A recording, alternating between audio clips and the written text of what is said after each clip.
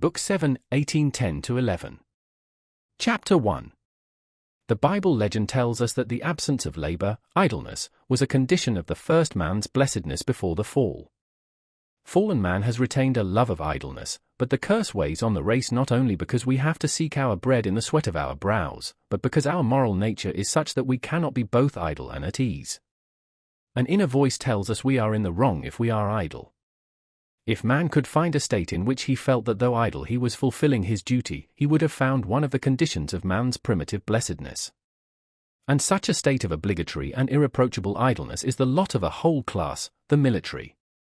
The chief attraction of military service has consisted and will consist in this compulsory and irreproachable idleness. Nicholas Rostov experienced this blissful condition to the full when, after 1807, he continued to serve in the Pavlograd regiment, in which he already commanded the squadron he had taken over from Denisov. Rostov had become a bluff, good-natured fellow, whom his Moscow acquaintances would have considered rather bad form, but who was liked and respected by his comrades, subordinates, and superiors, and was well contented with his life. Of late, in 1809, he found in letters from home more frequent complaints from his mother that their affairs were falling into greater and greater disorder, and that it was time for him to come back to gladden and comfort his old parents. Reading these letters, Nicholas felt a dread of their wanting to take him away from surroundings in which, protected from all the entanglements of life, he was living so calmly and quietly. He felt that sooner or later he would have to re-enter that whirlpool of life, with its embarrassments and affairs to be straightened out, its accounts with stewards, quarrels, and intrigues, its ties, society, and with Sonia's love and his promise to her.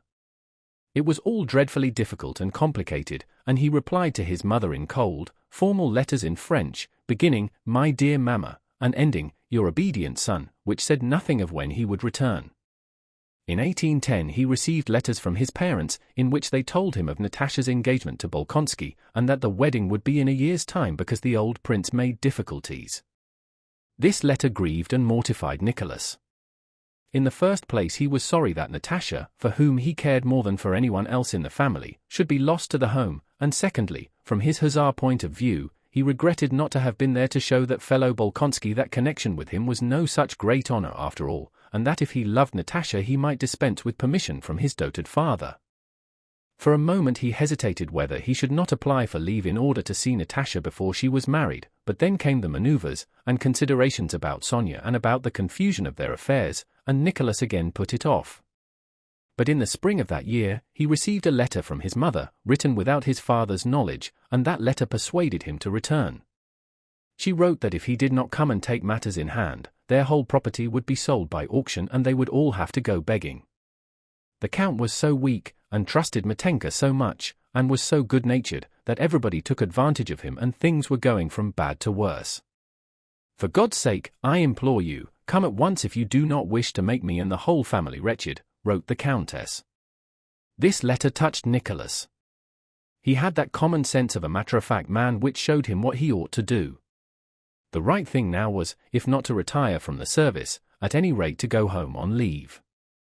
Why he had to go he did not know, but after his after-dinner nap he gave orders to saddle Mars, an extremely vicious grey stallion that had not been ridden for a long time, and when he returned with the horse all in a lather, he informed Lavrushka, Denisov's servant who had remained with him, and his comrades who turned up in the evening that he was applying for leave and was going home. Difficult and strange as it was for him to reflect that he would go away without having heard from the staff, and this interested him extremely, whether he was promoted to a captaincy or would receive the Order of St. Anne for the last maneuvers, strange as it was to think that he would go away without having sold his 3 roans to the Polish Count Golukowski, who was bargaining for the horses Rostov had betted he would sell for 2,000 rubles. Incomprehensible as it seemed at the ball. The hussars were giving in honor of the Polish Mademoiselle Prazdzika, out of rivalry to the Uhlans who had given one in honor of their Polish Mademoiselle Borzozowska, would take place without him. He knew he must go away from this good, bright world to somewhere where everything was stupid and confused. A week later he obtained his leave. His hussar comrades, not only those of his own regiment, but the whole brigade, gave Rostov a dinner to which the subscription was 15 rubles a head, and at which there were 2 bands and 2 choirs of singers. Rostov danced the trepak with Major Basov, the tipsy officers tossed, embraced, and dropped Rostov, the soldiers of the 3rd Squadron tossed him too, and shouted hurrah, and then they put him in his sleigh and escorted him as far as the first post station. During the first half of the journey, from Kremenchug to Kiev, all Rostov's thoughts, as is usual in such cases, were behind him, with the squadron, but when he had gone more than halfway he began to forget his 3 roans and Dozhyveko, his quartermaster, and to wonder anxiously how things would be at Otradno and what he would find there. Thoughts of home grew stronger the nearer he approached it, far stronger, as though this feeling of his was subject to the law by which the force of attraction is in inverse proportion to the square of the distance. At the last post station before Otradno he gave the driver a 3-ruble tip, and on arriving he ran breathlessly, like a boy, up the steps of his home.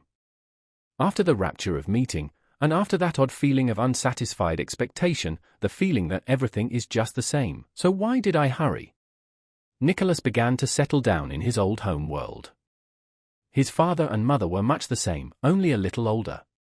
What was new in them was a certain uneasiness and occasional discord, which there used not to be, and which, as Nicholas soon found out, was due to the bad state of their affairs.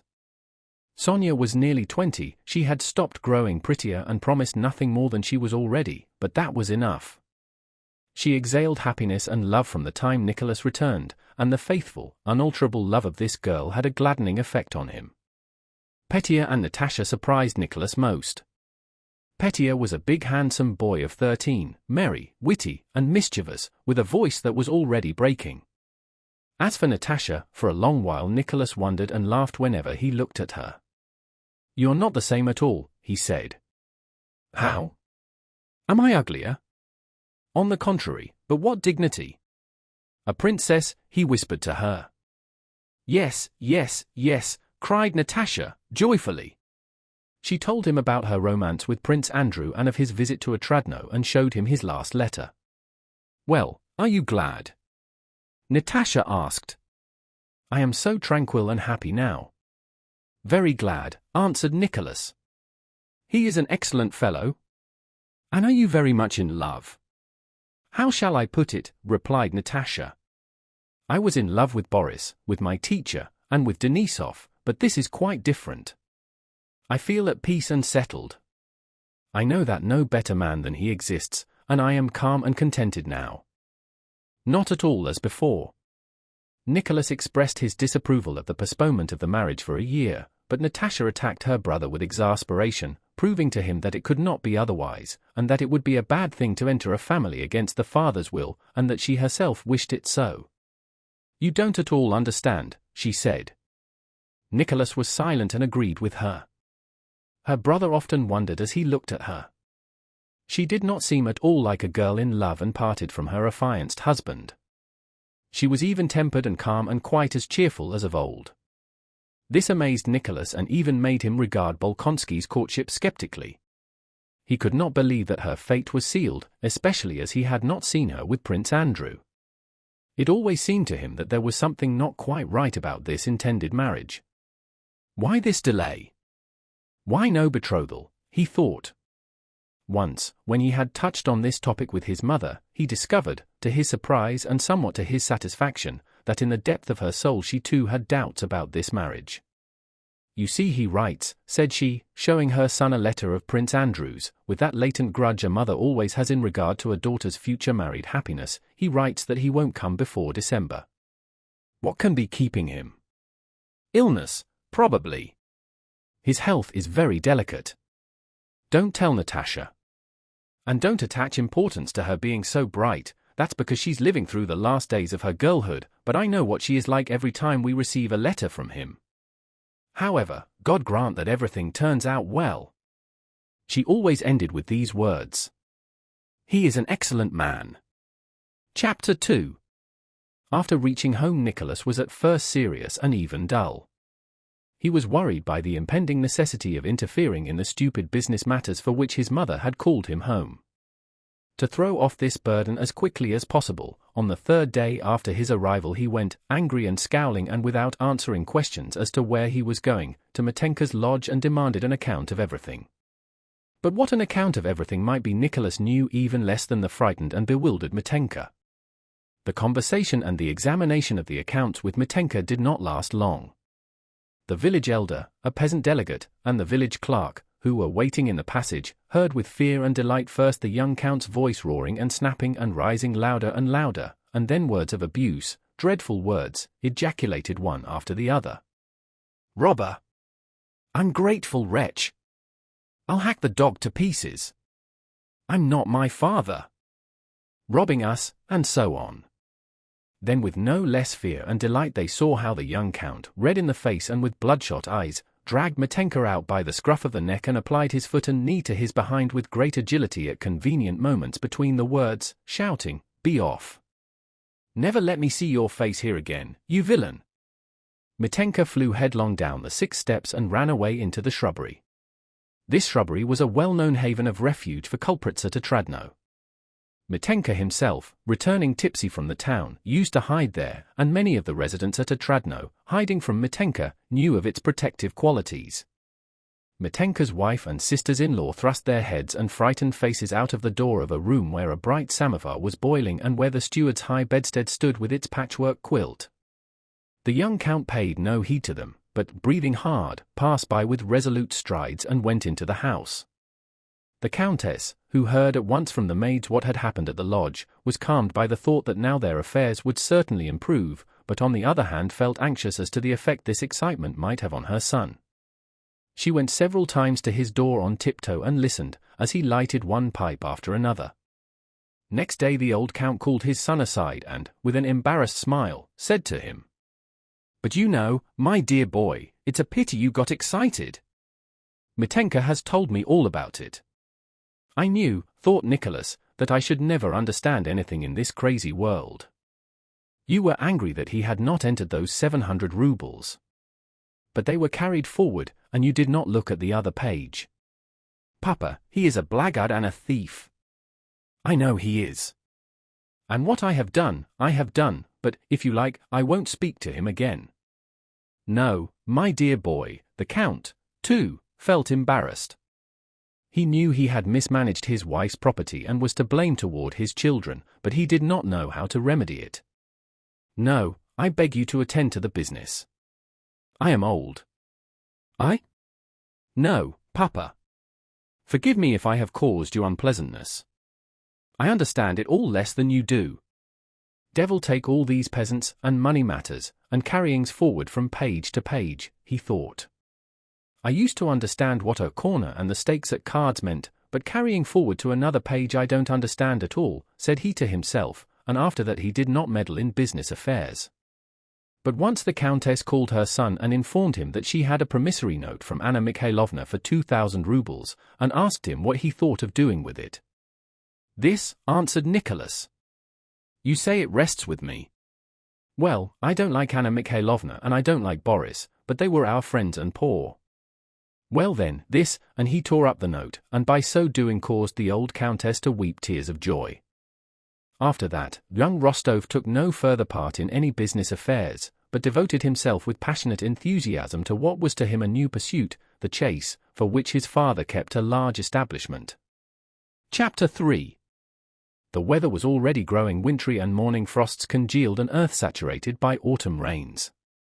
The verdure had thickened and its bright green stood out sharply against the brownish strips of winter rye trodden down by the cattle, and against the pale yellow stubble of the spring buckwheat.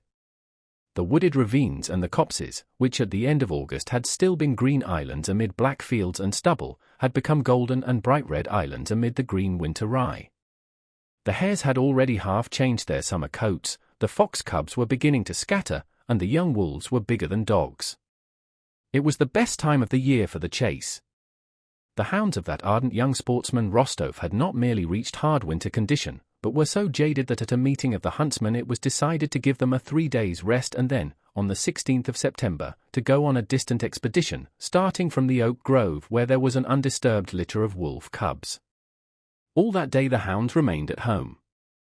It was frosty and the air was sharp, but toward evening the sky became overcast and it began to thaw. On the 15th, when young Rostov, in his dressing gown, looked out of the window, he saw it was an unsurpassable morning for hunting. It was as if the sky were melting and sinking to the earth without any wind. The only motion in the air was that of the dripping, microscopic particles of drizzling mist. The bare twigs in the garden were hung with transparent drops which fell on the freshly fallen leaves. The earth in the kitchen garden looked wet and black and glistened like poppy seed, and at a short distance merged into the dull, moist veil of mist.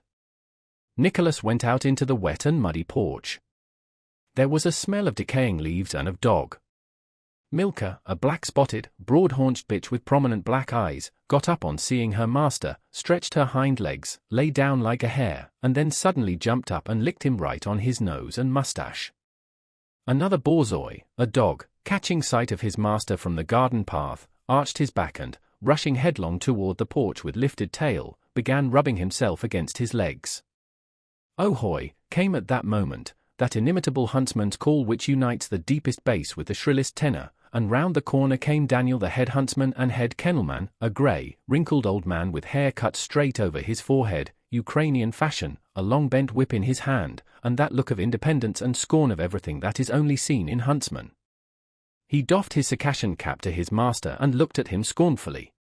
This scorn was not offensive to his master. Nicholas knew that this Daniel, disdainful of everybody and who considered himself above them, was all the same his serf and huntsman. "Daniel!" Nicholas said timidly, conscious at the sight of the weather, the hounds, and the huntsman that he was being carried away by that irresistible passion for sport which makes a man forget all his previous resolutions, as a lover forgets in the presence of his mistress. "What orders, your excellency?" said the huntsman in his deep bass, deep as a protodeacon's and hoarse with hallooing, and two flashing black eyes gazed from under his brows at his master, who was silent. "Can you resist it?" those eyes seemed to be asking. "It's a good day, eh?" "For a hunt and a gallop, eh?" asked Nicholas, scratching Milka behind the ears. Daniel did not answer, but winked instead. "I sent Uvaka at dawn to listen," his bass boomed out after a minute's pause. "He says she's moved them into the Otradno enclosure. They were howling there." This meant that the she-wolf, about whom they both knew, had moved with her cubs to the Otradno copse, a small place 1.5 miles from the house. "We ought to go, don't you think so?" said Nicholas. "Come to me with Uvaka." "As you please." "Then put off feeding them." "Yes, sir." 5 minutes later Daniel and Uvaka were standing in Nicholas' big study. Though Daniel was not a big man, to see him in a room was like seeing a horse or a bear on the floor among the furniture and surroundings of human life. Daniel himself felt this, and as usual stood just inside the door, trying to speak softly and not move, for fear of breaking something in the master's apartment, and he hastened to say all that was necessary so as to get from under that ceiling, out into the open under the sky once more. Having finished his inquiries and extorted from Daniel an opinion that the hounds were fit, Daniel himself wished to go hunting. Nicholas ordered the horses to be saddled. But just as Daniel was about to go, Natasha came in with rapid steps, not having done up her hair or finished dressing, and with her old nurse's big shawl wrapped round her. Petya ran in at the same time. "You are going?" asked Natasha. "I knew you would. Sonia said you wouldn't go, but I knew that today is the sort of day when you couldn't help going." "Yes, we are going," replied Nicholas reluctantly, for today, as he intended to hunt seriously, he did not want to take Natasha and Petya. "We are going, but only wolf hunting. It would be dull for you." "You know it is my greatest pleasure," said Natasha. "It's not fair, you are going by yourself, are having the horses saddled and said nothing to us about it." "No barrier bars a Russian's path, we'll go," shouted Petya. "But you can't." "Mama said you mustn't," said Nicholas to Natasha. "Yes, I'll go." "I shall certainly go," said Natasha decisively. "Daniel, tell them to saddle for us, and Michael must come with my dogs," she added to the huntsman. It seemed to Daniel irksome and improper to be in a room at all, but to have anything to do with a young lady seemed to him impossible. He cast down his eyes and hurried out as if it were none of his business, careful as he went not to inflict any accidental injury on the young lady. Chapter 4. The old count, who had always kept up an enormous hunting establishment but had now handed it all completely over to his son's care, being in very good spirits on this 15th of September, prepared to go out with the others. In an hour's time the whole hunting party was at the porch. Nicholas, with a stern and serious air which showed that now was no time for attending to trifles, went past Natasha and Petya, who were trying to tell him something. He had a look at all the details of the hunt, sent a pack of hounds and huntsmen on ahead to find the quarry, mounted his chestnut dinettes, and whistling to his own leash of borzois, set off across the threshing ground to a field leading to the Otradno wood. The old count's horse, a sorrel gelding called Viflyanka, was led by the groom in attendance on him, while the count himself was to drive in a small trap straight to a spot reserved for him. They were taking 54 hounds, with 6 hunt attendants and whippers in. Besides the family, there were 8 borzoi kennelmen and more than 40 borzois, so that, with the borzois on the leash belonging to members of the family, there were about 130 dogs and 20 horsemen. Each dog knew its master and its call. Each man in the hunt knew his business, his place, what he had to do. As soon as they had passed the fence, they all spread out evenly and quietly, without noise or talk, along the road and field leading to the Otradno covert. The horses stepped over the field as over a thick carpet, now and then splashing into puddles as they crossed a road. The misty sky still seemed to descend evenly and imperceptibly toward the earth. The air was still, warm, and silent. Occasionally the whistle of a huntsman, the snort of a horse, the crack of a whip, or the whine of a straggling hound could be heard. When they had gone a little less than a mile, 5 more riders with dogs appeared out of the mist, approaching the Rostovs. In front rode a fresh-looking, handsome old man with a large grey moustache. "Good morning, uncle," said Nicholas, when the old man drew near. "That's it. Come on." "I was sure of it," began uncle. He was a distant relative of the Rostovs, a man of small means, and their neighbor. "I knew you wouldn't be able to resist it, and it's a good thing you're going." "That's it. Come on." This was uncle's favorite expression. "Take the covert at once, for my Gerchik says the Illigins are at Korniki with their hounds." "That's it. Come on. They'll take the cubs from under your very nose." "That's where I'm going." "Shall we join up our packs?" asked Nicholas. The hounds were joined into one pack, and uncle and Nicholas rode on side by side.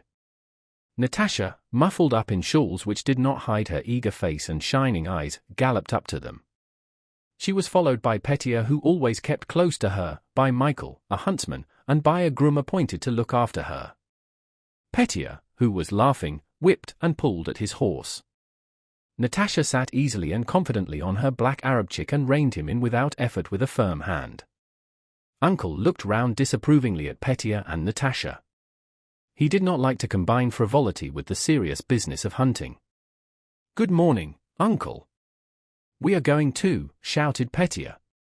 "Good morning, good morning." "But don't go overriding the hounds," said uncle sternly. "Nicholas, what a fine dog Trunila is." "He knew me," said Natasha, referring to her favorite hound. "In the first place, Trunila is not a dog, but a harrier," thought Nicholas, and looked sternly at his sister, trying to make her feel the distance that ought to separate them at that moment. Natasha understood it. "You mustn't think we'll be in anyone's way, uncle," she said. "We'll go to our places and won't budge." "A good thing too, little countess," said uncle, "only mind you don't fall off your horse," he added, "because, that's it, come on, you've nothing to hold on to." The oasis of the Otradno covert came in sight a few hundred yards off. The huntsmen were already nearing it. Rostov, having finally settled with uncle where they should set on the hounds, and having shown Natasha where she was to stand, a spot where nothing could possibly run out, went round above the ravine. "Well, nephew, you're going for a big wolf," said uncle. "Mind and don't let her slip." "That's as may happen," answered Rostov. "Kari, here," he shouted, answering uncle's remark by this call to his borzoi. Kari was a shaggy old dog with a hanging jowl, famous for having tackled a big wolf unaided. They all took up their places.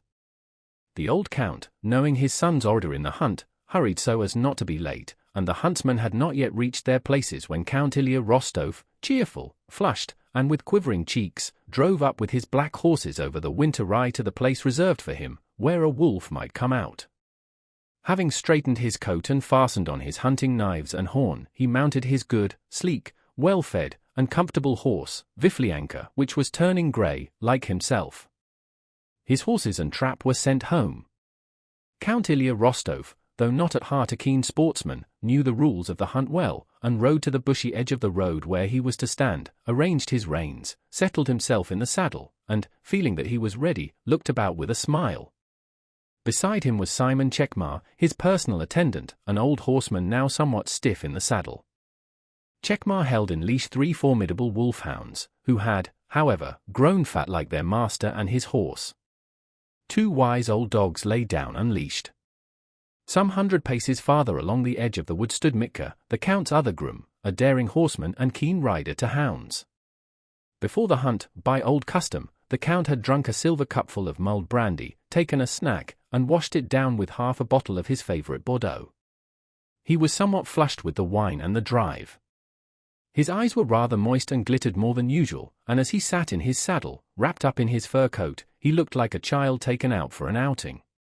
The thin, hollow-cheeked Chekmar, having got everything ready, kept glancing at his master with whom he had lived on the best of terms for 30 years, and understanding the mood he was in expected a pleasant chat. A third person rode up circumspectly through the wood. It was plain that he had had a lesson, and stopped behind the Count. This person was a grey-bearded old man in a woman's cloak, with a tall peaked cap on his head. He was the buffoon, who went by a woman's name, Nastasia Ivanovna. "Well, Nastasia Ivanovna," whispered the Count, winking at him. "If you scare away the beast, Daniel'll give it you." "I know a thing or two myself," said Nastasia Ivanovna.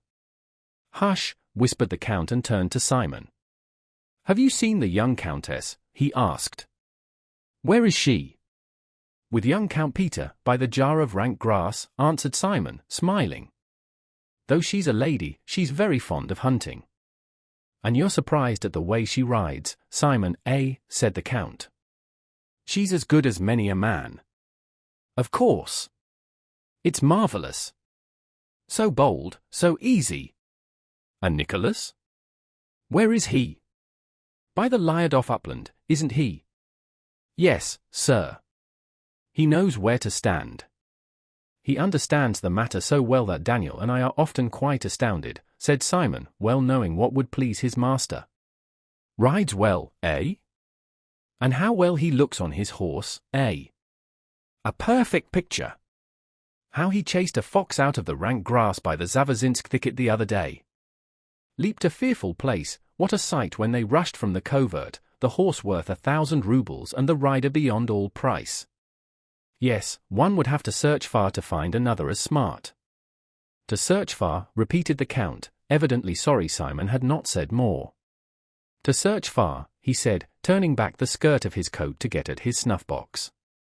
The other day when he came out from Mass in full uniform, Michael Sideric, Simon did not finish, for on the still air he had distinctly caught the music of the hunt with only 2 or 3 hounds giving tongue. He bent down his head and listened, shaking a warning finger at his master. "They are on the scent of the cubs," he whispered, "straight to the Lyadov uplands." The Count, forgetting to smooth out the smile on his face, looked into the distance straight before him, down the narrow open space, holding the snuff-box in his hand but not taking any.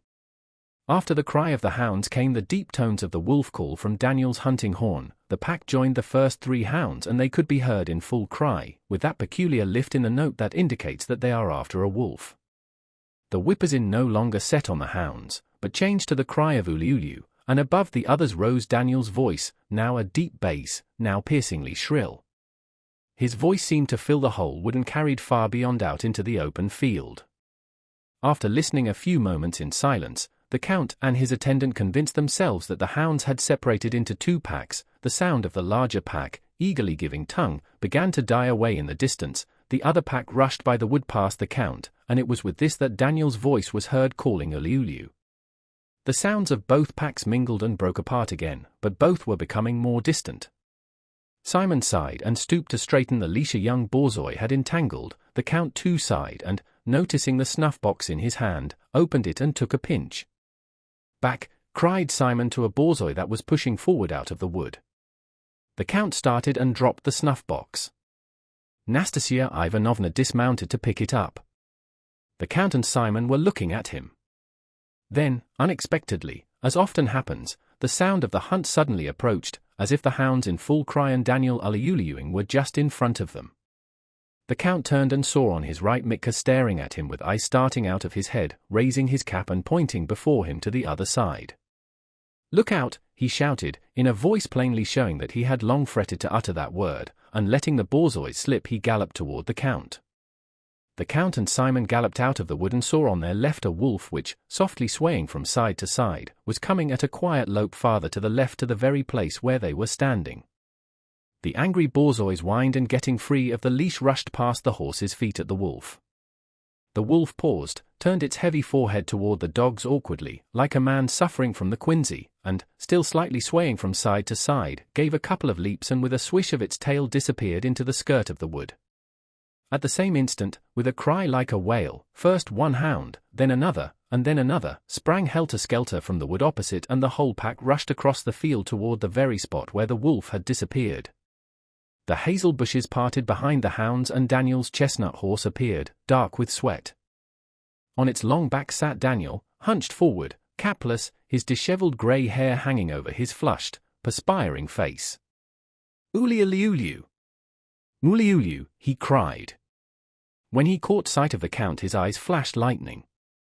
"Blast you," he shouted, holding up his whip threateningly at the Count. "You've let the wolf go." What sportsman, and as if scorning to say more to the frightened and shamefaced Count, he lashed the heaving flanks of his sweating chestnut gelding with all the anger the Count had aroused and flew off after the hounds. The Count, like a punished schoolboy, looked round, trying by a smile to win Simon's sympathy for his plight. But Simon was no longer there. He was galloping round by the bushes while the field was coming up on both sides, all trying to head the wolf, but it vanished into the wood before they could do so. Chapter 5. Nicholas Rostov meanwhile remained at his post, waiting for the wolf. By the way the hunt approached and receded, by the cries of the dogs whose notes were familiar to him, by the way the voices of the huntsmen approached, receded, and rose, he realized what was happening at the copse. He knew that young and old wolves were there, that the hounds had separated into two packs, that somewhere a wolf was being chased, and that something had gone wrong. He expected the wolf to come his way any moment. He made thousands of different conjectures as to where and from what side the beast would come and how he would set upon it. Hope alternated with despair. Several times he addressed a prayer to God that the wolf should come his way.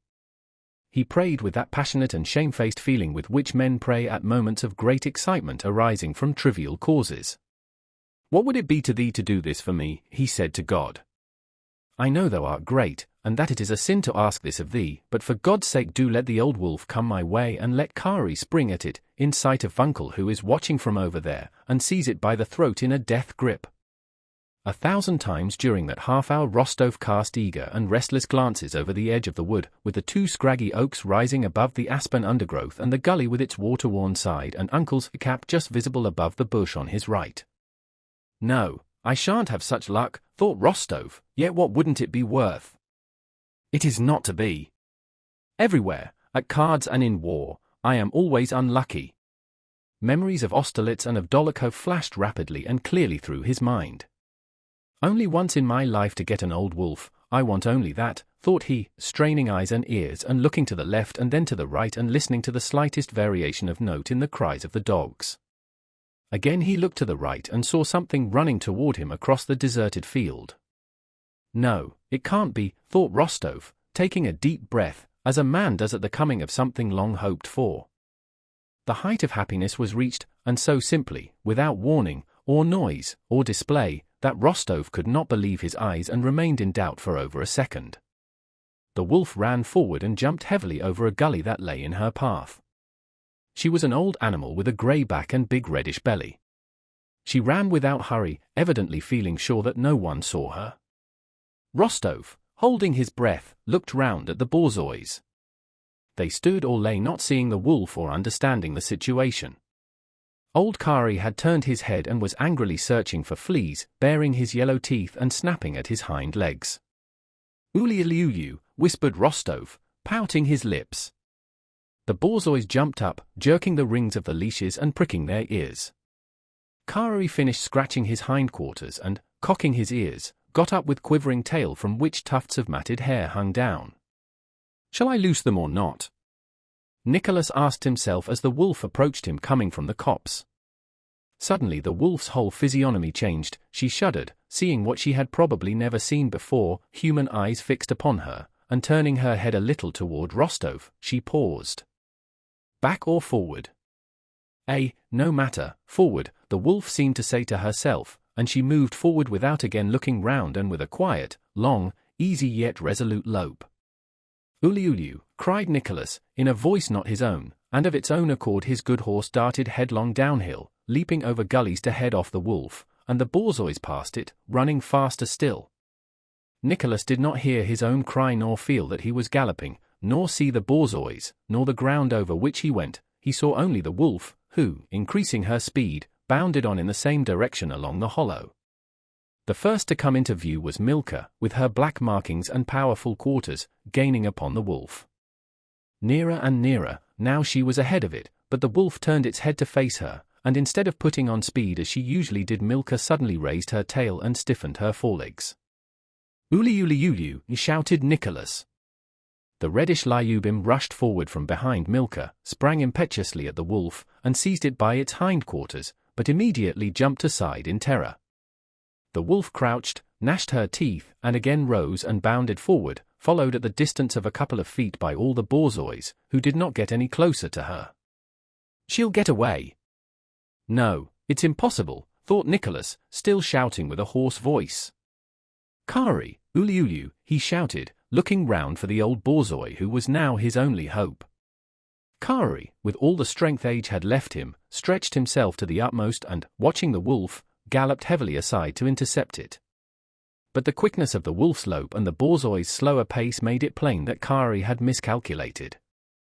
Nicholas could already see not far in front of him the wood where the wolf would certainly escape should she reach it. But, coming toward him, he saw hounds and a huntsman galloping almost straight at the wolf. There was still hope.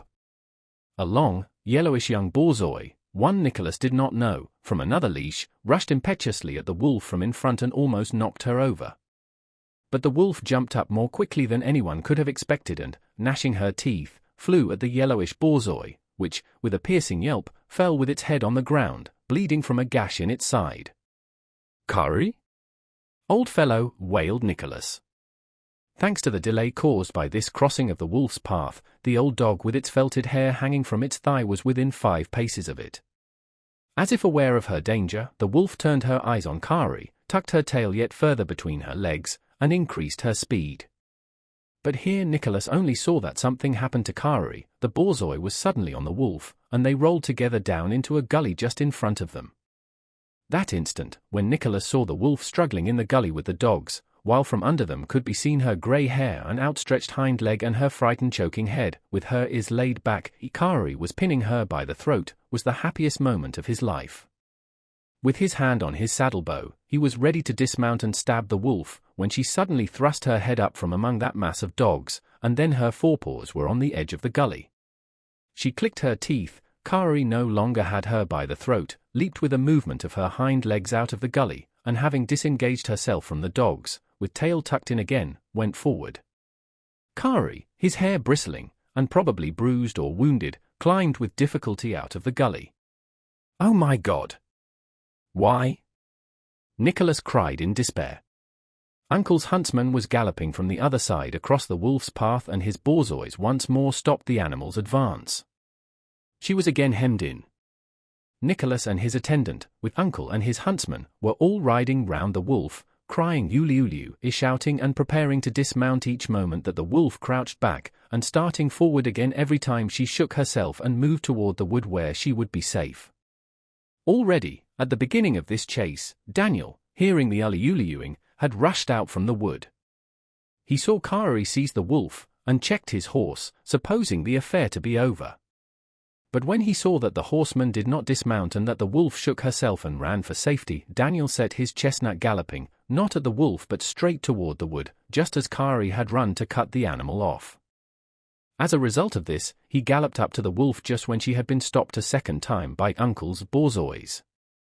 Daniel galloped up silently, holding a naked dagger in his left hand and thrashing the laboring sides of his chestnut horse with his whip as if it were a flail. Nicholas neither saw nor heard Daniel until the chestnut, breathing heavily, panted past him, and he heard the fall of a body and saw Daniel lying on the wolf's back among the dogs, trying to seize her by the ears. It was evident to the dogs, the hunters, and to the wolf herself that all was now over. The terrified wolf pressed back her ears and tried to rise, but the borzois stuck to her. Daniel rose a little, took a step, and with his whole weight, as if lying down to rest, fell on the wolf, seizing her by the ears. Nicholas was about to stab her, but Daniel whispered, "Don't. We'll gag her," and, changing his position, set his foot on the wolf's neck. A stick was thrust between her jaws and she was fastened with a leash, as if bridled, her legs were bound together, and Daniel rolled her over once or twice from side to side. With happy, exhausted faces, they laid the old wolf, alive, on a shying and snorting horse and, accompanied by the dogs yelping at her, took her to the place where they were all to meet. The hounds had killed 2 of the cubs and the borzois 3. The huntsmen assembled with their booty and their stories, and all came to look at the wolf, which, with her broad-browed head hanging down and the bitten stick between her jaws, gazed with great glassy eyes at this crowd of dogs and men surrounding her. When she was touched, she jerked her bound legs and looked wildly yet simply at everybody. Old Count Rostov also rode up and touched the wolf. "Oh, what a formidable one," said he. "A formidable one, eh?" he asked Daniel, who was standing near. "Yes, Your Excellency," answered Daniel, quickly doffing his cap. The Count remembered the wolf he had let slip and his encounter with Daniel. "Ah, but you are a crusty fellow, friend," said the Count. For sole reply Daniel gave him a shy, childlike, meek, and amiable smile. Chapter 6. The old Count went home, and Natasha and Petya promised to return very soon, but as it was still early the hunt went farther. At midday they put the hounds into a ravine thickly overgrown with young trees. Nicholas, standing in a fallow field, could see all his whips. Facing him lay a field of winter rye, there his own huntsman stood alone in a hollow behind a hazel bush. The hounds had scarcely been loosed before Nicholas heard one he knew, Voltorn, giving tongue at intervals. Other hounds joined in, now pausing and now again giving tongue. A moment later he heard a cry from the wooded ravine that a fox had been found, and the whole pack, joining together, rushed along the ravine toward the rye field and away from Nicholas. He saw the whips in their red caps galloping along the edge of the ravine, he even saw the hounds, and was expecting a fox to show itself at any moment on the rye field opposite. The huntsman standing in the hollow moved and loosed his borzois, and Nicholas saw a queer, short-legged red fox with a fine brush going hard across the field. The borzois bore down on it. Now they drew close to the fox, which began to dodge between the field in sharper and sharper curves, trailing its brush, when suddenly a strange white borzoi dashed in followed by a black one, and everything was in confusion. The borzois formed a star-shaped figure, scarcely swaying their bodies and with tails turned away from the center of the group. 2 huntsmen galloped up to the dogs, one in a red cap, the other, a stranger, in a green coat. "What's this?" thought Nicholas. "Where's that huntsman from? He is not L'Uncle's man." The huntsman got the fox, but stayed there a long time without strapping it to the saddle. Their horses, bridled and with high saddles, stood near them, and there too the dogs were lying. The huntsmen waved their arms and did something to the fox. Then from that spot came the sound of a horn, with the signal agreed on in case of a fight. "That's Iligin's huntsman having a row with our Yvonne," said Nicholas Grum. Nicholas sent the man to call Natasha and Petya to him, and rode at a foot-pace to the place where the whips were getting the hounds together. Several of the field galloped to the spot where the fight was going on. Nicholas dismounted, and with Natasha and Petya, who had ridden up, stopped near the hounds, waiting to see how the matter would end. Out of the bushes came the huntsman who had been fighting and rode toward his young master, with the fox tied to his crupper. While still at a distance he took off his cap and tried to speak respectfully, but he was pale and breathless and his face was angry. One of his eyes was black, but he probably was not even aware of it. "What has happened?" asked Nicholas. "A likely thing, killing a fox our dogs had hunted. And it was my grey bitch that caught it. Go to law, indeed. He snatches at the fox. I gave him one with the fox. Here it is on my saddle. Do you want a taste of this?" said the huntsman, pointing to his dagger and probably imagining himself still speaking to his foe. Nicholas, not stopping to talk to the man, asked his sister and Petia to wait for him and rode to the spot where the enemy's, Iligin's, hunting party was. The victorious huntsman rode off to join the field, and there, surrounded by inquiring sympathizers, recounted his exploits. The facts were that Iligin, with whom the Rostovs had a quarrel and were at law, hunted over places that belonged by custom to the Rostovs, and had now, as if purposely, sent his men to the very woods the Rostovs were hunting and let his man snatch a fox their dogs had chased. Nicholas, though he had never seen Iligin, with his usual absence of moderation in judgment, hated him cordially from reports of his arbitrariness and violence, and regarded him as his bitterest foe. He rode in angry agitation toward him, firmly grasping his whip and fully prepared to take the most resolute and desperate steps to punish his enemy. Hardly had he passed an angle of the wood before a stout gentleman in a beaver cap came riding toward him on a handsome raven-black horse, accompanied by 2 hunt servants. Instead of an enemy, Nicholas found in Iligin a stately and courteous gentleman who was particularly anxious to make the young count's acquaintance. Having ridden up to Nicholas, Iligin raised his beaver cap and said he much regretted what had occurred and would have the man punished who had allowed himself to seize a fox hunted by someone else's borzois. He hoped to become better acquainted with the count and invited him to draw his covert. Natasha, afraid that her brother would do something dreadful, had followed him in some excitement. Seeing the enemies exchanging friendly greetings, she rode up to them.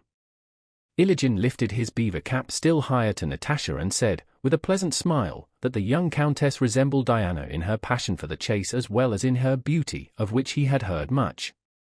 To expiate his huntsman's offense, Iligin pressed the Rostovs to come to an upland of his about a mile away which he usually kept for himself and which, he said, swarmed with hares. Nicholas agreed, and the hunt, now doubled, moved on. The way to Iligin's upland was across the fields. The hunt servants fell into line. The masters rode together. Uncle, Rostov, and Iligin kept stealthily glancing at one another's dogs, trying not to be observed by their companions and searching uneasily for rivals to their own borzois. Rostov was particularly struck by the beauty of a small, purebred, red-spotted bitch on Iligin's leash, slender but with muscles like steel, a delicate muzzle, and prominent black eyes. He had heard of the swiftness of Iligin's borzois, and in that beautiful bitch saw a rival to his own milker. In the middle of a sober conversation begun by Iligin about the year's harvest, Nicholas pointed to the red-spotted bitch. "A fine little bitch, that," said he in a careless tone. "Is she swift?" "That one?" "Yes, she's a good dog, gets what she's after," answered Iligin indifferently, of the red-spotted bitch Urza, for which, a year before, he had given a neighbor 3 families of house serfs. "So in your parts, too, the harvest is nothing to boast of, Count," he went on, continuing the conversation they had begun. And considering it polite to return the young count's compliment, Iligin looked at his borzois and picked out Milka, who attracted his attention by her breadth. "That black-spotted one of yours is fine, well-shaped," said he. "Yes, she's fast enough," replied Nicholas, and thought, if only a full-grown hare would cross the field now I'd show you what sort of borzoi she is, and turning to his groom, he said he would give a ruble to anyone who found a hare. "I don't understand," continued Iligin, "how some sportsmen can be so jealous about game and dogs. For myself, I can tell you, Count, I enjoy riding in company such as this, what could be better?" He again raised his cap to Natasha, "But as for counting skins and what one takes, I don't care about that." "Of course not. Or being upset because someone else's borzoi and not mine catches something. All I care about is to enjoy seeing the chase, is it not so, Count? For I consider that." "A2," came the long-drawn cry of one of the borzoi whippers in, who had halted. He stood on a knoll in the stubble, holding his whip aloft, and again repeated his long-drawn cry, "A2." This call and the uplifted whip meant that he saw a sitting hare. "Ah, he has found one, I think," said Iligin carelessly. "Yes, we must ride up." "Shall we both course it?" answered Nicholas, seeing in Urza and Uncle's red Rugri 2 rivals he had never yet had a chance of pitting against his own borzois. "And suppose they outdo my milker at once," he thought as he rode with Uncle and Iligin toward the hare. "A full-grown one," asked Iligen as he approached the whip who had sighted the hare, and not without agitation he looked round and whistled to Urza. "And you, Michael Nikanorovich," he said, addressing Uncle. The latter was riding with a sullen expression on his face. "How can I join in?" "Why, you've given a village for each of your borzois." "That's it, come on. Yours are worth thousands. Try yours against one another, you two, and I'll look on." "Rugri, hey, hey," he shouted. "Rugayushka," he added, involuntarily by this diminutive expressing his affection and the hopes he placed on this red borzoi. Natasha saw and felt the agitation the two elderly men and her brother were trying to conceal, and was herself excited by it. The huntsman stood halfway up the knoll holding up his whip, and the gentlefolk rode up to him at a foot pace. The hounds that were far off on the horizon turned away from the hare, and the whips, but not the gentlefolk, also moved away. All were moving slowly and sedately. "How is it pointing?" asked Nicholas, riding 100 paces toward the whip who had sighted the hare. But before the whip could reply, the hare, scenting the frost coming next morning, was unable to rest and leaped up. The pack on leash rushed downhill in full cry after the hare, and from all sides the borzois that were not on leash darted after the hounds and the hare. All the hunt, who had been moving slowly, shouted, "Stop," calling in the hounds, while the borzoi whips, with a cry of "A2," galloped across the field setting the borzois on the hare. The tranquil Iligen, Nicholas, Natasha, and Uncle flew, reckless of where and how they went, seeing only the borzois and the hare and fearing only to lose sight even for an instant of the chase. The hare they had started was a strong and swift one. When he jumped up he did not run at once, but pricked his ears listening to the shouting and trampling that resounded from all sides at once.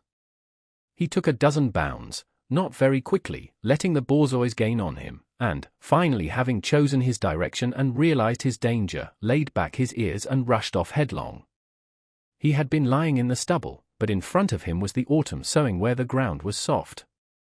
The two borzois of the huntsman who had sighted him, having been the nearest, were the first to see and pursue him, but they had not gone far before Iligen's red-spotted Urza passed them, got within a length, flew at the hare with terrible swiftness aiming at his scut, and, thinking she had seized him, rolled over like a ball.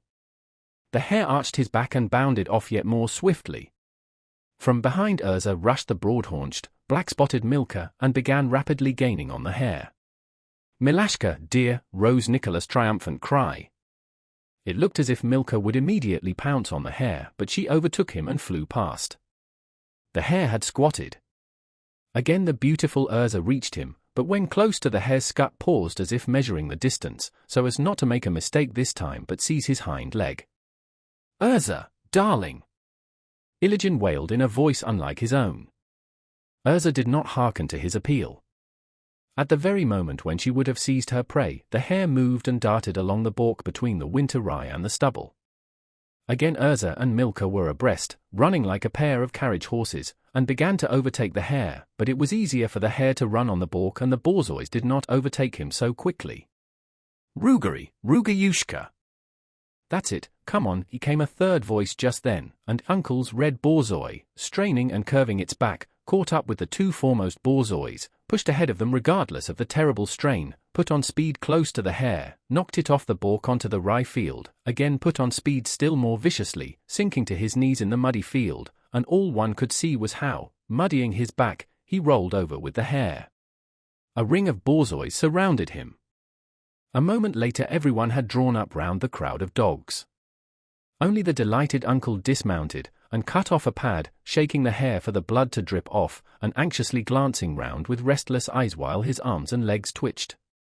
He spoke without himself knowing whom to or what about. "That's it, come on.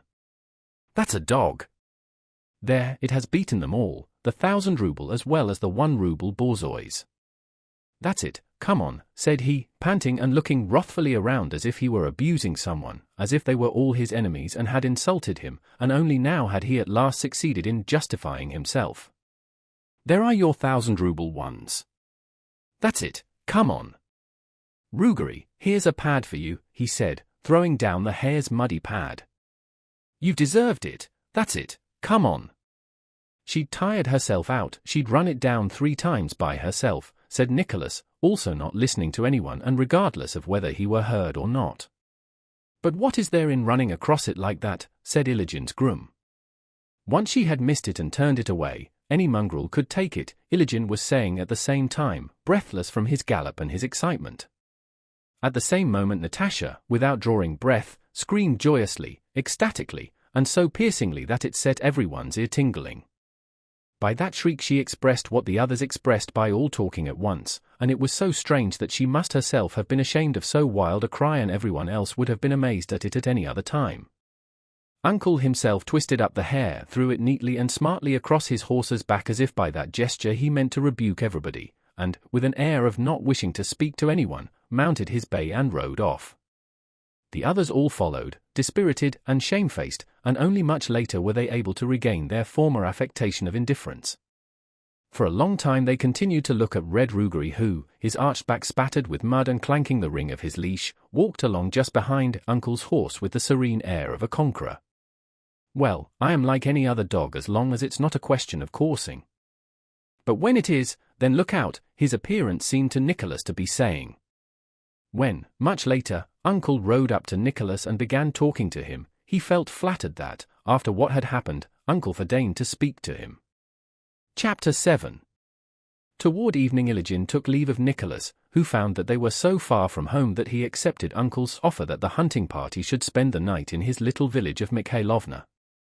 And if you put up at my house that will be better still. That's it, come on, said Uncle. You see it's damp weather, and you could rest, and the little countess could be driven home in a trap. Uncle's offer was accepted. A huntsman was sent to Otradno for a trap, while Nicholas rode with Natasha and Petya to Uncle's house. Some 5 male domestic serfs, big and little, rushed out to the front porch to meet their master. A score of women serfs, old and young, as well as children, popped out from the back entrance to have a look at the hunters who were arriving.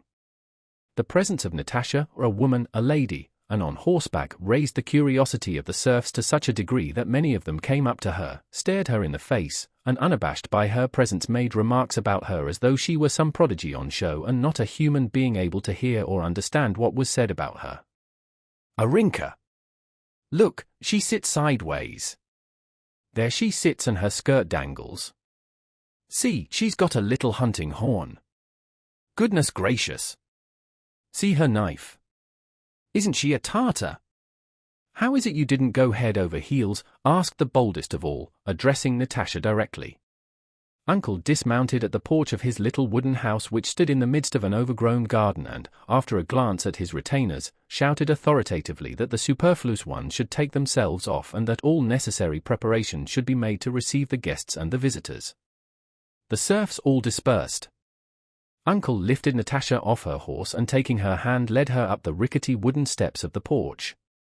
The house, with its bare, unplastered log walls, was not over-clean. It did not seem that those living in it aimed at keeping it spotless, but neither was it noticeably neglected. In the entry there was a smell of fresh apples, and wolf and fox skins hung about. Uncle led the visitors through the anteroom into a small hall with a folding table and red chairs, then into the drawing room with a round birchwood table and a sofa, and finally into his private room where there was a tattered sofa, a worn carpet, and portraits of Suvorov, of the host's father and mother, and of himself in military uniform. The study smelt strongly of tobacco and dogs.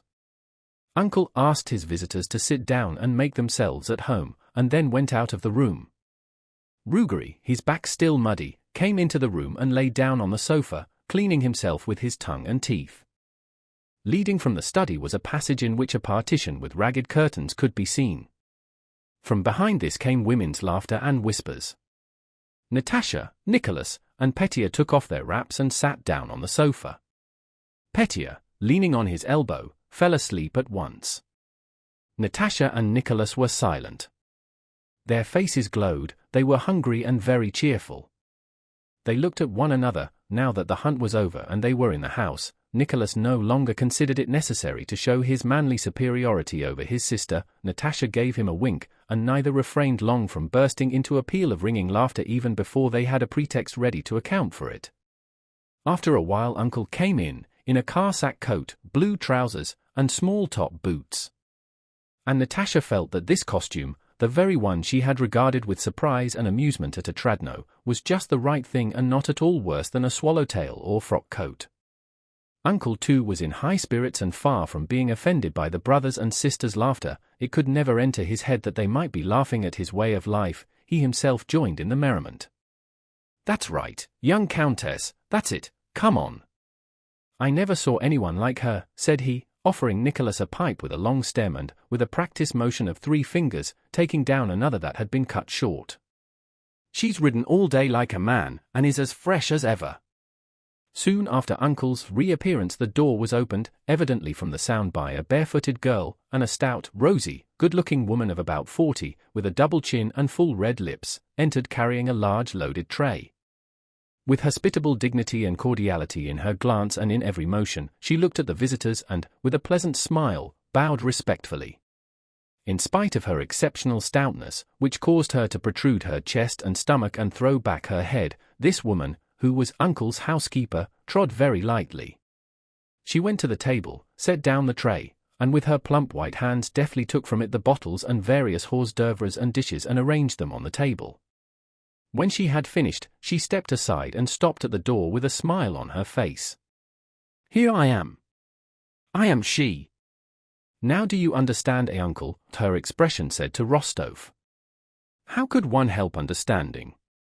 Not only Nicholas, but even Natasha understood the meaning of his puckered brow and the happy complacent smile that slightly puckered his lips when Anisya Fedorovna entered.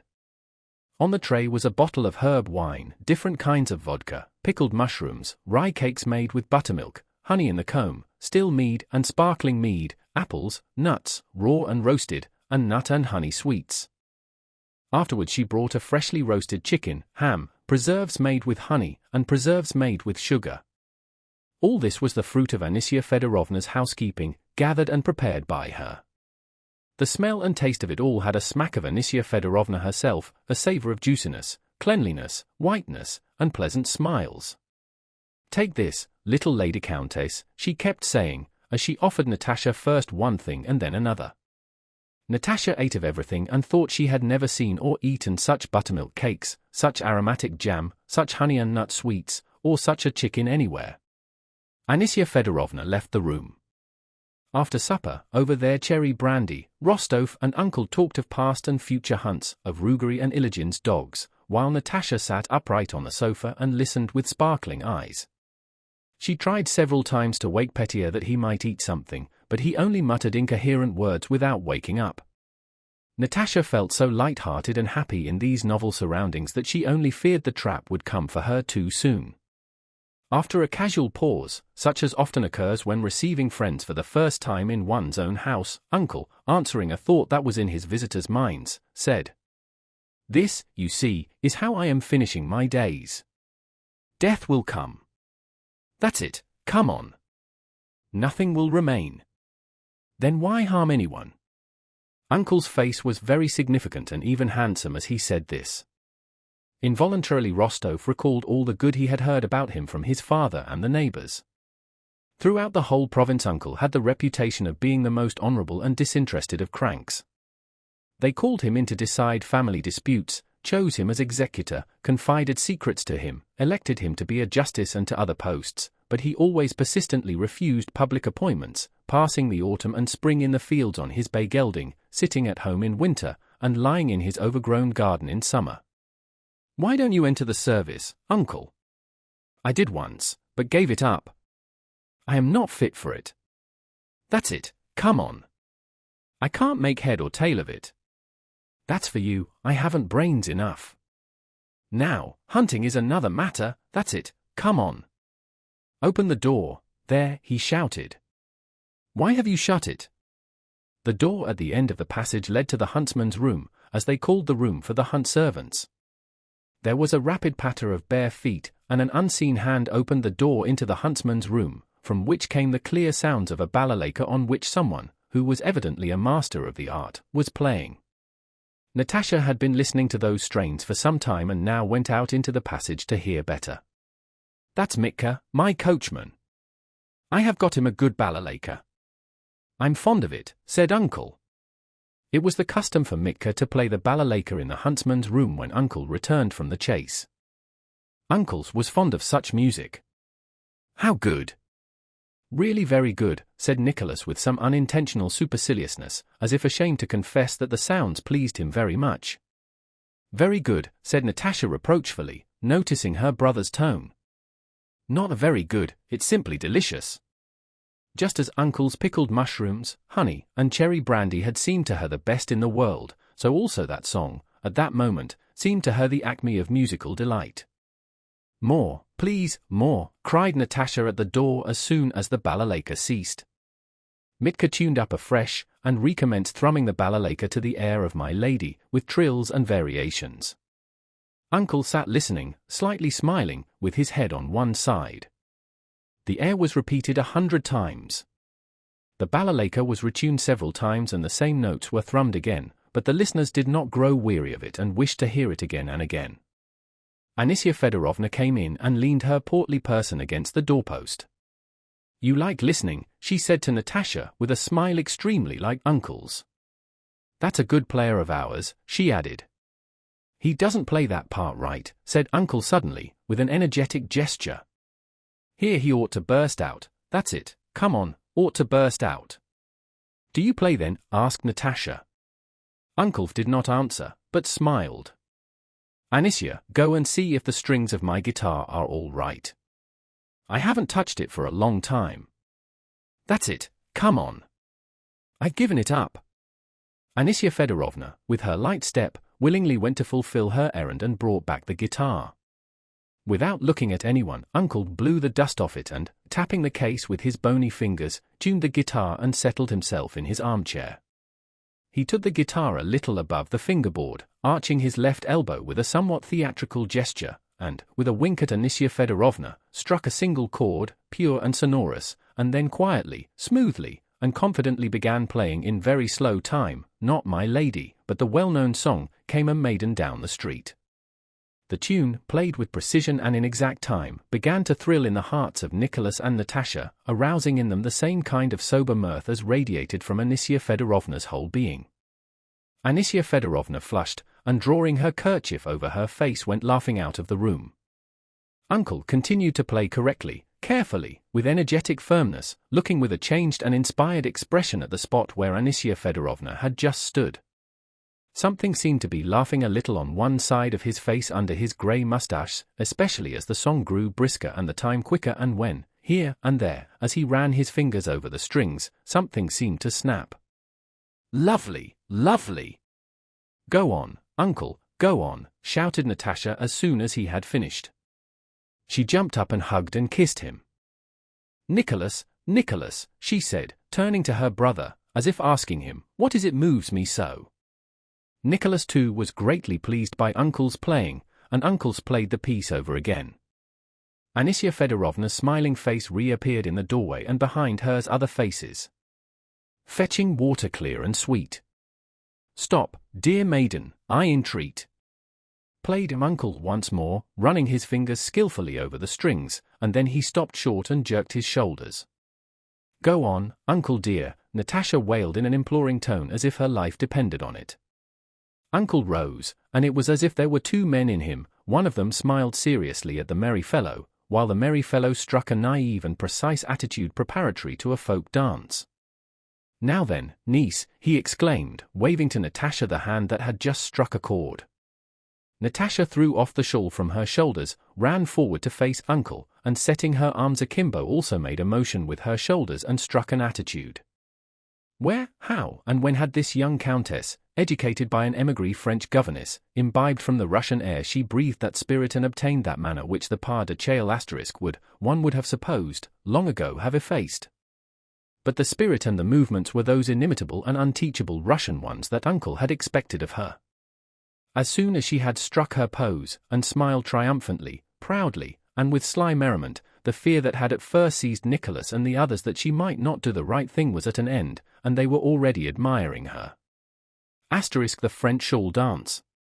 She did the right thing with such precision, such complete precision, that Anisya Fedorovna, who had at once handed her the handkerchief she needed for the dance, had tears in her eyes, though she laughed as she watched this slim, graceful countess, reared in silks and velvets and so different from herself, who yet was able to understand all that was in Anisia and in Anisia's father and mother and aunt, and in every Russian man and woman. "Well, little countess, that's it, come on," cried uncle, with a joyous laugh, having finished the dance. "Well done, niece. Now a fine young fellow must be found as husband for you. That's it, come on." "He's chosen already," said Nicholas, smiling. "Oh," said uncle in surprise, looking inquiringly at Natasha, who nodded her head with a happy smile. "And such a one," she said. But as soon as she had said it, a new train of thoughts and feelings arose in her. What did Nicholas' smile mean when he said chosen already? Is he glad of it or not? It is as if he thought my Bolkonsky would not approve of or understand our gaiety. But he would understand it all. Where is he now, she thought, and her face suddenly became serious. But this lasted only a second. "Don't dare to think about it," she said to herself, and sat down again smilingly beside uncle, begging him to play something more.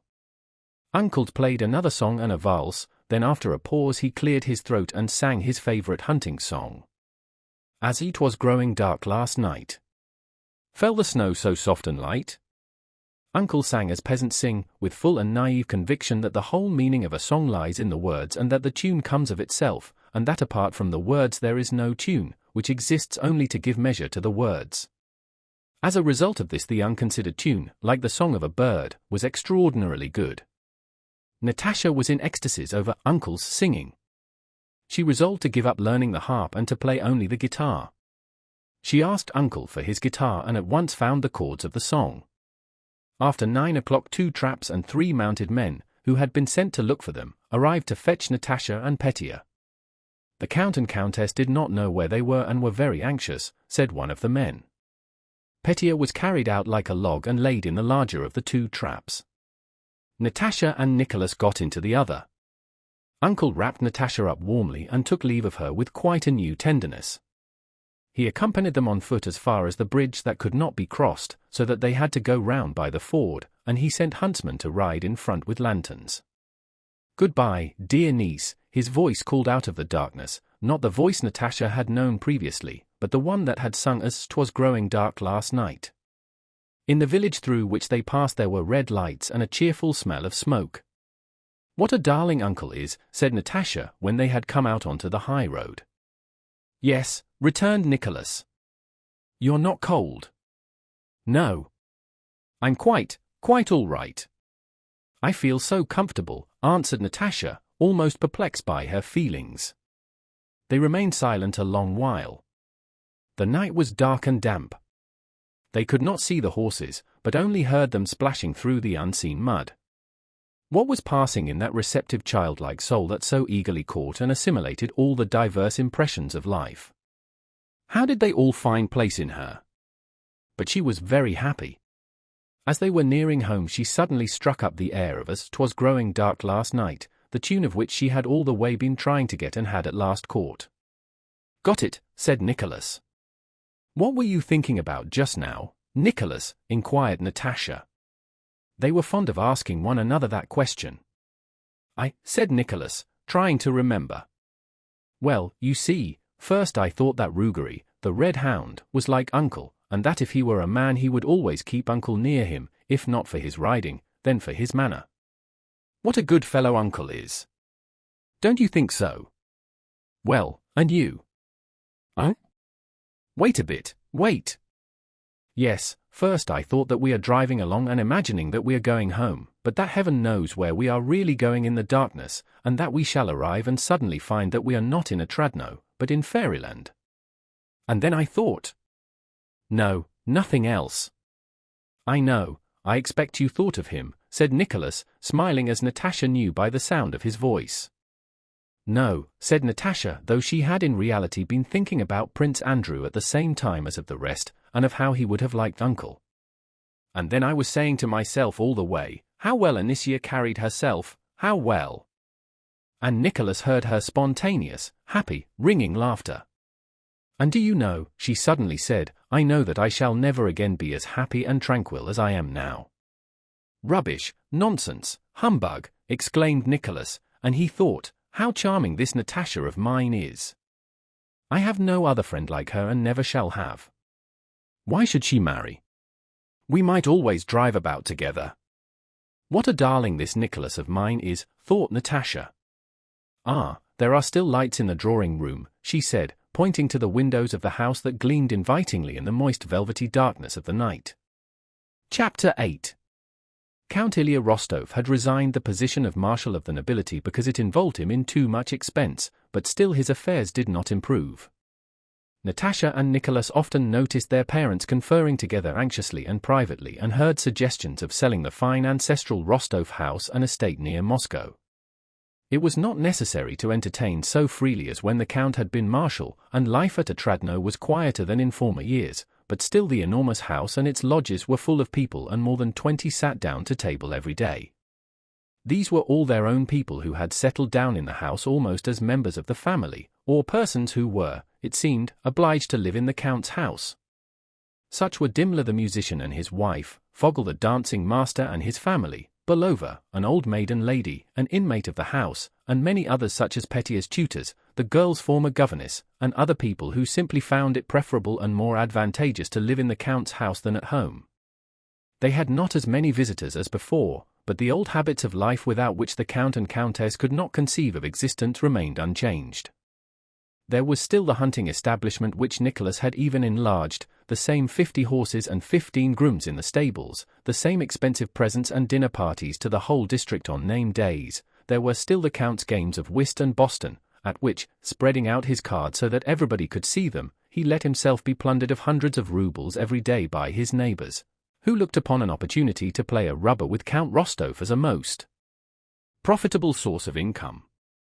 The Count moved in his affairs as in a huge net, trying not to believe that he was entangled but becoming more and more so at every step, and feeling too feeble to break the meshes or to set to work carefully and patiently to disentangle them.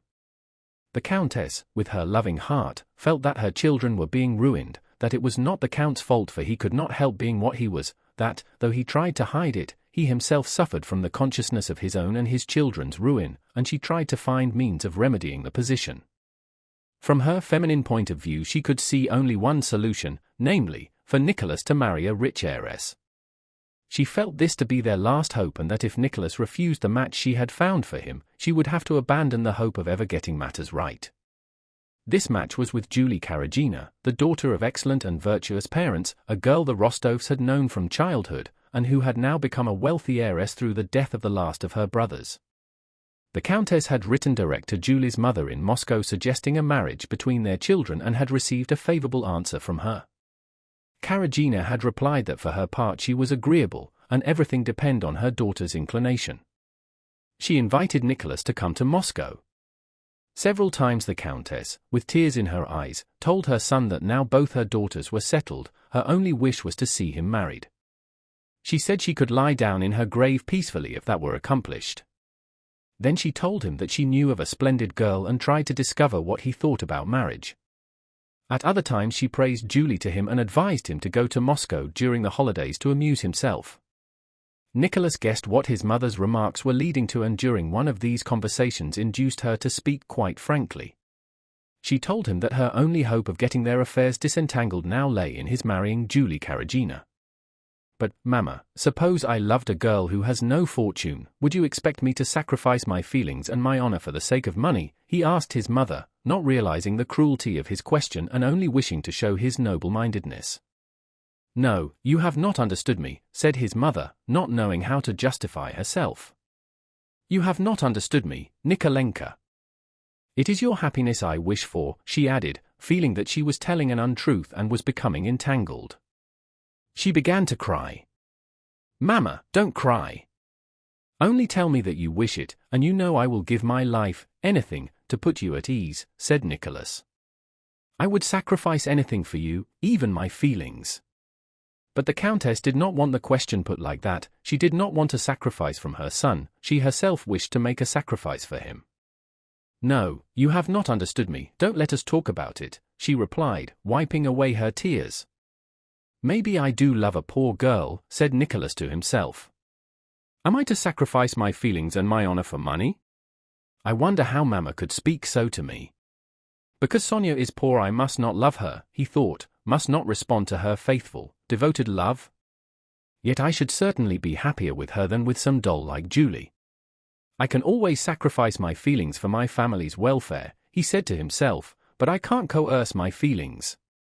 If I love Sonia, that feeling is for me stronger and higher than all else. Nicholas did not go to Moscow, and the Countess did not renew the conversation with him about marriage. She saw with sorrow, and sometimes with exasperation, symptoms of a growing attachment between her son and the portionless Sonia. Though she blamed herself for it, she could not refrain from grumbling at and worrying Sonia, often pulling her up without reason, addressing her stiffly as "my dear," and using the formal you instead of the intimate thou in speaking to her. The kind-hearted Countess was the more vexed with Sonia because that poor, dark-eyed niece of hers was so meek, so kind, so devotedly grateful to her benefactors, and so faithfully, unchangingly, and unselfishly in love with Nicholas, that there were no grounds for finding fault with her. Nicholas was spending the last of his leave at home. A fourth letter had come from Prince Andrew, from Rome, in which he wrote that he would have been on his way back to Russia long ago had not his wound unexpectedly reopened in the warm climate, which obliged him to defer his return till the beginning of the new year. Natasha was still as much in love with her betrothed, found the same comfort in that love, and was still as ready to throw herself into all the pleasures of life as before, but at the end of the 4th month of their separation she began to have fits of depression which she could not master. She felt sorry for herself, sorry that she was being wasted all this time and of no use to anyone, while she felt herself so capable of loving and being loved. Things were not cheerful in the Rostovs' home. Chapter 9. Christmas came, and except for the ceremonial mass, the solemn and wearisome Christmas congratulations from neighbors and servants, and the new dresses everyone put on, there were no special festivities, though the calm frost of 20 degrees Roma, the dazzling sunshine by day, and the starlight of the winter night seemed to call for some special celebration of the season. On the 3rd day of Christmas week, after the midday dinner, all the inmates of the house dispersed to various rooms. It was the dullest time of the day. Nicholas, who had been visiting some neighbors that morning, was asleep on the sitting-room sofa. The old Count was resting in his study. Sonia sat in the drawing-room at the round table, copying a design for embroidery. The Countess was playing Patience. Nastasia Ivanovna the buffoon sat with a sad face at the window with 2 old ladies. Natasha came into the room, went up to Sonia, glanced at what she was doing, and then went up to her mother and stood without speaking. "Why are you wandering about like an outcast?" asked her mother. "What do you want?" "Him. I want him, now, this minute." "I want him," said Natasha, with glittering eyes and no sign of a smile. The Countess lifted her head and looked attentively at her daughter. "Don't look at me, Mamma. Don't look, I shall cry directly." "Sit down with me a little," said the Countess. "Mamma, I want him." "Why should I be wasted like this, Mamma?" Her voice broke, tears gushed from her eyes, and she turned quickly to hide them and left the room. She passed into the sitting room, stood there thinking a while, and then went into the maid's room. There an old maidservant was grumbling at a young girl who stood panting, having just run in through the cold from the serfs' quarters. "Stop playing, there's a time for everything," said the old woman. "Let her alone, Kondratevna," said Natasha. "Go, Mavrushka, go." Having released Mavrushka, Natasha crossed the dancing hall and went to the vestibule. There an old footman and 2 young ones were playing cards. They broke off and rose as she entered. "What can I do with them?" thought Natasha. "Oh, Nikita, please go, where can I send him?" "Yes, go to the yard and fetch a fowl, please, a cock, and you, Misha, bring me some oats." "Just a few oats," said Misha, cheerfully and readily. Go quickly," the old man urged him. "And you, Theodore, get me a piece of chalk." On her way past the butler's pantry she told them to set a samovar, though it was not at all the time for tea. Foka, the butler, was the most ill-tempered person in the house. Natasha liked to test her power over him. He distrusted the order and asked whether the samovar was really wanted. "Oh dear, what a young lady," said Foka, pretending to frown at Natasha. No one in the house sent people about or gave them as much trouble as Natasha did. She could not see people unconcernedly, but had to send them on some errand. She seemed to be trying whether any of them would get angry or sulky with her, but the serfs fulfilled no one's orders so readily as they did hers. "What can I do? Where can I go?" thought she, as she went slowly along the passage. "Nastasia Ivanovna, what sort of children shall I have?" she asked the buffoon, who was coming toward her in a woman's jacket. "Why, fleas, crickets, grasshoppers," answered the buffoon. Oh Lord, it's always the same. Oh, where am I to go? What am I to do with myself?" And tapping with her heels, she ran quickly upstairs to see Foggle and his wife, who lived on the upper story. 2 governesses were sitting with the Foggles at a table, on which were plates of raisins, walnuts, and almonds.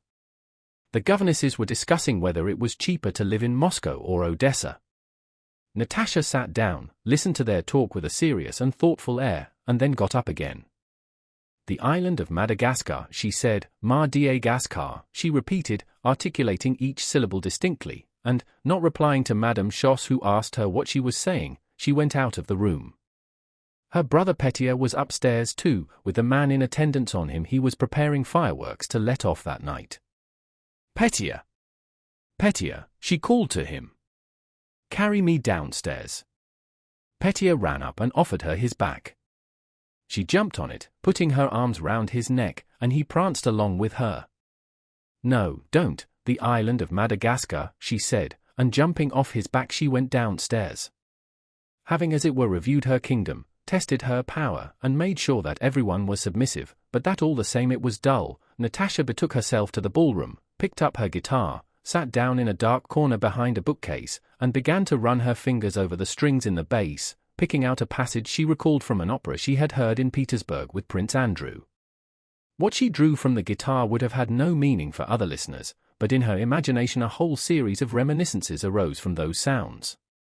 She sat behind the bookcase with her eyes fixed on a streak of light escaping from the pantry door and listened to herself and pondered. She was in a mood for brooding on the past. Sonia passed to the pantry with a glass in her hand. Natasha glanced at her and at the crack in the pantry door, and it seemed to her that she remembered the light falling through that crack once before and Sonia passing with a glass in her hand. Yes, it was exactly the same, thought Natasha. "Sonia, what is this?" she cried, twanging a thick string. "Oh, you are there," said Sonia with a start, and came near and listened. "I don't know." "A storm," she ventured timidly, afraid of being wrong. "There." That's just how she started and just how she came up smiling timidly when all this happened before, thought Natasha, and in just the same way I thought there was something lacking in her. "No, it's the chorus from the water carrier, listen," and Natasha sang the air of the chorus so that Sonia should catch it. "Where were you going?" she asked. "To change the water in this glass. I am just finishing the design." "You always find something to do, but I can't," said Natasha. "And where's Nicholas?" "Asleep, I think." "Sonia, go and wake him," said Natasha. "Tell him I want him to come and sing." She sat a while, wondering what the meaning of it all having happened before could be, and without solving this problem, or at all regretting not having done so, she again passed in fancy to the time when she was with him and he was looking at her with a lover's eyes. Oh, if only he would come quicker! I am so afraid it will never be. And, worst of all, I am growing old, that's the thing. There won't then be in me what there is now. But perhaps he'll come today, will come immediately. Perhaps he has come and is sitting in the drawing room. Perhaps he came yesterday and I have forgotten it. She rose, put down the guitar, and went to the drawing room. All the domestic circle, tutors, governesses, and guests, were already at the tea table. The servants stood round the table, but Prince Andrew was not there and life was going on as before. "Ah, here she is," said the old count, when he saw Natasha enter. "Well, sit down by me." But Natasha stayed by her mother and glanced round as if looking for something. "Mamma," she muttered, "give him to me, give him, Mamma, quickly, quickly," and she again had difficulty in repressing her sobs. She sat down at the table and listened to the conversation between the elders and Nicholas, who had also come to the table. My God, my God! The same faces, the same talk, Papa holding his cup and blowing in the same way, thought Natasha, feeling with horror a sense of repulsion rising up in her for the whole household, because they were always the same. After tea, Nicholas, Sonia, and Natasha went to the sitting room, to their favorite corner where their most intimate talks always began. Chapter 10. Does it ever happen to you, said Natasha to her brother, when they settled down in the sitting room, does it ever happen to you to feel as if there were nothing more to come, nothing, that everything good is past? And to feel not exactly dull, but sad? I should think so, he replied. I have felt like that when everything was all right and everyone was cheerful. The thought has come into my mind that I was already tired of it all, and that we must all die. Once in the regiment I had not gone to some merry-making where there was music, and suddenly I felt so depressed. Oh yes, I know. Natasha interrupted him. When I was quite little that used to be so with me. Do you remember when I was punished once about some plums? You were all dancing, and I sat sobbing in the schoolroom? I shall never forget it. I felt sad and sorry for everyone, for myself, and for everyone. And I was innocent, that was the chief thing, said Natasha. Do you remember? I remember, answered Nicholas. I remember that I came to you afterwards and wanted to comfort you, but do you know, I felt ashamed too. We were terribly absurd. I had a funny doll then and wanted to give it to you. Do you remember? And do you remember, Natasha asked with a pensive smile, how once, long ago, when we were quite little, Uncle called us into the study, that was in the old house, and it was dark, we went in and suddenly there stood. A Negro, chimed in Nicholas with a smile of delight. Of course I remember. Even now I don't know whether there really was a Negro, or if we only dreamed it or were told about him. He was grey, you remember, and had white teeth, and stood and looked at us. Sonia, do you remember? Asked Nicholas. Yes, I do remember something too, Sonia answered timidly. You know I have asked Papa and Mama about that Negro, said Natasha, and they say there was no Negro at all. But you see, you remember. Of course I do, I remember his teeth as if I had just seen them. How strange it is. It's as if it were a dream. I like that. And do you remember how we rolled hard-boiled eggs in the ballroom, and suddenly two old women began spinning round on the carpet? Was that real or not? Do you remember what fun it was? Yes, and you remember how Papa in his blue overcoat fired a gun in the porch? So they went through their memories, smiling with pleasure, not the sad memories of old age, but poetic, youthful ones, those impressions of one's most distant past in which dreams and realities blend, and they laughed with quiet enjoyment. Sonia, as always, did not quite keep pace with them, though they shared the same reminiscences. Much that they remembered had slipped from her mind, and what she recalled did not arouse the same poetic feeling as they experienced. She simply enjoyed their pleasure and tried to fit in with it. She only really took part when they recalled Sonia's first arrival. She told them how afraid she had been of Nicholas because he had on a corded jacket and her nurse had told her that she, too, would be sewn up with cords. And I remember their telling me that you had been born under a cabbage, said Natasha, and I remember that I dared not disbelieve it then, but knew that it was not true, and I felt so uncomfortable. While they were talking a maid thrust her head in at the other door of the sitting room. They have brought the cock, miss, she said in a whisper. It isn't wanted, Polly. Tell them to take it away, replied Natasha. In the middle of their talk in the sitting room, Dimmler came in and went up to the harp that stood there in a corner. He took off its cloth covering, and the harp gave out a jarring sound. Mr. Dimmler, please play my favorite nocturne by Field, came the old countess' voice from the drawing room. Dimmler struck a chord and, turning to Natasha, Nicholas, and Sonia, remarked, how quiet you young people are. Yes, we're philosophizing, said Natasha, glancing round for a moment and then continuing the conversation. They were now discussing dreams. Dimmler began to play, and Natasha went on tiptoe noiselessly to the table, took up a candle, carried it out, and returned, seating herself quietly in her former place. It was dark in the room, especially where they were sitting on the sofa, but through the big windows the silvery light of the full moon fell on the floor. Dimmler had finished the piece but still sat softly running his fingers over the strings, evidently uncertain whether to stop or to play something else. "Do you know," said Natasha in a whisper, moving closer to Nicholas and Sonia, "that when one goes on and on recalling memories, one at last begins to remember what happened before one was in the world." "That is metempsychosis," said Sonia, who had always learned well and remembered everything. "The Egyptians believed that our souls have lived in animals and will go back into animals again." "No, I don't believe we ever were in animals," said Natasha, still in a whisper though the music had ceased. "But I am certain that we were angels somewhere there, and have been here, and that is why we remember." "May I join you?" said Dimmler, who had come up quietly, and he sat down by them.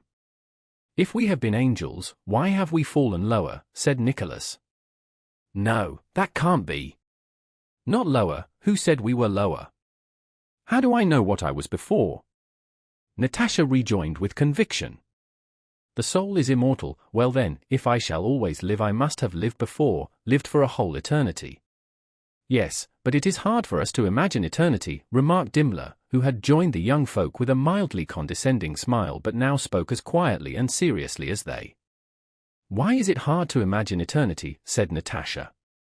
"It is now today, and it will be tomorrow, and always, and there was yesterday, and the day before." "Natasha! Now it's your turn. Sing me something," they heard the Countess say. "Why are you sitting there like conspirators?" "Mama, I don't at all want to," replied Natasha, but all the same she rose. None of them, not even the middle-aged Dimmler, wanted to break off their conversation and quit that corner in the sitting room, but Natasha got up and Nicholas sat down at the clavichord. Standing as usual in the middle of the hall and choosing the place where the resonance was best, Natasha began to sing her mother's favorite song. She had said she did not want to sing, but it was long since she had sung, and long before she again sang, as she did that evening. The Count, from his study where he was talking to Metenka, heard her and, like a schoolboy in a hurry to run out to play, blundered in his talk while giving orders to the steward, and at last stopped, while Metenka stood in front of him also listening and smiling.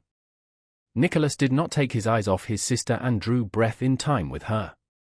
Sonia, as she listened, thought of the immense difference there was between herself and her friend, and how impossible it was for her to be anything like as bewitching as her cousin. The old Countess sat with a blissful yet sad smile and with tears in her eyes, occasionally shaking her head. She thought of Natasha and of her own youth, and of how there was something unnatural and dreadful in this impending marriage of Natasha and Prince Andrew. Dimmler, who had seated himself beside the Countess, listened with closed eyes. "Ah, Countess," he said at last, "that's a European talent. She has nothing to learn. What softness, tenderness, and strength." "Ah, how afraid I am for her, how afraid I am," said the Countess, not realizing to whom she was speaking. Her maternal instinct told her that Natasha had too much of something, and that because of this she would not be happy. Before Natasha had finished singing, 14-year-old Petya rushed in delightedly, to say that some mummers had arrived. Natasha stopped abruptly. "Idiot," she screamed at her brother and, running to a chair, threw herself on it, sobbing so violently that she could not stop for a long time. "It's nothing, Mama, really it's nothing, only Petya startled me," she said, trying to smile, but her tears still flowed and sobs still choked her. The mummers, some of the house serfs, dressed up as bears, Turks, innkeepers, and ladies, frightening and funny, bringing in with them the cold from outside and a feeling of gaiety, crowded, at first timidly, into the anteroom, then hiding behind one another they pushed into the ballroom where, shyly at first and then more and more merrily and heartily, they started singing, dancing, and playing Christmas games. The Countess, when she had identified them and laughed at their costumes, went into the drawing-room. The Count sat in the ballroom, smiling radiantly and applauding the players. The young people had disappeared. Half an hour later there appeared among the other mummers in the ballroom an old lady in a hooped skirt. This was Nicholas. A Turkish girl was Petya. A clown was Dimmler. An hussar was Natasha, and a Circassian was Sonia with burnt cork mustache and eyebrows. After the condescending surprise, non-recognition, and praise, from those who were not themselves dressed up, the young people decided that their costumes were so good that they ought to be shown elsewhere. Nicholas, who, as the roads were in splendid condition, wanted to take them all for a drive in his troika, proposed to take with them about a dozen of the serf mummers and drive to uncle's. "No, why disturb the old fellow?" said the countess. "Besides, you wouldn't have room to turn round there. If you must go, go to the Melyukovs." Melyukova was a widow who, with her family and their tutors and governesses, lived 3 miles from the Rostovs. "That's right, my dear," chimed in the old count, thoroughly aroused. "I'll dress up at once and go with them. I'll make Pochette open her eyes." But the countess would not agree to his going. He had had a bad leg all these last days. It was decided that the count must not go, but that if Louisa Ivanovna, Madame Schoss, would go with them, the young ladies might go to the Melyukovs. Sonia, generally so timid and shy, more urgently than anyone begging Louisa Ivanovna not to refuse. Sonia's costume was the best of all. Her mustache and eyebrows were extraordinarily becoming. Everyone told her she looked very handsome, and she was in a spirited and energetic mood unusual with her. Some inner voice told her that now or never her fate would be decided, and in her male attire she seemed quite a different person. Louisa Ivanovna consented to go, and in half an hour 4 troika sleighs with large and small bells, their runners squeaking and whistling over the frozen snow, drove up to the porch. Natasha was foremost in setting a merry holiday tone, which, passing from one to another, grew stronger and reached its climax when they all came out into the frost and got into the sleighs, talking, calling to one another, laughing, and shouting. 2 of the troikas were the usual household sleighs, the third was the old count's with a trotter from the Orloff stud as shaft horse, the fourth was Nicholas' own with a short shaggy black shaft horse. Nicholas, in his old lady's dress over which he had belted his hussar overcoat, stood in the middle of the sleigh, reins in hand. It was so light that he could see the moonlight reflected from the metal harness discs and from the eyes of the horses, who looked round in alarm at the noisy party under the shadow of the porch roof. Natasha, Sonia, Madame Schoss, and 2 maids got into Nicholas' sleigh, Dimmler, his wife, and Petya, into the old count's, and the rest of the mummers seated themselves in the other 2 sleighs. "You go ahead, Zaka," shouted Nicholas to his father's coachman, wishing for a chance to race past him. The old count's troika, with Dimmler and his party, started forward, squeaking on its runners as though freezing to the snow, its deep-toned bell clanging.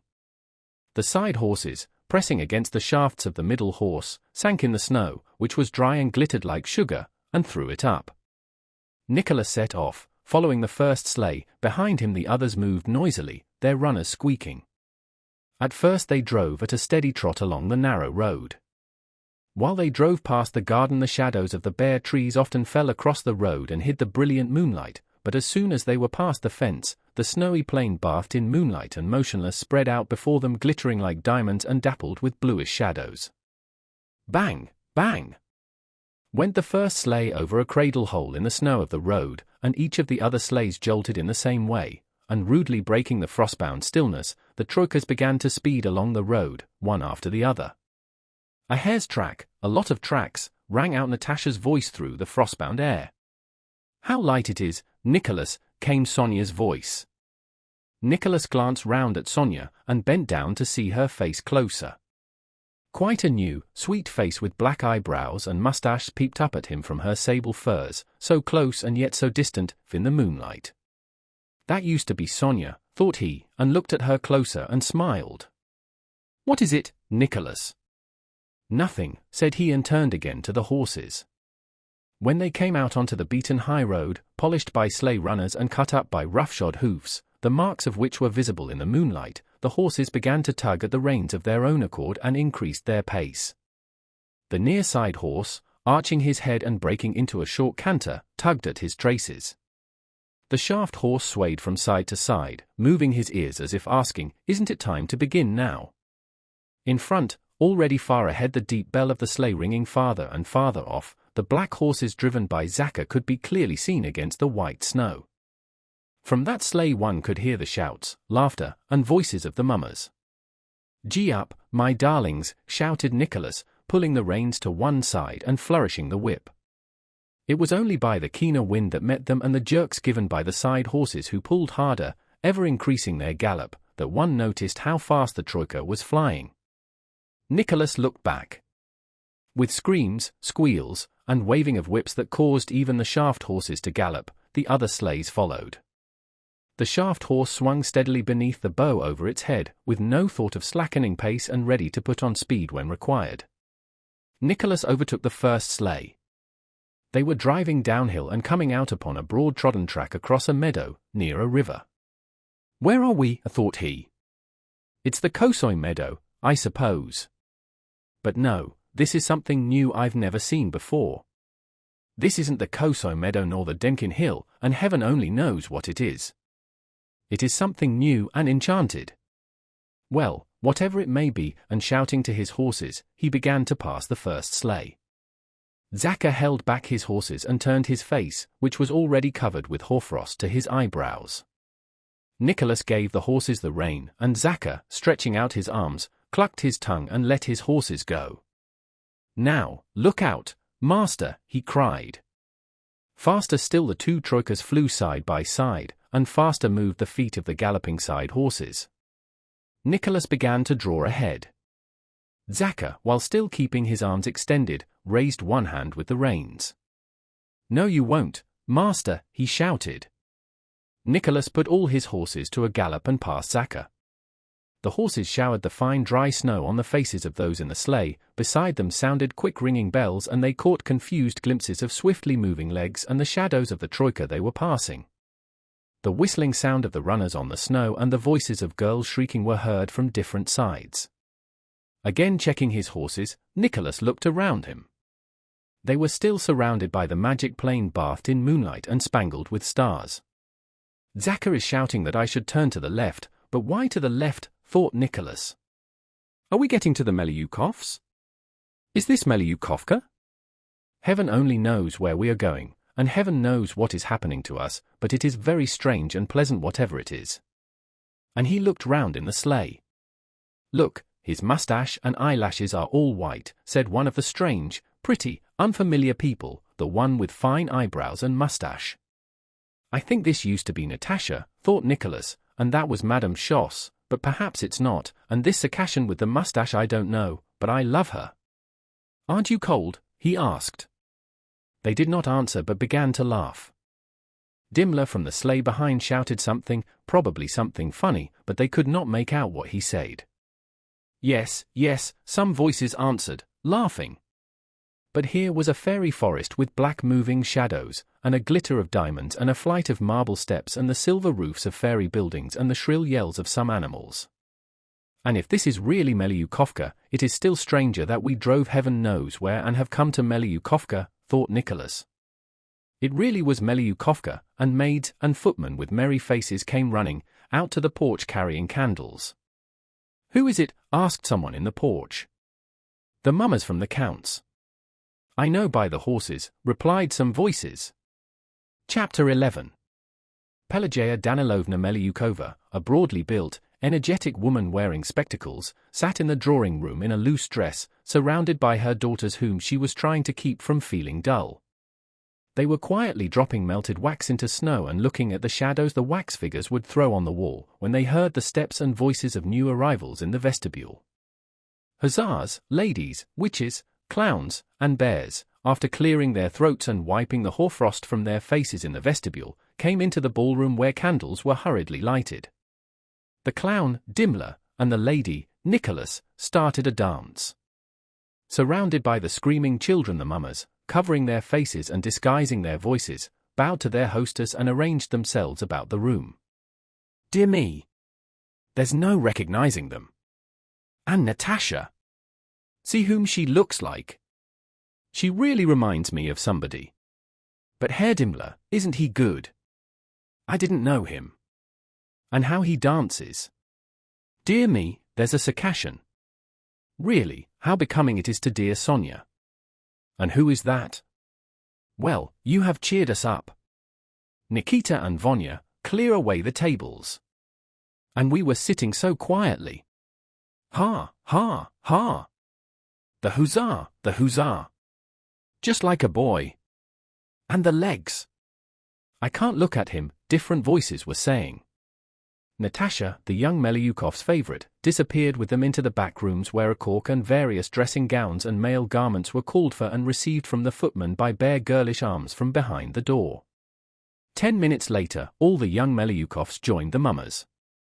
Pelageya Danilovna, having given orders to clear the rooms for the visitors and arranged about refreshments for the gentry and the serfs, went about among the mummers without removing her spectacles, peering into their faces with a suppressed smile and failing to recognize any of them. It was not merely Dimmler and the Rostov she failed to recognize, she did not even recognize her own daughters, or her late husband's, dressing gowns and uniforms, which they had put on. "And who is this?" she asked her governess, peering into the face of her own daughter dressed up as a Kazan Tatar. "I suppose it is one of the Rostovs." "Well, Mr. Hussar, and what regiment do you serve in?" she asked Natasha. "Here, hand some fruit jelly to the Turk," she ordered the butler who was handing things round. "That's not forbidden by his law." Sometimes, as she looked at the strange but amusing capers cut by the dancers, who, having decided once for all that being disguised, no one would recognize them, were not at all shy, Pelageya Danilovna hid her face in her handkerchief, and her whole stout body shook with irrepressible, kindly, elderly laughter. "My little Sasha. Look at Sasha," she said. After Russian country dances and chorus dances, Pelageya Danilovna made the serfs and gentry join in one large circle, a ring, a string, and a silver ruble were fetched and they all played games together. In an hour, all the costumes were crumpled and disordered. The corked eyebrows and mustaches were smeared over the perspiring, flushed, and merry faces. Pelageya Danilovna began to recognize the mummers, admired their cleverly contrived costumes, and particularly how they suited the young ladies, and she thanked them all for having entertained her so well. The visitors were invited to supper in the drawing-room, and the serfs had something served to them in the ballroom. "Now to tell one's fortune in the empty bathhouse is frightening," said an old maid who lived with the Melyukovs, during supper. "Why?" said the eldest Melyukov girl. "You wouldn't go, it takes courage." "I'll go," said Sonia. "Tell what happened to the young lady," said the second Melyukov girl. "Well," began the old maid, "a young lady once went out, took a cock, laid the table for two, all properly, and sat down. After sitting a while, she suddenly hears someone coming, a sleigh drives up with harness bells, she hears him coming. He comes in, just in the shape of a man, like an officer, comes in and sits down to table with her." "Ah! Ah!" screamed Natasha, rolling her eyes with horror. "Yes? And how did he speak?" "Yes, like a man. Everything quite all right, and he began persuading her, and she should have kept him talking till cockcrow, but she got frightened, just got frightened and hid her face in her hands. Then he caught her up. It was lucky the maids ran in just then." "Now, why frighten them?" said Pelageya Danilovna. "Mamma, you used to try your fate yourself," said her daughter. "And how does one do it in a barn?" inquired Sonia. "Well, say you went to the barn now, and listened. It depends on what you hear, a hammering and knocking, that's bad, but a sound of shifting grain is good and one sometimes hears that, too. Mamma, tell us what happened to you in the barn." Pelageya Danilovna smiled. "Oh, I've forgotten," she replied. "But none of you would go." "Yes, I will, Pelageya Danilovna, let me." "I'll go," said Sonia. "Well, why not, if you're not afraid?" "Louisa Ivanovna, may I?" asked Sonia. Whether they were playing the ring and string game or the ruble game or talking as now, Nicholas did not leave Sonia's side, and gazed at her with quite new eyes. It seemed to him that it was only today, thanks to that burnt cork mustache, that he had fully learned to know her. And really, that evening, Sonia was brighter, more animated, and prettier than Nicholas had ever seen her before. "So that's what she is like, what a fool I have been," he thought, gazing at her sparkling eyes, and under the mustache a happy rapturous smile dimpled her cheeks, a smile he had never seen before. "I'm not afraid of anything," said Sonia. "May I go at once?" She got up. They told her where the barn was and how she should stand and listen, and they handed her a fur cloak. She threw this over her head and shoulders and glanced at Nicholas. "What a darling that girl is," thought he. "And what have I been thinking of till now?" Sonia went out into the passage to go to the barn. Nicholas went hastily to the front porch, saying he felt too hot. The crowd of people really had made the house stuffy. Outside, there was the same cold stillness and the same moon, but even brighter than before. The light was so strong and the snow sparkled with so many stars that one did not wish to look up at the sky, and the real stars were unnoticed. The sky was black and dreary, while the earth was gay. "I am a fool, a fool. What have I been waiting for?" thought Nicholas, and running out from the porch he went round the corner of the house and along the path that led to the back porch. He knew Sonia would pass that way. Halfway lay some snow-covered piles of firewood, and across and along them a network of shadows from the bare old lime trees fell on the snow and on the path. This path led to the barn. The log walls of the barn and its snow-covered roof, that looked as if hewn out of some precious stone, sparkled in the moonlight. A tree in the garden snapped with the frost, and then all was again perfectly silent. His bosom seemed to inhale not air but the strength of eternal youth and gladness. From the back porch came the sound of feet descending the steps. The bottom step upon which snow had fallen gave a ringing creak, and he heard the voice of an old maidservant saying, "Straight, straight, along the path, miss. Only, don't look back." "I am not afraid," answered Sonia's voice, and along the path toward Nicholas came the crunching, whistling sound of Sonia's feet in her thin shoes. Sonia came along, wrapped in her cloak. She was only a couple of paces away when she saw him, and to her too he was not the Nicholas she had known and always slightly feared. He was in a woman's dress, with tousled hair and a happy smile new to Sonia. She ran rapidly toward him. Quite different and yet the same, thought Nicholas, looking at her face all lit up by the moonlight. He slipped his arms under the cloak that covered her head, embraced her, pressed her to him, and kissed her on the lips that wore a mustache and had a smell of burnt cork. Sonia kissed him full on the lips, and disengaging her little hands pressed them to his cheeks. "Sonia! Nicholas!" was all they said. They ran to the barn and then back again, re-entering, he by the front and she by the back porch. Chapter 12. When they all drove back from Pelageya Danilovna's, Natasha, who always saw and noticed everything, arranged that she and Madame Schoss should go back in the sleigh with Dimmler, and Sonia with Nicholas and the maids. On the way back Nicholas drove at a steady pace instead of racing, and kept peering by that fantastic all-transforming light into Sonia's face and searching beneath the eyebrows and mustache for his former and his present Sonia, from whom he had resolved never to be parted again. He looked, and recognizing in her both the old and the new Sonia, and being reminded by the smell of burnt cork of the sensation of her kiss, inhaled the frosty air with a full breast and, looking at the ground flying beneath him and at the sparkling sky, felt himself again in fairyland. "Sonia, is it well with thee?" he asked from time to time. "Yes," she replied. "And with thee?" When halfway home Nicholas handed the reins to the coachman and ran for a moment to Natasha's sleigh and stood on its wing. "Natasha," he whispered in French, "do you know I have made up my mind about Sonia?" "Have you told her?" asked Natasha, suddenly beaming all over with joy. "Oh, how strange you are with that mustache and those eyebrows. Natasha, are you glad?" "I am so glad, so glad. I was beginning to be vexed with you. I did not tell you, but you have been treating her badly. What a heart she has, Nicholas. I am horrid sometimes, but I was ashamed to be happy while Sonia was not," continued Natasha. "Now I am so glad.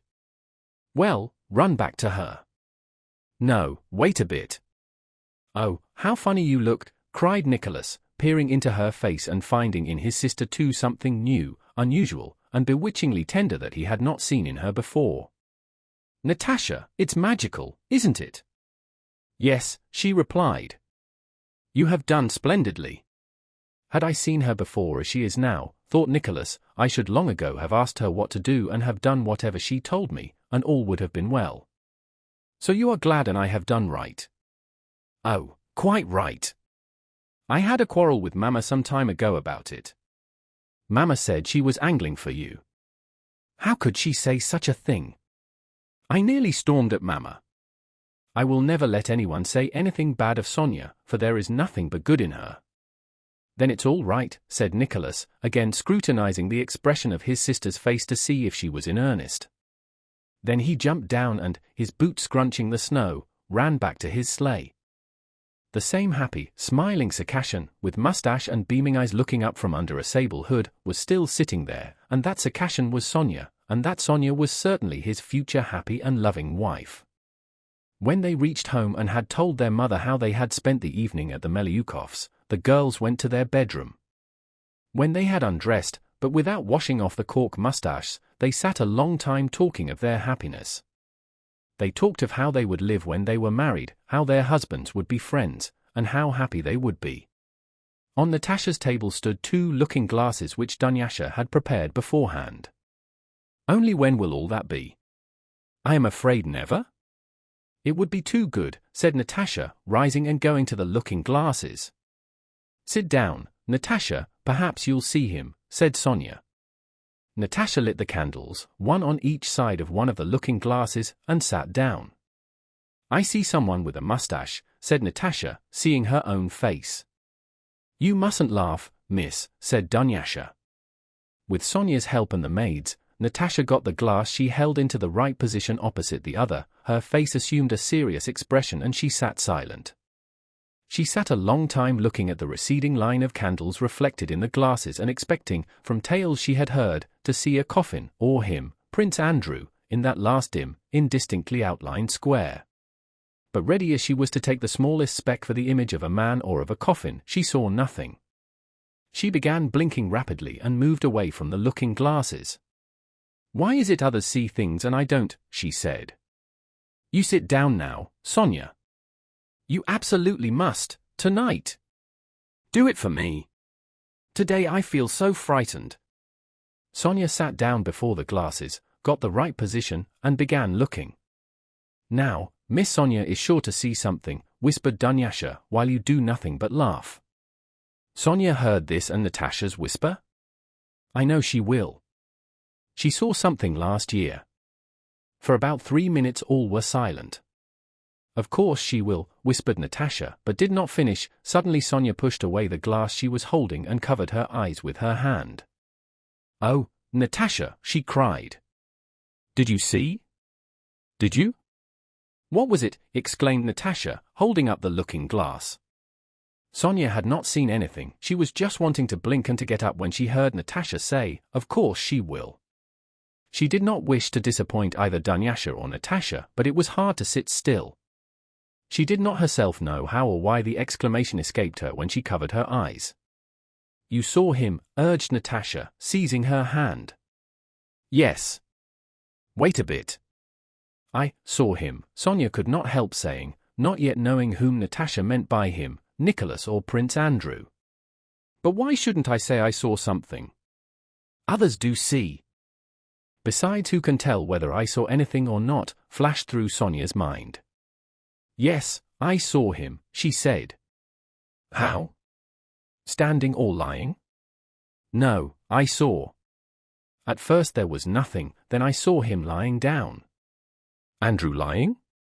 Is he ill?" asked Natasha, her frightened eyes fixed on her friend. "No, on the contrary, on the contrary. His face was cheerful, and he turned to me." And when saying this she herself fancied she had really seen what she described. "Well, and then, Sonia?" "After that, I could not make out what there was, something blue and red." "Sonia! When will he come back? When shall I see him? Oh, God, how afraid I am for him and for myself and about everything," Natasha began, and without replying to Sonia's words of comfort she got into bed, and long after her candle was out lay open-eyed and motionless, gazing at the moonlight through the frosty window panes. Chapter 13. Soon after the Christmas holidays Nicholas told his mother of his love for Sonia and of his firm resolve to marry her. The Countess, who had long noticed what was going on between them and was expecting this declaration, listened to him in silence and then told her son that he might marry whom he pleased, but that neither she nor his father would give their blessing to such a marriage. Nicholas, for the first time, felt that his mother was displeased with him and that, despite her love for him, she would not give way. Coldly, without looking at her son, she sent for her husband and, when he came, tried briefly and coldly to inform him of the facts, in her son's presence, but unable to restrain herself she burst into tears of vexation and left the room. The old count began irresolutely to admonish Nicholas and beg him to abandon his purpose. Nicholas replied that he could not go back on his word, and his father, sighing and evidently disconcerted, very soon became silent and went into the countess. In all his encounters with his son, the count was always conscious of his own guilt toward him for having wasted the family fortune, and so he could not be angry with him for refusing to marry an heiress and choosing the dowerless Sonia. On this occasion, he was only more vividly conscious of the fact that if his affairs had not been in disorder, no better wife for Nicholas than Sonia could have been wished for, and that no one but himself with his Matenka and his uncomfortable habits was to blame for the condition of the family finances. The father and mother did not speak of the matter to their son again, but a few days later the countess sent for Sonia and, with a cruelty neither of them expected, reproached her niece for trying to catch Nicholas and for ingratitude. Sonia listened silently with downcast eyes to the countess' cruel words, without understanding what was required of her. She was ready to sacrifice everything for her benefactors. Self-sacrifice was her most cherished idea, but in this case she could not see what she ought to sacrifice, or for whom. She could not help loving the countess and the whole Rostov family, but neither could she help loving Nicholas and knowing that his happiness depended on that love. She was silent and sad and did not reply. Nicholas felt the situation to be intolerable and went to have an explanation with his mother. He first implored her to forgive him and Sonia and consent to their marriage, then he threatened that if she molested Sonia he would at once marry her secretly. The countess, with a coldness her son had never seen in her before, replied that he was of age, that Prince Andrew was marrying without his father's consent, and he could do the same, but that she would never receive that intriguer as her daughter. Exploding at the word intriguer, Nicholas, raising his voice, told his mother he had never expected her to try to force him to sell his feelings, but if that were so, he would say for the last time. But he had no time to utter the decisive word which the expression of his face caused his mother to await with terror, and which would perhaps have forever remained a cruel memory to them both. He had not time to say it, for Natasha, with a pale and set face, entered the room from the door at which she had been listening. "Nicholas, you are talking nonsense." "Be quiet, be quiet, be quiet, I tell you," she almost screamed, so as to drown his voice. "Mamma darling, it's not at all so, my poor, sweet darling," she said to her mother, who, conscious that they had been on the brink of a rupture, gazed at her son with terror, but in the obstinacy and excitement of the conflict could not and would not give way. "Nicholas, I'll explain to you." "Go away." "Listen, mamma darling," said Natasha. Her words were incoherent, but they attained the purpose at which she was aiming.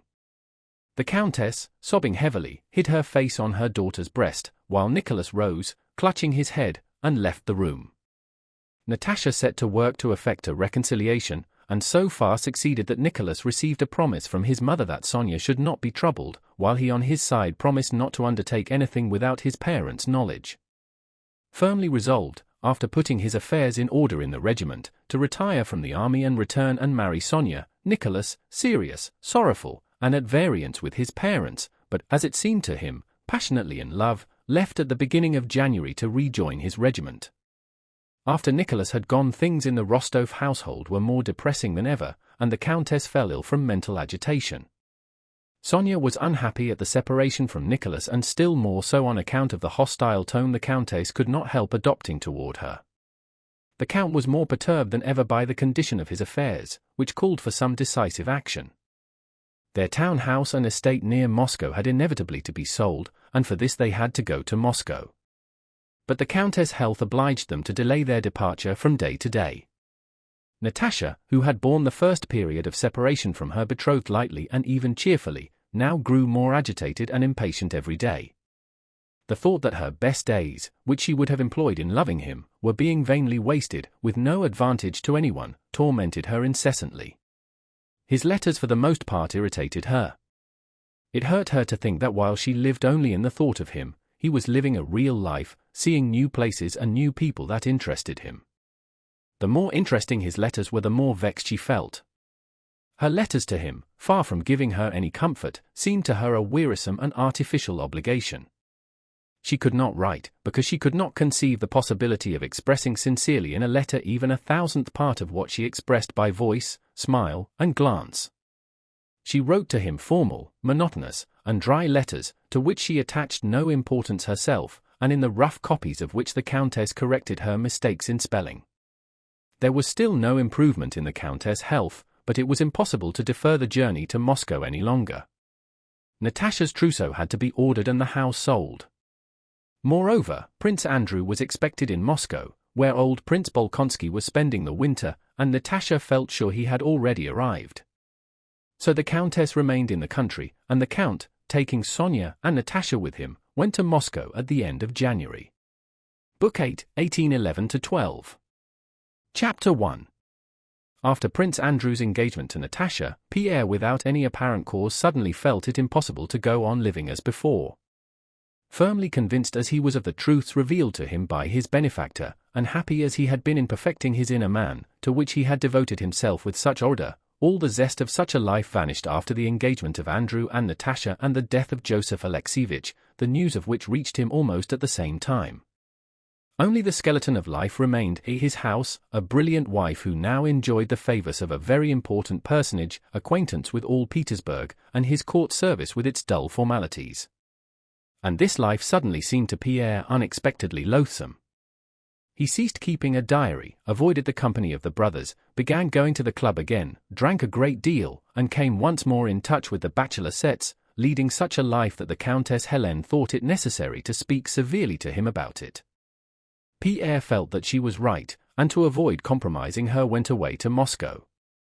In Moscow, as soon as he entered his huge house in which the faded and fading princesses still lived, with its enormous retinue, as soon as, driving through the town, he saw the Iberian shrine with innumerable tapers burning before the golden covers of the icons, the Kremlin square with its snow undisturbed by vehicles, the sleigh drivers and hovels of the Sivtsev Vrajok, those old Muscovites who desired nothing, hurried nowhere, and were ending their days leisurely, when he saw those old Moscow ladies, the Moscow balls, and the English club, he felt himself at home in a quiet haven.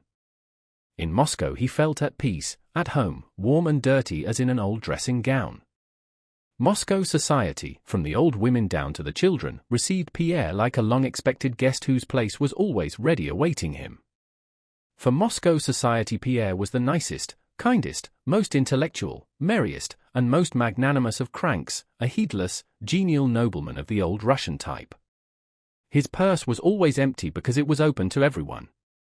Benefit performances, poor pictures, statues, benevolent societies, gypsy choirs, schools, subscription dinners, sprees, Freemasons, churches, and books, no one and nothing met with a refusal from him, and had it not been for two friends who had borrowed large sums from him and taken him under their protection, he would have given everything away. There was never a dinner or soiree at the club without him. As soon as he sank into his place on the sofa after 2 bottles of Mogo, he was surrounded, and talking, disputing, and joking began. When there were quarrels, his kindly smile and well-timed jests reconciled the antagonists. The Masonic dinners were dull and dreary when he was not there. When after a bachelor supper he rose with his amiable and kindly smile, yielding to the entreaties of the festive company to drive off somewhere with them, shouts of delight and triumph arose among the young men. At balls he danced if a partner was needed. Young ladies, married and unmarried, liked him because without making love to any of them, he was equally amiable to all, especially after supper. Illinois is charmant, d'Illinois n'a pas de sexe, * they said of him. * he is charming, he has no sex. Pierre was one of those retired gentlemen in waiting of whom there were hundreds good-humoredly ending their days in Moscow. How horrified he would have been 7 years before, when he first arrived from abroad, had he been told that there was no need for him to seek or plan anything, that his rut had long been shaped, eternally predetermined, and that wriggle as he might, he would be what all in his position were. He could not have believed it. Had he not at one time longed with all his heart to establish a republic in Russia, then himself to be a Napoleon, then to be a philosopher, and then a strategist and the conqueror of Napoleon? Had he not seen the possibility of, and passionately desired, the regeneration of the sinful human race, and his own progress to the highest degree of perfection? Had he not established schools and hospitals and liberated his serfs? But instead of all that, here he was, the wealthy husband of an unfaithful wife, a retired gentleman in waiting, fond of eating and drinking and, as he unbuttoned his waistcoat, of abusing the government a bit, a member of the Moscow English Club, and a universal favorite in Moscow society. For a long time he could not reconcile himself to the idea that he was one of those same retired Moscow gentlemen-in-waiting he had so despised 7 years before. Sometimes he consoled himself with the thought that he was only living this life temporarily, but then he was shocked by the thought of how many, like himself, had entered that life and that club temporarily, with all their teeth and hair, and had only left it when not a single tooth or hair remained. In moments of pride, when he thought of his position, it seemed to him that he was quite different and distinct from those other retired gentlemen-in-waiting he had formerly despised. They were empty, stupid, contented fellows, satisfied with their position, while I am still discontented and want to do something for mankind. But perhaps all these comrades of mine struggled just like me and sought something new, a path in life of their own, and like me were brought by force of circumstances, society, and race, by that elemental force against which man is powerless, to the condition I am in, said he to himself in moments of humility, and after living some time in Moscow he no longer despised, but began to grow fond of, to respect, and to pity his comrades in destiny, as he pitied himself. Pierre no longer suffered moments of despair, hypochondria, and disgust with life, but the malady that had formerly found expression in such acute attacks was driven inwards and never left him for a moment. What for? Why? What is going on in the world? He would ask himself in perplexity several times a day, involuntarily beginning to reflect anew on the meaning of the phenomena of life, but knowing by experience that there were no answers to these questions, he made haste to turn away from them, and took up a book, or hurried off to the club or to Apollon Nikolaevitch's, to exchange the gossip of the town.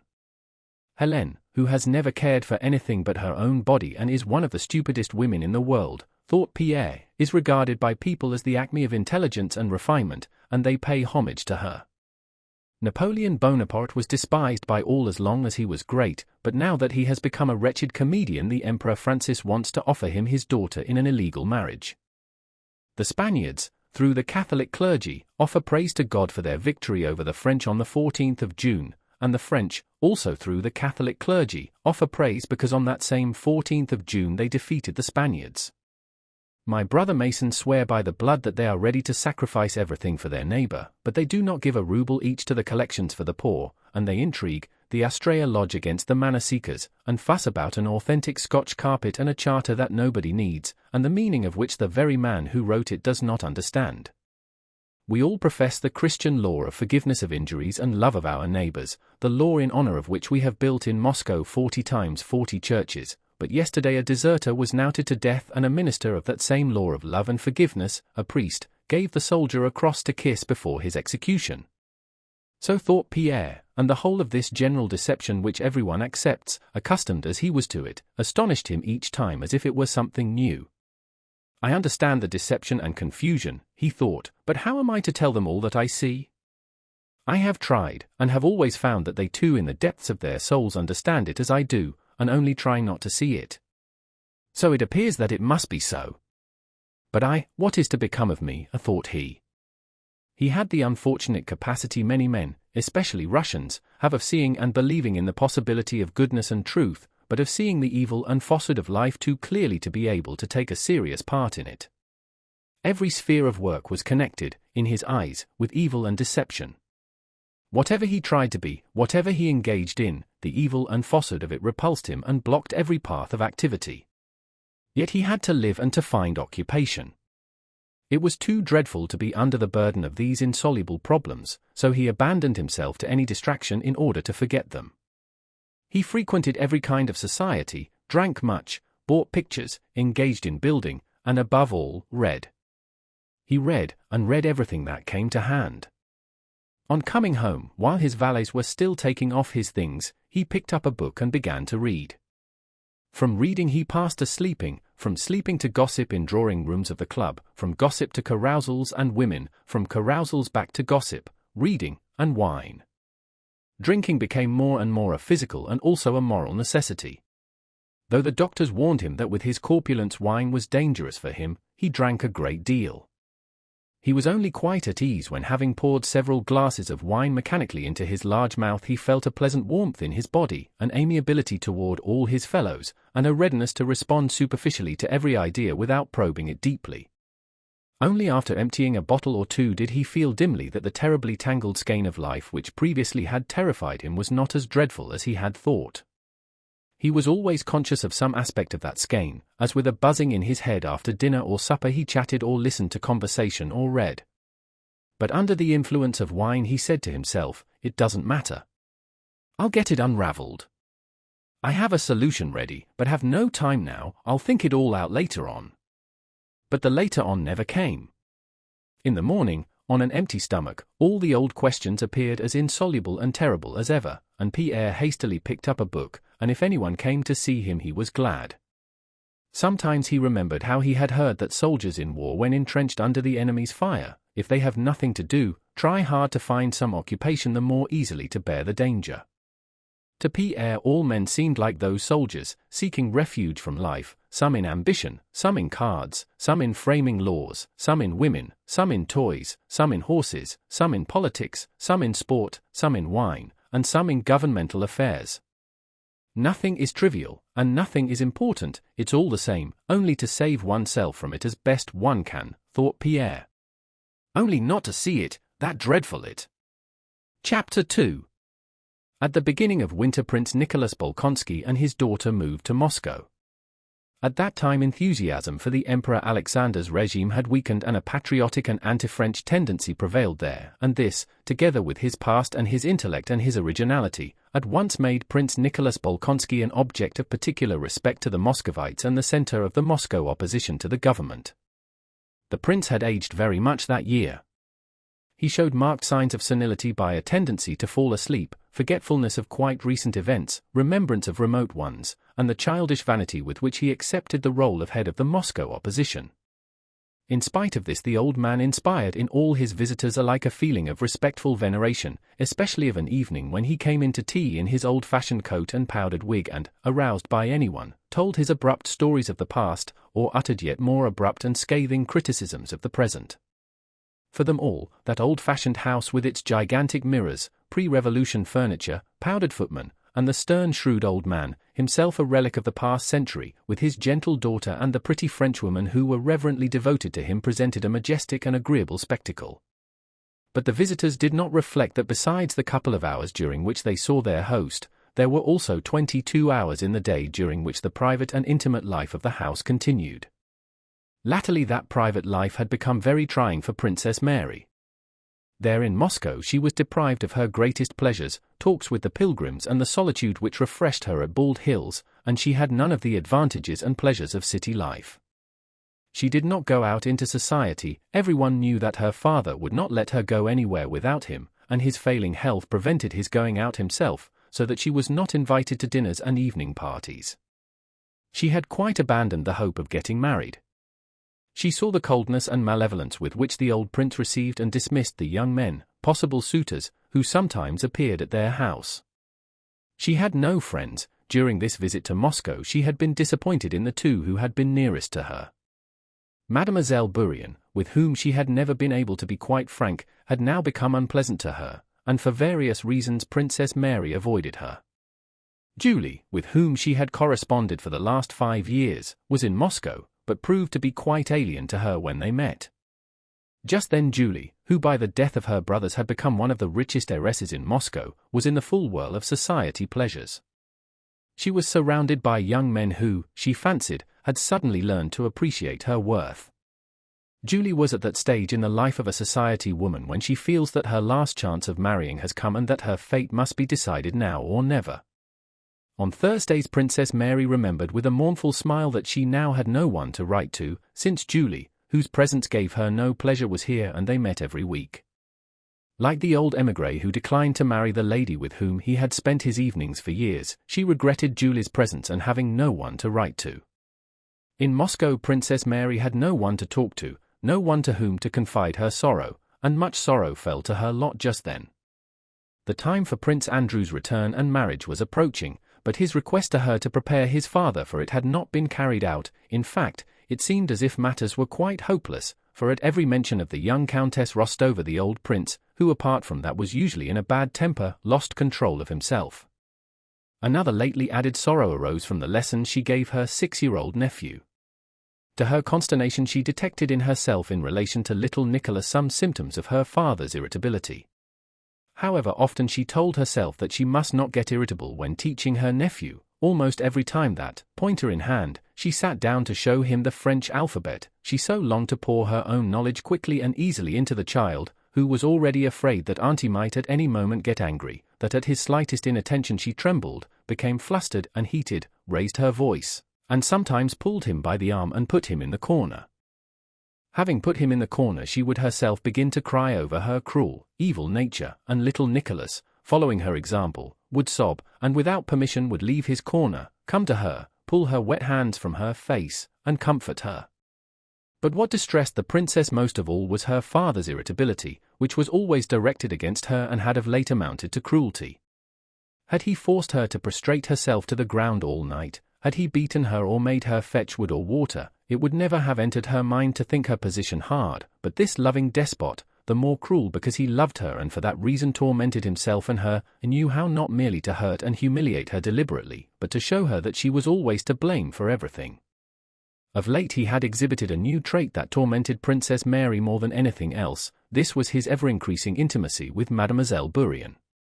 The idea that at the first moment of receiving the news of his son's intentions had occurred to him in jest, that if Andrew got married he himself would marry Bourrienne, had evidently pleased him, and latterly he had persistently, and as it seemed to Princess Mary merely to offend her, shown special endearments to the companion and expressed his dissatisfaction with his daughter by demonstrations of love of Bourrienne. One day in Moscow in Princess Mary's presence, she thought her father did it purposely when she was there. The old prince kissed Mademoiselle Bourrienne's hand and, drawing her to him, embraced her affectionately. Princess Mary flushed and ran out of the room. A few minutes later Mademoiselle Bourrienne came into Princess Mary's room smiling and making cheerful remarks in her agreeable voice. Princess Mary hastily wiped away her tears, went resolutely up to Mademoiselle Bourrienne, and evidently unconscious of what she was doing began shouting in angry haste at the Frenchwoman, her voice breaking, "It's horrible, vile, inhuman, to take advantage of the weakness." She did not finish. "Leave my room," she exclaimed, and burst into sobs. Next day the prince did not say a word to his daughter, but she noticed that at dinner he gave orders that Mademoiselle Bourrienne should be served first. After dinner, when the footman handed coffee and from habit began with the princess, the prince suddenly grew furious, threw his stick at Philip, and instantly gave instructions to have him conscripted for the army. "He doesn't obey. I said it twice, and he doesn't obey. She is the first person in this house, she's my best friend," cried the prince.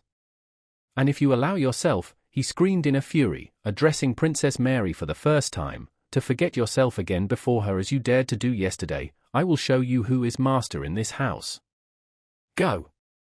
Don't let me set eyes on you, beg her pardon."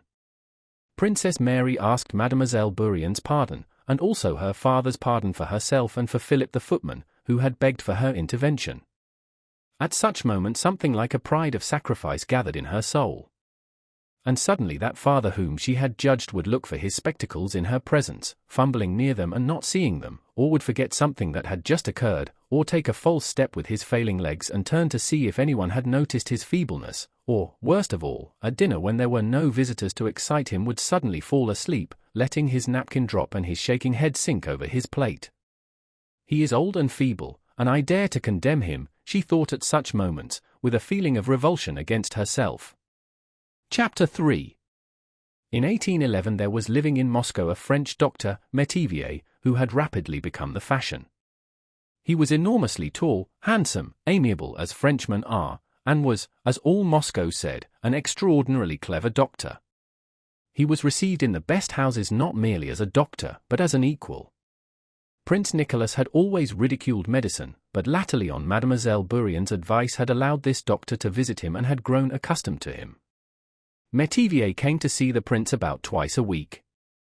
On December 6th, St. Nicholas' Day and the prince's name day, all Moscow came to the prince's front door, but he gave orders to admit no one and to invite to dinner only a small number, a list of whom he gave to Princess Mary. Métivier, who came in the morning with his felicitations, considered it proper in his quality of doctor to force a la consigne, as he told Princess Mary, and went in to see the prince. It happened that on that morning of his name day the prince was in one of his worst moods. He had been going about the house all the morning finding fault with everyone and pretending not to understand what was said to him and not to be understood himself. Princess Mary well knew this mood of quiet absorbed querulousness, which generally culminated in a burst of rage, and she went about all that morning as though facing a cocked and loaded gun and awaited the inevitable explosion. Until the doctor's arrival the morning had passed off safely.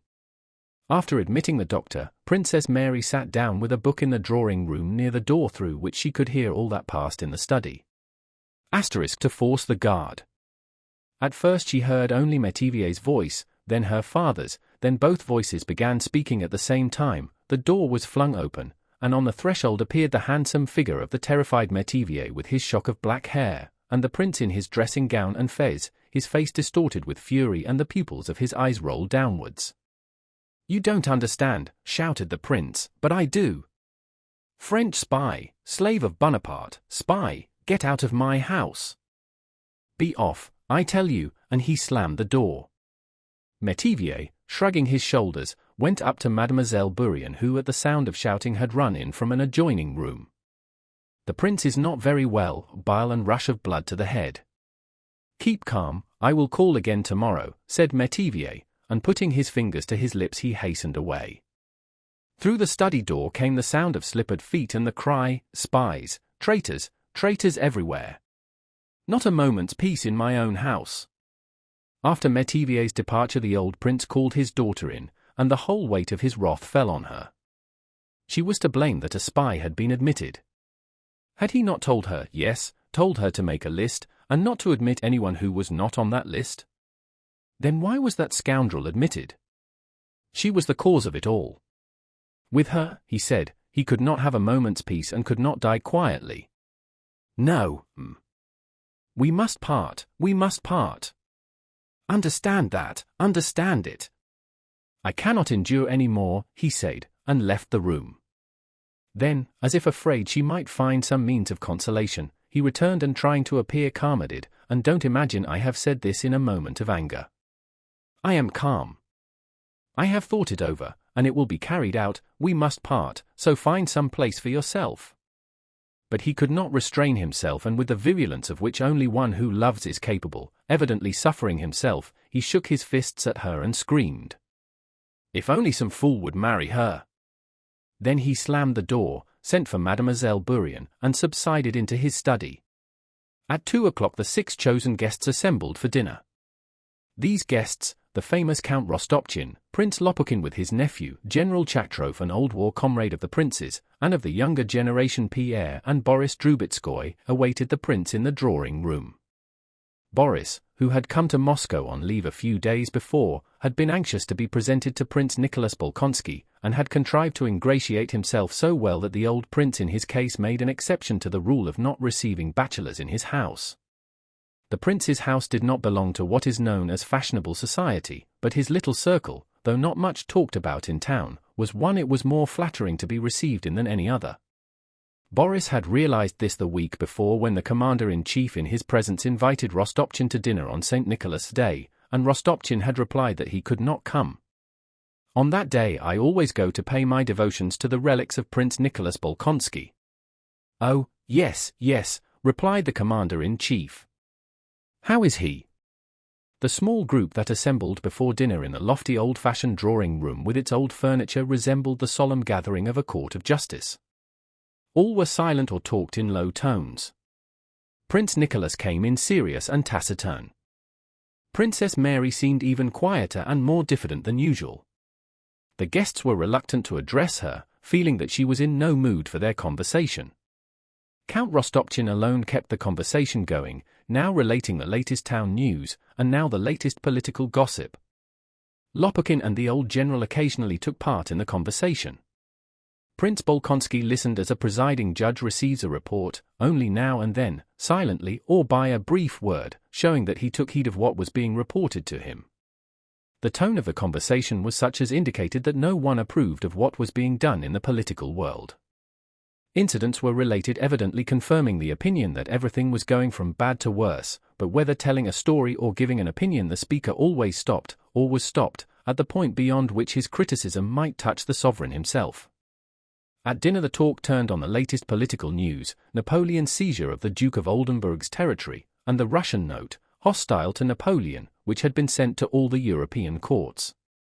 Bonaparte treats Europe as a pirate does a captured vessel, said Count Rostopchin, repeating a phrase he had uttered several times before. One only wonders at the long-suffering or blindness of the crowned heads. Now the Pope's turn has come and Bonaparte doesn't scruple to depose the head of the Catholic Church, yet all keep silent. Our sovereign alone has protested against the seizure of the Duke of Oldenburg's territory, and even Count Rostopchin paused, feeling that he had reached the limit beyond which censure was impossible. Other territories have been offered in exchange for the Duchy of Oldenburg, said Prince Bolkonsky. He shifts the dukes about as I might move my serfs from Bald Hills to Bogucharovo or my Ryazan estates. The Duke of Oldenburg bears his misfortunes with admirable strength of character and resignation, remarked Boris, joining in respectfully. He said this because on his journey from Petersburg he had had the honor of being presented to the Duke. Prince Bolkonsky glanced at the young man as if about to say something in reply, but changed his mind, evidently considering him too young. I have read our protests about the Oldenburg affair and was surprised how badly the note was worded, remarked Count Rostopchin in the casual tone of a man dealing with a subject quite familiar to him. Pierre looked at Rostopchin with naive astonishment, not understanding why he should be disturbed by the bad composition of the note. "Does it matter, Count, how the note is worded?" he asked, "so long as its substance is forcible?" "My dear fellow, with our 500,000 troops it should be easy to have a good style," returned Count Rostopchin. Pierre now understood the Count's dissatisfaction with the wording of the note. "One would have thought quill drivers enough had sprung up," remarked the old prince. "There in Petersburg they are always writing, not notes only but even new laws. My Andrew there has written a whole volume of laws for Russia. Nowadays they are always writing," and he laughed unnaturally. There was a momentary pause in the conversation. The old general cleared his throat to draw attention. "Did you hear of the last event at the review in Petersburg? The figure cut by the new French ambassador." "Eh?" "Yes, I heard something. He said something awkward in His Majesty's presence." "His Majesty drew attention to the Grenadier Division and to the march past," continued the general, "and it seems the ambassador took no notice and allowed himself to reply that, 'We in France pay no attention to such trifles.' The Emperor did not condescend to reply. At the next review, they say, the Emperor did not once deign to address him." All were silent. On this fact relating to the Emperor personally, it was impossible to pass any judgment. "Impudent fellows," said the prince. "You know Metivier? I turned him out of my house this morning. He was here, they admitted him in spite of my request that they should let no one in," he went on, glancing angrily at his daughter. And he narrated his whole conversation with the French doctor and the reasons that convinced him that Metivier was a spy. Though these reasons were very insufficient and obscure, no one made any rejoinder. After the roast, champagne was served. The guests rose to congratulate the old prince. Princess Mary, too, went round to him. He gave her a cold, angry look and offered her his wrinkled, clean-shaven cheek to kiss. The whole expression of his face told her that he had not forgotten the morning's talk, that his decision remained in force, and only the presence of visitors hindered his speaking of it to her now. When they went into the drawing-room where coffee was served, the old men sat together. Prince Nicholas grew more animated and expressed his views on the impending war. He said that our wars with Bonaparte would be disastrous so long as we sought alliances with the Germans and thrust ourselves into European affairs, into which we had been drawn by the Peace of Tilsit. We ought not to fight either for or against Austria. Our political interests are all in the East, and in regard to Bonaparte the only thing is to have an armed frontier and a firm policy, and he will never dare to cross the Russian frontier, as was the case in 1807. "How can we fight the French, Prince?" said Count Rostopchin. "Can we arm ourselves against our teachers and divinities? Look at our youths, look at our ladies. The French are our gods, Paris is our kingdom of heaven." He began speaking louder, evidently to be heard by everyone. "French dresses, French ideas, French feelings. There now, you turned Metivier out by the scruff of his neck because he is a Frenchman and a scoundrel, but our ladies crawl after him on their knees. I went to a party last night, and there out of 5 ladies 3 were Roman Catholics and had the Pope's indulgence for doing wool work on Sundays. and they themselves sit there nearly naked, like the signboards at our public baths, if I may say so. Ah, when one looks at our young people, Prince, one would like to take Peter the Great's old cudgel out of the museum and bellabore them in the Russian way till all the nonsense jumps out of them." All were silent. The old prince looked at Rostopchin with a smile and wagged his head approvingly. "Well, good-bye, Your Excellency, keep well," said Rostopchin, getting up with characteristic briskness and holding out his hand to the prince. "Good-bye, my dear fellow." "His words are music, I never tire of hearing him," said the old prince, keeping hold of the hand and offering his cheek to be kissed. Following Rostopchin's example, the others also rose. Chapter 4.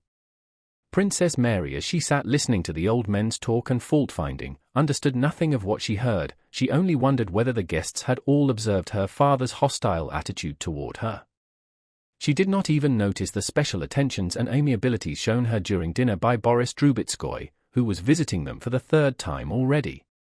Princess Mary turned with absent-minded questioning look to Pierre, who, hat in hand and with a smile on his face, was the last of the guests to approach her after the old prince had gone out and they were left alone in the drawing-room.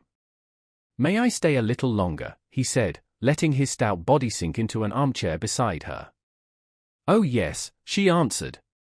"You notice nothing?" her look asked. Pierre was in an agreeable after-dinner mood. He looked straight before him and smiled quietly.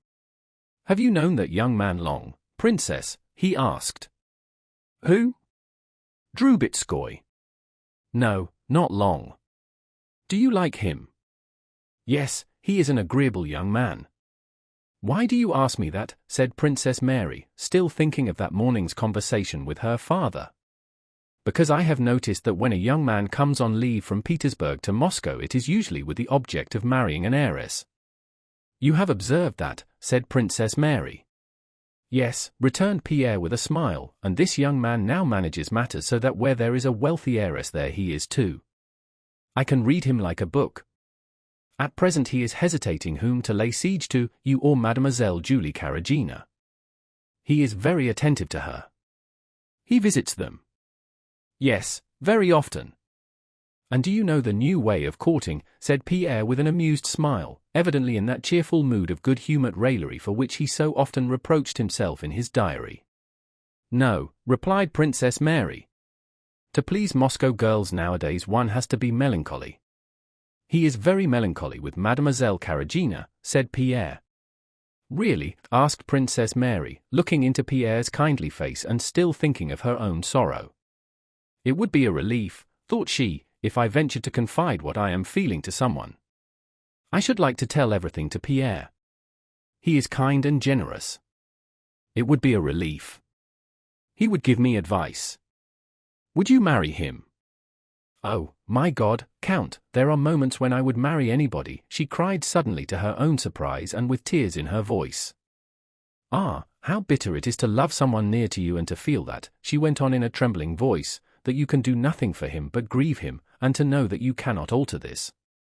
Then there is only one thing left, to go away, but where could I go? What is wrong? What is it, Princess?" But without finishing what she was saying, Princess Mary burst into tears. "I don't know what is the matter with me today. Don't take any notice, forget what I have said." Pierre's gaiety vanished completely. He anxiously questioned the princess, asked her to speak out fully and confide her grief to him, but she only repeated that she begged him to forget what she had said, that she did not remember what she had said, and that she had no trouble except the one he knew of, that Prince Andrew's marriage threatened to cause a rupture between father and son. "Have you any news of the Rostovs?" she asked, to change the subject. "I was told they're coming soon. I am also expecting Andrew any day. I should like them to meet here." "And how does he now regard the matter?" asked Pierre, referring to the old prince. Princess Mary shook her head. "What is to be done? In a few months the year will be up. The thing is impossible. I only wish I could spare my brother the first moments. I wish they would come sooner. I hope to be friends with her." "You have known them a long time," said Princess Mary. "Tell me honestly the whole truth, what sort of girl is she, And what do you think of her, the real truth, because you know Andrew is risking so much doing this against his father's will that I should like to know. An undefined instinct told Pierre that these explanations, and repeated requests to be told the whole truth, expressed ill will on the princess's part toward her future sister-in-law and a wish that he should disapprove of Andrew's choice, but in reply he said what he felt rather than what he thought. I don't know how to answer your question, he said, blushing without knowing why. I really don't know what sort of girl she is, I can't analyze her at all. She is enchanting, but what makes her so I don't know. That is all one can say about her. Princess Mary sighed, and the expression on her face said, yes, that's what I expected and feared. Is she clever? She asked. Pierre considered. I think not, he said, and yet, yes. She does not deign to be clever. Oh no, she is simply enchanting, and that is all. Princess Mary again shook her head disapprovingly. Ah, I so long to like her. Tell her so if you see her before I do. I hear they are expected very soon, said Pierre. Princess Mary told Pierre of her plan to become intimate with her future sister-in-law as soon as the Rostovs arrived and to try to accustom the old prince to her. Chapter 5. Boris had not succeeded in making a wealthy match in Petersburg, so with the same object in view he came to Moscow. There he wavered between the two richest heiresses, Julie and Princess Mary. Though Princess Mary, despite her plainness, seemed to him more attractive than Julie, he, without knowing why, felt awkward about paying court to her. When they had last met on the old prince's name day, she had answered at random all his attempts to talk sentimentally, evidently not listening to what he was saying. Julie, on the contrary, accepted his attentions readily, though in a manner peculiar to herself. She was 27. After the death of her brothers she had become very wealthy. She was by now decidedly plain, but thought herself not merely as good-looking as before but even far more attractive. She was confirmed in this delusion by the fact that she had become a very wealthy heiress, and also by the fact that the older she grew the less dangerous she became to men, and the more freely they could associate with her and avail themselves of her suppers, soirees, and the animated company that assembled at her house, without incurring any obligation. A man who would have been afraid 10 years before of going every day to the house when there was a girl of 17 there, for fear of compromising her and committing himself, would now go boldly every day and treat her not as a marriageable girl but as a sexless acquaintance. That winter the Karagins' house was the most agreeable and hospitable in Moscow. In addition to the formal evening and dinner parties, a large company, chiefly of men, gathered there every day, supping at midnight and staying till 3 in the morning. Julie never missed a ball, a promenade, or a play. Her dresses were always of the latest fashion. But in spite of that she seemed to be disillusioned about everything and told everyone that she did not believe either in friendship or in love, or any of the joys of life, and expected peace only yonder. She adopted the tone of one who has suffered a great disappointment, like a girl who has either lost the man she loved or been cruelly deceived by him. Though nothing of the kind had happened to her, she was regarded in that light, and had even herself come to believe that she had suffered much in life. This melancholy, which did not prevent her amusing herself, did not hinder the young people who came to her house from passing the time pleasantly. Every visitor who came to the house paid his tribute to the melancholy mood of the hostess, and then amused himself with society gossip, dancing, intellectual games, and bouts rhymes, which were in vogue at the Karagins. Only a few of these young men, among them Boris, entered more deeply into Julie's melancholy, and with these she had prolonged conversations in private on the vanity of all worldly things, and to them she showed her albums filled with mournful sketches, maxims, and verses. To Boris, Julie was particularly gracious. She regretted his early disillusionment with life, offered him such consolation of friendship as she who had herself suffered so much could render, and showed him her album. Boris sketched 2 trees in the album and wrote, "Rustic trees, your dark branches shed gloom and melancholy upon me." On another page he drew a tomb, and wrote, "La mort est sécrable et la mort est tranquille. Ah! Contre les douleurs Illinois n'y pas d'autre asile. Asterisk. Asterisk, death gives relief and death is peaceful. Ah!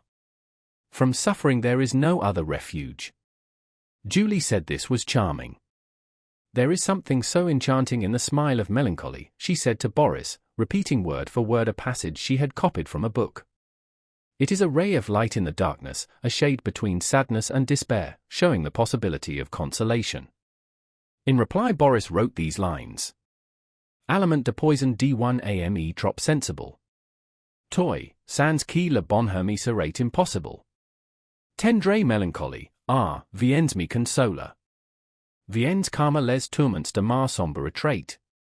It mêle one douceur secrète. A ces pleurs que sans cooler. Asterisk. Asterisk poisonous nourishment of a too sensitive soul. Thou, without whom happiness would for me be impossible. Tender melancholy, come to console me. Come to calm the torments of my gloomy retreat. And mingle a secret sweetness with these tears that I feel to be flowing. For Boris, Julie played most doleful nocturnes on her harp. Boris read poor Lisa aloud to her, and more than once interrupted the reading because of the emotions that choked him. Meeting at large gatherings, Julie and Boris looked on one another as the only souls who understood one another in a world of indifferent people. Anna Mikhailovna, who often visited the Karagins, while playing cards with the mother, made careful inquiries as to Julie's dowry. She was to have 2 estates in Penza and the Nizhegorod forests. Anna Mikhailovna regarded the refined sadness that united her son to the wealthy Julie with emotion and resignation to the divine will. You are always charming and melancholy, my dear Julie, she said to the daughter. Boris says his soul finds repose at your house. He has suffered so many disappointments and is so sensitive, said she to the mother. Ah, my dear, I can't tell you how fond I have grown of Julie latterly, she said to her son. But who could help loving her? She is an angelic being. Ah, Boris. She paused. And how I pity her mother, she went on. Today she showed me her accounts and letters from Penza. They have enormous estates there, and she, poor thing, has no one to help her, and they do cheat her so.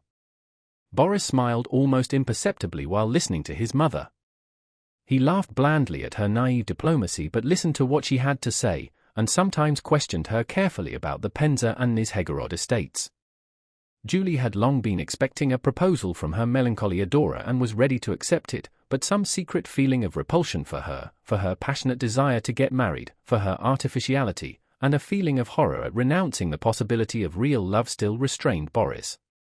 His leave was expiring. He spent every day and whole days at the Karagins, and every day on thinking the matter over told himself that he would propose tomorrow. But in Julie's presence, looking at her red face and chin, nearly always powdered, her moist eyes, and her expression of continual readiness to pass at once from melancholy to an unnatural rapture of married bliss, Boris could not utter the decisive words, though in imagination he had long regarded himself as the possessor of those Penza and Nizhegorod estates and had apportioned the use of the income from them. Julie saw Boris' indecision, and sometimes the thought occurred to her that she was repulsive to him, but her feminine self-deception immediately supplied her with consolation, and she told herself that he was only shy from love. Her melancholy, however, began to turn to irritability, and not long before Boris' departure she formed a definite plan of action. Just as Boris' leave of absence was expiring, Anatole Kuragin made his appearance in Moscow, and of course in the Karagins' drawing-room, and Julie, suddenly abandoning her melancholy, became cheerful and very attentive to Kuragin. My dear, said Anna Mikhailovna to her son, I know from a reliable source that Prince Vasily has sent his son to Moscow to get him married to Julie. I am so fond of Julie that I should be sorry for her. What do you think of it, my dear? The idea of being made a fool of and of having thrown away that whole month of arduous melancholy service to Julie, and of seeing all the revenue from the Penza estates which he had already mentally apportioned and put to proper use fall into the hands of another, and especially into the hands of that idiot Anatole, pained Boris. He drove to the Karagins with the firm intention of proposing. Julie met him in a gay, careless manner, spoke casually of how she had enjoyed yesterday's ball, and asked when he was leaving. Though Boris had come intentionally to speak of his love and therefore meant to be tender, he began speaking irritably of feminine inconstancy, of how easily women can turn from sadness to joy, and how their moods depend solely on who happens to be paying court to them. Julie was offended and replied that it was true that a woman needs variety, and the same thing over and over again would weary anyone.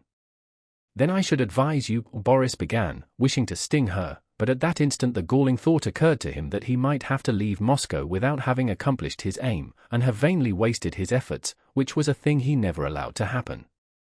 He checked himself in the middle of the sentence, lowered his eyes to avoid seeing her unpleasantly irritated and irresolute face, and said, "I did not come here at all to quarrel with you. On the contrary." He glanced at her to make sure that he might go on. Her irritability had suddenly quite vanished, and her anxious, imploring eyes were fixed on him with greedy expectation. "I can always arrange so as not to see her often," thought Boris. "The affair has been begun and must be finished."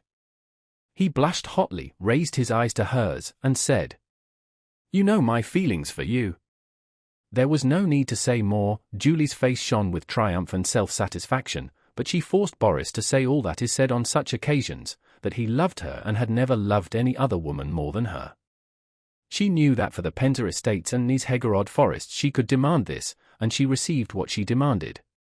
The affianced couple, no longer alluding to trees that shed gloom and melancholy upon them, planned the arrangements of a splendid house in Petersburg, paid calls, and prepared everything for a brilliant wedding. Chapter 6. At the end of January old Count Rostov went to Moscow with Natasha and Sonia. The Countess was still unwell and unable to travel, but it was impossible to wait for her recovery. Prince Andrew was expected in Moscow any day, the trousseau had to be ordered and the estate near Moscow had to be sold, besides which the opportunity of presenting his future daughter-in-law to old Prince Bolkonsky while he was in Moscow could not be missed. The Rostovs' Moscow house had not been heated that winter and, as they had come only for a short time and the Countess was not with them, the Count decided to stay with Maria Dmitrievna Akrasimova, who had long been pressing her hospitality on them. Late one evening the Rostovs' for sleighs drove into Maria Dmitrievna's courtyard in the old Konyushny Street. Maria Dmitrievna lived alone. She had already married off her daughter, and her sons were all in the service. She held herself as erect, told everyone her opinion as candidly, loudly, and bluntly as ever, and her whole bearing seemed a reproach to others for any weakness, passion, or temptation, the possibility of which she did not admit.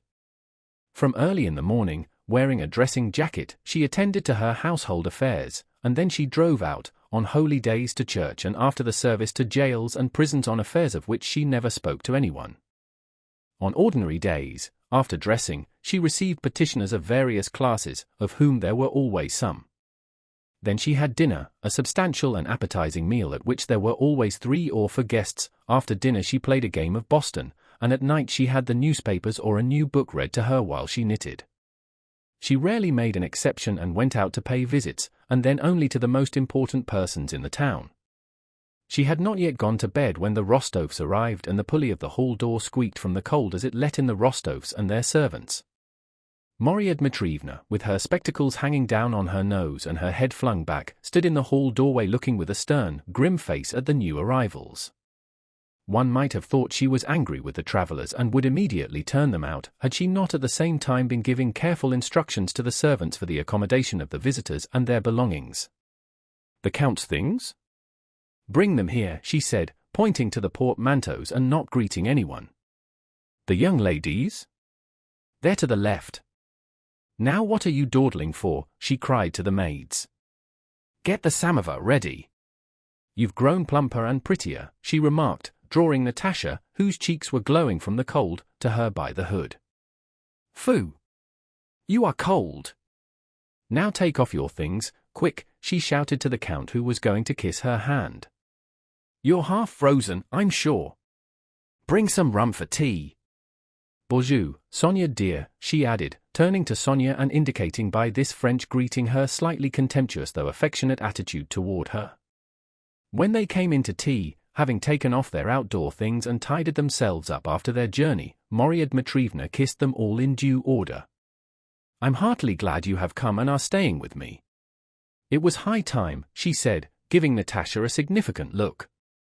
"The old man is here and his son's expected any day. You'll have to make his acquaintance.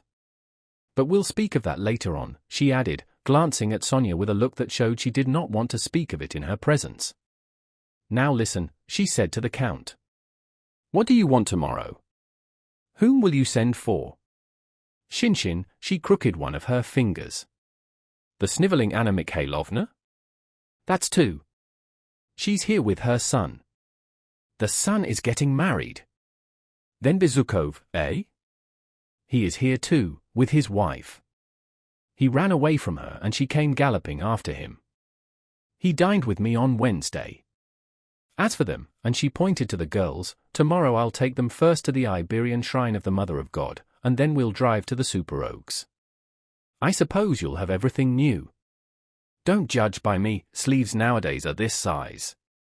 The other day young Princess Irina Vasilievna came to see me. She was an awful sight, looked as if she had put 2 barrels on her arms. You know, not a day passes now without some new fashion. And what have you to do yourself? She asked the Count sternly.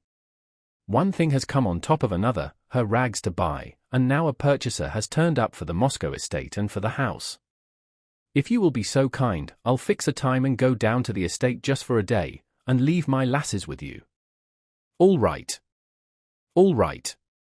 They'll be safe with me, as safe as in Chancery. I'll take them where they must go, scold them a bit, and pet them a bit, said Marya Dmitrievna, touching her goddaughter and favourite, Natasha, on the cheek with her large hand. Next morning Marya Dmitrievna took the young ladies to the Iberian Shrine of the Mother of God and to Madame Sapotroget, who was so afraid of Marya Dmitrievna that she always let her have costumes at a loss merely to get rid of her. Marya Dmitrievna ordered almost the whole trousseau. When they got home she turned everybody out of the room except Natasha, and then called her pet to her armchair. Well, now we'll talk. I congratulate you on your betrothed. You've hooked a fine fellow. I am glad for your sake, and I've known him since he was so high. She held her hand a couple of feet from the ground. Natasha blushed happily. I like him and all his family. Now listen. You know that old Prince Nicholas much dislikes his sons marrying. The old fellow's crotchety. Of course Prince Andrew is not a child and can shift without him, but it's not nice to enter a family against a father's will. One wants to do it peacefully and lovingly.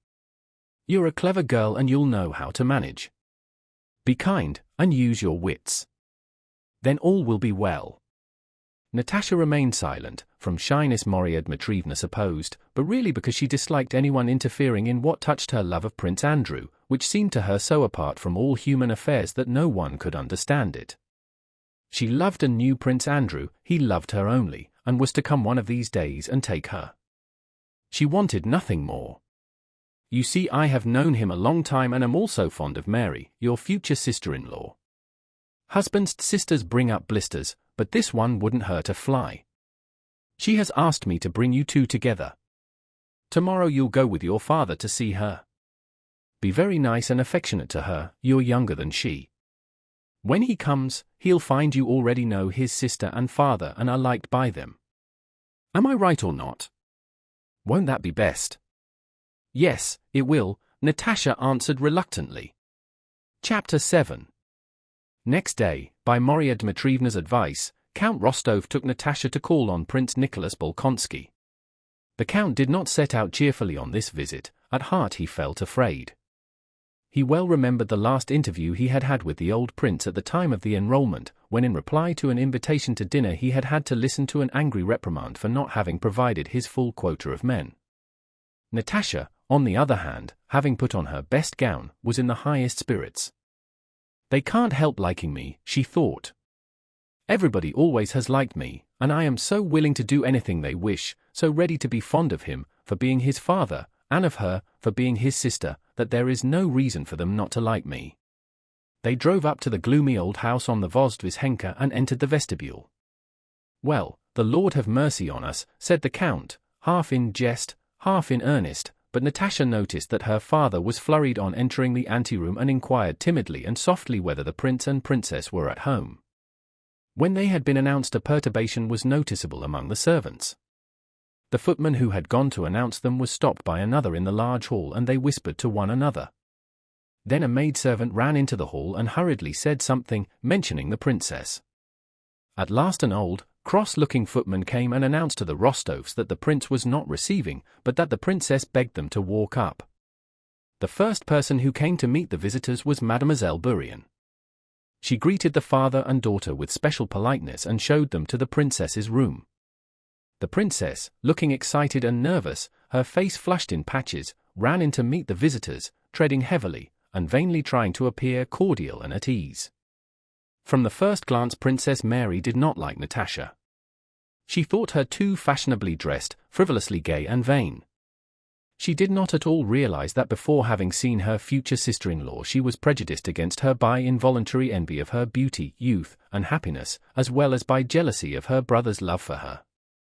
Apart from this insuperable antipathy to her, Princess Mary was agitated just then because on the Rostovs being announced, the old prince had shouted that he did not wish to see them, that Princess Mary might do so if she chose, but they were not to be admitted to him. She had decided to receive them, but feared lest the prince might at any moment indulge in some freak, as he seemed much upset by the Rostovs' visit. "There, my dear princess, I've brought you my songstress," said the count, bowing and looking round uneasily as if afraid the old prince might appear. "I am so glad you should get to know one another. Very sorry the prince is still ailing," and after a few more commonplace remarks he rose. "If you'll allow me to leave my Natasha in your hands for a quarter of an hour, princess, I'll drive round to see Anna Semenovna. It's quite near in the Dog's Square, and then I'll come back for her." The count had devised this diplomatic ruse, as he afterwards told his daughter, to give the future sisters-in-law an opportunity to talk to one another freely, but another motive was to avoid the danger of encountering the old prince, of whom he was afraid. He did not mention this to his daughter, but Natasha noticed her father's nervousness and anxiety and felt mortified by it.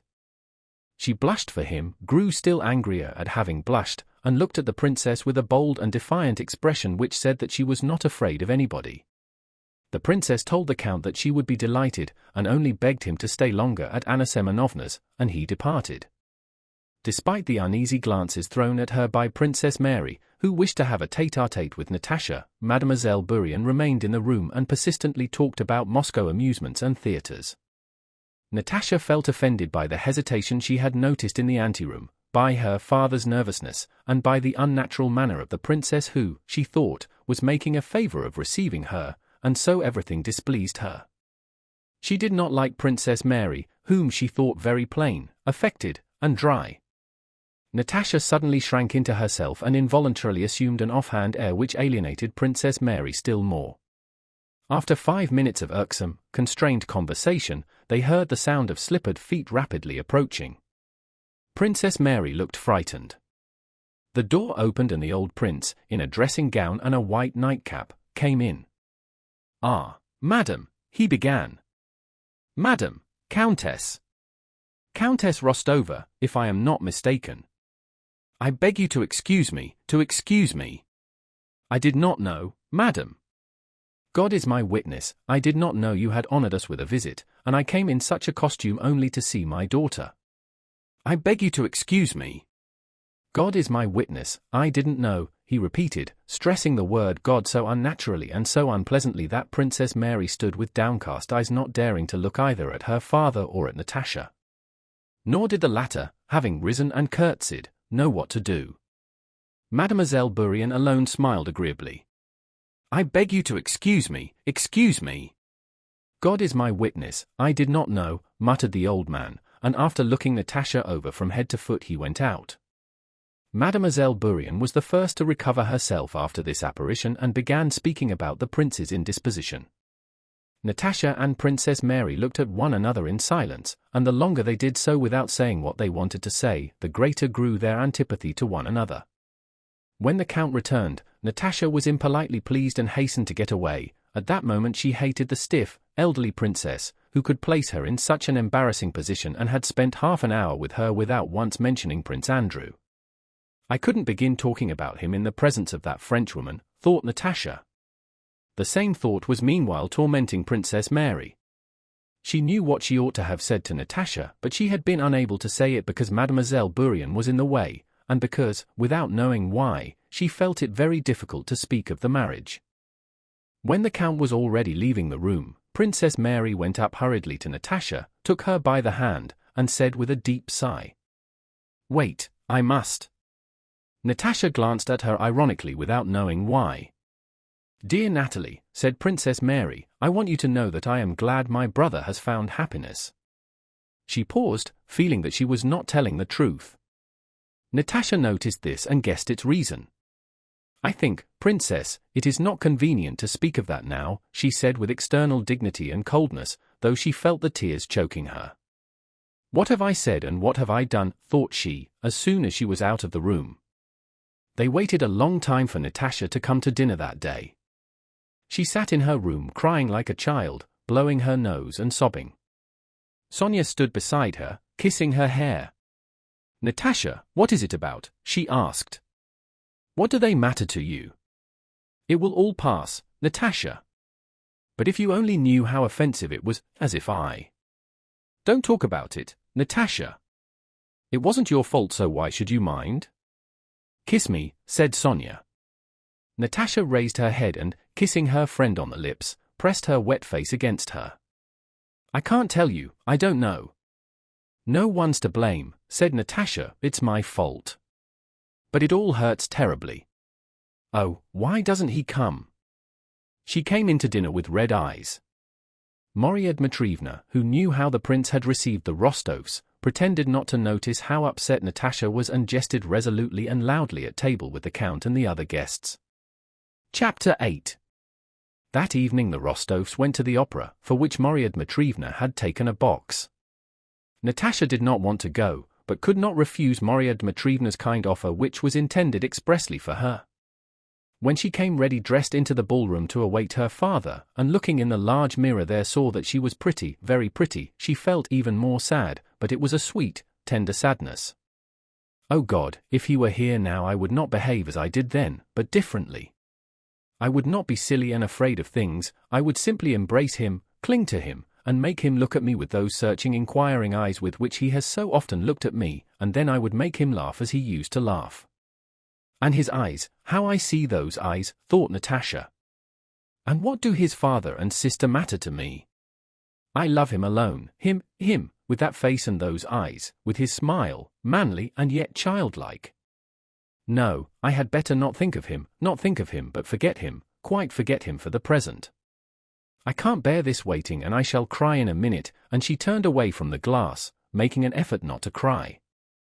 And how can Sonia love Nicholas so calmly and quietly and wait so long and so patiently, thought she, looking at Sonia, who also came in quite ready, with a fan in her hand. No, she's altogether different. I can't. Natasha at that moment felt so softened and tender that it was not enough for her to love and know she was beloved. She wanted now, at once, to embrace the man she loved, to speak and hear from him words of love such as filled her heart. While she sat in the carriage beside her father, pensively watching the lights of the street lamps flickering on the frozen window, she felt still sadder and more in love, and forgot where she was going and with whom. Having fallen into the line of carriages, the Rostovs' carriage drove up to the theatre, its wheels squeaking over the snow. Natasha and Sonia, holding up their dresses, jumped out quickly. The count got out helped by the footman, and, passing among men and women who were entering and the programme sellers, they all three went along the corridor to the first row of boxes. Through the closed doors the music was already audible. "Natasha, your hair," whispered Sonia. An attendant deferentially and quickly slipped before the ladies and opened the door of their box. The music sounded louder, and through the door rows of brightly lit boxes in which ladies sat with bare arms and shoulders, and noisy stalls brilliant with uniforms, glittered before their eyes. A lady entering the next box shot a glance of feminine envy at Natasha. The curtain had not yet risen and the overture was being played. Natasha, smoothing her gown, went in with Sonia and sat down, scanning the brilliant tiers of boxes opposite. A sensation she had not experienced for a long time, that of hundreds of eyes looking at her bare arms and neck, suddenly affected her both agreeably and disagreeably and called up a whole crowd of memories, desires, and emotions associated with that feeling. The two remarkably pretty girls, Natasha and Sonia, with Count Rostov, who had not been seen in Moscow for a long time, attracted general attention. Moreover, everybody knew vaguely of Natasha's engagement to Prince Andrew, and knew that the Rostovs had lived in the country ever since, and all looked with curiosity at a fiancé who was making one of the best matches in Russia. Natasha's looks, as everyone told her, had improved in the country, and that evening, thanks to her agitation, she was particularly pretty. She struck those who saw her by her fullness of life and beauty, combined with her indifference to everything about her.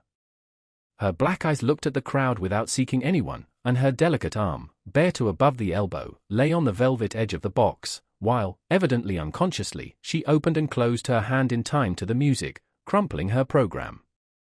"Look, there's Alenina," said Sonia, "with her mother, isn't it?"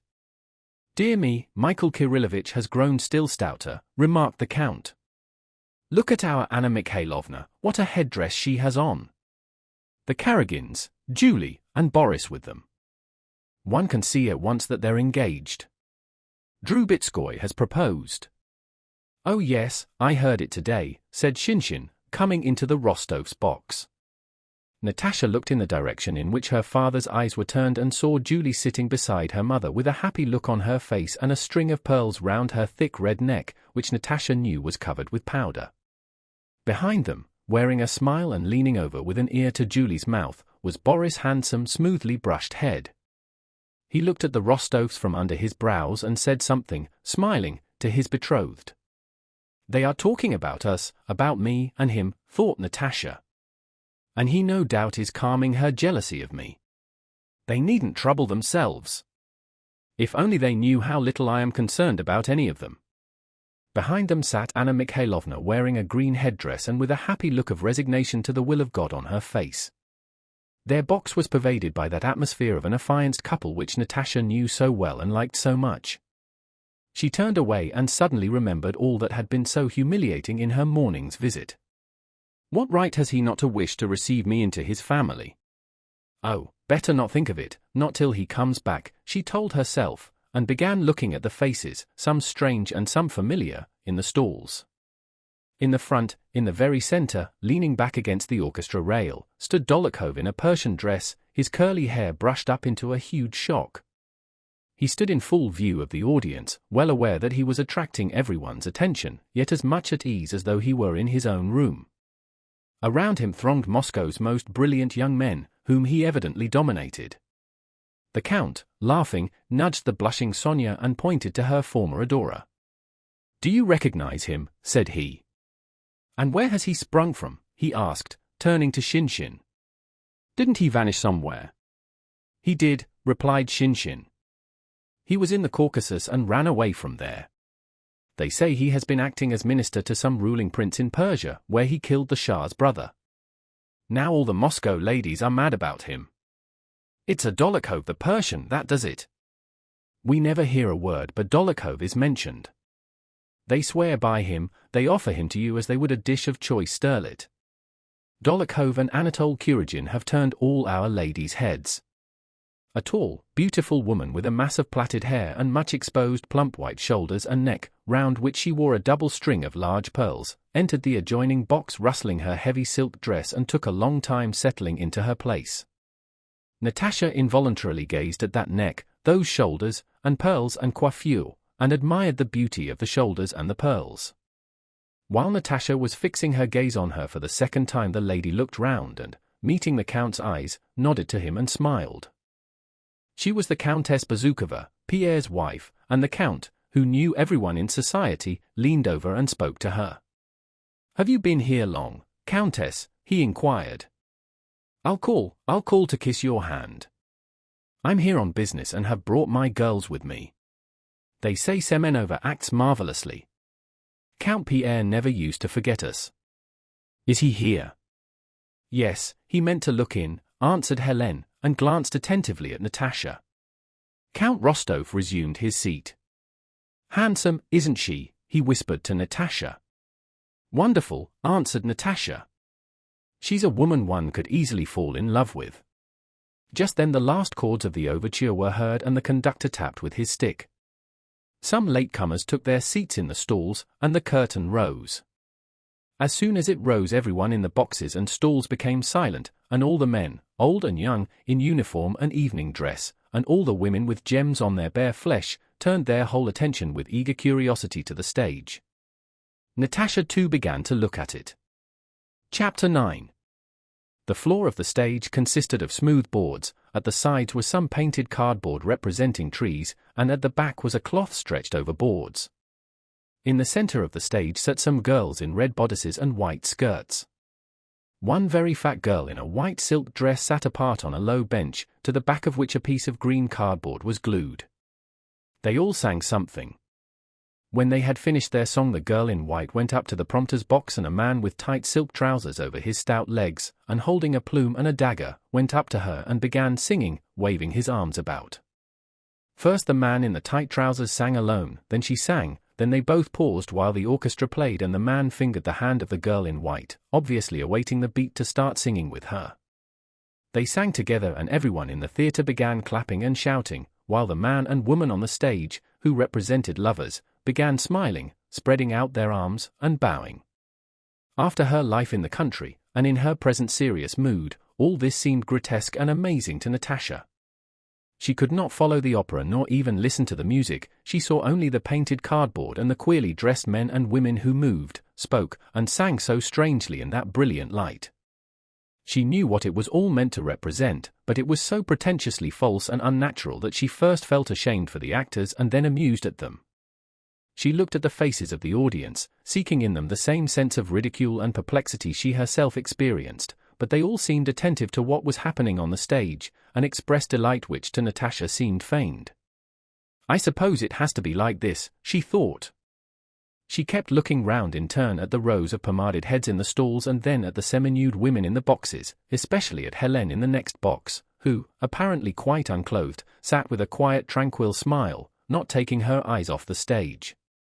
And feeling the bright light that flooded the whole place and the warm air heated by the crowd, Natasha little by little began to pass into a state of intoxication she had not experienced for a long while. She did not realize who and where she was, nor what was going on before her. As she looked and thought, the strangest fancies unexpectedly and disconnectedly passed through her mind. The idea occurred to her of jumping onto the edge of the box and singing the aria the actress was singing. Then she wished to touch with her fan an old gentleman sitting not far from her, then to lean over to Helene and tickle her. At a moment when all was quiet before the commencement of a song, a door leading to the stalls on the side nearest the Rostov's box creaked, and the steps of a belated arrival were heard. "There's Kuragin," whispered Shinshin. Countess Bazukova turned smiling to the newcomer, and Natasha, following the direction of that look, saw an exceptionally handsome adjutant approaching their box with a self-assured yet courteous bearing. This was Anatole Kuragin, whom she had seen and noticed long ago at the ball in Petersburg. He was now in an adjutant's uniform with one epaulette and a shoulder knot. He moved with a restrained swagger which would have been ridiculous had he not been so good-looking and had his handsome face not worn such an expression of good-humored complacency and gaiety. Though the performance was proceeding, he walked deliberately down the carpeted gangway, his sword and spurs slightly jingling and his handsome perfumed head held high. Having looked at Natasha, he approached his sister, laid his well-gloved hand on the edge of her box, nodded to her, and leaning forward asked a question, with a motion toward Natasha.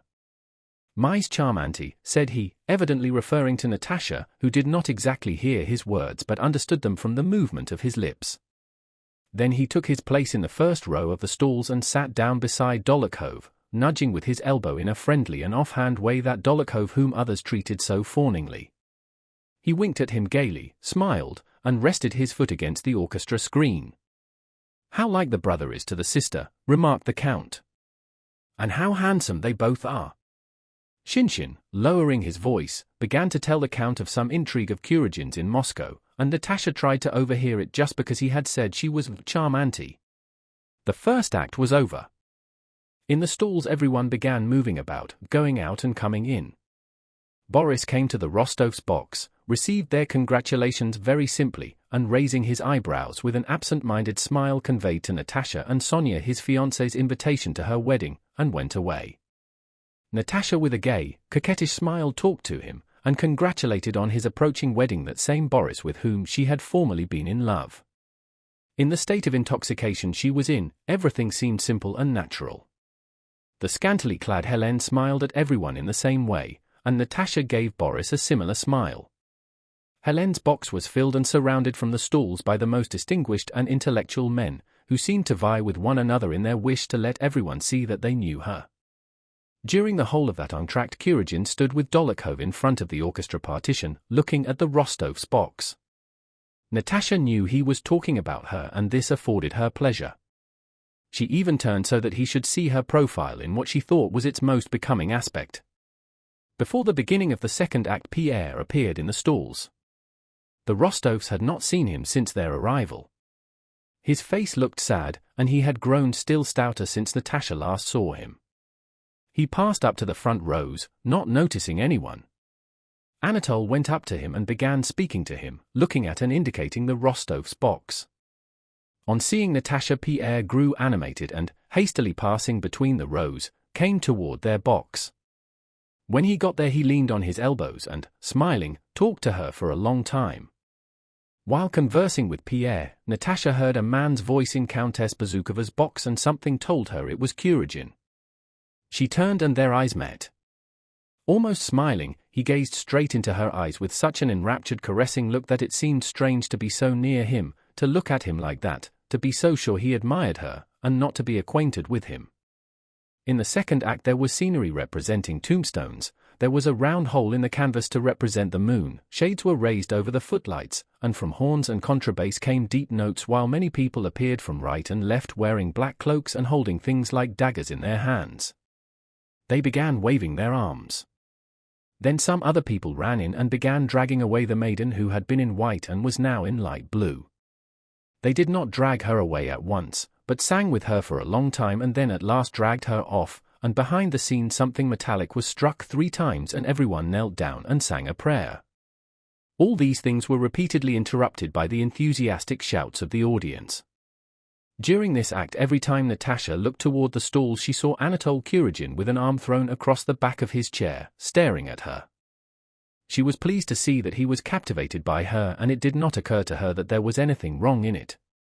When the second act was over, Countess Bezukova rose, turned to the Rostov's box, her whole bosom completely exposed, beckoned the old count with a gloved finger, and paying no attention to those who had entered her box, began talking to him with an amiable smile. "Do make me acquainted with your charming daughters," said she. "The whole town is singing their praises and I don't even know them." Natasha rose and curtsied to the splendid countess. She was so pleased by praise from this brilliant beauty that she blushed with pleasure. "I want to become a Muscovite too, now," said Helene. "How is it you're not ashamed to bury such pearls in the country?" Countess Bezukova quite deserved her reputation of being a fascinating woman. She could say what she did not think, especially what was flattering, quite simply and naturally. "Dear Count, you must let me look after your daughters. Though I am not staying here long this time, nor are you, I will try to amuse them. I have already heard much of you in Petersburg and wanted to get to know you," said she to Natasha with her stereotyped and lovely smile.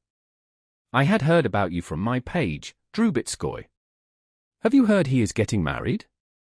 And also from my husband's friend Bolkonsky, Prince Andrew Bolkonsky," she went on with special emphasis, implying that she knew of his relation to Natasha. To get better acquainted, she asked that one of the young ladies should come into her box for the rest of the performance, and Natasha moved over to it. The scene of the third act represented a palace in which many candles were burning and pictures of knights with short beards hung on the walls. In the middle stood what were probably a king and a queen. The king waved his right arm and, evidently nervous, sang something badly and sat down on a crimson throne. The maiden, who had been first in white and then in light blue, now wore only a smock, and stood beside the throne with her hair down. She sang something mournfully, addressing the queen, but the king waved his arm severely, and men and women with bare legs came in from both sides and began dancing all together.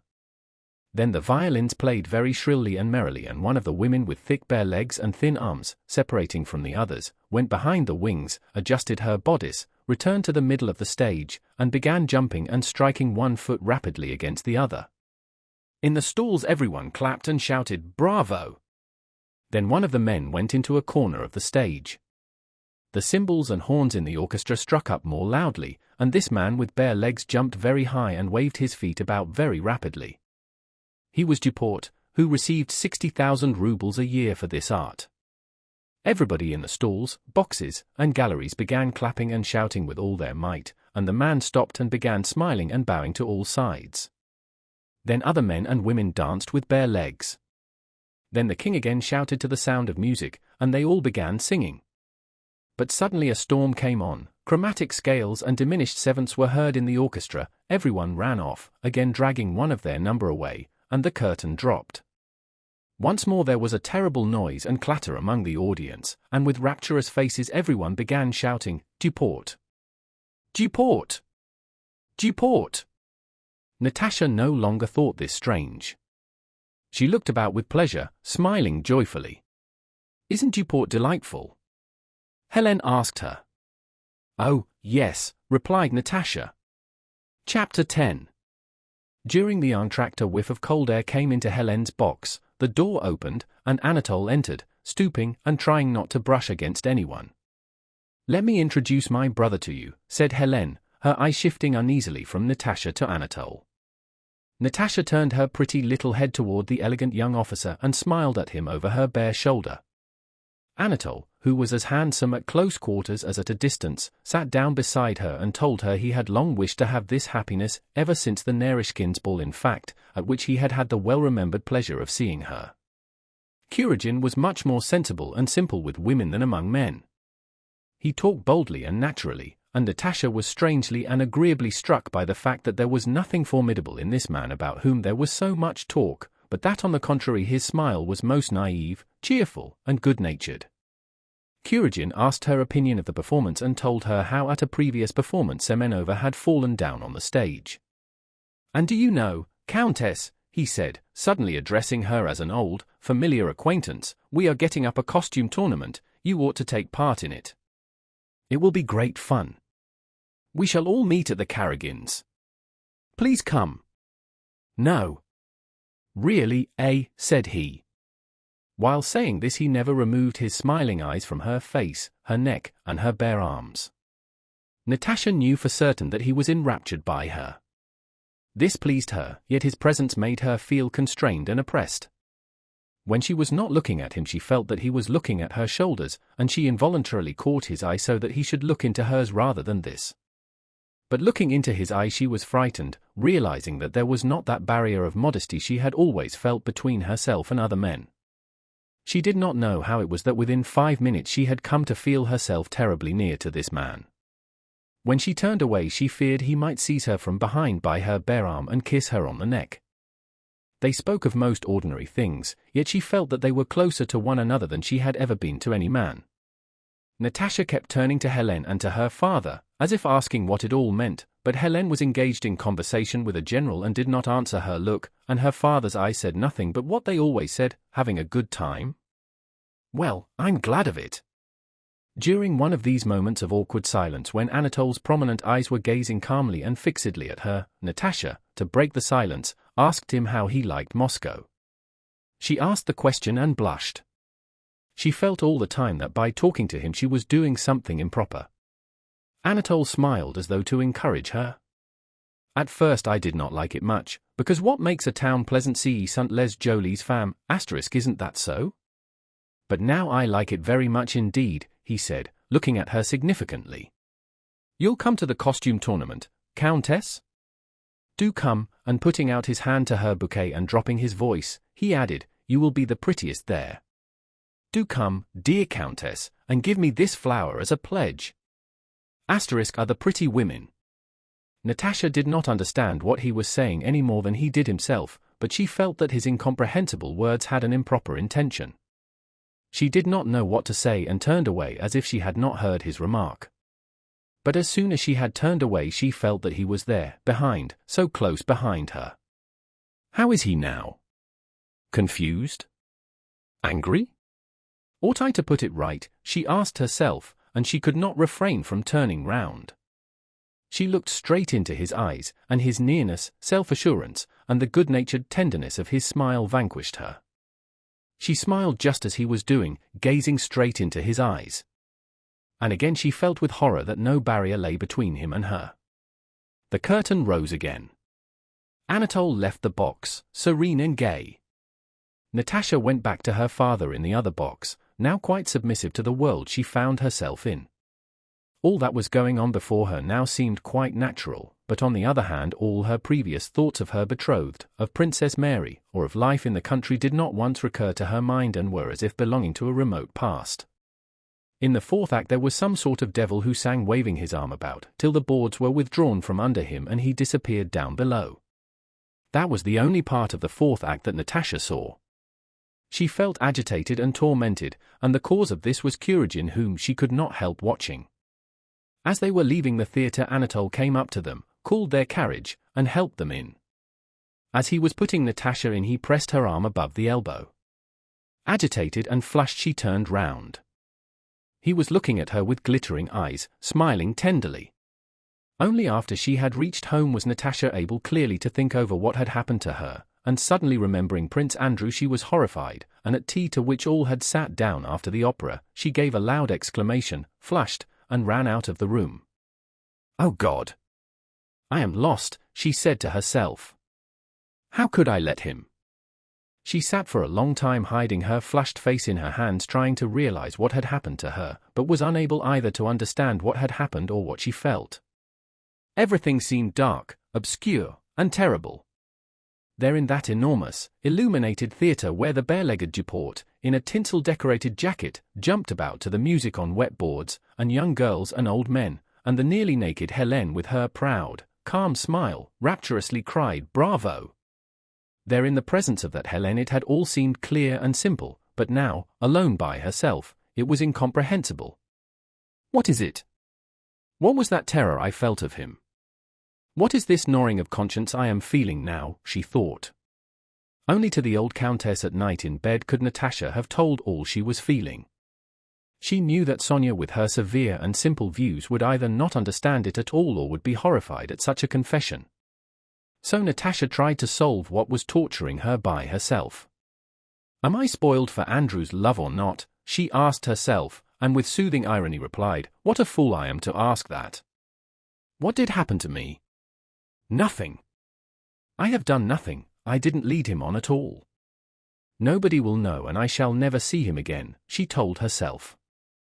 So it is plain that nothing has happened and there is nothing to repent of, and Andrew can love me still. But why or still? Oh God, why isn't he here? Natasha quieted herself for a moment, but again some instinct told her that though all this was true, and though nothing had happened, yet the former purity of her love for Prince Andrew had perished.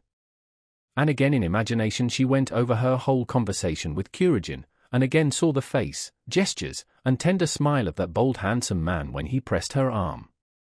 Chapter 11.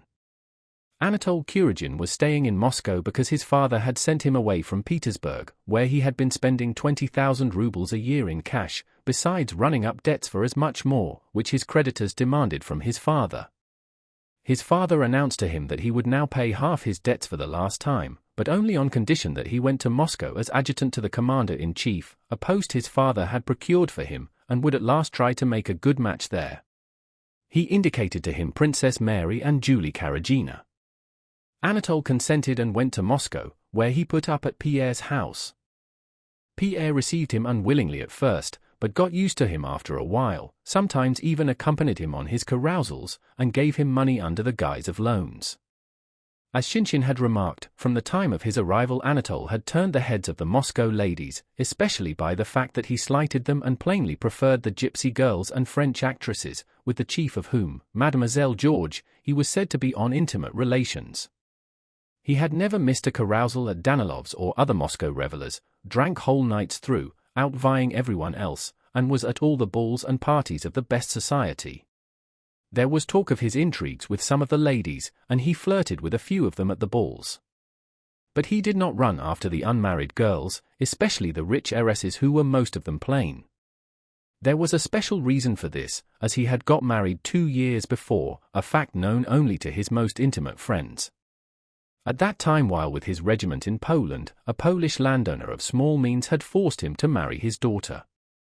Anatole had very soon abandoned his wife and, for a payment which he agreed to send to his father-in-law, had arranged to be free to pass himself off as a bachelor. Anatole was always content with his position, with himself, and with others.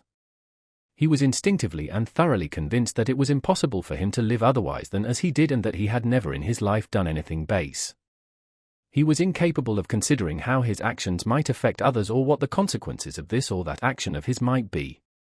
he was convinced that, as a duck is so made that it must live in water, so God had made him such that he must spend 30,000 rubles a year and always occupy a prominent position in society. He believed this so firmly that others, looking at him, were persuaded of it too and did not refuse him either a leading place in society or money, which he borrowed from anyone and everyone and evidently would not repay. He was not a gambler, at any rate he did not care about winning. He was not vain. He did not mind what people thought of him. Still less could he be accused of ambition. More than once he had vexed his father by spoiling his own career, and he laughed at distinctions of all kinds. He was not mean, and did not refuse anyone who asked of him. All he cared about was gaiety and women, and as according to his ideas there was nothing dishonorable in these tastes, and he was incapable of considering what the gratification of his tastes entailed for others, he honestly considered himself irreproachable, sincerely despised rogues and bad people, and with a tranquil conscience carried his head high. Rakes, those male Magdalenes, have a secret feeling of innocence similar to that which female Magdalenes have, based on the same hope of forgiveness. All will be forgiven her, for she loved much, and all will be forgiven him, for he enjoyed much. Dolokhov, who had reappeared that year in Moscow after his exile and his Persian adventures, and was leading a life of luxury, gambling, and dissipation, associated with his old Petersburg comrade Kuragin and made use of him for his own ends. Anatole was sincerely fond of Dolokhov for his cleverness and audacity. Dolokhov, who needed Anatole Kuragin's name, position, and connections as a bait to draw rich young men into his gambling set, made use of him and amused himself at his expense without letting the other feel it. Apart from the advantage he derived from Anatole, the very process of dominating another's will was in itself a pleasure, a habit, and a necessity to Dolokhov. Natasha had made a strong impression on Kuragin. At supper after the opera he described to Dolokhov with the air of a connoisseur the attractions of her arms, shoulders, feet, and hair and expressed his intention of making love to her. Anatole had no notion and was incapable of considering what might come of such love-making, as he never had any notion of the outcome of any of his actions. "She's first-rate, my dear fellow, but not for us," replied Dolokhov. "I will tell my sister to ask her to dinner," said Anatole. "Eh? You'd better wait till she's married. You know, I adore little girls, they lose their heads at once," pursued Anatole. "You have been caught once already by a little girl," said Dolokhov, who knew of Kuragin's marriage. "Take care." "Well, that can't happen twice." "Eh?" said Anatole, with a good-humored laugh. Chapter 12. The day after the opera the Rostovs went nowhere and nobody came to see them. Marya Dmitrievna talked to the Count about something which they concealed from Natasha. Natasha guessed they were talking about the old prince and planning something, and this disquieted and offended her. She was expecting Prince Andrew any moment and twice that day sent a manservant to the Vozdvizhenka to ascertain whether he had come. He had not arrived. She suffered more now than during her first days in Moscow. To her impatience and pining for him were now added the unpleasant recollection of her interview with Princess Mary and the old prince, and a fear and anxiety of which she did not understand the cause. She continually fancied that either he would never come or that something would happen to her before he came. She could no longer think of him by herself calmly and continuously as she had done before. As soon as she began to think of him, the recollection of the old prince, of Princess Mary, of the theatre, and of Kuragin mingled with her thoughts. The question again presented itself whether she was not guilty, whether she had not already broken faith with Prince Andrew, and again she found herself recalling to the minutest detail every word, every gesture, and every shade in the play of expression on the face of the man who had been able to arouse in her such an incomprehensible and terrifying feeling. To the family Natasha seemed livelier than usual, but she was far less tranquil and happy than before. On Sunday morning Marya Dmitrievna invited her visitors to Mass at her parish church, the Church of the Assumption built over the graves of victims of the plague. "I don't like those fashionable churches," she said, evidently priding herself on her independence of thought.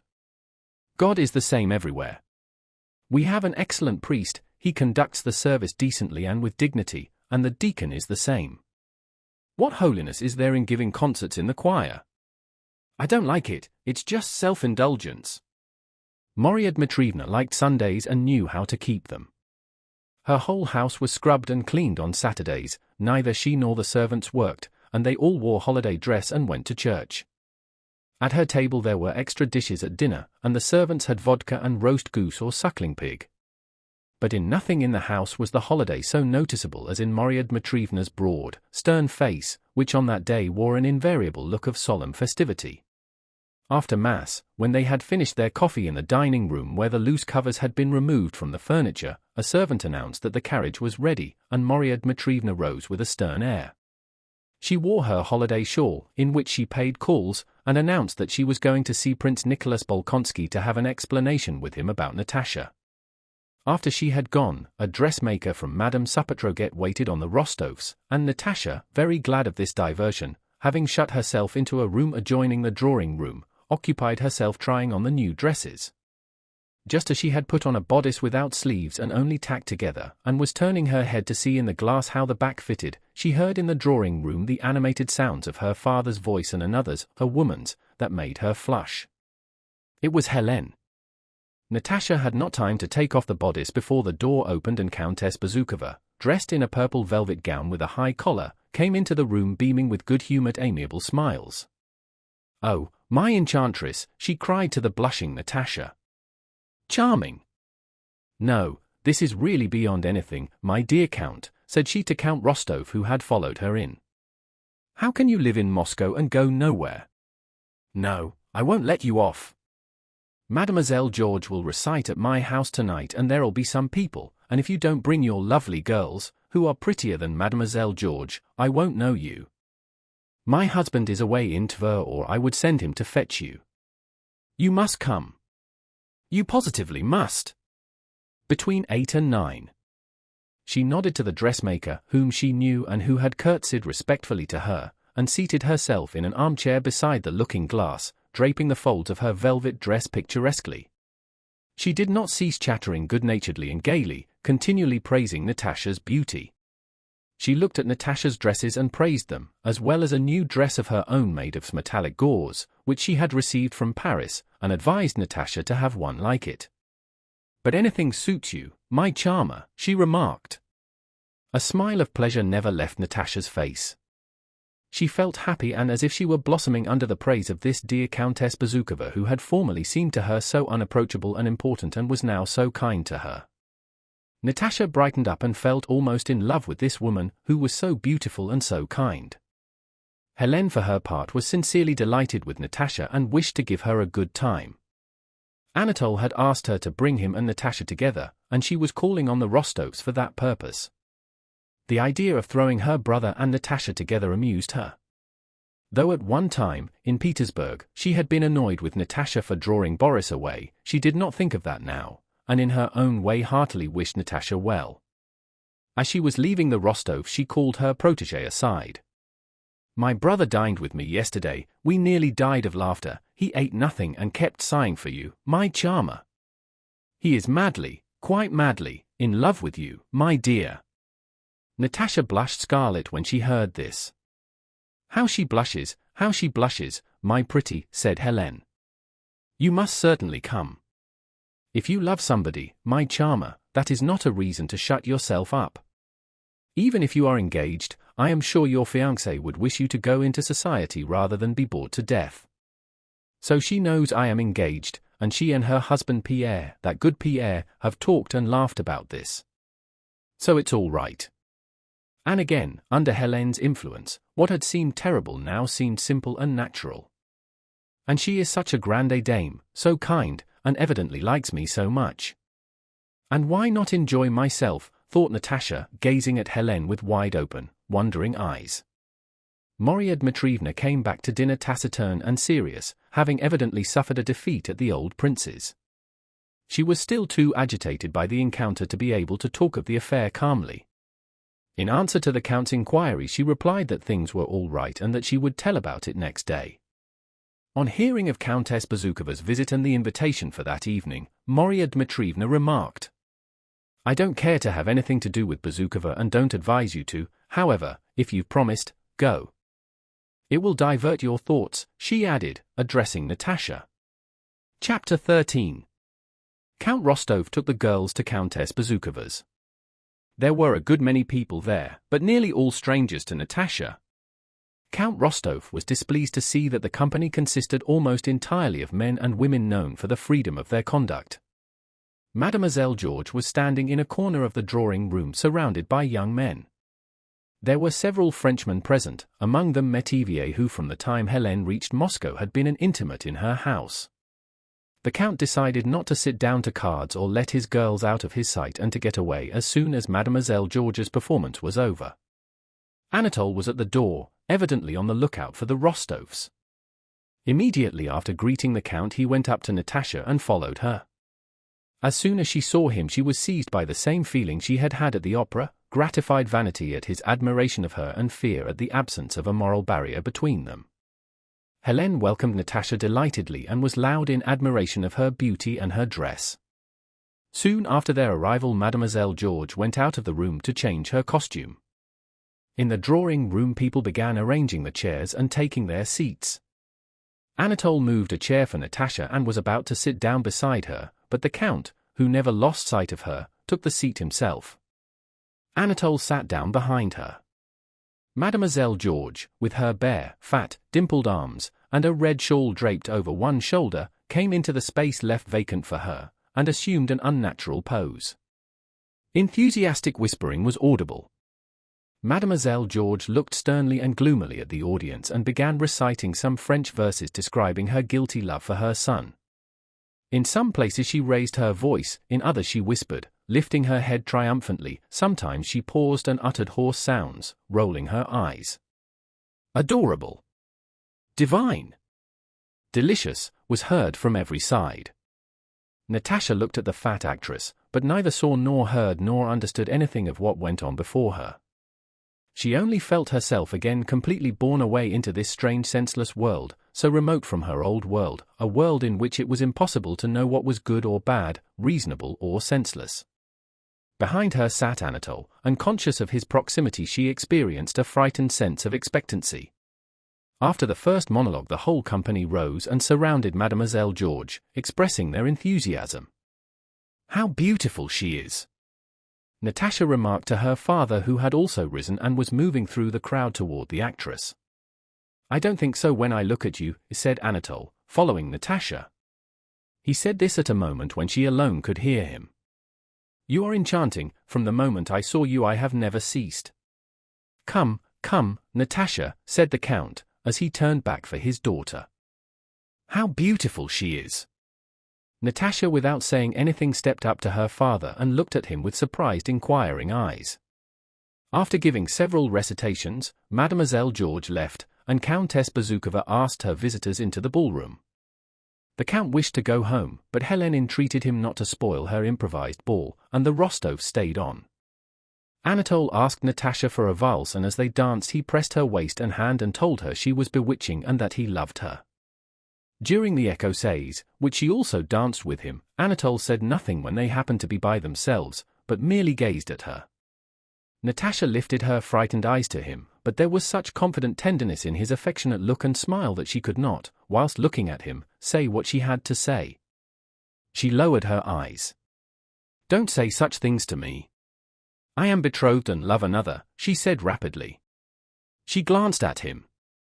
Anatole was not upset or pained by what she had said. "Don't speak to me of that." "What can I do?" said he. "I tell you I am madly, madly, in love with you. Is it my fault that you are enchanting? It's our turn to begin." Natasha, animated and excited, looked about her with wide-open frightened eyes and seemed merrier than usual. She understood hardly anything that went on that evening. They danced the écossaise and the Grossvater. Her father asked her to come home, but she begged to remain. Wherever she went and whomever she was speaking to, she felt his eyes upon her. Later on she recalled how she had asked her father to let her go to the dressing room to rearrange her dress, that Hélène had followed her and spoken laughingly of her brother's love, and that she again met Anatole in the little sitting room. Hélène had disappeared, leaving them alone, and Anatole had taken her hand and said in a tender voice, "I cannot come to visit you, but is it possible that I shall never see you? I love you madly. Can I never?" And, blocking her path, he brought his face close to hers. His large, glittering, masculine eyes were so close to hers that she saw nothing but them. Natalie, he whispered inquiringly while she felt her hands being painfully pressed. Natalie. I don't understand. I have nothing to say, her eyes replied. Burning lips were pressed to hers, and at the same instant she felt herself released, and Helene's footsteps and the rustle of her dress were heard in the room. Natasha looked round at her, and then, red and trembling, threw a frightened look of inquiry at Anatole and moved toward the door. One word, just one, for God's sake, cried Anatole. She paused. She so wanted a word from him that would explain to her what had happened and to which she could find no answer. Natalie, just a word, only one, he kept repeating, evidently not knowing what to say, and he repeated it till Helene came up to them. Helene returned with Natasha to the drawing room. The Rostovs went away without staying for supper. After reaching home, Natasha did not sleep all night. She was tormented by the insoluble question whether she loved Anatole or Prince Andrew. She loved Prince Andrew, she remembered distinctly how deeply she loved him. But she also loved Anatole, of that there was no doubt. Else how could all this have happened, thought she. If, after that, I could return his smile when saying goodbye, if I was able to let it come to that, it means that I loved him from the first. It means that he is kind, noble, and splendid, and I could not help loving him. What am I to do if I love him and the other one too? She asked herself, unable to find an answer to these terrible questions. Chapter 14. Morning came with its cares and bustle. Everyone got up and began to move about and talk. Dressmakers came again. Marya Dmitrievna appeared, and they were called to breakfast. Natasha kept looking uneasily at everybody with wide-open eyes, as if wishing to intercept every glance directed toward her, and tried to appear the same as usual. After breakfast, which was her best time, Marya Dmitrievna sat down in her armchair and called Natasha and the Count to her. Well, friends, I have now thought the whole matter over, and this is my advice, she began. Yesterday, as you know, I went to see Prince Bolkonsky. Well, I had a talk with him. He took it into his head to begin shouting, but I am not one to be shouted down. I said what I had to say. Well, and he, asked the Count. He? He's crazy, he did not want to listen. But what's the use of talking? As it is, we have worn the poor girl out, said Marya Dmitrievna. My advice to you is finish your business and go back home to Otradno, and wait there. Oh, no, exclaimed Natasha. Yes, go back, said Marya Dmitrievna, and wait there. If your betrothed comes here now, there will be no avoiding a quarrel, but alone with the old man he will talk things over and then come on to you. Count Rostov approved of this suggestion, appreciating its reasonableness. If the old man came round, it would be all the better to visit him in Moscow or at Bald Hills later on, and if not, the wedding, against his wishes, could only be arranged at Otradno. That is perfectly true. And I am sorry I went to see him and took her, said the old count. No, why be sorry? Being here, you had to pay your respects. But if he won't, that's his affair, said Marya Dmitrievna, looking for something in her reticule. Besides, the trousseau is ready, so there is nothing to wait for, and what is not ready I'll send after you. Though I don't like letting you go, it is the best way. So go, with God's blessing. Having found what she was looking for in the reticule, she handed it to Natasha. It was a letter from Princess Mary. She has written to you. How she torments herself, poor thing. She's afraid you might think that she does not like you. But she doesn't like me, said Natasha. Don't talk nonsense, cried Marya Dmitrievna. I shan't believe anyone, I know she doesn't like me, replied Natasha boldly as she took the letter, and her face expressed a cold and angry resolution that caused Marya Dmitrievna to look at her more intently and to frown. Don't answer like that, my good girl, she said. What I say is true. Write an answer. Natasha did not reply and went to her own room to read Princess Mary's letter. Princess Mary wrote that she was in despair at the misunderstanding that had occurred between them. Whatever her father's feelings might be, she begged Natasha to believe that she could not help loving her as the one chosen by her brother, for whose happiness she was ready to sacrifice everything. Do not think, however, she wrote, that my father is ill-disposed toward you. He is an invalid and an old man who must be forgiven, but he is good and magnanimous and will love her who makes his son happy. Princess Mary went on to ask Natasha to fix a time when she could see her again. After reading the letter, Natasha sat down at the writing table to answer it. "Dear Princess," she wrote in French quickly and mechanically, and then paused. What more could she write after all that had happened the evening before? Yes, yes. All that has happened, and now all is changed, she thought as she sat with the letter she had begun before her. Must I break off with him? Must I really? That's awful, and to escape from these dreadful thoughts she went to Sonia and began sorting patterns with her. After dinner Natasha went to her room and again took up Princess Mary's letter. Can it be that it is all over, she thought. Can it be that all this has happened so quickly and has destroyed all that went before? She recalled her love for Prince Andrew in all its former strength, and at the same time felt that she loved Kuragin. She vividly pictured herself as Prince Andrew's wife, and the scenes of happiness with him she had so often repeated in her imagination, and at the same time, aglow with excitement, recalled every detail of yesterday's interview with Anatole. Why could that not be as well, she sometimes asked herself in complete bewilderment. Only so could I be completely happy, but now I have to choose, and I can't be happy without either of them. Only, she thought, to tell Prince Andrew what has happened or to hide it from him are both equally impossible. But with that one nothing is spoiled. But am I really to abandon forever the joy of Prince Andrew's love, in which I have lived so long? Please, miss, whispered a maid entering the room with a mysterious air. A man told me to give you this, and she handed Natasha a letter. Only, for Christ's sake, the girl went on, as Natasha, without thinking, mechanically broke the seal and read a love letter from Anatole, of which, without taking in a word, she understood only that it was a letter from him, from the man she loved. Yes, she loved him, or else how could that have happened which had happened? And how could she have a love letter from him in her hand? With trembling hands Natasha held that passionate love letter which Dolokhov had composed for Anatole, and as she read it she found in it an echo of all that she herself imagined she was feeling. Since yesterday evening my fate has been sealed, to be loved by you or to die. There is no other way for me, the letter began. Then he went on to say that he knew her parents would not give her to him, for this there were secret reasons he could reveal only to her, but that if she loved him she need only say the word yes, and no human power could hinder their bliss. Love would conquer all. He would steal her away and carry her off to the ends of the earth. Yes, yes.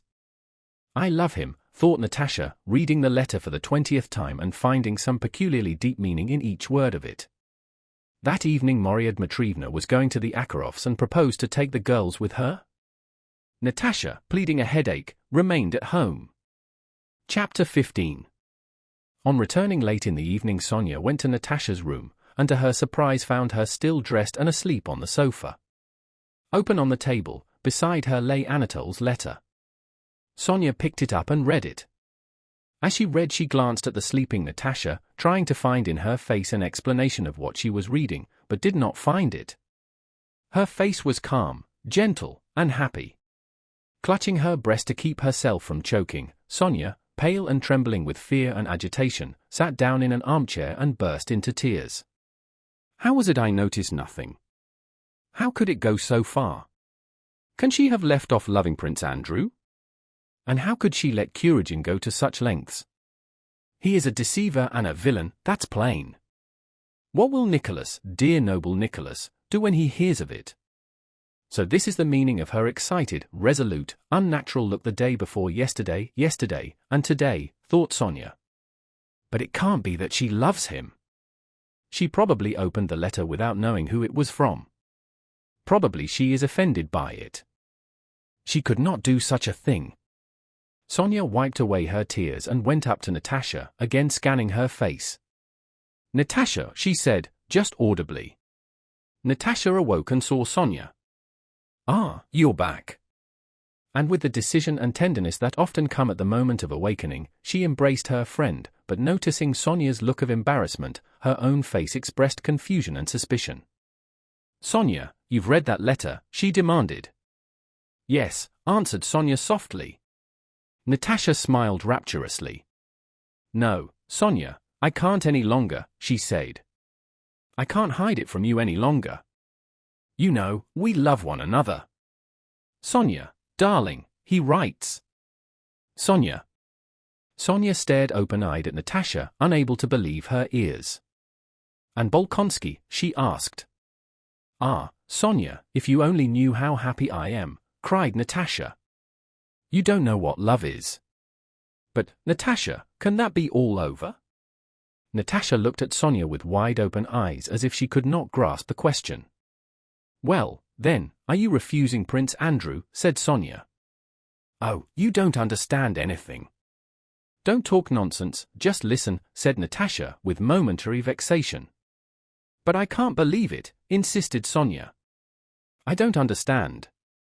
How is it you have loved a man for a whole year and suddenly? Why, you have only seen him 3 times. Natasha, I don't believe you, you're joking. In 3 days to forget everything and so. 3 days, said Natasha. It seems to me I've loved him 100 years. It seems to me that I have never loved anyone before. You can't understand it. Sonia, wait a bit, sit here, and Natasha embraced and kissed her. I had heard that it happens like this, and you must have heard it too, but it's only now that I feel such love. It's not the same as before. As soon as I saw him I felt he was my master and I his slave, and that I could not help loving him. Yes, his slave. Whatever he orders I shall do. You don't understand that. What can I do? What can I do, Sonia? Cried Natasha with a happy yet frightened expression. But think what you are doing, cried Sonia. I can't leave it like this. This secret correspondence. How could you let him go so far, she went on, with a horror and disgust she could hardly conceal. I told you that I have no will, Natasha replied. Why can't you understand? I love him. Then I won't let it come to that. I shall tell, cried Sonia, bursting into tears. What do you mean? For God's sake. If you tell, you are my enemy, declared Natasha. You want me to be miserable, you want us to be separated. When she saw Natasha's fright, Sonia shed tears of shame and pity for her friend. But what has happened between you? She asked. What has he said to you? Why doesn't he come to the house? Natasha did not answer her questions. For God's sake, Sonia, don't tell anyone, don't torture me, Natasha entreated. Remember, no one ought to interfere in such matters. I have confided in you. But why this secrecy? Why doesn't he come to the house? Asked Sonia. Why doesn't he openly ask for your hand? You know Prince Andrew gave you complete freedom, if it is really so, but I don't believe it. Natasha, have you considered what these secret reasons can be? Natasha looked at Sonia with astonishment. Evidently this question presented itself to her mind for the first time and she did not know how to answer it. I don't know what the reasons are. But there must be reasons. Sonia sighed and shook her head incredulously. If there were reasons, she began. But Natasha, guessing her doubts, interrupted her in alarm. Sonia, one can't doubt him. One can't. Don't you understand? She cried. Does he love you? Does he love me? Natasha repeated with a smile of pity at her friend's lack of comprehension. Why, you have read his letter and you have seen him. But if he is dishonorable? He? Dishonorable? If you only knew, exclaimed Natasha. If he is an honorable man he should either declare his intentions or cease seeing you, and if you won't do this, I will. I will write to him, and I will tell Papa, said Sonia resolutely. But I can't live without him, cried Natasha. Natasha, I don't understand you. And what are you saying? Think of your father and of Nicholas. I don't want anyone, I don't love anyone but him. How dare you say he is dishonorable? Don't you know that I love him? Screamed Natasha. Go away, Sonia. I don't want to quarrel with you, but go, for God's sake go. You see how I am suffering. Natasha cried angrily, in a voice of despair and repressed irritation. Sonia burst into sobs and ran from the room. Natasha went to the table and without a moment's reflection wrote that answer to Princess Mary which she had been unable to write all the morning. In this letter she said briefly that all their misunderstandings were at an end, that availing herself of the magnanimity of Prince Andrew who when he went abroad had given her her freedom, she begged Princess Mary to forget everything and forgive her if she had been to blame toward her, but that she could not be his wife. At that moment this all seemed quite easy, simple, and clear to Natasha. On Friday the Rostovs were to return to the country, but on Wednesday the Count went with the prospective purchaser to his estate near Moscow. On the day the Count left, Sonia and Natasha were invited to a big dinner party at the Karagins, and Maria Dmitrievna took them there. At that party Natasha again met Anatole, and Sonia noticed that she spoke to him, trying not to be overheard, and that all through dinner she was more agitated than ever. When they got home Natasha was the first to begin the explanation Sonia expected. "There, Sonia, you were talking all sorts of nonsense about him," Natasha began in a mild voice such as children use when they wish to be praised. "We have had an explanation today." "Well, what happened? What did he say?" "Natasha, how glad I am you're not angry with me. Tell me everything, the whole truth. What did he say?" Natasha became thoughtful. "Oh, Sonia, if you knew him as I do." "He said?" "He asked me what I had promised Bolkonsky. He was glad I was free to refuse him." Sonia sighed sorrowfully. "But you haven't refused Bolkonsky," said she. "Perhaps I have. Perhaps all is over between me and Bolkonsky. Why do you think so badly of me?" "I don't think anything, only I don't understand this." "Wait a bit, Sonia, you'll understand everything. You'll see what a man he is. Now don't think badly of me or of him." "I don't think badly of anyone, I love and pity everybody. But what am I to do?" Sonia did not succumb to the tender tone Natasha used toward her. The more emotional and ingratiating the expression of Natasha's face became, the more serious and stern grew Sonia's. "Natasha," said she, "you asked me not to speak to you, and I haven't spoken, but now you yourself have begun. I don't trust him, Natasha." "Why this secrecy?" Again, interrupted Natasha. "Natasha, I am afraid for you." "Afraid of what?" "I am afraid you're going to your ruin," said Sonia resolutely, and was herself horrified at what she had said. Anger again showed in Natasha's face. "And I'll go to my ruin, I will, as soon as possible." "It's not your business." "It won't be you, but I, who'll suffer." "Leave me alone, leave me alone." "I hate you." "Natasha," moaned Sonia, aghast. "I hate you, I hate you. You're my enemy forever." And Natasha ran out of the room. Natasha did not speak to Sonia again and avoided her. With the same expression of agitated surprise and guilt she went about the house, taking up now one occupation, now another, and at once abandoning them. Hard as it was for Sonia, she watched her friend and did not let her out of her sight. The day before the Count was to return, Sonia noticed that Natasha sat by the drawing-room window all the morning as if expecting something and that she made a sign to an officer who drove past, whom Sonia took to be Anatole. Sonia began watching her friend still more attentively and noticed that at dinner and all that evening Natasha was in a strange and unnatural state. She answered questions at random, began sentences she did not finish, and laughed at everything. After tea Sonia noticed a housemaid at Natasha's door timidly waiting to let her pass. She let the girl go in, and then listening at the door learned that another letter had been delivered. Then suddenly it became clear to Sonia that Natasha had some dreadful plan for that evening. Sonia knocked at her door. Natasha did not let her in. "She will run away with him," thought Sonia. "She is capable of anything." There was something particularly pathetic and resolute in her face today. She cried as she said goodbye to Uncle, Sonia remembered. "Yes, that's it, she means to elope with him, but what am I to do?" thought she, recalling all the signs that clearly indicated that Natasha had some terrible intention. "The Count is away. What am I to do? Write to Kuragin demanding an explanation? But what is there to oblige him to reply?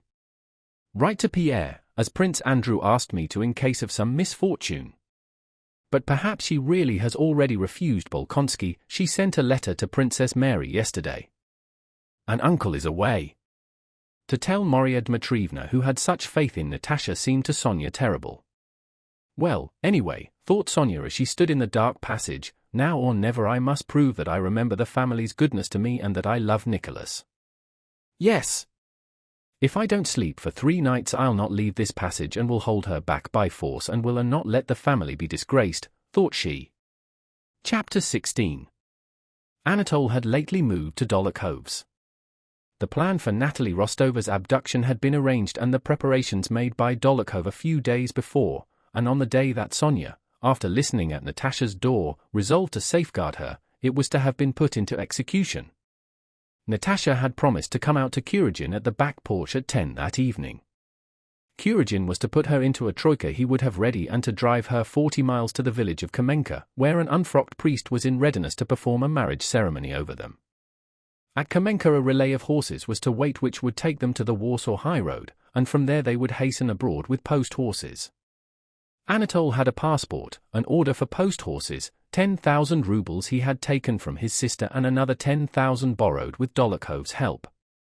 2 witnesses for the mock marriage, Kvostikov, a retired petty official whom Dolokhov made use of in his gambling transactions, and Markarin, a retired hussar, a kindly, weak fellow who had an unbounded affection for Kuragin, were sitting at tea in Dolokhov's front room. In his large study, the walls of which were hung to the ceiling with Persian rugs, bearskins, and weapons, sat Dolokhov in a travelling cloak and high boots, at an open desk on which lay an abacus and some bundles of paper money. Anatole, with uniform unbuttoned, walked to and fro from the room where the witnesses were sitting, through the study to the room behind, where his French valet and others were packing the last of his things. Dolokhov was counting the money and noting something down.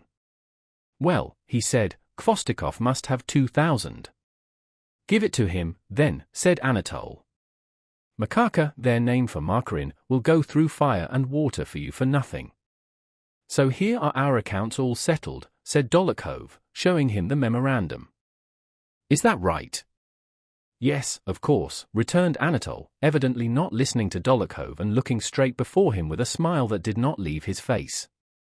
Dolokhov banged down the lid of his desk and turned to Anatole with an ironic smile. Do you know?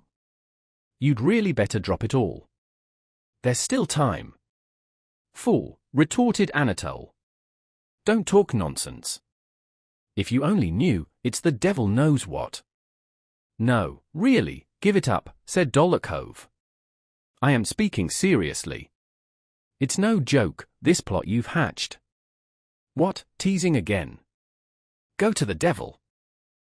Said Anatole, making a grimace. Really, it's no time for your stupid jokes, and he left the room. Dolokhov smiled contemptuously and condescendingly when Anatole had gone out. You wait a bit, he called after him. I'm not joking, I'm talking sense. Come here, come here. Anatole returned and looked at Dolokhov, trying to give him his attention and evidently submitting to him involuntarily. Now listen to me. I'm telling you this for the last time. Why should I joke about it? Did I hinder you? Who arranged everything for you? Who found the priest and got the passport? Who raised the money? I did it all. Well, thank you for it. Do you think I am not grateful? And Anatole sighed and embraced Dolokhov. I helped you, but all the same I must tell you the truth, it is a dangerous business, and if you think about it, a stupid business. Well, you'll carry her off, all right. Will they let it stop at that? It will come out that you're already married. Why, they'll have you in the criminal court. Oh, nonsense, nonsense. Anatole ejaculated and again made a grimace. Didn't I explain to you? What? And Anatole, with the partiality dull-witted people have for any conclusion they have reached by their own reasoning, repeated the argument he had already put to Dolokhov 100 times. Didn't I explain to you that I have come to this conclusion, if this marriage is invalid, he went on, crooking one finger, then I have nothing to answer for, but if it is valid, no matter. Abroad no one will know anything about it. Isn't that so? And don't talk to me, don't. Seriously, you'd better drop it. You'll only get yourself into a mess.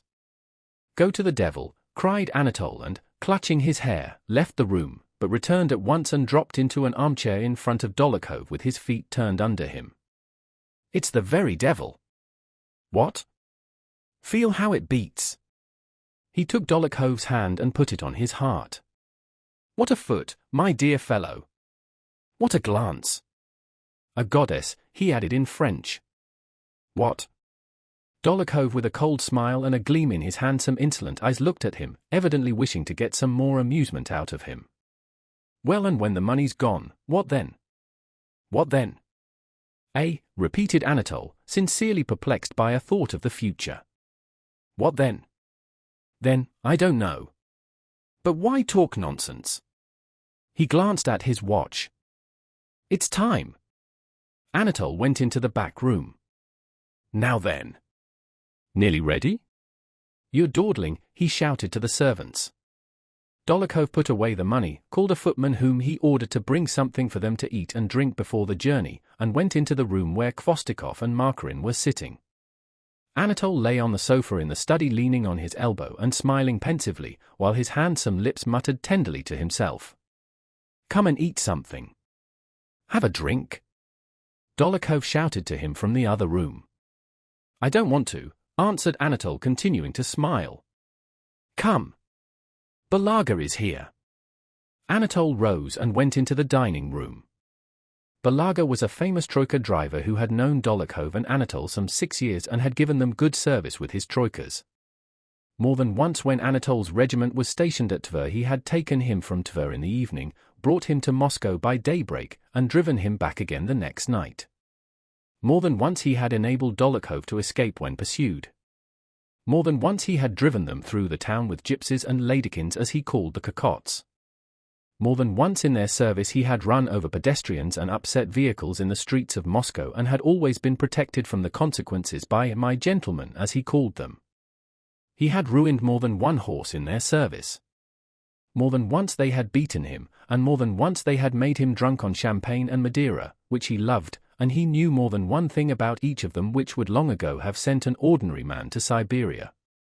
They often called Balaga into their orgies and made him drink and dance at the gypsies, and more than 1,000 rubles of their money had passed through his hands. In their service he risked his skin and his life 20 times a year, and in their service had lost more horses than the money he had from them would buy. But he liked them, liked that mad driving at 12 miles an hour, liked upsetting a driver or running down a pedestrian, and flying at full gallop through the Moscow streets. He liked to hear those wild, tipsy shouts behind him, "Get on! Get on!" when it was impossible to go any faster. He liked giving a painful lash on the neck to some peasant who, more dead than alive, was already hurrying out of his way. Real gentlemen, he considered them. Anatole and Dólokhov liked Balaga too for his masterly driving and because he liked the things they liked. With others Balaga bargained, charging 25 rubles for a 2 hours drive, and rarely drove himself, generally letting his young men do so. But with his gentlemen he always drove himself and never demanded anything for his work. Only a couple of times a year, when he knew from their valets that they had money in hand, he would turn up of a morning quite sober and with a deep bow would ask them to help him. The gentleman always made him sit down. "Do help me out, Theodore Ivanitch, sir," or "Your Excellency," he would say. "I am quite out of horses. Let me have what you can to go to the fair." And Anatole and Dólokhov, when they had money, would give him 1,000 or a couple of 1,000 rubles. Balaga was a fair-haired, short, and snub-nosed peasant of about 27, red-faced, with a particularly red thick neck, glittering little eyes, and a small beard. He wore a fine, dark blue, silk-lined cloth coat over a sheepskin. On entering the room now he crossed himself, turning toward the front corner of the room, and went up to Dólokhov, holding out a small, black hand. "Theodore Ivanitch," he said, bowing. "How do you do, friend? Well, here he is." "Good day, Your Excellency," he said, again holding out his hand to Anatole who had just come in. "I say, Balaga," said Anatole, putting his hands on the man's shoulders, "do you care for me or not?" "Eh? Now, do me a service." What horses have you come with? A. As your messenger ordered, your special beasts, replied Balaga. Well, listen, Balaga. Drive all 3 to death but get me there in 3 hours. A. When they're dead, what shall I drive? Said Balaga with a wink. Mind, I'll smash your face in. Don't make jokes, cried Anatole, suddenly rolling his eyes. Why joke? Said the driver, laughing. As if I'd grudge my gentleman anything. As fast as ever the horses can gallop, so fast we'll go. Ah, said Anatole. Well, sit down. Yes, sit down, said Dolokhov. I'll stand, Theodore Ivanitch. Sit down, nonsense. Have a drink, said Anatole, and filled a large glass of Madeira for him. The driver's eye sparkled at the sight of the wine. After refusing it for manners' sake, he drank it and wiped his mouth with a red silk handkerchief he took out of his cap. And when are we to start, Your Excellency? Well, Anatole looked at his watch. We'll start at once. Mind, Balaga. You'll get there in time? Eh? That depends on our luck in starting, else why shouldn't we be there in time, replied Balaga. Didn't we get you to Tver in 7 hours? I think you remember that, Your Excellency. Do you know, one Christmas I drove from Tver, said Anatole, smilingly at the recollection and turning to Margarin, who gazed rapturously at him with wide-open eyes. Will you believe it, Makaka, it took one's breath away, the rate we flew. We came across a train of loaded sleighs and drove right over 2 of them. Eh? Those were horses. Balaga continued the tale. That time I'd harnessed 2 young side horses with the bay in the shafts, he went on, turning to Dolokhov. Will you believe it, Theodore Ivanitch, those animals flew 40 miles. I couldn't hold them in, my hands grew numb in the sharp frost so that I threw down the reins. Catch hold yourself, Your Excellency, says I, and I just tumbled on the bottom of the sleigh and sprawled there. It wasn't a case of urging them on, there was no holding them until we reached the place. The devils took us there in 3 hours. Only the near one died of it. Chapter 17.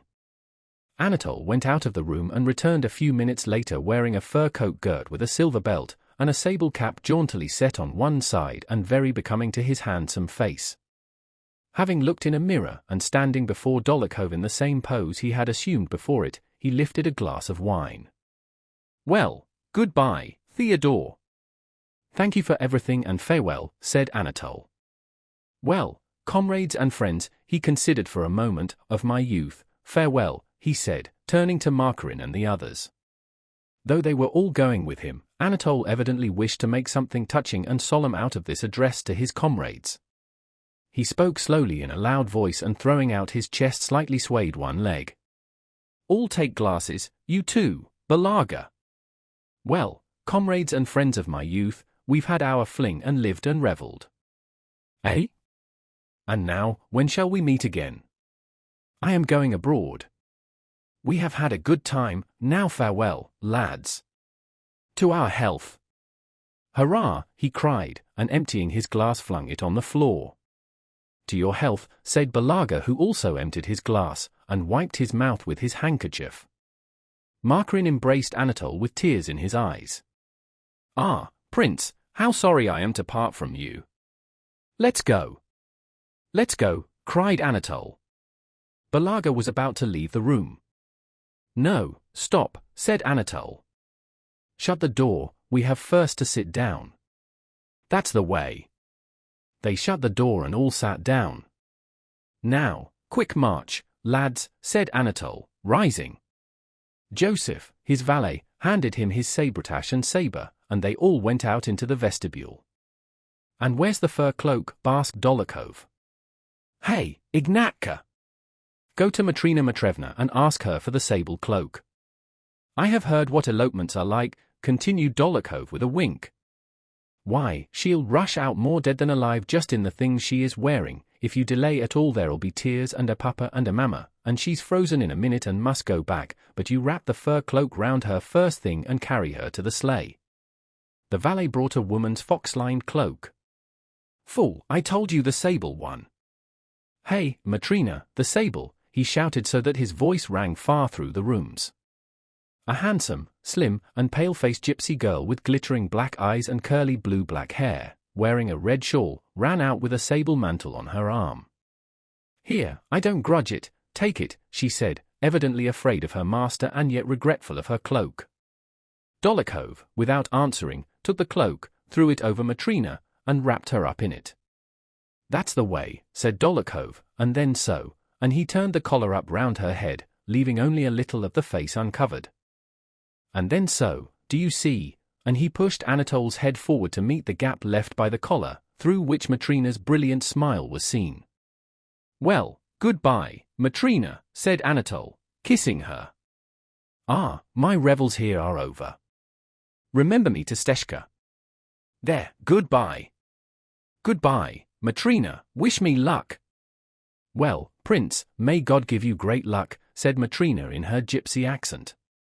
2 troikas were standing before the porch and 2 young drivers were holding the horses. Balaga took his seat in the front one and holding his elbows high arranged the reins deliberately. Anatole and Dólokhov got in with him. Markarin, Khvostikov, and a valet seated themselves in the other sleigh. "Well, are you ready?" asked Balaga. "Go," he cried, twisting the reins round his hands, and the troika tore down the Nikitsky Boulevard. "T-Prue! Get out of the way! Hi!" T-Prue, the shouting of Balaga and of the sturdy young fellow seated on the box was all that could be heard. On the Arbut Square the troika caught against a carriage, something cracked, shouts were heard, and the troika flew along the Arbut Street.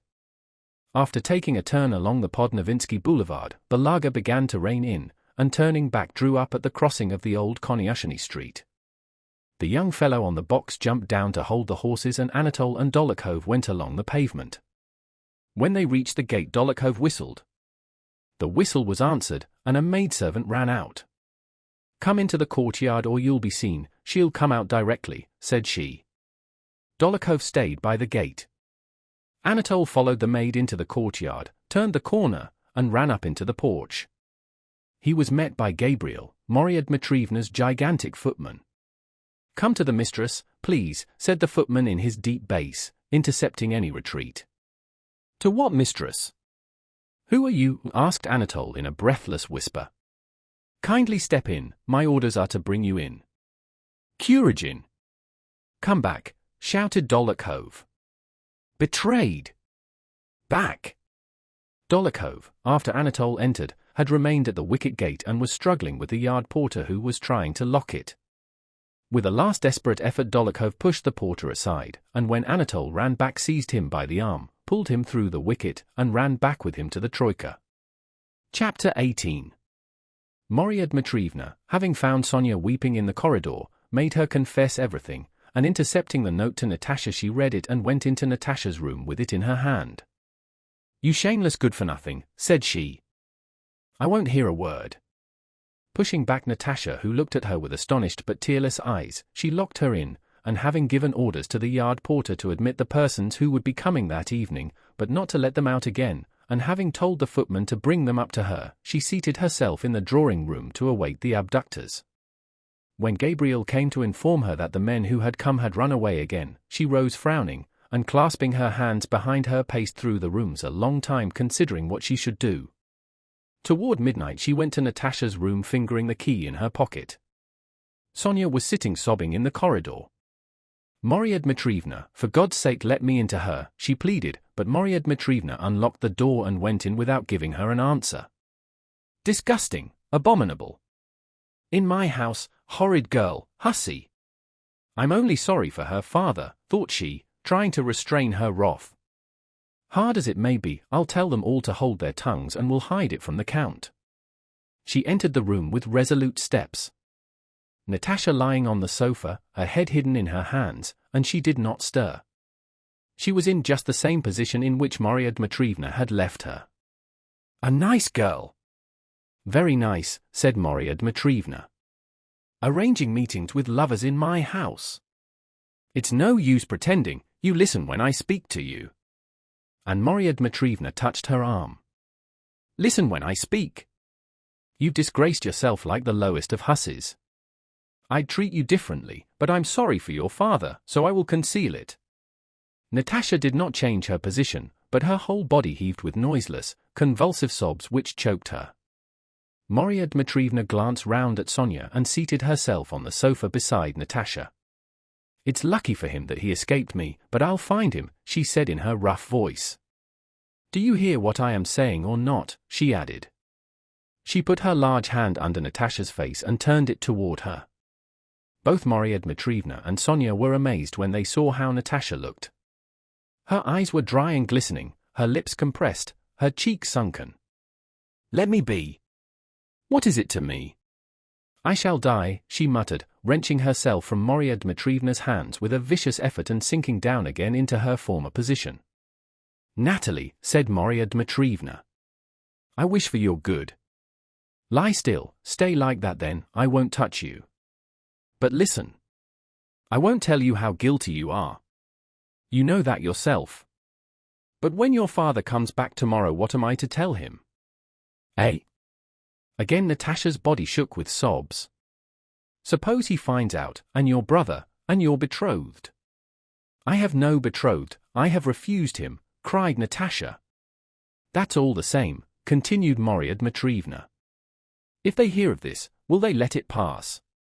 Your father, I know him, if he challenges him to a duel, will that be all right? Eh? Oh, let me be. Why have you interfered at all? Why? Why? Who asked you to?" shouted Natasha, raising herself on the sofa and looking malignantly at Maria Dmitrievna. "But what did you want?" cried Maria Dmitrievna, growing angry again. "Were you kept under lock and key? Who hindered his coming to the house? Why carry you off as if you were some gypsy singing girl? Well, if he had carried you off, do you think they wouldn't have found him? Your father, or brother, or your betrothed? And he's a scoundrel, a wretch, that's a fact." "He is better than any of you," exclaimed Natasha, getting up. "If you hadn't interfered—" "Oh, my God! What is it all? What is it? Sonia, why? Go away!" And she burst into sobs with the despairing vehemence with which people bewail disasters they feel they have themselves occasioned. Maria Dmitrievna was to speak again, but Natasha cried out, "Go away! Go away! You all hate and despise me," and she threw herself back on the sofa. Maria Dmitrievna went on admonishing her for some time, enjoining on her that it must all be kept from her father and assuring her that nobody would know anything about it if only Natasha herself would undertake to forget it all and not let anyone see that something had happened. Natasha did not reply, nor did she sob any longer, but she grew cold and had a shivering fit. Maria Dmitrievna put a pillow under her head, covered her with 2 quilts, and herself brought her some limeflower water, but Natasha did not respond to her. "Well, let her sleep," said Maria Dmitrievna as she went out of the room, supposing Natasha to be asleep. But Natasha was not asleep. With pale face and fixed wide-open eyes she looked straight before her. All that night she did not sleep or weep and did not speak to Sonia, who got up and went to her several times. Next day Count Rostov returned from his estate near Moscow in time for lunch as he had promised.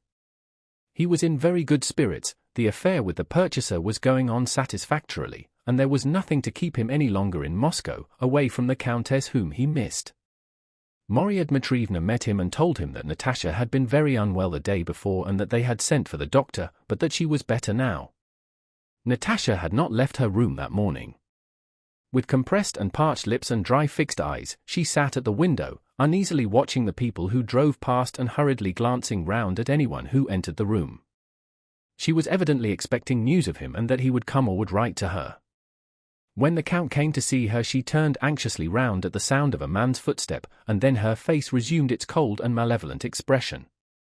She did not even get up to greet him. "What is the matter with you, my angel?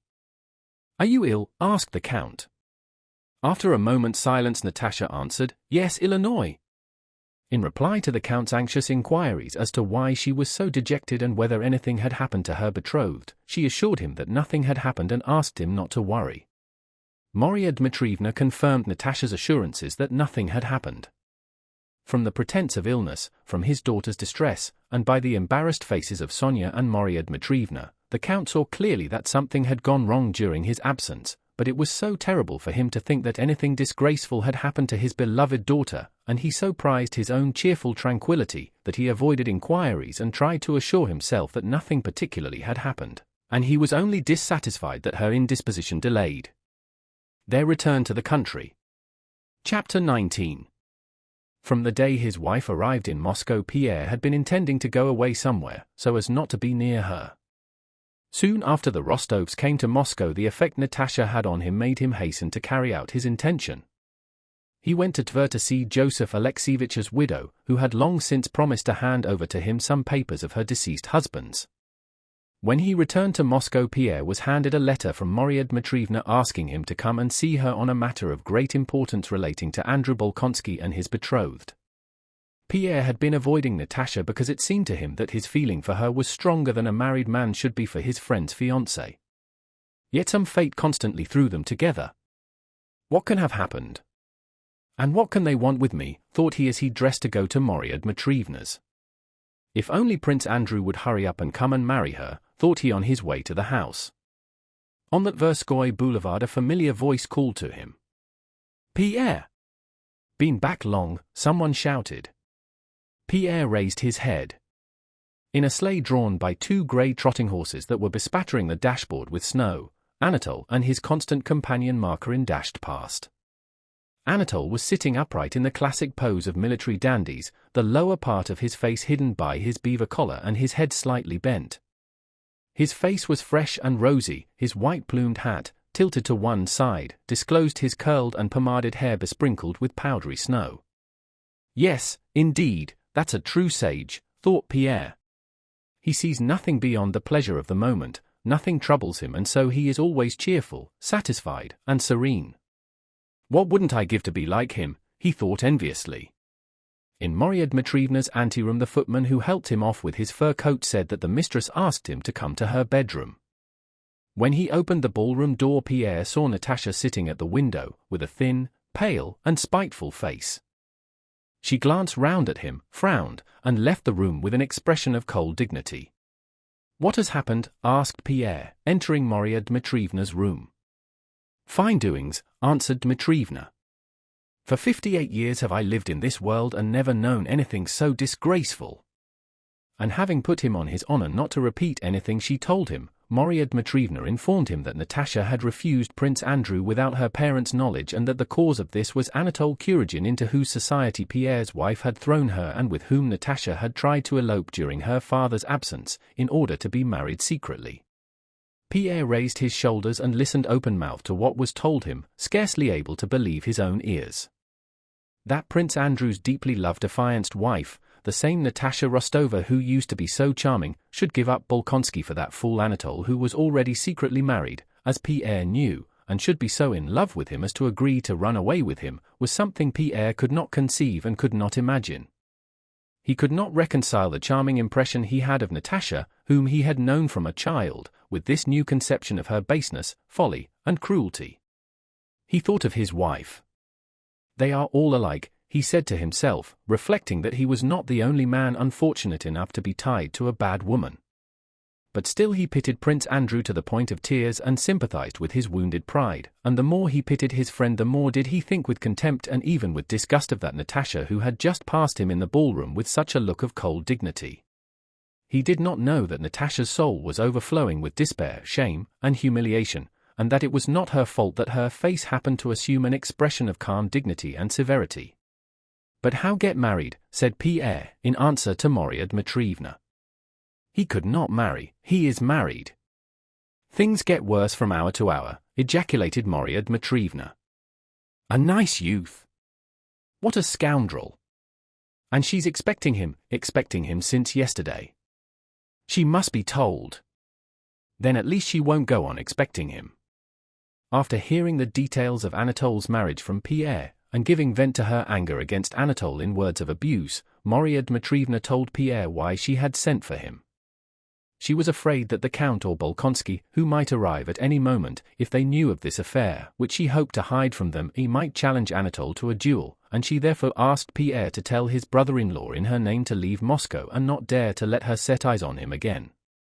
Pierre, only now realizing the danger to the old Count, Nicholas, and Prince Andrew, promised to do as she wished. Having briefly and exactly explained her wishes to him, she let him go to the drawing-room. "Mind, the Count knows nothing. Behave as if you know nothing either," she said. "And I will go and tell her it is no use expecting him. And stay to dinner if you care to," she called after Pierre. Pierre met the old Count, who seemed nervous and upset. That morning Natasha had told him that she had rejected Bolkonsky. "Troubles, my dear fellow," he said to Pierre. "What troubles one has with these girls without their mother. I do so regret having come here. I will be frank with you. Have you heard she has broken off her engagement without consulting anybody? It's true this engagement never was much to my liking. Of course he is an excellent man, but still, with his father's disapproval they wouldn't have been happy, and Natasha won't lack suitors. Still, it has been going on so long, and to take such a step without father's or mother's consent. And now she's ill, and God knows what. It's hard, Count, hard to manage daughters in their mother's absence." Pierre saw that the Count was much upset and tried to change the subject, but the Count returned to his troubles. Sonia entered the room with an agitated face. "Natasha is not quite well, she's in her room and would like to see you. Maria Dmitrievna is with her and she too asks you to come." "Yes, you are a great friend of Bolkonsky's, no doubt she wants to send him a message," said the Count. Oh dear! How happy it all was!" And clutching the spare grey locks on his temples the Count left the room. When Maria Dmitrievna told Natasha that Anatole was married, Natasha did not wish to believe it and insisted on having it confirmed by Pierre himself. Sonia told Pierre this as she led him along the corridor to Natasha's room. Natasha, pale and stern, was sitting beside Maria Dmitrievna, and her eyes, glittering feverishly, met Pierre with a questioning look the moment he entered. She did not smile or nod, but only gazed fixedly at him, and her look asked only one thing: was he a friend, or like the others an enemy in regard to Anatole? As for Pierre, he evidently did not exist for her. "He knows all about it," said Maria Dmitrievna pointing to Pierre and addressing Natasha. "Let him tell you whether I have told the truth." Natasha looked from one to the other as a hunted and wounded animal looks at the approaching dogs and sportsmen. "Natalia Ilyinichna," Pierre began, dropping his eyes with a feeling of pity for her and loathing for the thing he had to do, "whether it is true or not should make no difference to you, because—" "Then it is not true that he's married?" "Yes, it is true." "Has he been married long?" she asked. "On your honor?" Pierre gave his word of honor. "Is he still here?" she asked, quickly. "Yes, I have just seen him." She was evidently unable to speak and made a sign with her hands that they should leave her alone. Chapter 20. Pierre did not stay for dinner but left the room and went away at once. He drove through the town seeking Anatole Kuragin, at the thought of whom now the blood rushed to his heart and he felt a difficulty in breathing. He was not at the ice hills, nor at the gypsies, nor at Komonino's. Pierre drove to the club. In the club all was going on as usual. The members who were assembling for dinner were sitting about in groups. They greeted Pierre and spoke of the town news. The footman, having greeted him, knowing his habits and his acquaintances, told him there was a place left for him in the small dining room and that Prince Michael Zakharich was in the library, but Paul Timofeevich had not yet arrived. One of Pierre's acquaintances, while they were talking about the weather, asked if he had heard of Kuragin's abduction of Rostova, which was talked of in the town, and was it true? Pierre laughed and said it was nonsense, for he had just come from the Rostovs. He asked everyone about Anatole. One man told him he had not come yet, and another that he was coming to dinner. Pierre felt it strange to see this calm, indifferent crowd of people unaware of what was going on in his soul. He paced through the ballroom, waited till everyone had come, and as Anatole had not turned up did not stay for dinner but drove home. Anatole, for whom Pierre was looking, dined that day with Dolokhov, consulting him as to how to remedy this unfortunate affair. It seemed to him essential to see Natasha. In the evening he drove to his sister's to discuss with her how to arrange a meeting. When Pierre returned home after vainly hunting all over Moscow, his valet informed him that Prince Anatole was with the Countess. The Countess' drawing room was full of guests. Pierre, without greeting his wife whom he had not seen since his return, at that moment she was more repulsive to him than ever, entered the drawing room and seeing Anatole went up to him. "Ah, Pierre," said the Countess going up to her husband. "You don't know what a plight our Anatole." She stopped, seeing in the forward thrust of her husband's head, in his glowing eyes and his resolute gait, the terrible indications of that rage and strength which she knew and had herself experienced after his duel with Dólokhov. "Where you are, there is vice and evil," said Pierre to his wife. "Anatole, come with me. I must speak to you," he added in French. Anatole glanced round at his sister and rose submissively, ready to follow Pierre. Pierre, taking him by the arm, pulled him toward himself and was leading him from the room. "If you allow yourself in my drawing room," whispered Hélène, but Pierre did not reply and went out of the room. Anatole followed him with his usual jaunty step, but his face betrayed anxiety. Having entered his study, Pierre closed the door and addressed Anatole without looking at him. "You promised Countess Rostova to marry her and were about to elope with her, is that so?" "Mon cher," answered Anatole, their whole conversation was in French. "I don't consider myself bound to answer questions put to me in that tone." Pierre's face, already pale, became distorted by fury. He seized Anatole by the collar of his uniform with his big hand and shook him from side to side till Anatole's face showed a sufficient degree of terror. "When I tell you that I must talk to you," repeated Pierre. "Come now, this is stupid." "What?" said Anatole, fingering a button of his collar that had been wrenched loose with a bit of the cloth. "You're a scoundrel and a blackguard, and I don't know what deprives me from the pleasure of smashing your head with this," said Pierre, expressing himself so artificially because he was talking French. He took a heavy paperweight and lifted it threateningly, but at once put it back in its place. "Did you promise to marry her?" "I didn't think of it. I never promised, because—" Pierre interrupted him. "Have you any letters of hers?" "Any letters?" he said, moving toward Anatole.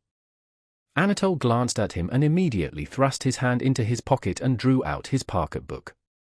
Pierre took the letter Anatole handed him and, pushing aside a table that stood in his way, threw himself on the sofa.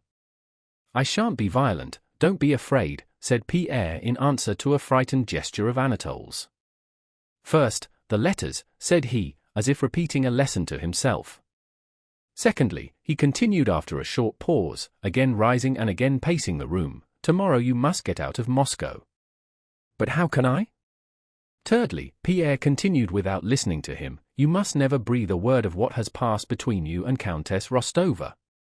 I know I can't prevent your doing so, but if you have a spark of conscience—" Pierre paced the room several times in silence.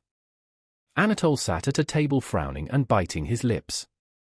"After all, you must understand that besides your pleasure there is such a thing as other people's happiness and peace, and that you are ruining a whole life for the sake of amusing yourself. Amuse yourself with women like my wife, with them you are within your rights, for they know what you want of them. They are armed against you by the same experience of debauchery, but to promise a maid to marry her, to deceive, to kidnap. Don't you understand that it is as mean as beating an old man or a child?" Pierre paused and looked at Anatole no longer with an angry but with a questioning look. "I don't know about that, said Anatole, growing more confident as Pierre mastered his wrath. "I don't know that and don't want to," he said, not looking at Pierre and with a slight tremor of his lower jaw, "but you have used such words to me, mean and so on, which as a man of honor I can't allow anyone to use." Pierre glanced at him with amazement, unable to understand what he wanted. Though it was tete-a-tete, Anatole continued, "Still I can't." "Is it satisfaction you want?" said Pierre ironically. "You could at least take back your words." "What?" "If you want me to do as you wish, I take them back, said Pierre, "and I ask you to forgive me." Pierre involuntarily glanced at the loose button. "And if you require money for your journey?" Anatole smiled. The expression of that base and cringing smile, which Pierre knew so well in his wife, revolted him. "Oh, vile and heartless brood," he exclaimed, and left the room. Next day Anatole left for Petersburg. Chapter 21. Pierre drove to Maria Dmitrievna's to tell her of the fulfillment of her wish that Kuragin should be banished from Moscow. The whole house was in a state of alarm and commotion. Natasha was very ill, having, as Maria Dmitrievna told him in secret, poisoned herself the night after she had been told that Anatole was married, with some arsenic she had stealthily procured. After swallowing a little, she had been so frightened that she woke Sonia and told her what she had done. The necessary antidotes had been administered in time, and she was now out of danger, though still so weak that it was out of the question to move her to the country, and so the Countess had been sent for. Pierre saw the distracted Count, and Sonia, who had a tear-stained face, but he could not see Natasha. Pierre dined at the club that day and heard on all sides gossip about the attempted abduction of Rostova. He resolutely denied these rumors, assuring everyone that nothing had happened except that his brother-in-law had proposed to her and been refused. It seemed to Pierre that it was his duty to conceal the whole affair and re-establish Natasha's reputation. He was awaiting Prince Andrew's return with dread and went every day to the old prince's for news of him. Old Prince Bolkonsky heard all the rumors current in the town from Mademoiselle Bourienne and had read the note to Princess Mary in which Natasha had broken off her engagement. He seemed in better spirits than usual and awaited his son with great impatience. Some days after Anatole's departure, Pierre received a note from Prince Andrew, informing him of his arrival and asking him to come to see him.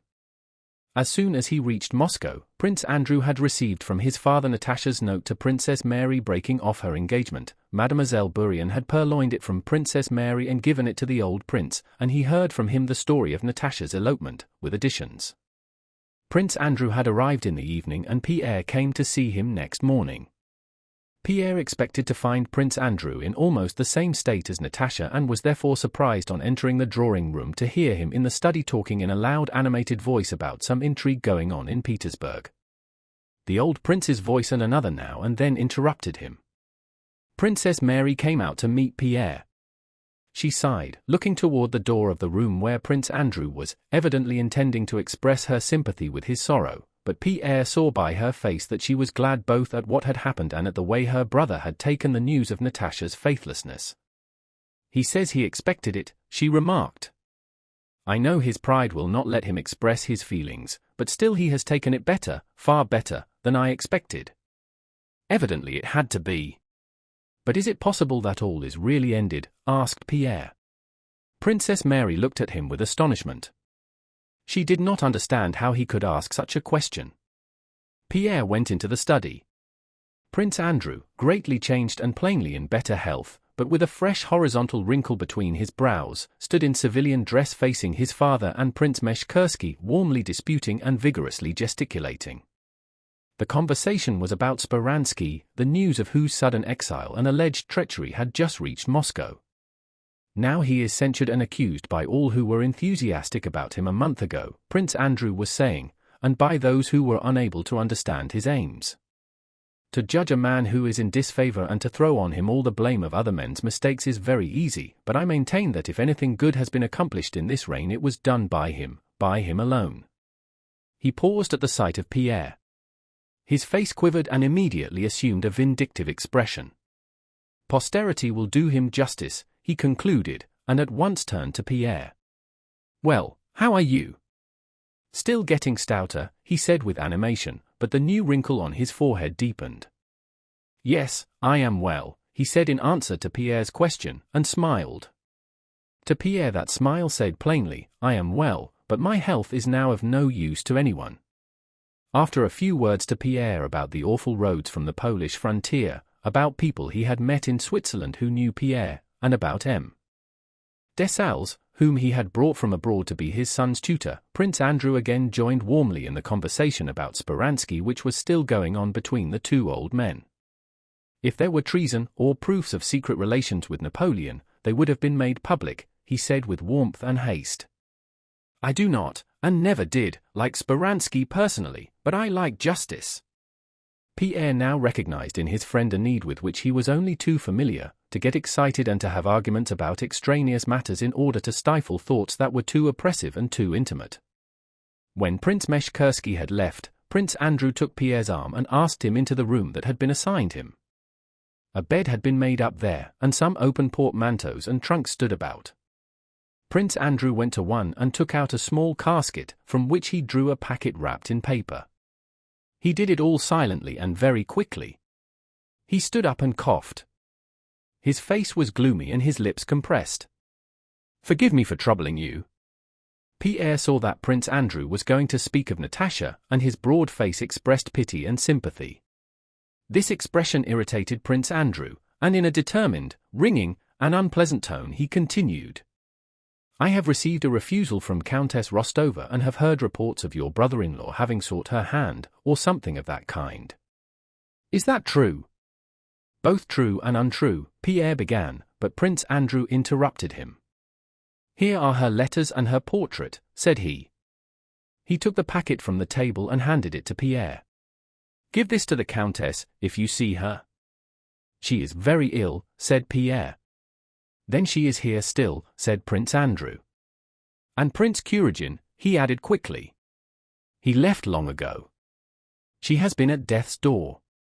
"I much regret her illness," said Prince Andrew, and he smiled like his father, coldly, maliciously, and unpleasantly.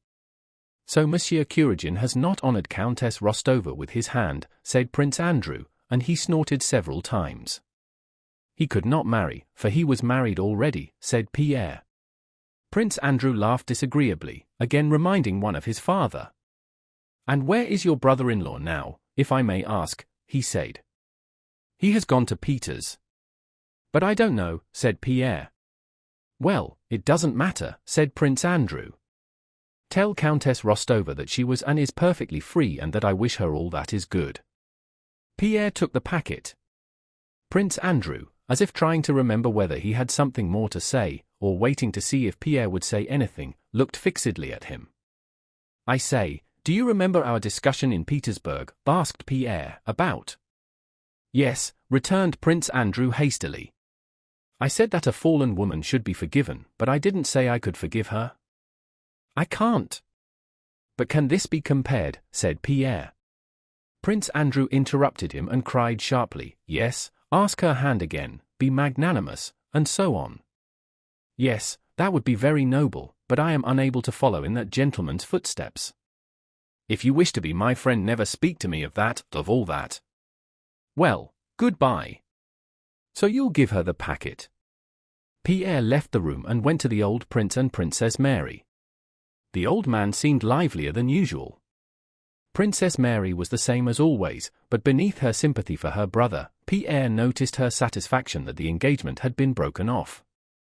Looking at them, Pierre realized what contempt and animosity they all felt for the Rostovs, and that it was impossible in their presence even to mention the name of her who could give up Prince Andrew for anyone else. At dinner the talk turned on the war, the approach of which was becoming evident. Prince Andrew talked incessantly, arguing now with his father, now with the Swiss tutor Dessalles, and showing an unnatural animation, the cause of which Pierre so well understood. Chapter 22. That same evening Pierre went to the Rostovs to fulfill the commission entrusted to him. Natasha was in bed, the Count at the club, and Pierre, after giving the letters to Sonia, went to Maria Dmitrievna, who was interested to know how Prince Andrew had taken the news. 10 minutes later Sonia came to Maria Dmitrievna. "Natasha insists on seeing Count Peter Kirillovich," said she. "But how? Are we to take him up to her?" "The room there has not been tidied up." "No, she has dressed and gone into the drawing room," said Sonia. Maria Dmitrievna only shrugged her shoulders. "When will her mother come?" "She has worried me to death." "Now mind, don't tell her everything," said she to Pierre. "One hasn't the heart to scold her, she is so much to be pitied, so much to be pitied." Natasha was standing in the middle of the drawing room, emaciated, with a pale set face, but not at all shamefaced as Pierre expected to find her. When he appeared at the door she grew flurried, evidently undecided whether to go to meet him or to wait till he came up. Pierre hastened to her. He thought she would give him her hand as usual, but she, stepping up to him, stopped, breathing heavily, her arms hanging lifelessly just in the pose she used to stand in when she went to the middle of the ballroom to sing, but with quite a different expression of face. "Peter Kirillovich," she began rapidly, "Prince Bolkonsky was your friend, is your friend," she corrected herself. It seemed to her that everything that had once been must now be different. "He told me once to apply to you." Pierre sniffed as he looked at her, but did not speak.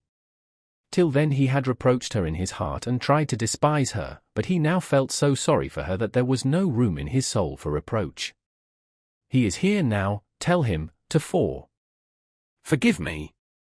She stopped and breathed still more quickly, but did not shed tears. "Yes. I will tell him," answered Pierre, but he did not know what to say. Natasha was evidently dismayed at the thought of what he might think she had meant. "No, I know all is over," she said hurriedly. "No, that can never be. I'm only tormented by the wrong I have done him. Tell him only that I beg him to forgive me for everything." She trembled all over and sat down on a chair. A sense of pity he had never before known overflowed Pierre's heart. I will tell him everything once more," said Pierre. "But I should like to know one thing." "Know what?" Natasha's eyes asked. "I should like to know, did you love—" Pierre did not know how to refer to Anatole and flushed at the thought of him. "Did you love that bad man?" "Don't call him bad," said Natasha. "But I don't know at all." She began to cry, and a still greater sense of pity, tenderness, and love welled up in Pierre. He felt the tears trickle under his spectacles and hoped they would not be noticed. "We won't speak of it any more, my dear," said Pierre, and his gentle, cordial tone suddenly seemed very strange to Natasha. "We won't speak of it, my dear, I'll tell him everything, but one thing I beg of you, consider me your friend, and if you want help, advice, or simply to open your heart to someone, not now, but when your mind is clearer, think of me." He took her hand and kissed it. "I shall be happy if it's in my power." Pierre grew confused.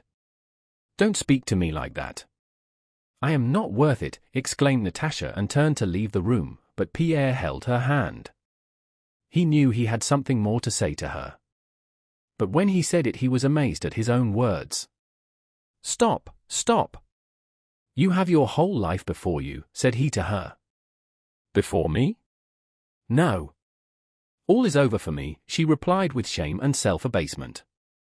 "All over," he repeated. "If I were not myself, but the handsomest, cleverest, and best man in the world, and were free, I would this moment ask on my knees for your hand and your love." For the first time for many days Natasha wept tears of gratitude and tenderness, and glancing at Pierre she went out of the room. Pierre too, when she had gone, almost ran into the anteroom, restraining tears of tenderness and joy that choked him, and without finding the sleeves of his fur cloak threw it on and got into his sleigh. "Where to now, Your Excellency?" asked the coachman. "Where to?" Pierre asked himself. "Where can I go now? Surely not to the club or to pay calls?" All men seemed so pitiful, so poor, in comparison with this feeling of tenderness and love he experienced, in comparison with that softened, grateful, last look she had given him through her tears. "Home," said Pierre, and despite 22 degrees of frost Fahrenheit he threw open the bearskin cloak from his broad chest and inhaled the air with joy. It was clear and frosty. Above the dirty, ill-lit streets, above the black roofs, stretched the dark starry sky. Only looking up at the sky did Pierre cease to feel how sordid and humiliating were all mundane things compared with the heights to which his soul had just been raised. At the entrance to the Arbeit Square an immense expanse of dark starry sky presented itself to his eyes.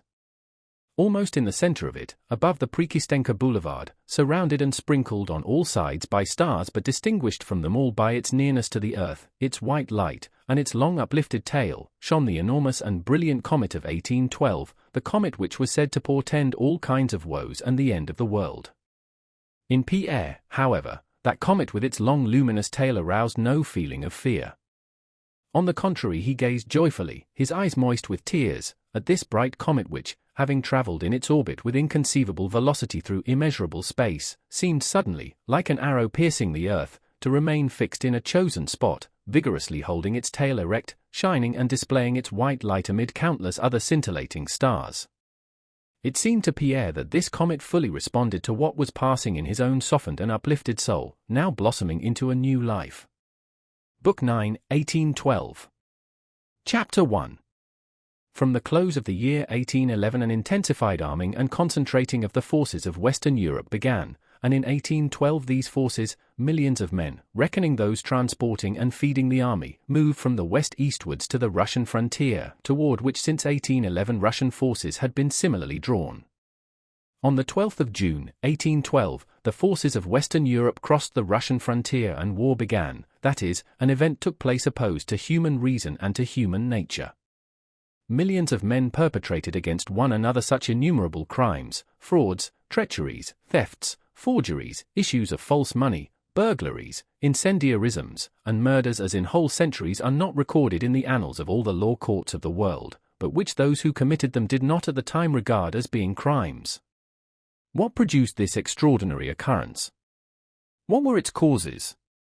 The historians tell us with naive assurance that its causes were the wrongs inflicted on the Duke of Oldenburg, the non-observance of the continental system, the ambition of Napoleon, the firmness of Alexander, the mistakes of the diplomatists, and so on.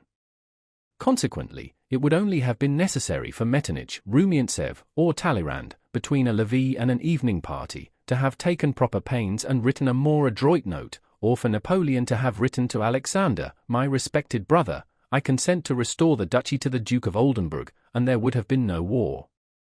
We can understand that the matter seemed like that to contemporaries. It naturally seemed to Napoleon that the war was caused by England's intrigues, as in fact he said on the island of St. Helena. It naturally seemed to members of the English Parliament that the cause of the war was Napoleon's ambition, to the Duke of Oldenburg, that the cause of the war was the violence done to him, to businessmen that the cause of the war was the continental system which was ruining Europe, to the generals and old soldiers that the chief reason for the war was the necessity of giving them employment, to the legitimists of that day that it was the need of re-establishing les bons principes, and to the diplomatists of that time that it all resulted from the fact that the alliance between Russia and Austria in 1809 had not been sufficiently well concealed from Napoleon, and from the awkward wording of Memorandum No. 178. It is natural that these and a countless and infinite quantity of other reasons, the number depending on the endless diversity of points of view, presented themselves to the men of that day, but to us, to posterity who view the thing that happened in all its magnitude and perceive its plain and terrible meaning, these causes seem insufficient. To us it is incomprehensible that millions of Christian men killed and tortured each other either because Napoleon was ambitious or Alexander was firm, or because England's policy was astute or the Duke of Oldenburg wronged. We cannot grasp what connection such circumstances have with the actual fact of slaughter and violence. Why? Because the Duke was wronged, thousands of men from the other side of Europe killed and ruined the people of Smolensk and Moscow and were killed by them. To us, their descendants, who are not historians and are not carried away by the process of research and can therefore regard the event with unclouded common sense, an incalculable number of causes present themselves. The deeper we delve in search of these causes the more of them we find, and each separate cause or whole series of causes appears to us equally valid in itself and equally false by its insignificance compared to the magnitude of the events, and by its impotence, apart from the cooperation of all the other coincident causes, to occasion the event. To us, the wish or objection of this or that French corporal to serve a second term appears as much a cause as Napoleon's refusal to withdraw his troops beyond the Vistula and to restore the Duchy of Oldenburg, for had he not wished to serve, and had a second, a third, and a thousandth corporal and private also refused, there would have been so many less men in Napoleon's army and the war could not have occurred. Had Napoleon not taken offense at the demand that he should withdraw beyond the Vistula, and not ordered his troops to advance, there would have been no war. But had all his sergeants objected to serving a second term, then also there could have been no war. Nor could there have been a war had there been no English intrigues and no Duke of Oldenburg, and had Alexander not felt insulted, and had there not been an autocratic government in Russia, or a revolution in France and a subsequent dictatorship and empire, or all the things that produced the French Revolution, and so on. Without each of these causes nothing could have happened. So all these causes, myriads of causes, coincided to bring it about. And so there was no one cause for that occurrence, but it had to occur because it had to. millions of men, renouncing their human feelings and reason, had to go from west to east to slay their fellows, just as some centuries previously hordes of men had come from the east to the west, slaying their fellows. The actions of Napoleon and Alexander, on whose words the event seemed to hang, were as little voluntary as the actions of any soldier who was drawn into the campaign by lot or by conscription. This could not be otherwise, for in order that the will of Napoleon and Alexander, on whom the event seemed to depend, should be carried out, the concurrence of innumerable circumstances was needed without any one of which the event could not have taken place. It was necessary that millions of men in whose hands lay the real power, the soldiers who fired, or transported provisions and guns, should consent to carry out the will of these weak individuals, and should have been induced to do so by an infinite number of diverse and complex causes.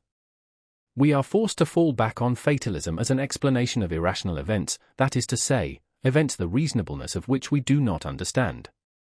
The more we try to explain such events in history reasonably, the more unreasonable and incomprehensible do they become to us. Each man lives for himself, using his freedom to attain his personal aims, and feels with his whole being that he can now do or abstain from doing this or that action, but as soon as he has done it, that action performed at a certain moment in time becomes irrevocable and belongs to history, in which it has not a free but a predestined significance. There are two sides to the life of every man: his individual life, which is the more free the more abstract its interests, and his elemental hive life in which he inevitably obeys laws laid down for him. Man lives consciously for himself, but is an unconscious instrument in the attainment of the historic, universal, aims of humanity. A deed done is irrevocable, and its result coinciding in time with the actions of millions of other men assumes an historic significance. The higher a man stands on the social ladder, the more people he is connected with and the more power he has over others, the more evident is the predestination and inevitability of his every action. The king's heart is in the hands of the Lord. A king is history's slave. History, that is, the unconscious, general, hive life of mankind, uses every moment of the life of kings as a tool for its own purposes. Though Napoleon at that time, in 1812, was more convinced than ever that it depended on him, versa, une par versa, le sang de ses pupils asterisk, as Alexander expressed it in the last letter he wrote him, he had never been so much in the grip of inevitable laws, which compelled him, while thinking that he was acting on his own volition, to perform for the hive life, that is to say, for history, whatever had to be performed. Asterisk, to shed, or not to shed, the blood of his peoples.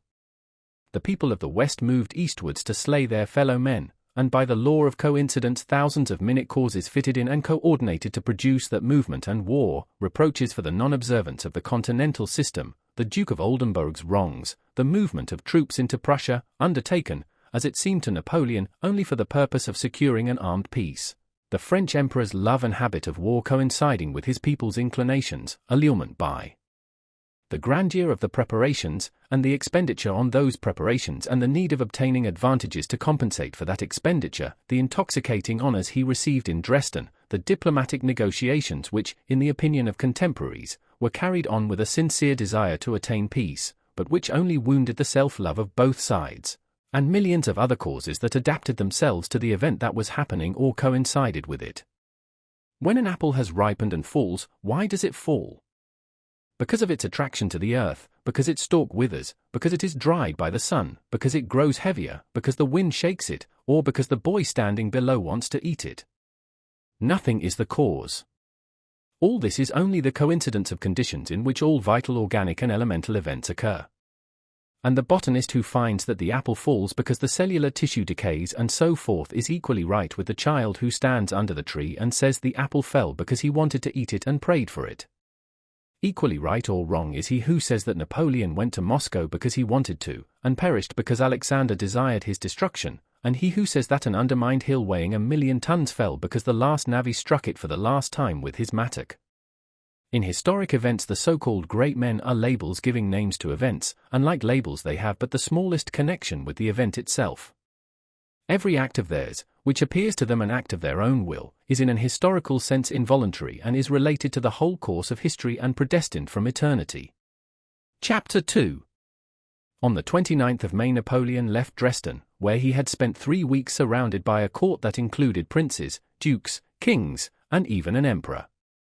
Before leaving, Napoleon showed favor to the emperor, kings, and princes who had deserved it, reprimanded the kings and princes with whom he was dissatisfied, presented pearls and diamonds of his own, that is, which he had taken from other kings, to the Empress of Austria, and having, as his historian tells us, tenderly embraced the Empress Marie-Louise, who regarded him as her husband, though he had left another wife in Paris, left her grieved by the parting which she seemed hardly able to bear. Though the diplomatist still firmly believed in the possibility of peace and worked zealously to that end, and though the Emperor Napoleon himself wrote a letter to Alexander, calling him Monsieur mon frère, and sincerely assured him that he did not want war and would always love and honor him, yet he set off to join his army, and at every station gave fresh orders to accelerate the movement of his troops from west to east. He went in a traveling coach with 6 horses, surrounded by pages, aides-de-camp, and an escort, along the road to Posen, Thorn, Danzig, and Königsberg. At each of these towns thousands of people met him with excitement and enthusiasm. The army was moving from west to east, and relays of 6 horses carried him in the same direction. On the 10th of June, coming up with the army, he spent the night in apartments prepared for him on the estate of a Polish count in the Wilkowiecki forest. Old style. Next day, overtaking the army, he went in a carriage to the Niemen, and, changing into a Polish uniform, he drove to the riverbank in order to select a place for the crossing. Seeing, on the other side, some Cossacks, les Cossacks, and the wide-spreading steppes in the midst of which lay the holy city of Moscow, la ville sainte, the capital of a realm such as the Scythia into which Alexander the Great had marched, Napoleon unexpectedly, and contrary alike to strategic and diplomatic considerations, ordered an advance, and the next day his army began to cross the Niemen. Early in the morning of the 12th of June he came out of his tent, which was pitched that day on the steep left bank of the Niemen, and looked through a spyglass at the streams of his troops pouring out of the Wilkowiecki forest and flowing over the 3 bridges thrown across the river. The troops, knowing of the emperor's presence, were on the lookout for him, and when they caught sight of a figure in an overcoat and a cocked hat standing apart from his suite in front of his tent on the hill, they threw up their caps and shouted, "Vive l'Empereur!" and one after another poured in a ceaseless stream out of the vast forest that had concealed them and, separating, flowed on and on by the 3 bridges to the other side. Now we'll go into action. Oh, when he takes it in hand himself, things get hot, by heaven. There he is. Vive l'Empereur! So these are the steppes of Asia. It's a nasty country all the same. Au revoir, Boche, I'll keep the best palace in Moscow for you. Au revoir. Good luck. Did you see the Emperor? Vive l'Empereur. If they make me governor of India, Gerard, I'll make you minister of Kashmir, that's settled. Vive l'Empereur. Hurrah! Hurrah! Hurrah! The Cossacks, those rascals, see how they run. Vive l'Empereur. There he is, do you see him? I've seen him twice, as I see you now. The little corporal. I saw him give the cross to one of the veterans. Vive l'Empereur, came the voices of men, old and young, of most diverse characters and social positions. On the faces of all was one common expression of joy at the commencement of the long-expected campaign and of rapture and devotion to the man in the grey coat who was standing on the hill. On the 13th of June a rather small, thoroughbred Arab horse was brought to Napoleon. He mounted it and rode at a gallop to one of the bridges over the Niemen, deafened continually by incessant and rapturous acclamations which he evidently endured only because it was impossible to forbid the soldiers to express their love of him by such shouting, but the shouting which accompanied him everywhere disturbed him and distracted him from the military cares that had occupied him from the time he joined the army.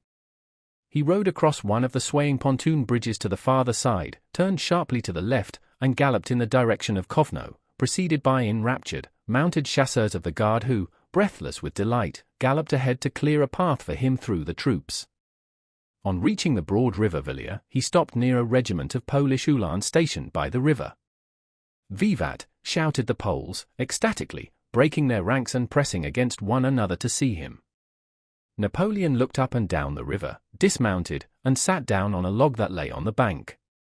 At a mute sign from him, a telescope was handed him which he rested on the back of a happy page who had run up to him, and he gazed at the opposite bank. Then he became absorbed in a map laid out on the logs. Without lifting his head he said something, and 2 of his aides-de-camp galloped off to the Polish uhlans. "What? What did he say?" was heard in the ranks of the Polish uhlans when one of the aides-de-camp rode up to them. The order was to find a ford and to cross the river. The colonel of the Polish uhlans, a handsome old man, flushed and, fumbling in his speech from excitement, asked the aide-de-camp whether he would be permitted to swim the river with his uhlans instead of seeking a ford. In evident fear of refusal, like a boy asking for permission to get on a horse, he begged to be allowed to swim across the river before the emperor's eyes. The aide-de-camp replied that probably the emperor would not be displeased at this excess of zeal. As soon as the aide-de-camp had said this, the old mustached officer, with happy face and sparkling eyes, raised his saber, shouted "Vivat!" and, commanding the uhlans to follow him, spurred his horse and galloped into the river. He gave an angry thrust to his horse, which had grown restive under him, and plunged into the water, heading for the deepest part where the current was swift. Hundreds of uhlans galloped in after him. It was cold and uncanny in the rapid current in the middle of the stream, and the uhlans caught hold of one another as they fell off their horses. Some of the horses were drowned and some of the men, the others tried to swim on, some in the saddle and some clinging to their horses' manes. They tried to make their way forward to the opposite bank and, though there was a ford 1/3 of a mile away, were proud that they were swimming and drowning in this river under the eyes of the man who sat on the log and was not even looking at what they were doing. When the aide-de-camp, having returned and choosing an opportune moment, ventured to draw the emperor's attention to the devotion of the Poles to his person, the little man in the grey overcoat got up and, having summoned Berthier, began pacing up and down the bank with him, giving him instructions and occasionally glancing disapprovingly at the drowning uhlans who distracted his attention. For him it was no new conviction that his presence in any part of the world, from Africa to the steppes of Muscovy alike, was enough to dumbfound people and impel them to insane self-oblivion. He called for his horse and rode to his quarters. Some 40 uhlans were drowned in the river, though boats were sent to their assistance. The majority struggled back to the bank from which they had started. The colonel and some of his men got across and with difficulty clambered out on the further bank. And as soon as they had got out, in their soaked and streaming clothes, they shouted "Vivat!" and looked ecstatically at the spot where Napoleon had been but where he no longer was, and at that moment considered themselves happy. That evening, between issuing one order that the forged Russian paper money prepared for use in Russia should be delivered as quickly as possible and another that a Saxon should be shot, on whom a letter containing information about the orders to the French army had been found, Napoleon also gave instructions that the Polish colonel who had needlessly plunged into the river should be enrolled in the Legion d'Honneur, of which Napoleon was himself the head. Quos vult pedir dementat. Asterisk. Asterisk, those whom God wishes to destroy he drives mad. Chapter 3.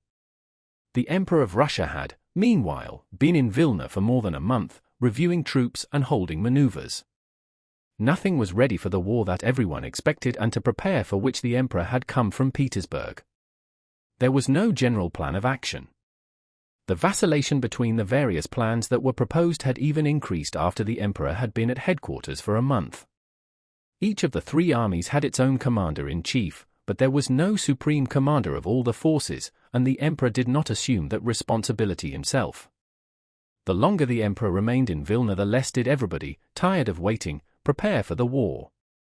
All the efforts of those who surrounded the sovereign seemed directed merely to making him spend his time pleasantly and forget that war was impending. In June, after many balls and fêtes given by the Polish magnates, by the courtiers, and by the emperor himself, it occurred to one of the Polish aides-de-camp in attendance that a dinner and ball should be given for the emperor by his aides-de-camp. This idea was eagerly received. The emperor gave his consent. The aides-de-camp collected money by subscription. The lady who was thought to be most pleasing to the emperor was invited to act as hostess. Count Bennigsen, being a landowner in the Vilna province, offered his country house for the fete, and the 13th of June was fixed for a ball, dinner, regatta, and fireworks at Zakret, Count Bennigsen's country seat.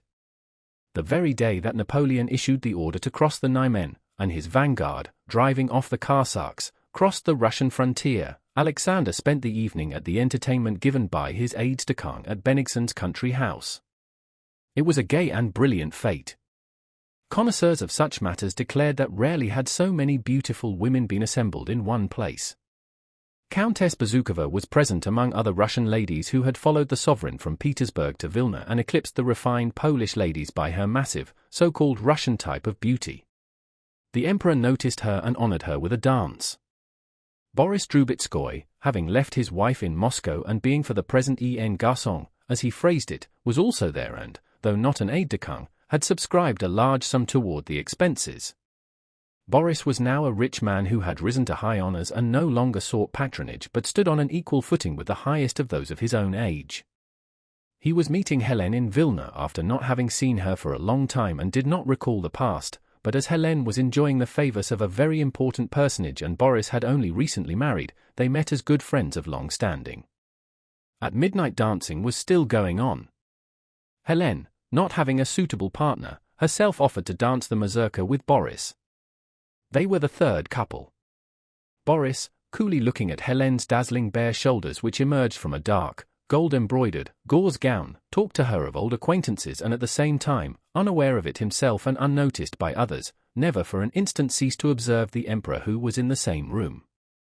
The emperor was not dancing, he stood in the doorway, stopping now one pair and now another with gracious words which he alone knew how to utter.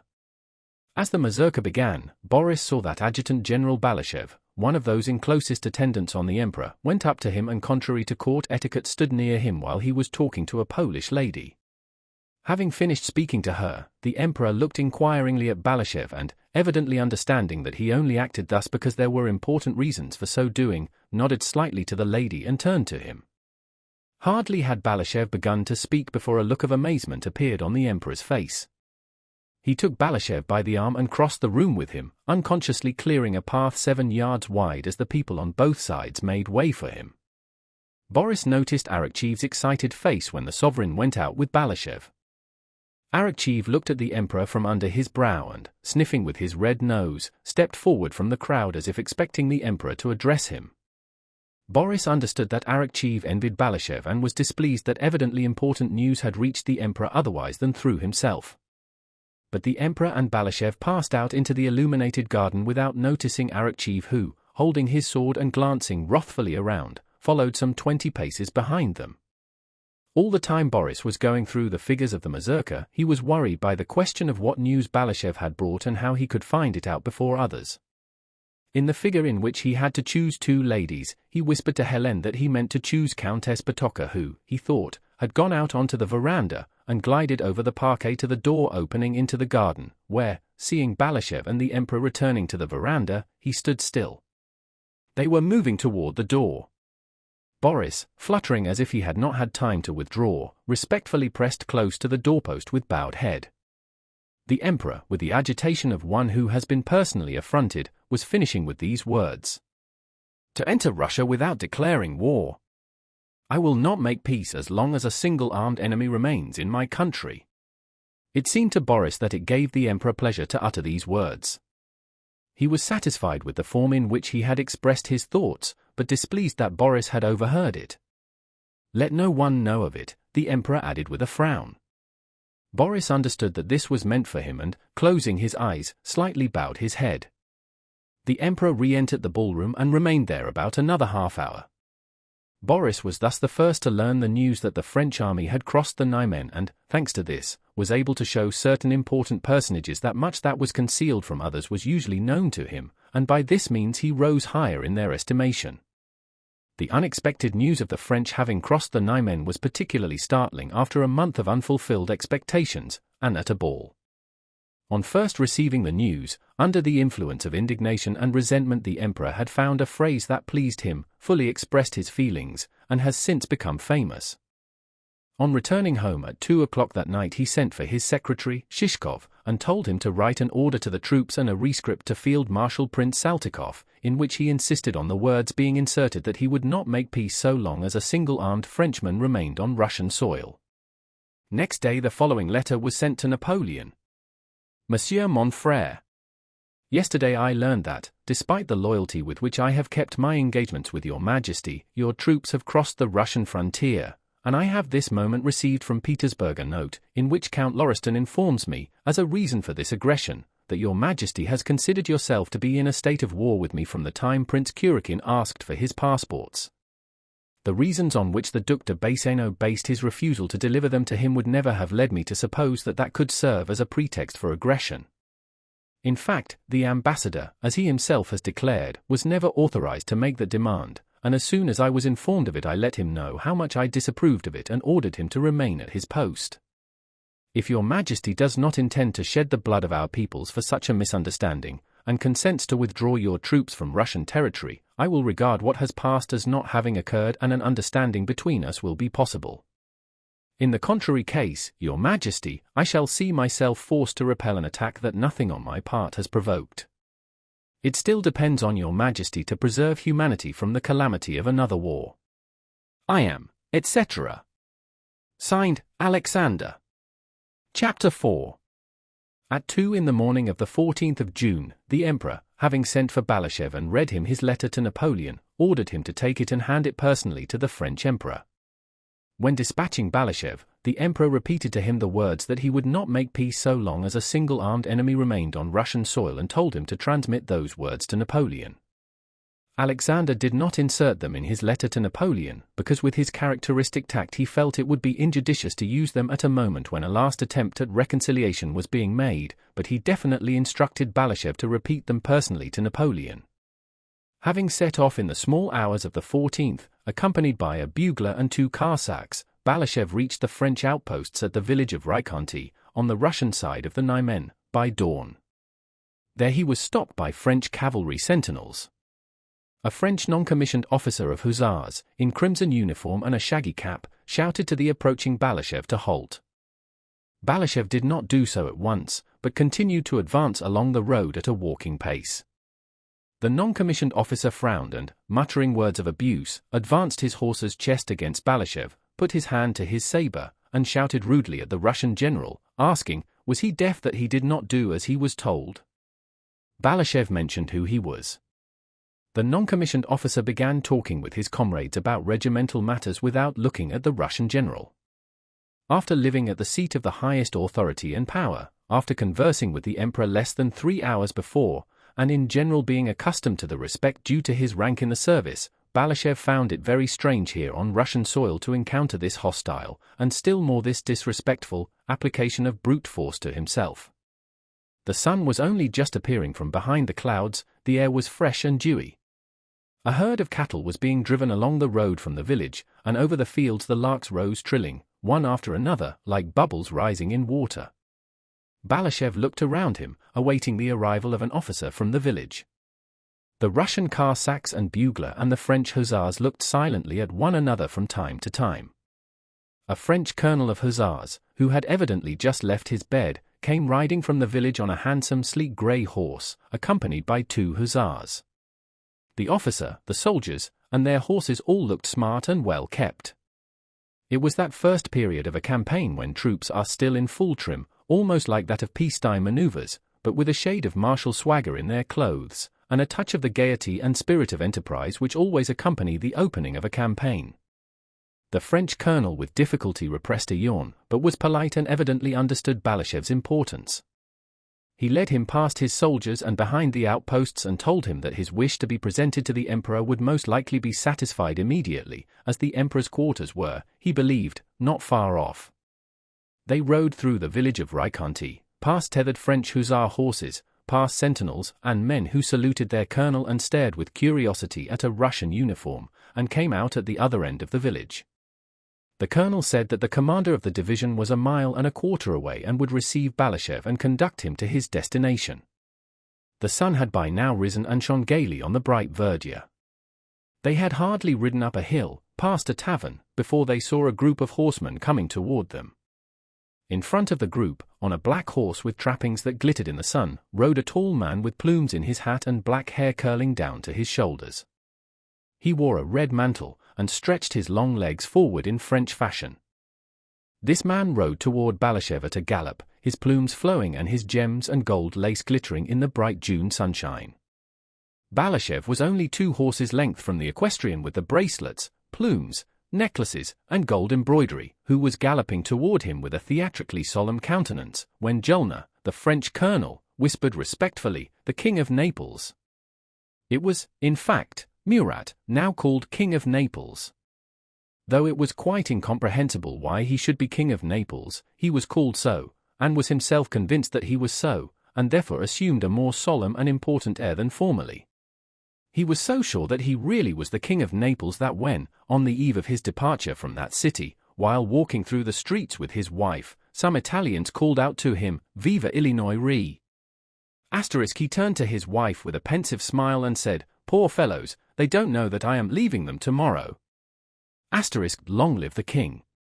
But though he firmly believed himself to be king of Naples and pitied the grief felt by the subjects he was abandoning, latterly, after he had been ordered to return to military service, and especially since his last interview with Napoleon in Danzig, when his august brother-in-law had told him, "I made you king that you should reign in my way, but not in yours," he had cheerfully taken up his familiar business, and, like a well-fed but not over-fat horse that feels himself in harness and grows skittish between the shafts, he dressed up in clothes as variegated and expensive as possible, and gaily and contentedly galloped along the roads of Poland, without himself knowing why or whither.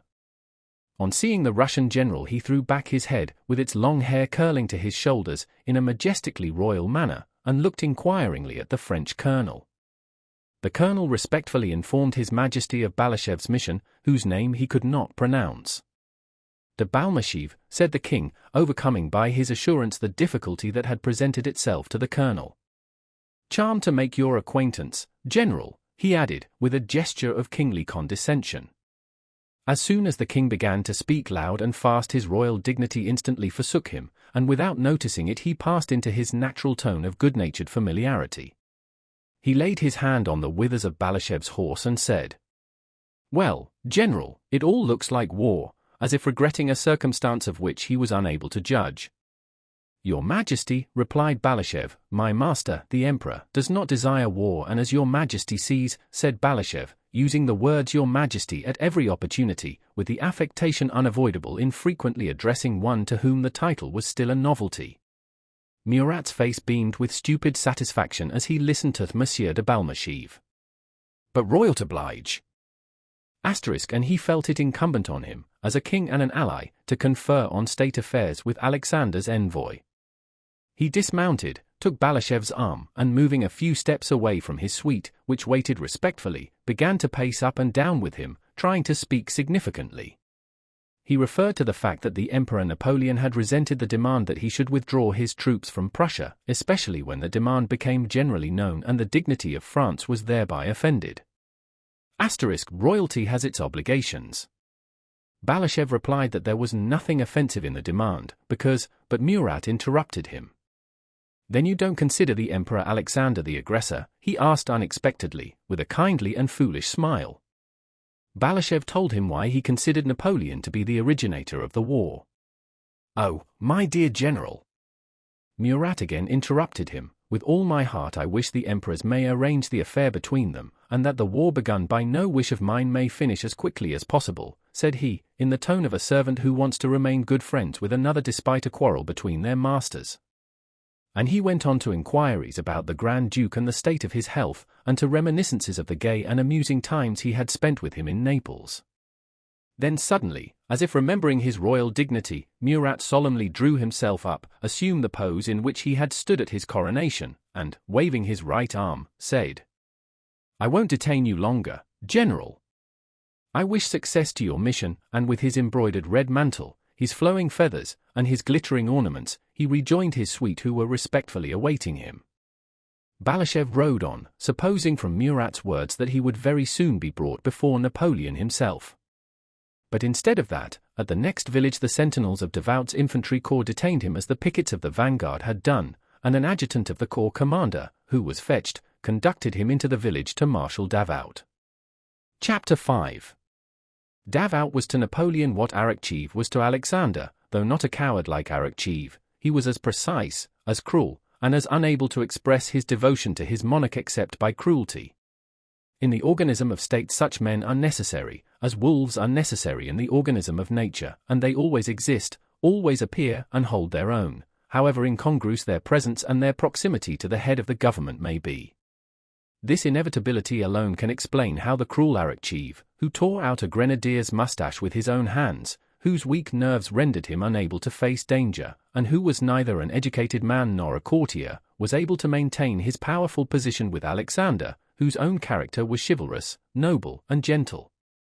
Balashev found Davout seated on a barrel in the shed of a peasant's hut, writing. He was auditing accounts. Better quarters could have been found him, but Marshal Davout was one of those men who purposely put themselves in most depressing conditions to have a justification for being gloomy. For the same reason they are always hard at work and in a hurry. How can I think of the bright side of life when, as you see, I am sitting on a barrel and working in a dirty shed? The expression of his face seemed to say. The chief pleasure and necessity of such men, when they encounter anyone who shows animation, is to flaunt their own dreary, persistent activity. Davout allowed himself that pleasure when Balashev was brought in. He became still more absorbed in his task when the Russian general entered, and after glancing over his spectacles at Balashev's face, which was animated by the beauty of the morning and by his talk with Murat, he did not rise or even stir, but scowled still more and sneered malevolently. When he noticed in Balashev's face the disagreeable impression this reception produced, Davout raised his head and coldly asked what he wanted. Thinking he could have been received in such a manner only because Davout did not know that he was adjutant general to the Emperor Alexander and even his envoy to Napoleon, Balashev hastened to inform him of his rank and mission. Contrary to his expectation, Davout, after hearing him, became still surlier and ruder. "Where is your dispatch?" he inquired. "Give it to me. I will send it to the Emperor." Balashev replied that he had been ordered to hand it personally to the Emperor. "Your Emperor's orders are obeyed in your army, but here," said Davout, "you must do as you're told." And, as if to make the Russian general still more conscious of his dependence on brute force, Davout sent an adjutant to call the officer on duty. Balashev took out the packet containing the Emperor's letter and laid it on the table, made of a door with its hinges still hanging on it, laid across two barrels. Davout took the packet and read the inscription. "You are perfectly at liberty to treat me with respect or not," protested Balashev, "but permit me to observe that I have the honor to be adjutant general to His Majesty." Davout glanced at him silently and plainly derived pleasure from the signs of agitation and confusion which appeared on Balashev's face. "You will be treated as is fitting," said he and, putting the packet in his pocket, left the shed. A minute later the marshal's adjutant, de Casters, came in and conducted Balashev to the quarters assigned him. That day he dined with the marshal, at the same board on the barrels. Next day Davout rode out early and, after asking Balashev to come to him, peremptorily requested him to remain there, to move on with the baggage train should orders come for it to move, and to talk to no one except Monsieur de Casters. After 4 days of solitude, ennui, and consciousness of his impotence and insignificance, particularly acute by contrast with the sphere of power in which he had so lately moved, and after several marches with the marshal's baggage and the French army, which occupied the whole district, Balashev was brought to Vilna, now occupied by the French, through the very gate by which he had left it 4 days previously. Next day the imperial gentleman-in-waiting, the Comte de Turenne, came to Balashev and informed him of the Emperor Napoleon's wish to honor him with an audience. For days before, sentinels of the Preobrazhensk regiment had stood in front of the house to which Balashev was conducted, and now 2 French grenadiers stood there in blue uniforms unfastened in front and with shaggy caps on their heads, and an escort of hussars and uhlans and a brilliant suite of aides-de-camp, pages, and generals, who were waiting for Napoleon to come out, were standing at the porch, round his saddle horse and his Mameluke, Rustan. Napoleon received Balashev in the very house in Vilna from which Alexander had dispatched him on his mission. Chapter 6. Though Balashev was used to imperial pomp, he was amazed at the luxury and magnificence of Napoleon's court. The Comte de Turenne showed him into a big reception room where many generals, gentlemen-in-waiting, and Polish magnates, several of whom Balashev had seen at the court of the Emperor of Russia, were waiting. Duroc said that Napoleon would receive the Russian general before going for his ride.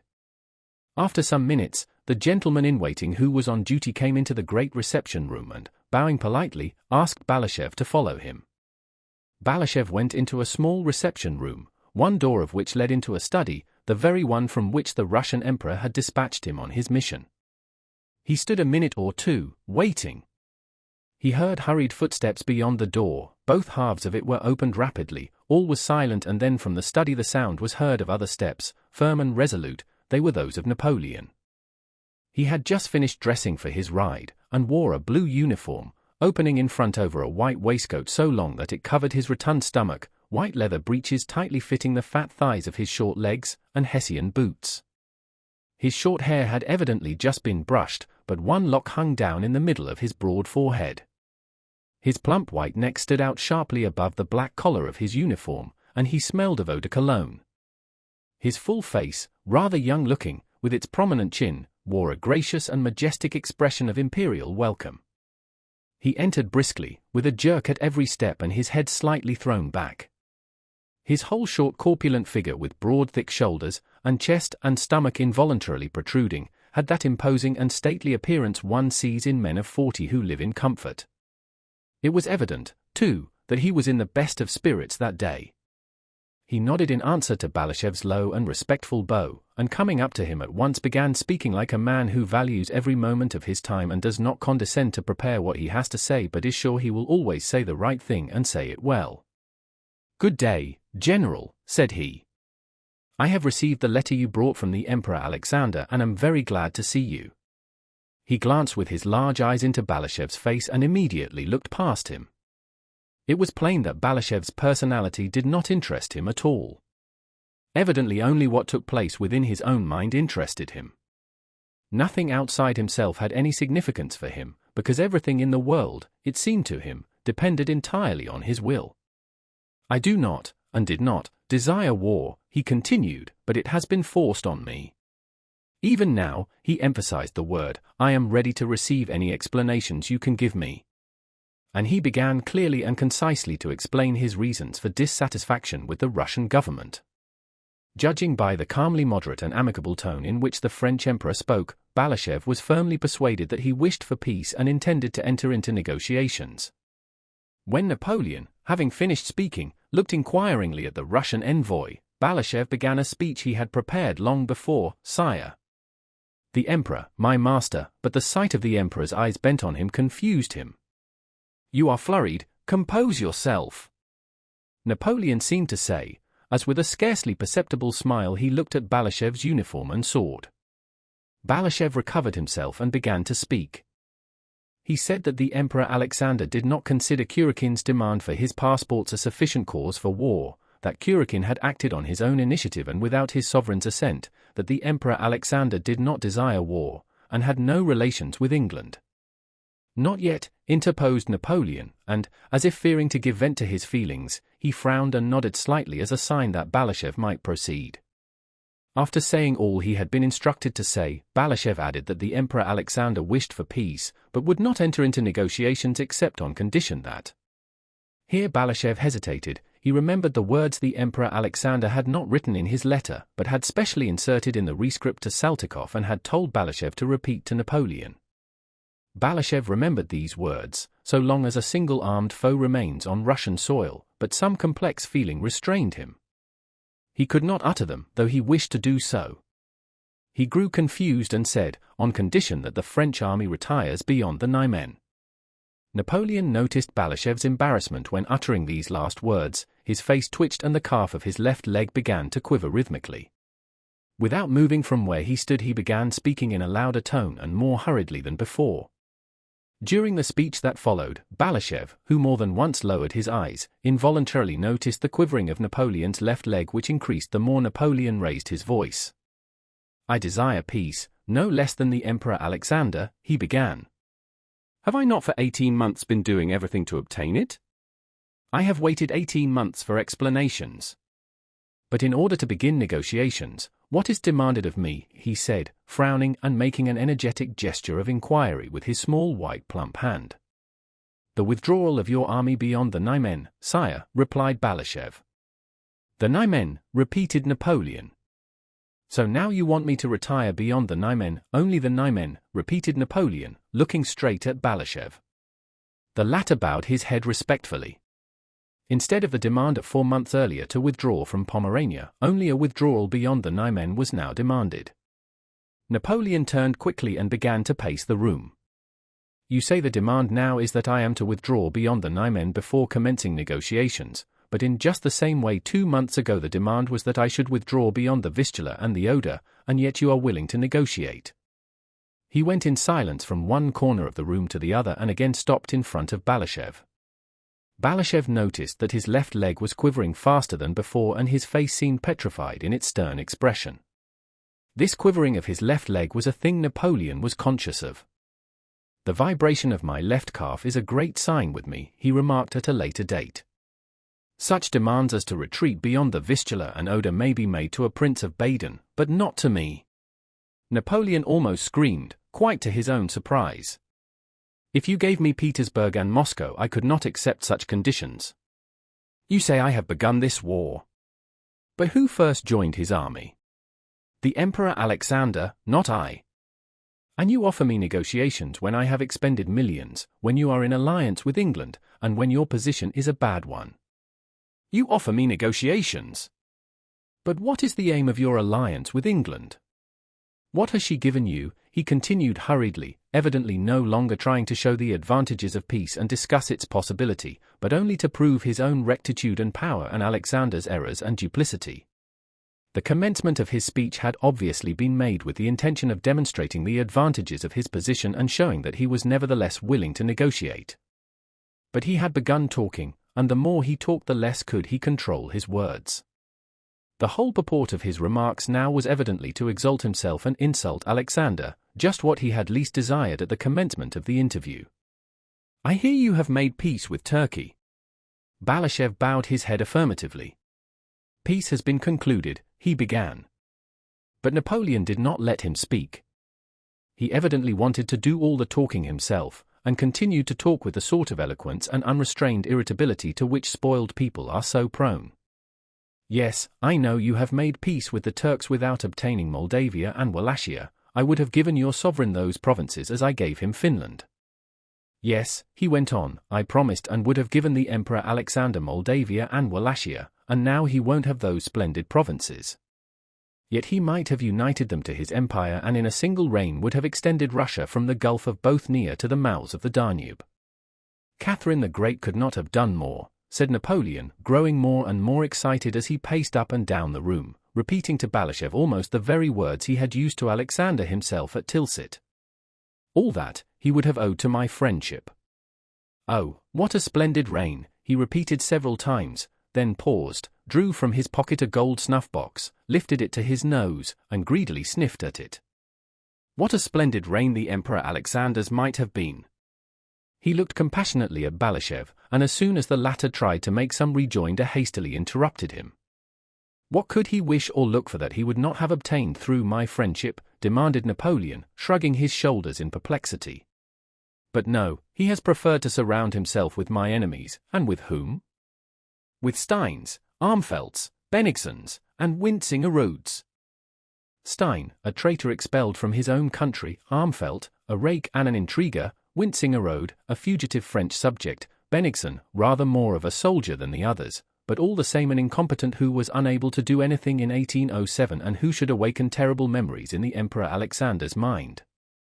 Granted that were they competent they might be made use of," continued Napoleon, hardly able to keep pace in words with the rush of thoughts that incessantly sprang up, proving how right and strong he was in his perception the two were one and the same, "but they are not even that. They are neither fit for war nor peace.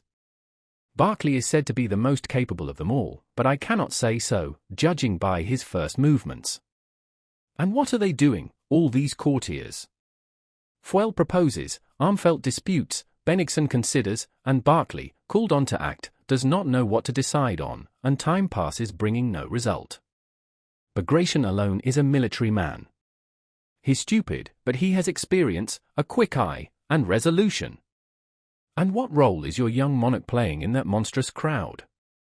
They compromise him and throw on him the responsibility for all that happens. A sovereign should not be with the army unless he is a general," said Napoleon, evidently uttering these words as a direct challenge to the emperor. He knew how Alexander desired to be a military commander. "The campaign began only a week ago, and you haven't even been able to defend Vilna. You are cut in two and have been driven out of the Polish provinces. Your army is grumbling." "On the contrary, Your Majesty," said Balashev, hardly able to remember what had been said to him and following these verbal fireworks with difficulty, "the troops are burning with eagerness." "I know everything." Napoleon interrupted him. "I know everything. I know the number of your battalions as exactly as I know my own. You have not 200,000 men, and I have 3 times that number."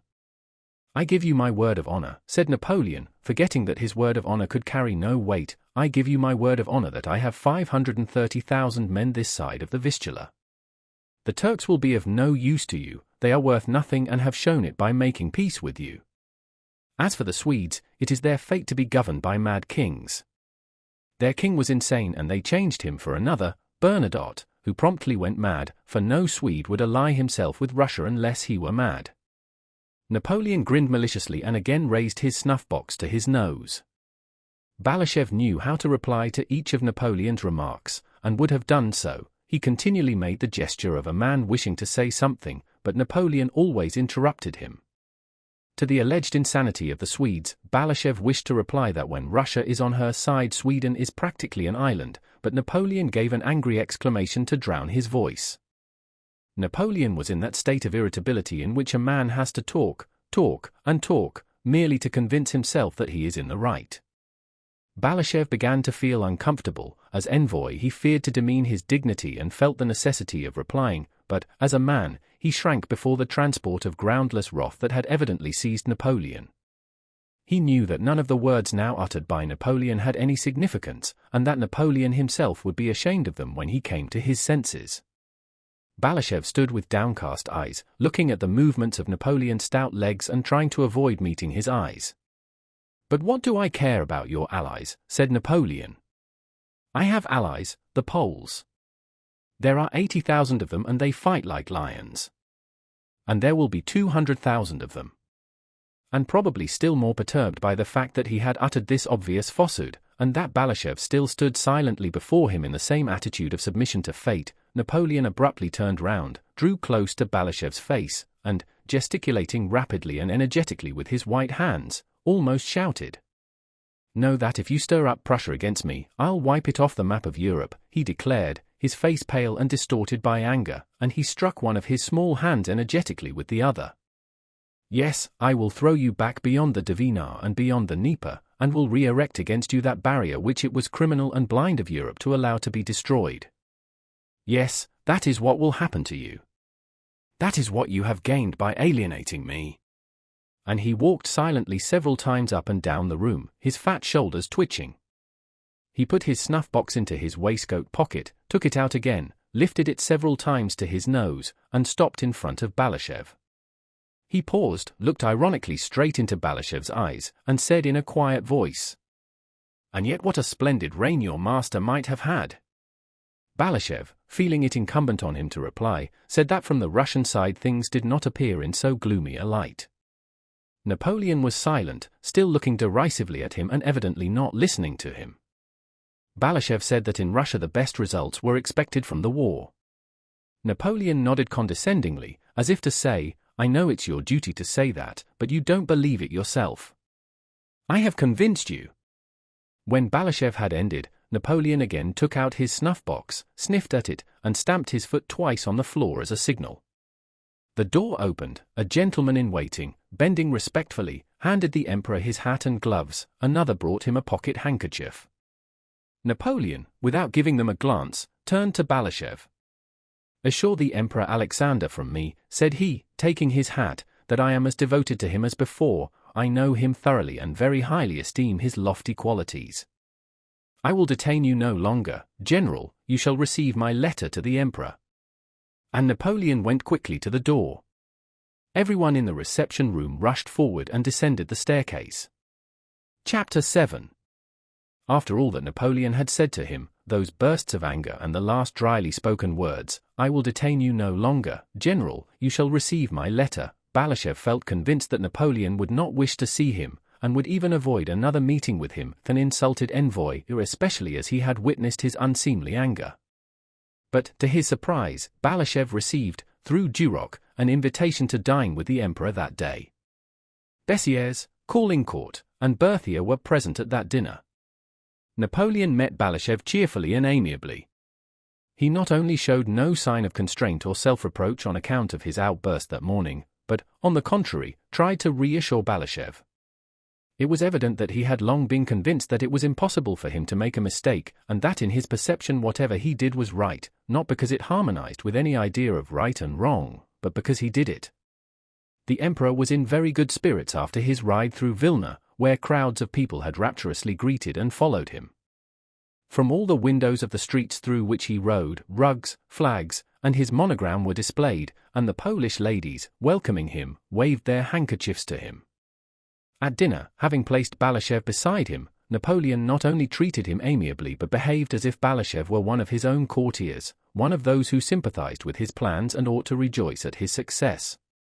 In the course of conversation he mentioned Moscow and questioned Balashev about the Russian capital, not merely as an interested traveler asks about a new city he intends to visit, but as if convinced that Balashev, as a Russian, must be flattered by his curiosity. How many inhabitants are there in Moscow? How many houses? Is it true that Moscow is called Holy Moscow? How many churches are there in Moscow? He asked. And receiving the reply that there were more than 200 churches, he remarked, "Why such a quantity of churches?" "The Russians are very devout," replied Balashev. "But a large number of monasteries and churches is always a sign of the backwardness of a people," said Napoleon, turning to Caulaincourt for appreciation of this remark. Balashev respectfully ventured to disagree with the French emperor. "Every country has its own character," said he. "But nowhere in Europe is there anything like that," said Napoleon. "I beg your Majesty's pardon," returned Balashev, "besides Russia there is Spain, where there are also many churches and monasteries."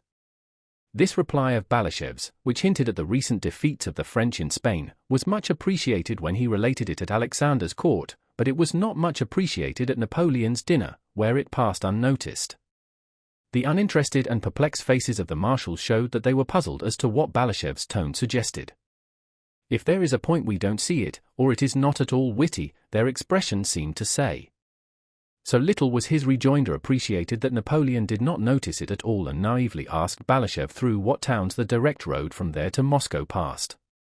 Balashev, who was on the alert all through the dinner, replied that just as all roads lead to Rome, so all roads lead to Moscow. There were many roads, and among them the road through Poltava, which Charles XII chose. Balashev involuntarily flushed with pleasure at the aptitude of this reply, but hardly had he uttered the word Poltava before Caulaincourt began speaking of the badness of the road from Petersburg to Moscow and of his Petersburg reminiscences. After dinner they went to drink coffee in Napoleon's study, which for days previously had been that of the Emperor Alexander. Napoleon sat down, toying with his Sevres coffee cup, and motioned Balashev to a chair beside him.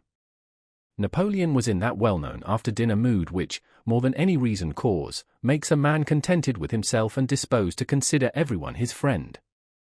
It seemed to him that he was surrounded by men who adored him, and he felt convinced that, after his dinner, Balashev too was his friend and worshipper. Napoleon turned to him with a pleasant, though slightly ironic, smile. "They tell me this is the room the Emperor Alexander occupied?" "Strange, isn't it, General?" he said, evidently not doubting that this remark would be agreeable to his hearer since it went to prove his, Napoleon's, superiority to Alexander. Balashev made no reply and bowed his head in silence. "Yes. For days ago in this room, Winsinger Road and Stein were deliberating," continued Napoleon with the same derisive and self-confident smile. "What I can't understand," he went on, "is that the Emperor Alexander has surrounded himself with my personal enemies. That I do not understand. Has he not thought that I may do the same?" And he turned inquiringly to Balashev, and evidently this thought turned him back onto the track of his morning's anger, which was still fresh in him. "And let him know that I will do so," said Napoleon, rising and pushing his cup away with his hand. "I'll drive all his Württemberg, Baden, and Weimar relations out of Germany. Yes. I'll drive them out. Let him prepare an asylum for them in Russia." Balashev bowed his head with an air indicating that he would like to make his bow and leave, and only listened because he could not help hearing what was said to him. Napoleon did not notice this expression. He treated Balashev not as an envoy from his enemy, but as a man now fully devoted to him and who must rejoice at his former master's humiliation. "And why has the Emperor Alexander taken command of the armies? What is the good of that? War is my profession, but his business is to reign and not to command armies." Why has he taken on himself such a responsibility? Again Napoleon brought out his snuff-box, paced several times up and down the room in silence, and then, suddenly and unexpectedly, went up to Balashev and with a slight smile, as confidently, quickly, and simply as if he were doing something not merely important but pleasing to Balashev, he raised his hand to the 40-year-old Russian general's face and, taking him by the ear, pulled it gently, smiling with his lips only. To have one's ear pulled by the emperor was considered the greatest honor and mark of favor at the French court. "Well, adorer and courtier of the Emperor Alexander, why don't you say anything?" said he, as if it was ridiculous, in his presence, to be the adorer and courtier of anyone but himself, Napoleon. "Are the horses ready for the general?" he added, with a slight inclination of his head in reply to Balashev's bow. "Let him have mine, he has a long way to go." The letter taken by Balashev was the last Napoleon sent to Alexander. Every detail of the interview was communicated to the Russian monarch, and the war began. Chapter 8. After his interview with Pierre in Moscow, Prince Andrew went to Petersburg, on business as he told his family, but really to meet Anatole Kuragin, whom he felt it necessary to encounter. On reaching Petersburg he inquired for Kuragin, but the latter had already left the city. Pierre had warned his brother-in-law that Prince Andrew was on his track. Anatole Kuragin promptly obtained an appointment from the Minister of War and went to join the army in Moldavia. While in Petersburg, Prince Andrew met Kutuzov, his former commander, who was always well disposed toward him, and Kutuzov suggested that he should accompany him to the army in Moldavia, to which the old general had been appointed commander-in-chief. So Prince Andrew, having received an appointment on the headquarters staff, left for Turkey. Prince Andrew did not think it proper to write and challenge Kuragin. He thought that if he challenged him without some fresh cause it might compromise the young Countess Rostova, and so he wanted to meet Kuragin personally in order to find a fresh pretext for a duel. But he again failed to meet Kuragin in Turkey, for soon after Prince Andrew arrived, the latter returned to Russia. In a new country, amid new conditions, Prince Andrew found life easier to bear. After his betrothed had broken faith with him, which he felt the more acutely the more he tried to conceal its effects, the surroundings in which he had been happy became trying to him, and the freedom and independence he had once prized so highly were still more so. Not only could he no longer think the thoughts that had first come to him as he lay gazing at the sky on the field of Austerlitz and had later enlarged upon with Pierre, and which had filled his solitude at Bogucharovo and then in Switzerland and Rome, but he even dreaded to recall them and the bright and boundless horizons they had revealed. He was now concerned only with the nearest practical matters unrelated to his past interests, and he seized on these the more eagerly the more those past interests were closed to him. It was as if that lofty, infinite canopy of heaven that had once towered above him had suddenly turned into a low, solid vault that weighed him down, in which all was clear but nothing eternal or mysterious. Of the activities that presented themselves to him, army service was the simplest and most familiar. As a general on duty on Kutuzov's staff, he applied himself to business with zeal and perseverance and surprised Kutuzov by his willingness and accuracy in work. Not having found Kuragin in Turkey, Prince Andrew did not think it necessary to rush back to Russia after him, but all the same he knew that however long it might be before he met Kuragin, despite his contempt for him and despite all the proofs he deduced to convince himself that it was not worth stooping to a conflict with him, he knew that when he did meet him he would not be able to resist calling him out, any more than a ravenous man can help snatching at food. And the consciousness that the insult was not yet avenged, that his rancour was still unspent, weighed on his heart and poisoned the artificial tranquility which he managed to obtain in Turkey by means of restless, plodding, and rather vainglorious and ambitious activity. In the year 1812, when news of the war with Napoleon reached Bucharest, where Kutuzov had been living for 2 months, passing his days and nights with a Wallachian woman, Prince Andrew asked Kutuzov to transfer him to the Western Army. Kutuzov, who was already weary of Bolkonsky's activity which seemed to reproach his own idleness, very readily let him go and gave him a mission to Barclay de Tolly. Before joining the Western Army, which was then, in May, encamped at Drissa, Prince Andrew visited Bald Hills, which was directly on his way, being only 2 miles off the Smolensk highroad. During the last 3 years there had been so many changes in his life, he had thought, felt, and seen so much, having travelled both in the east and the west, that on reaching Bald Hills it struck him as strange and unexpected to find the way of life there unchanged and still the same in every detail. He entered through the gates with their stone pillars and drove up the avenue leading to the house as if he were entering an enchanted, sleeping castle. The same old stateliness, the same cleanliness, the same stillness reigned there, and inside there was the same furniture, the same walls, sounds, and smell, and the same timid faces, only somewhat older. Princess Mary was still the same timid, plain maiden getting on in years, uselessly and joylessly passing the best years of her life in fear and constant suffering. Mademoiselle Bourienne was the same coquettish, self-satisfied girl, enjoying every moment of her existence and full of joyous hopes for the future. She had merely become more self-confident, Prince Andrew thought. Dessalles, the tutor he had brought from Switzerland, was wearing a coat of Russian cut and talking broken Russian to the servants, but was still the same narrowly intelligent, conscientious, and pedantic preceptor. The old prince had changed in appearance only by the loss of a tooth, which left a noticeable gap on one side of his mouth. In character he was the same as ever, only showing still more irritability and skepticism as to what was happening in the world. Little Nicholas alone had changed. He had grown, become rosier, had curly dark hair, and, when merry and laughing, quite unconsciously lifted the upper lip of his pretty little mouth just as the little princess used to do. He alone did not obey the law of immutability in the enchanted, sleeping castle. But though externally all remained as of old, the inner relations of all these people had changed since Prince Andrew had seen them last. The household was divided into two alien and hostile camps, who changed their habits for his sake and only met because he was there. To the one camp belonged the old prince, Mademoiselle Bourienne, and the architect, to the other Princess Mary, Dessalles, little Nicholas, and all the old nurses and maids. During his stay at Bald Hills all the family dined together, but they were ill at ease and Prince Andrew felt that he was a visitor for whose sake an exception was being made and that his presence made them all feel awkward. Involuntarily feeling this at dinner on the first day, he was taciturn, and the old prince noticing this also became morosely dumb and retired to his apartments directly after dinner.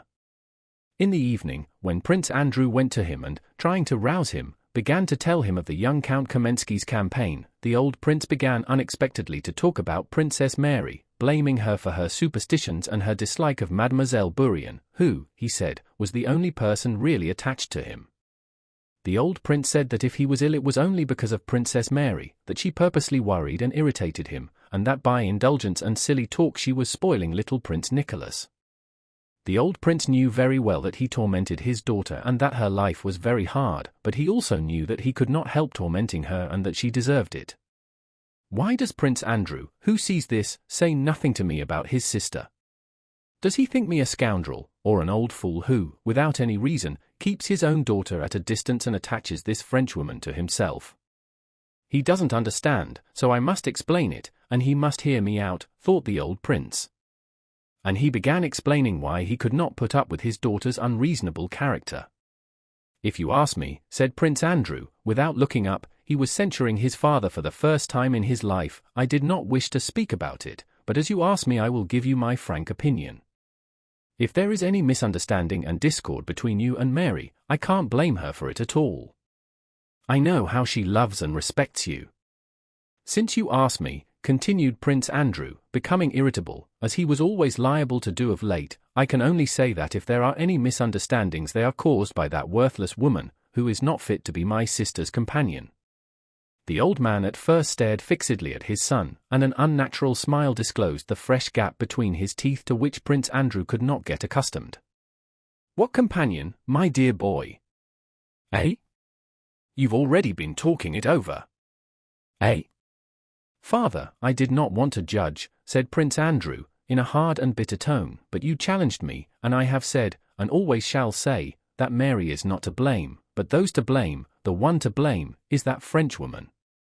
Ah, he has passed judgment, said the old man in a low voice and, as it seemed to Prince Andrew, with some embarrassment, but then he suddenly jumped up and cried, Be off, be off. Let not a trace of you remain here. Prince Andrew wished to leave at once, but Princess Mary persuaded him to stay another day. That day he did not see his father, who did not leave his room and admitted no one but Mademoiselle Bourienne and Tychon, but asked several times whether his son had gone. Next day, before leaving, Prince Andrew went to his son's rooms. The boy, curly-headed like his mother and glowing with health, sat on his knee, and Prince Andrew began telling him the story of Bluebird, but fell into a reverie without finishing the story. He thought not of this pretty child, his son whom he held on his knee, but of himself. He sought in himself either remorse for having angered his father or regret at leaving home for the first time in his life on bad terms with him, and was horrified to find neither. What meant still more to him was that he sought and did not find in himself the former tenderness for his son which he had hoped to reawaken by caressing the boy and taking him on his knee. "Well, go on," said his son. Prince Andrew, without replying, put him down from his knee and went out of the room. As soon as Prince Andrew had given up his daily occupations, and especially on returning to the old conditions of life amid which he had been happy, weariness of life overcame him with its former intensity, and he hastened to escape from these memories and to find some work as soon as possible. "So you decided to go, Andrew?" asked his sister. "Thank God that I can," replied Prince Andrew. "I am very sorry you can't." "Why do you say that?" replied Princess Mary. "Why do you say that, when you are going to this terrible war, and he is so old? Mademoiselle Bourrienne says he has been asking about you." As soon as she began to speak of that, her lips trembled and her tears began to fall. Prince Andrew turned away and began pacing the room. "Ah, my God! My God! When one thinks who and what trash, can cause people misery," he said with a malignity that alarmed Princess Mary. She understood that when speaking of trash he referred not only to Mademoiselle Bourrienne, the cause of her misery, but also to the man who had ruined his own happiness. "Andrew! One thing I beg, I entreat of you," she said, touching his elbow and looking at him with eyes that shone through her tears. "I understand you." She looked down. "Don't imagine that sorrow is the work of men. Men are his tools."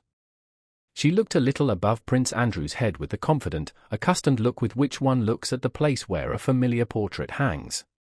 "Sorrow is sent by him, not by men. Men are his instruments, they are not to blame. If you think someone has wronged you, forget it and forgive. We have no right to punish. And then you will know the happiness of forgiving. If I were a woman I would do so, Mary. That is a woman's virtue. But a man should not and cannot forgive and forget," he replied, and though till that moment he had not been thinking of Kuragin, all his unexpended anger suddenly swelled up in his heart. "If Mary is already persuading me to forgive, it means that I ought long ago to have punished him," he thought.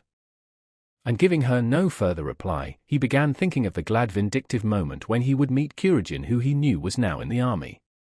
Princess Mary begged him to stay one day more, saying that she knew how unhappy her father would be if Andrew left without being reconciled to him, but Prince Andrew replied that he would probably soon be back again from the army and would certainly write to his father, but that the longer he stayed now the more embittered their differences would become. "Goodbye, Andrew. Remember that misfortunes come from God, and men are never to blame," were the last words he heard from his sister when he took leave of her. Then it must be so, thought Prince Andrew as he drove out of the avenue from the house at Bald Hills.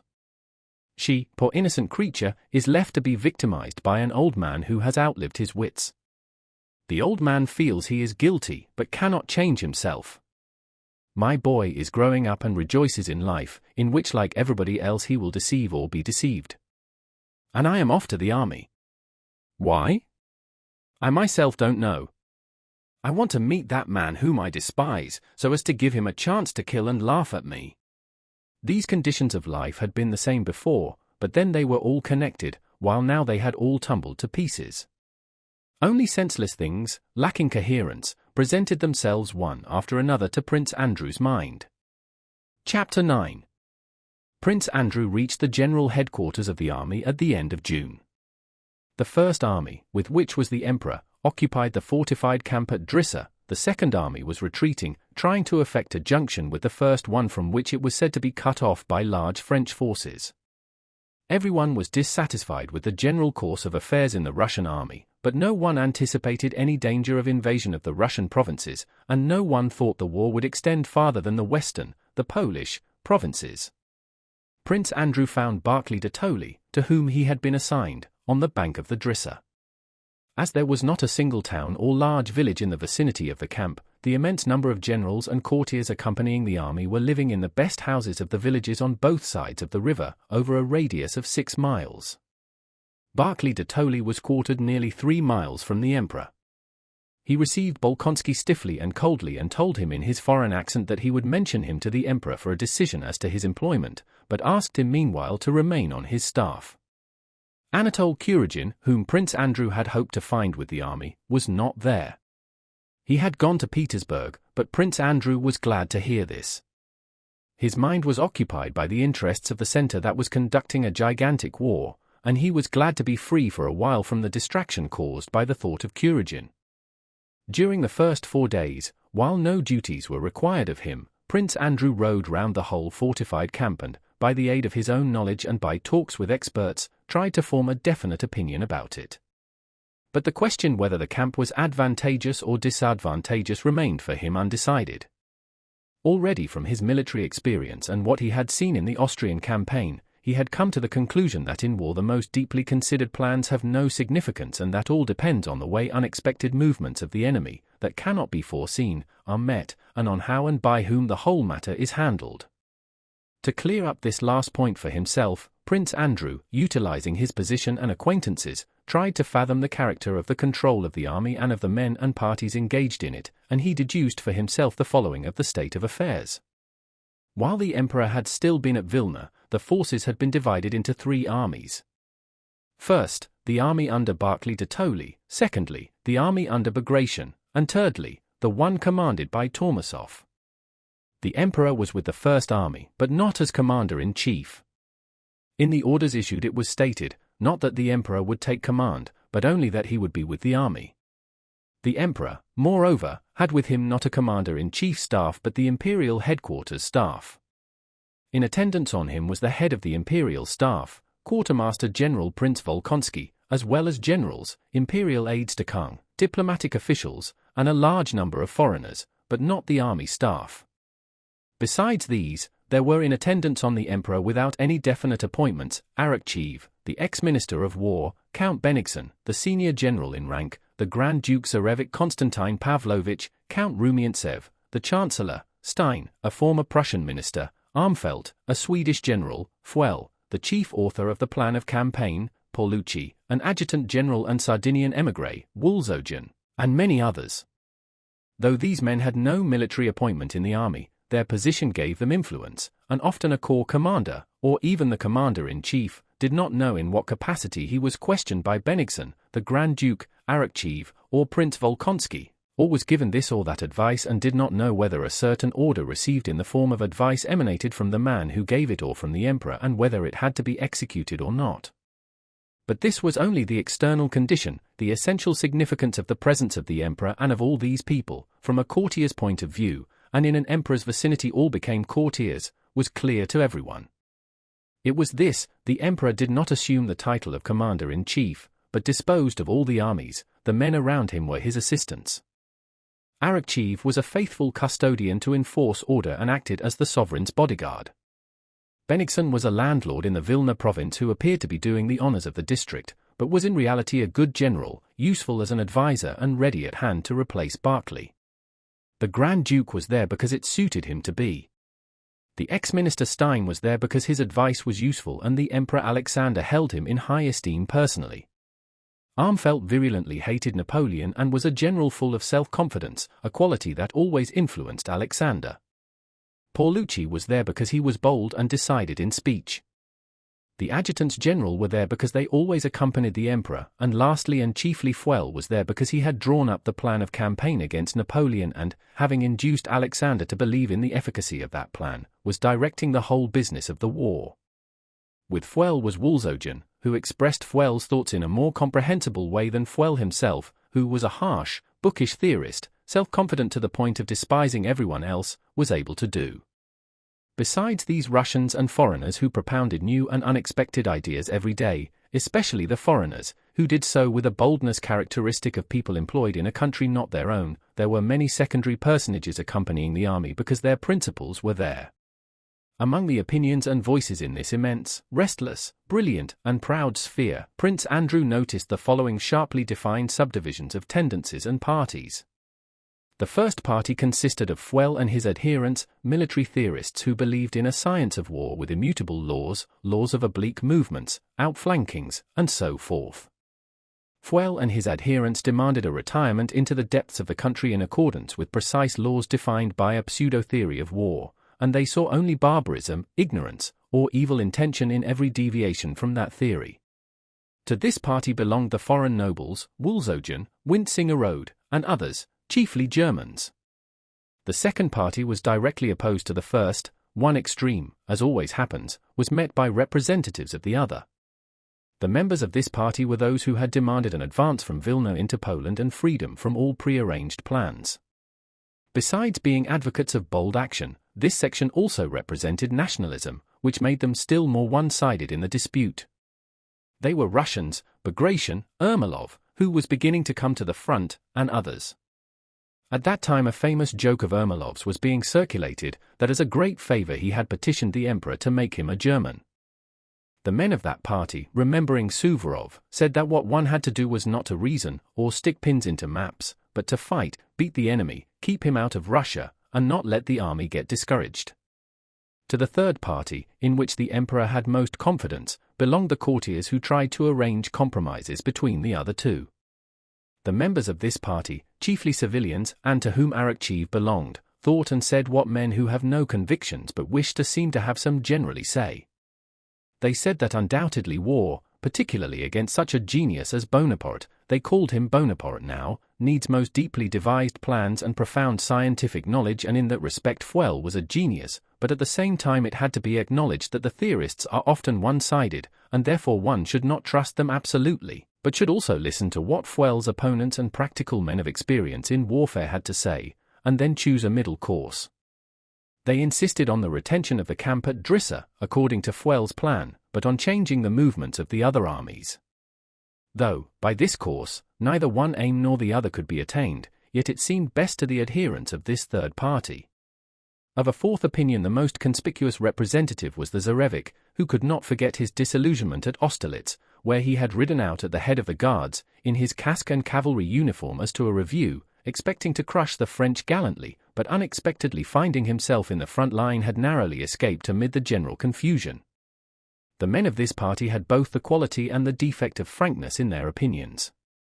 They feared Napoleon, recognized his strength and their own weakness, and frankly said so.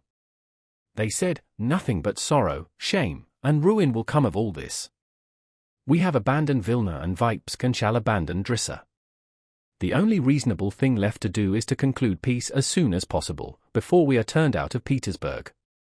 This view was very general in the upper army circles and found support also in Petersburg and from the Chancellor, Rumiantsev, who, for other reasons of state, was in favor of peace.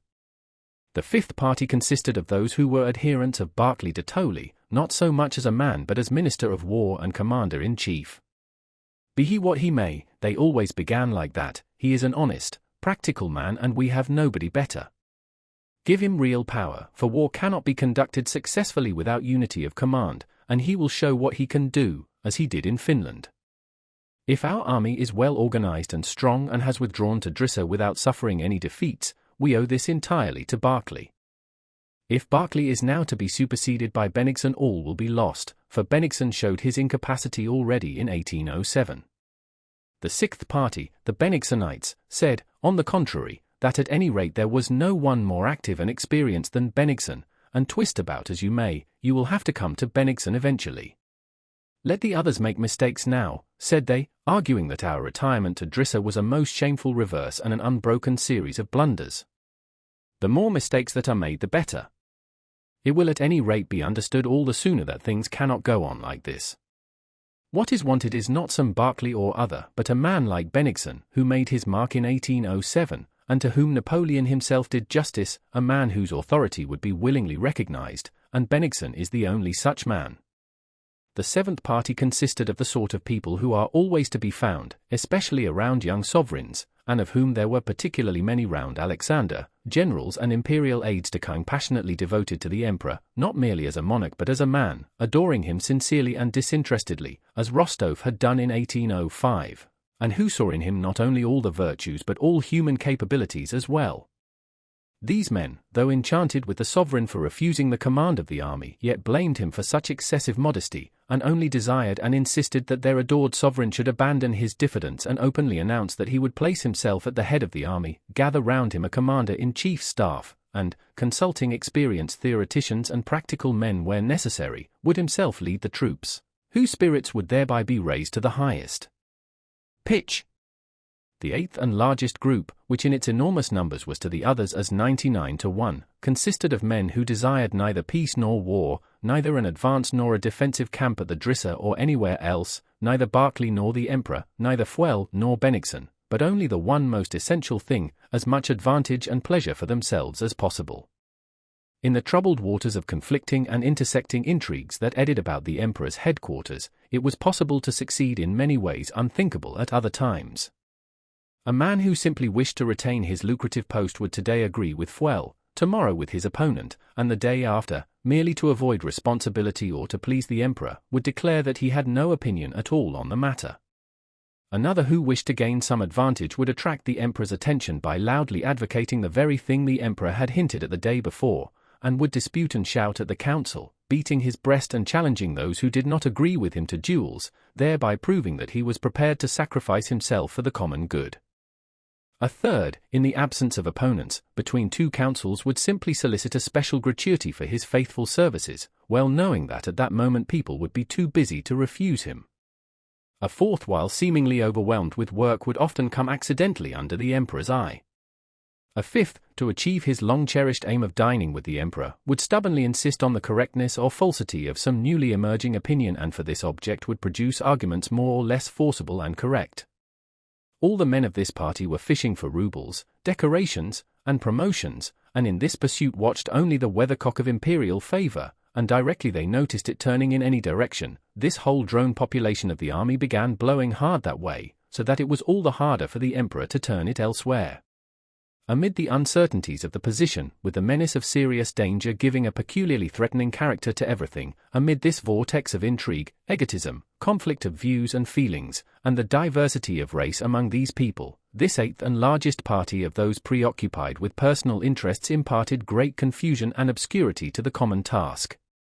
Whatever question arose, a swarm of these drones, without having finished their buzzing on a previous theme, flew over to the new one and by their hum drowned and obscured the voices of those who were disputing honestly. From among all these parties, just at the time Prince Andrew reached the army, another, a ninth party, was being formed and was beginning to raise its voice. This was the party of the elders, reasonable men experienced and capable in state affairs, who, without sharing any of those conflicting opinions, were able to take a detached view of what was going on at the staff at headquarters and to consider means of escape from this muddle, indecision, intricacy, and weakness. The men of this party said and thought that what was wrong resulted chiefly from the Emperor's presence in the army with his military court and from the consequent presence there of an indefinite, conditional, and unsteady fluctuation of relations, which is in place at court but harmful in an army, that a sovereign should reign but not command the army, and that the only way out of the position would be for the Emperor and his court to leave the army, that the mere presence of the Emperor paralyzed the action of 50,000 men required to secure his personal safety, and that the worst commander-in-chief, if independent, would be better than the very best one trammelled by the presence and authority of the monarch. Just at the time Prince Andrew was living unoccupied at Drissa, Shishkov, the Secretary of State and one of the chief representatives of this party, wrote a letter to the Emperor which Arakcheev and Balashev agreed to sign. In this letter, availing himself of permission given him by the Emperor to discuss the general course of affairs, he respectfully suggested, on the plea that it was necessary for the sovereign to arouse a warlike spirit in the people of the capital, that the Emperor should leave the army. That arousing of the people by their sovereign and his call to them to defend their country, the very incitement which was the chief cause of Russia's triumph in so far as it was produced by the Tsar's personal presence in Moscow, was suggested to the Emperor, and accepted by him, as a pretext for quitting the army. Chapter 10. This letter had not yet been presented to the Emperor when Berkeley, one day at dinner, informed Bolkonsky that the sovereign wished to see him personally, to question him about Turkey, and that Prince Andrew was to present himself at Bennigsen's quarters at 6 that evening. News was received at the Emperor's quarters that very day of a fresh movement by Napoleon which might endanger the army, news subsequently found to be false.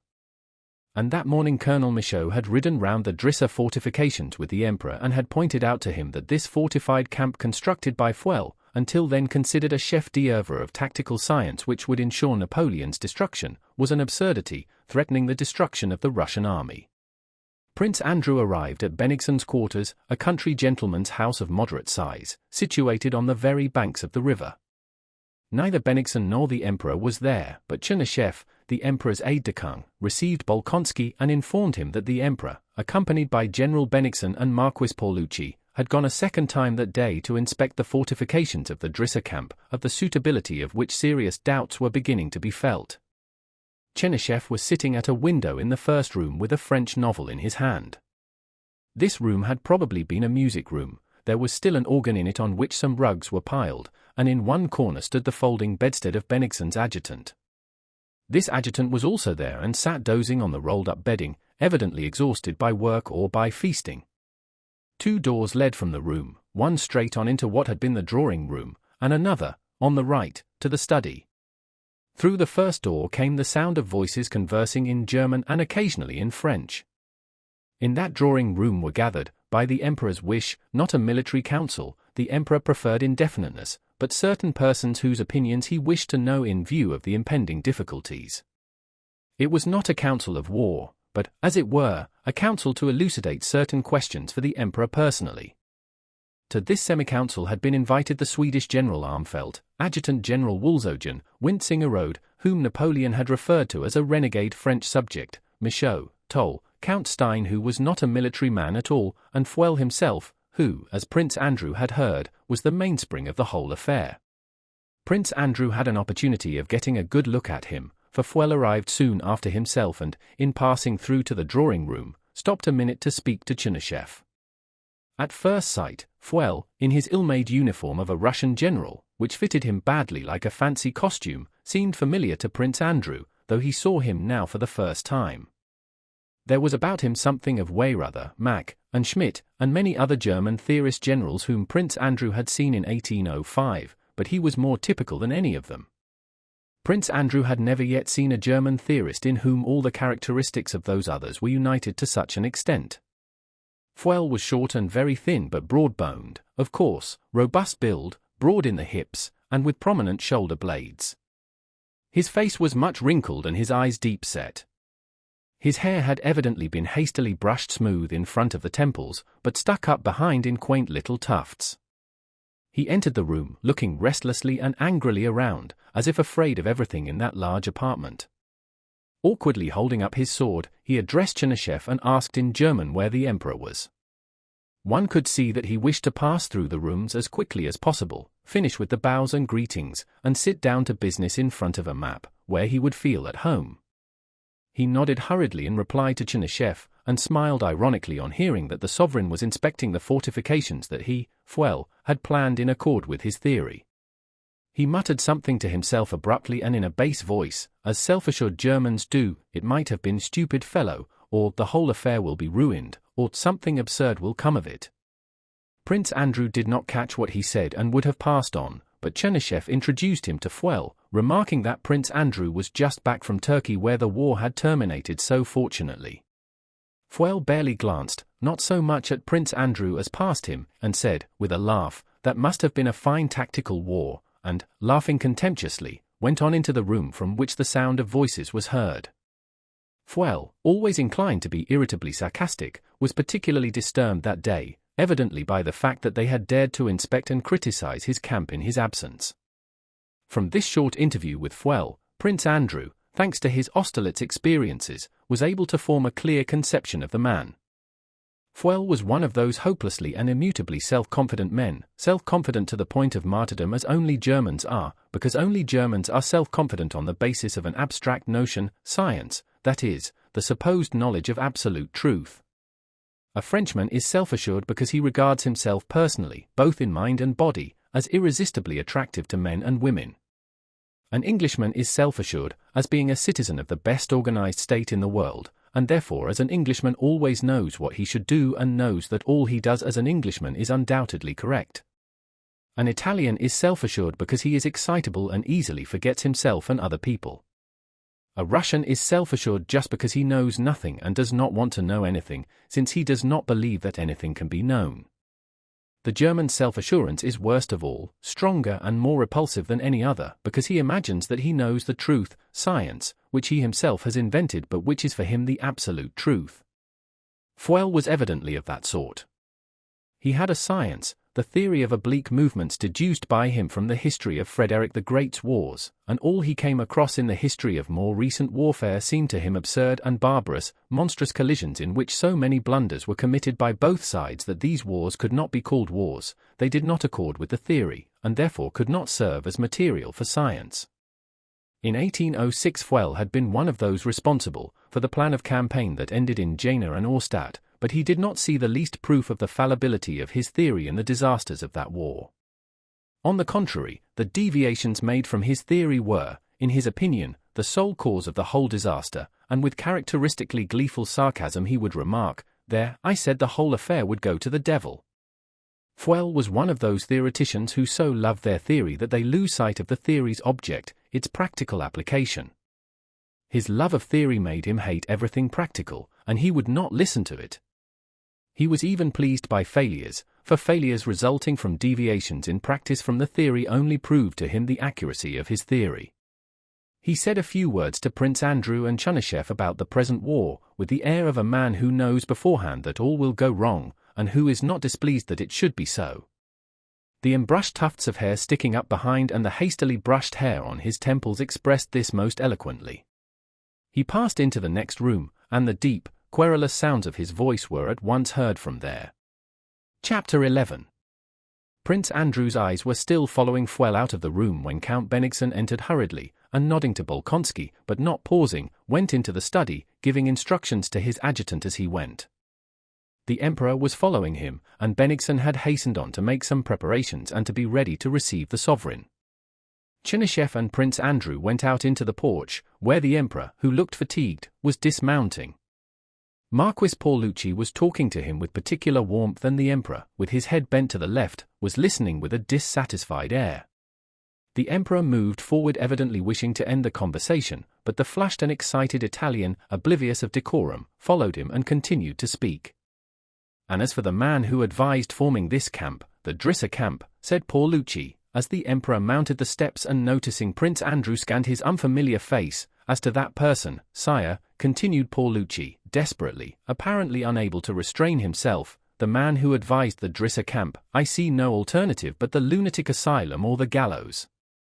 Without heeding the end of the Italian's remarks, and as though not hearing them, the Emperor, recognizing Bolkonsky, addressed him graciously. "I am very glad to see you. Go in there where they are meeting, and wait for me." The Emperor went into the study. He was followed by Prince Peter Mikhailovich Volkonsky and Baron Stein, and the door closed behind them. Prince Andrew, taking advantage of the Emperor's permission, accompanied Paulucci, whom he had known in Turkey, into the drawing-room where the council was assembled. Prince Peter Mikhailovich Volkonsky occupied the position, as it were, of chief of the Emperor's staff. He came out of the study into the drawing-room with some maps which he spread on a table, and put questions on which he wished to hear the opinion of the gentlemen present. What had happened was that news, which afterwards proved to be false, had been received during the night of a movement by the French to outflank the Drissa camp. The first to speak was General Armfeldt, who, to meet the difficulty that presented itself, unexpectedly proposed a perfectly new position away from the Petersburg and Moscow roads. The reason for this was inexplicable, unless he wished to show that he, too, could have an opinion, but he urged that at this point the army should unite and there await the enemy. It was plain that Armfeldt had thought out that plan long ago and now expounded it, not so much to answer the questions put, which, in fact, his plan did not answer, as to avail himself of the opportunity to air it. It was one of the millions of proposals, one as good as another, that could be made as long as it was quite unknown what character the war would take. Some disputed his arguments, others defended them. Young Count Toll objected to the Swedish general's views more warmly than anyone else, and in the course of the dispute drew from his side pocket a well-filled notebook, which he asked permission to read to them. In these voluminous notes Toll suggested another scheme, totally different from Armfeldt's or Fuel's plan of campaign. In answer to Toll, Paulucci suggested an advance and an attack, which, he urged, could alone extricate us from the present uncertainty and from the trap, as he called the Drissa camp, in which we were situated. During all these discussions Fuel and his interpreter, Wulzogen, his bridge in court relations, were silent. Fuel only snorted contemptuously and turned away, to show that he would never demean himself by replying to such nonsense as he was now hearing. So when Prince Volkonsky, who was in the chair, called on him to give his opinion, he merely said, "Why ask me? General Armfeldt has proposed a splendid position with an exposed rear, or why not this Italian gentleman's attack, very fine, or a retreat, also good? Why ask me?" said he. "Why, you yourselves know everything better than I do." But when Volkonsky said, with a frown, that it was in the Emperor's name that he asked his opinion, Fuel rose and, suddenly growing animated, began to speak. "Everything has been spoiled, everything muddled, everybody thought they knew better than I did, and now you come to me. How mend matters? There is nothing to mend. The principles laid down by me must be strictly adhered to," said he, drumming on the table with his bony fingers. "What is the difficulty? Nonsense, childishness." He went up to the map and speaking rapidly began proving that no eventuality could alter the efficiency of the Drissa camp, that everything had been foreseen, and that if the enemy were really going to outflank it, the enemy would inevitably be destroyed. Paulucci, who did not know German, began questioning him in French. Wulzogen came to the assistance of his chief, who spoke French badly, and began translating for him, hardly able to keep pace with Fuel, who was rapidly demonstrating that not only all that had happened, but all that could happen, had been foreseen in his scheme, and that if there were now any difficulties the whole fault lay in the fact that his plan had not been precisely executed. He kept laughing sarcastically, he demonstrated, and at last contemptuously ceased to demonstrate, like a mathematician who ceases to prove in various ways the accuracy of a problem that has already been proved. Wulzogen took his place and continued to explain his views in French, every now and then turning to Fuel and saying, "Is it not so, Your Excellency?" But Fuel, like a man heated in a fight who strikes those on his own side, shouted angrily at his own supporter, Wulzogen. "Well, of course, what more is there to explain?" Paulucci and Michaud both attacked Wulzogen simultaneously in French. Armfeldt addressed Fuel in German. Toll explained to Volkonsky in Russian. Prince Andrew listened and observed in silence. Of all these men Prince Andrew sympathized most with Fuel, angry, determined, and absurdly self-confident as he was. Of all those present, evidently he alone was not seeking anything for himself, nursed no hatred against anyone, and only desired that the plan, formed on a theory arrived at by years of toil, should be carried out. He was ridiculous, and unpleasantly sarcastic, but yet he inspired involuntary respect by his boundless devotion to an idea.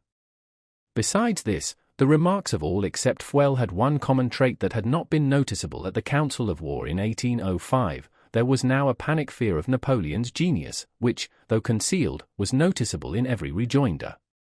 Everything was assumed to be possible for Napoleon, they expected him from every side, and invoked his terrible name to shatter each other's proposals. Fuel alone seemed to consider Napoleon a barbarian like everyone else who opposed his theory. But besides this feeling of respect, Fuel evoked pity in Prince Andrew. From the tone in which the courtiers addressed him and the way Paulucci had allowed himself to speak of him to the Emperor, but above all from a certain desperation in Fuel's own expressions, it was clear that the others knew, and Fuel himself felt, that his fall was at hand. And despite his self-confidence and grumpy German sarcasm he was pitiable, with his hair smoothly brushed on the temples and sticking up in tufts behind. Though he concealed the fact under a show of irritation and contempt, he was evidently in despair that the sole remaining chance of verifying his theory by a huge experiment and proving its soundness to the whole world was slipping away from him. The discussions continued a long time, and the longer they lasted the more heated became the disputes, culminating in shouts and personalities, and the less was it possible to arrive at any general conclusion from all that had been said. Prince Andrew, listening to this polyglot talk and to these surmises, plans, refutations, and shouts, felt nothing but amazement at what they were saying. A thought that had long since and often occurred to him during his military activities, the idea that there is not and cannot be any science of war, and that therefore there can be no such thing as a military genius, now appeared to him an obvious truth. What theory and science is possible about a matter the conditions and circumstances of which are unknown and cannot be defined, especially when the strength of the acting forces cannot be ascertained? No one was or is able to foresee in what condition our or the enemy's armies will be in a day's time, and no one can gauge the force of this or that detachment.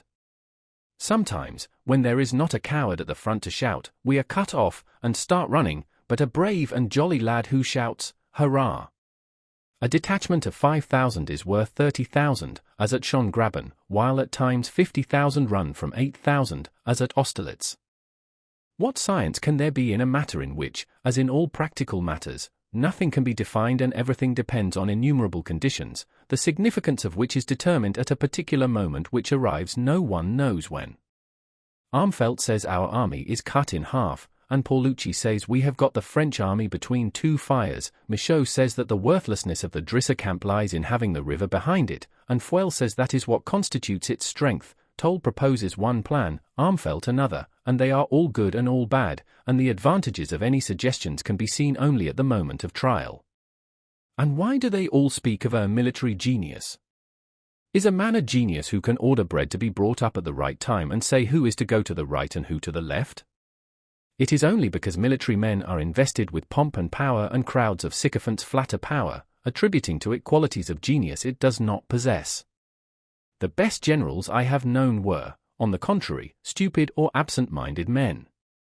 Bagration was the best, Napoleon himself admitted that. And of Bonaparte himself. I remember his limited, self-satisfied face on the field of Austerlitz.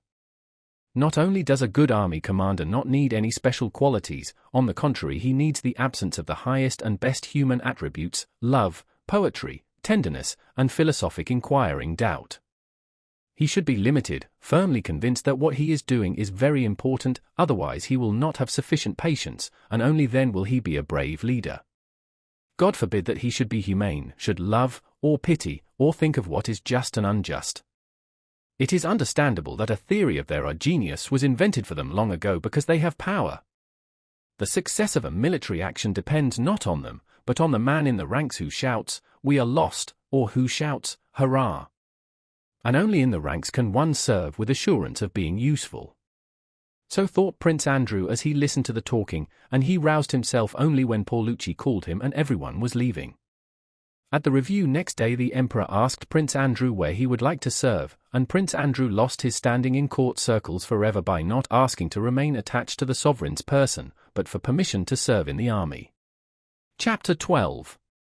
Before the beginning of the campaign, Rostov had received a letter from his parents in which they told him briefly of Natasha's illness and the breaking off of her engagement to Prince Andrew, which they explained by Natasha's having rejected him, and again asked Nicholas to retire from the army and return home.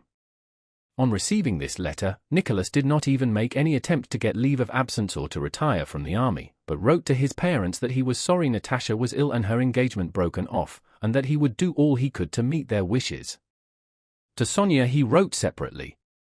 "Adored friend of my soul," he wrote. "Nothing but honor could keep me from returning to the country. But now, at the commencement of the campaign, I should feel dishonored, not only in my comrades' eyes but in my own, if I preferred my own happiness to my love and duty to the fatherland. But this shall be our last separation. Believe me, directly the war is over, if I am still alive and still loved by you, I will throw up everything and fly to you, to press you forever to my ardent breast."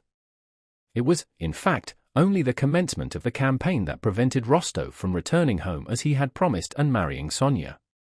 The autumn in Otradno with the hunting, and the winter with the Christmas holidays and Sonia's love, had opened out to him a vista of tranquil rural joys and peace such as he had never known before, and which now allured him. A splendid wife, children, a good pack of hounds, a dozen leashes of smart borzois, agriculture, neighbors, service by election, thought he. But now the campaign was beginning, and he had to remain with his regiment. And since it had to be so, Nicholas Rostov, as was natural to him, felt contented with the life he led in the regiment and was able to find pleasure in that life. On his return from his furlough, Nicholas, having been joyfully welcomed by his comrades, was sent to obtain remounts and brought back from the Ukraine excellent horses which pleased him and earned him commendation from his commanders. During his absence he had been promoted captain, and when the regiment was put on war footing with an increase in numbers, he was again allotted his old squadron. The campaign began, the regiment was moved into Poland on double pay, new officers arrived, new men and horses, and above all everybody was infected with the merrily excited mood that goes with the commencement of a war, and Rostov, conscious of his advantageous position in the regiment, devoted himself entirely to the pleasures and interests of military service, though he knew that sooner or later he would have to relinquish them. The troops retired from Vilna for various complicated reasons of state, political and strategic. Each step of the retreat was accompanied by a complicated interplay of interests, arguments, and passions at headquarters. For the Pavlograd Hussars, however, the whole of this retreat during the finest period of summer and with sufficient supplies was a very simple and agreeable business. It was only at headquarters that there was depression, uneasiness, and intriguing. In the body of the army they did not ask themselves where they were going or why. If they regretted having to retreat, it was only because they had to leave billets they had grown accustomed to, or some pretty young Polish lady. If the thought that things looked bad chanced to enter anyone's head, he tried to be as cheerful as befits a good soldier and not to think of the general trend of affairs, but only of the task nearest to hand. First they camped gaily before Vilna, making acquaintance with the Polish landowners, preparing for reviews and being reviewed by the emperor and other high commanders. Then came an order to retreat to Sventsiani and destroy any provisions they could not carry away with them. Sventsiani was remembered by the Hussars only as the drunken camp, a name the whole army gave to their encampment there, and because many complaints were made against the troops, who, taking advantage of the order to collect provisions, took also horses, carriages, and carpets from the Polish proprietors. Rostov remembered Sventsiani, because on the first day of their arrival at that small town he changed his sergeant major and was unable to manage all the drunken men of his squadron who, unknown to him, had appropriated 5 barrels of old beer. From Sventsiani they retired farther and farther to Drissa, and thence again beyond Drissa, drawing near to the frontier of Russia proper. On the 13th of July the Pavlograds took part in a serious action for the first time. On the 12th of July, on the eve of that action, there was a heavy storm of rain and hail. In general, the summer of 1812 was remarkable for its storms. The 2 Pavlograd squadrons were bivouacking on a field of rye, which was already in ear but had been completely trodden down by cattle and horses. The rain was descending in torrents, and Rostov, with a young officer named Ilin, his protégé, was sitting in a hastily constructed shelter. An officer of their regiment, with long moustache extending onto his cheeks, who after riding to the staff had been overtaken by the rain, entered Rostov's shelter. "I have come from the staff, Count. Have you heard of Raevski's exploit?" And the officer gave them details of the Saltanov battle, which he had heard at the staff. Rostov, smoking his pipe and turning his head about as the water trickled down his neck, listened inattentively, with an occasional glance at Ilin, who was pressing close to him. This officer, a lad of 16 who had recently joined the regiment, was now in the same relation to Nicholas that Nicholas had been to Denisov 7 years before. Ilin tried to imitate Rostov in everything and adored him as a girl might have done. Zdrinskinsky, the officer with the long mustache, spoke grandiloquently of the Saltanov Dam being a Russian Thermopylae, and of how a deed worthy of antiquity had been performed by General Raevski. He recounted how Raevski had led his 2 sons onto the dam under terrific fire and had charged with them beside him. Rostov heard the story and not only said nothing to encourage Zdrinskinsky's enthusiasm but, on the contrary, looked like a man ashamed of what he was hearing, though with no intention of contradicting it. Since the campaigns of Austerlitz and of 1807, Rostov knew by experience that men always lie when describing military exploits, as he himself had done when recounting them. Besides that, he had experience enough to know that nothing happens in war at all as we can imagine or relate it. And so he did not like Zdrinskinsky's tale, nor did he like Zdrinskinsky himself who, with his mustache extending over his cheeks, bent low over the face of his hearer, as was his habit, and crowded Rostov in the narrow shanty. Rostov looked at him in silence. In the first place, there must have been such a confusion and crowding on the dam that was being attacked that if Raevski did lead his sons there, it could have had no effect except perhaps on some dozen men nearest to him, thought he. The rest could not have seen how or with whom Raevski came onto the dam. And even those who did see it would not have been much stimulated by it, for what had they to do with Raevski's tender paternal feelings when their own skins were in danger? And besides, the fate of the fatherland did not depend on whether they took the Saltanov Dam or not, as we are told was the case at Thermopylae. So why should he have made such a sacrifice? And why expose his own children in the battle? I would not have taken my brother Petya there, or even Ilin, who's a stranger to me but a nice lad, but would have tried to put them somewhere under cover, Nicholas continued to think, as he listened to Zdrinskinsky. But he did not express his thoughts, for in such matters, too, he had gained experience. He knew that this tale redounded to the glory of our arms, and so one had to pretend not to doubt it. And he acted accordingly. I can't stand this any more, said Ilin, noticing that Rostov did not relish Zdrinskinsky's conversation. My stockings and shirt, and the water is running on my seat. I'll go and look for shelter. The rain seems less heavy. Ilin went out and Zdrinskinsky rode away. 5 minutes later Ilin, splashing through the mud, came running back to the shanty. Hurrah! Rostov, come quick! I found it! About 200 yards away there's a tavern where ours have already gathered. We can at least get dry there, and Mary Hendrikovna's there. Mary Hendrikovna was the wife of the regimental doctor, a pretty young German woman he had married in Poland. The doctor, whether from lack of means or because he did not like to part from his young wife in the early days of their marriage, took her about with him wherever the Hussar regiment went, and his jealousy had become a standing joke among the Hussar officers. Rostov threw his cloak over his shoulders, shouted to Lavrushka to follow with the things, and, now slipping in the mud, now splashing right through it, set off with Ilin in the lessening rain and the darkness that was occasionally rent by distant lightning. Rostov, where are you? Here. What lightning, they called to one another. Chapter 13. In the tavern, before which stood the doctor's covered cart, there were already some 5 officers. Mary Hendrikovna, a plump little blonde German, in a dressing jacket and nightcap, was sitting on a broad bench in the front corner. Her husband, the doctor, lay asleep behind her. Rostov and Ilin, on entering the room, were welcomed with merry shouts and laughter. Dear me, how jolly we are, said Rostov, laughing. And why do you stand there gaping? What swells they are! Why, the water streams from them. Don't make our drawing room so wet. Don't mess Mary Hendrikovna's dress, cried other voices. Rostov and Ilin hastened to find a corner where they could change into dry clothes without offending Mary Hendrikovna's modesty. They were going into a tiny recess behind a partition to change, but found it completely filled by 3 officers who sat playing cards by the light of a solitary candle on an empty box, and these officers would on no account yield their position.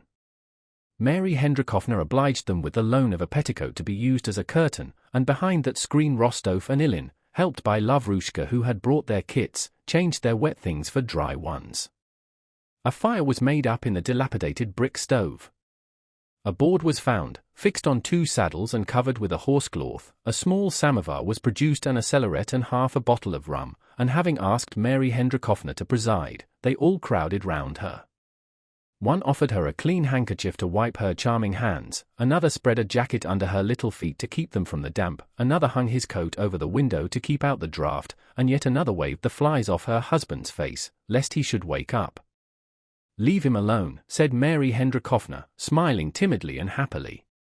He is sleeping well as it is, after a sleepless night. Oh, no, Mary Hendrikovna, replied the officer, one must look after the doctor. Perhaps he'll take pity on me some day, when it comes to cutting off a leg or an arm for me. There were only 3 tumblers, the water was so muddy that one could not make out whether the tea was strong or weak, and the samovar held only 6 tumblers of water, but this made it all the pleasanter to take turns in order of seniority to receive one's tumbler from Mary Hendrikovna's plump little hands with their short and not over-clean nails. All the officers appeared to be, and really were, in love with her that evening. Even those playing cards behind the partition soon left their game and came over to the samovar, yielding to the general mood of courting Mary Hendrikovna. She, seeing herself surrounded by such brilliant and polite young men, beamed with satisfaction, try as she might to hide it, and perturbed as she evidently was each time her husband moved in his sleep behind her. There was only 1 spoon, sugar was more plentiful than anything else, but it took too long to dissolve, so it was decided that Mary Hendrikovna should stir the sugar for everyone in turn. Rostov received his tumbler, and adding some rum to it asked Mary Hendrikovna to stir it.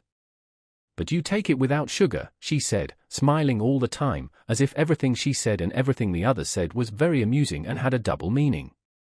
"It is not the sugar I want, but only that your little hand should stir my tea." Mary Hendrikovna assented and began looking for the spoon which someone meanwhile had pounced on. "Use your finger, Mary Hendrikovna, it will be still nicer," said Rostov. "Too hot," she replied, blushing with pleasure. Ilin put a few drops of rum into the bucket of water and brought it to Mary Hendrikovna, asking her to stir it with her finger. "This is my cup," said he. "Only dip your finger in it and I'll drink it all up." When they had entered the samovar, Rostov took a pack of cards and proposed that they should play kings with Mary Hendrikovna. They drew lots to settle who should make up her set. At Rostov's suggestion it was agreed that whoever became king should have the right to kiss Mary Hendrikovna's hand, and that the boobies should go to refill and reheat the samovar for the doctor when the latter awoke. "Well, but supposing Mary Hendrikovna is king?" asked Ilin. "As it is, she is queen, and her word is law." They had hardly begun to play before the doctor's dishevelled head suddenly appeared from behind Mary Hendrikovna.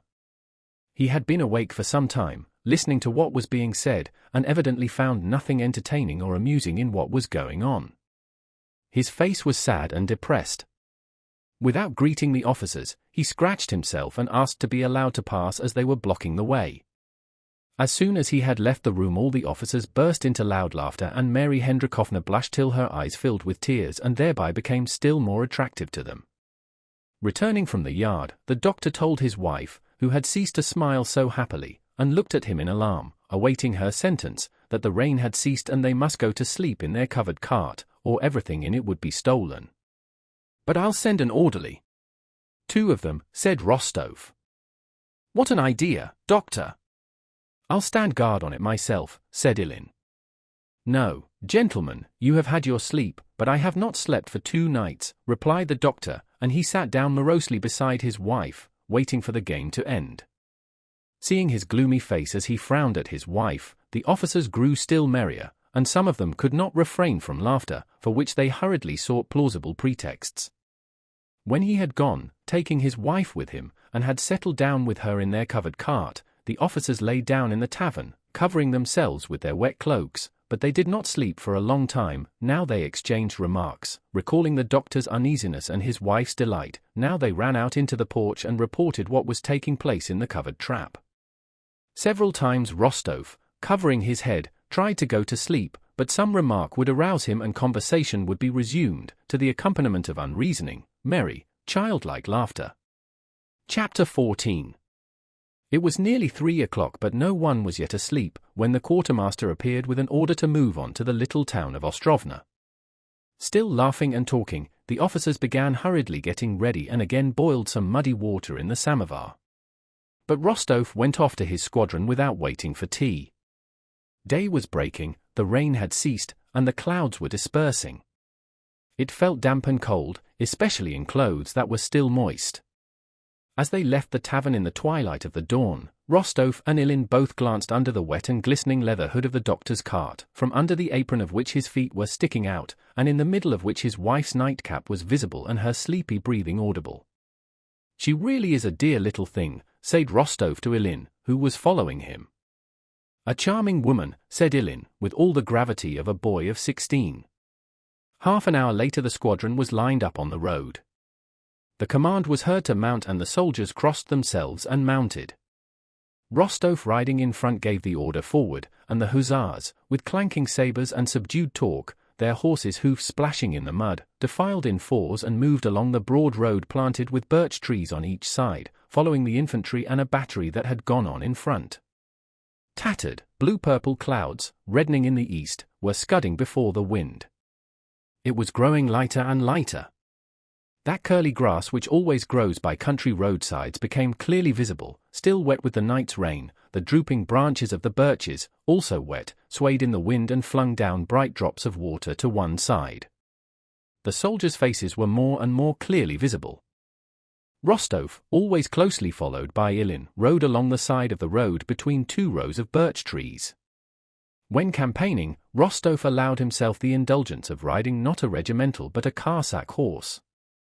A judge of horses and a sportsman, he had lately procured himself a large, fine, mettlesome, Donets horse, dun-coloured, with light mane and tail, and when he rode it no one could out-gallop him. To ride this horse was a pleasure to him, and he thought of the horse, of the morning, of the doctor's wife, but not once of the impending danger. Formerly, when going into action, Rostov had felt afraid, now he had not the least feeling of fear. He was fearless, not because he had grown used to being under fire, one cannot grow used to danger, but because he had learned how to manage his thoughts when in danger. He had grown accustomed when going into action to think about anything but what would seem most likely to interest him, the impending danger. During the first period of his service, hard as he tried and much as he reproached himself with cowardice, he had not been able to do this, but with time it had come of itself. Now he rode beside Ilin under the birch trees, occasionally plucking leaves from a branch that met his hand, sometimes touching his horse's side with his foot, or, without turning round, handing a pipe he had finished to an hussar riding behind him, with as calm and careless an air as though he were merely out for a ride. He glanced with pity at the excited face of Ilin, who talked much and in great agitation. He knew from experience the tormenting expectation of terror and death the cornet was suffering and knew that only time could help him. As soon as the sun appeared in a clear strip of sky beneath the clouds, the wind fell, as if it dared not spoil the beauty of the summer morning after the storm. Drops still continued to fall, but vertically now, and all was still. The whole sun appeared on the horizon and disappeared behind a long narrow cloud that hung above it. A few minutes later it reappeared brighter still from behind the top of the cloud, tearing its edge. Everything grew bright and glittered. And with that light, and as if in reply to it, came the sound of guns ahead of them.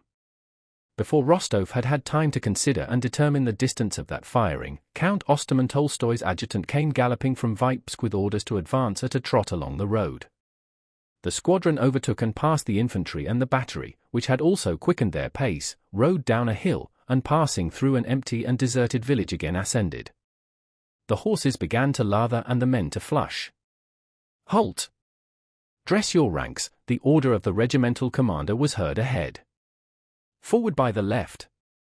"Walk, march," came the order from in front.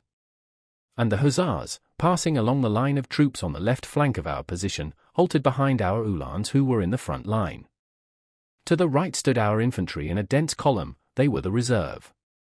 Higher up the hill, on the very horizon, our guns were visible through the wonderfully clear air, brightly illuminated by slanting morning sunbeams. In front, beyond a hollow dale, could be seen the enemy's columns and guns. Our advanced line, already in action, could be heard briskly exchanging shots with the enemy in the dale. At these sounds, long unheard, Rostov's spirits rose, as at the strains of the merriest music.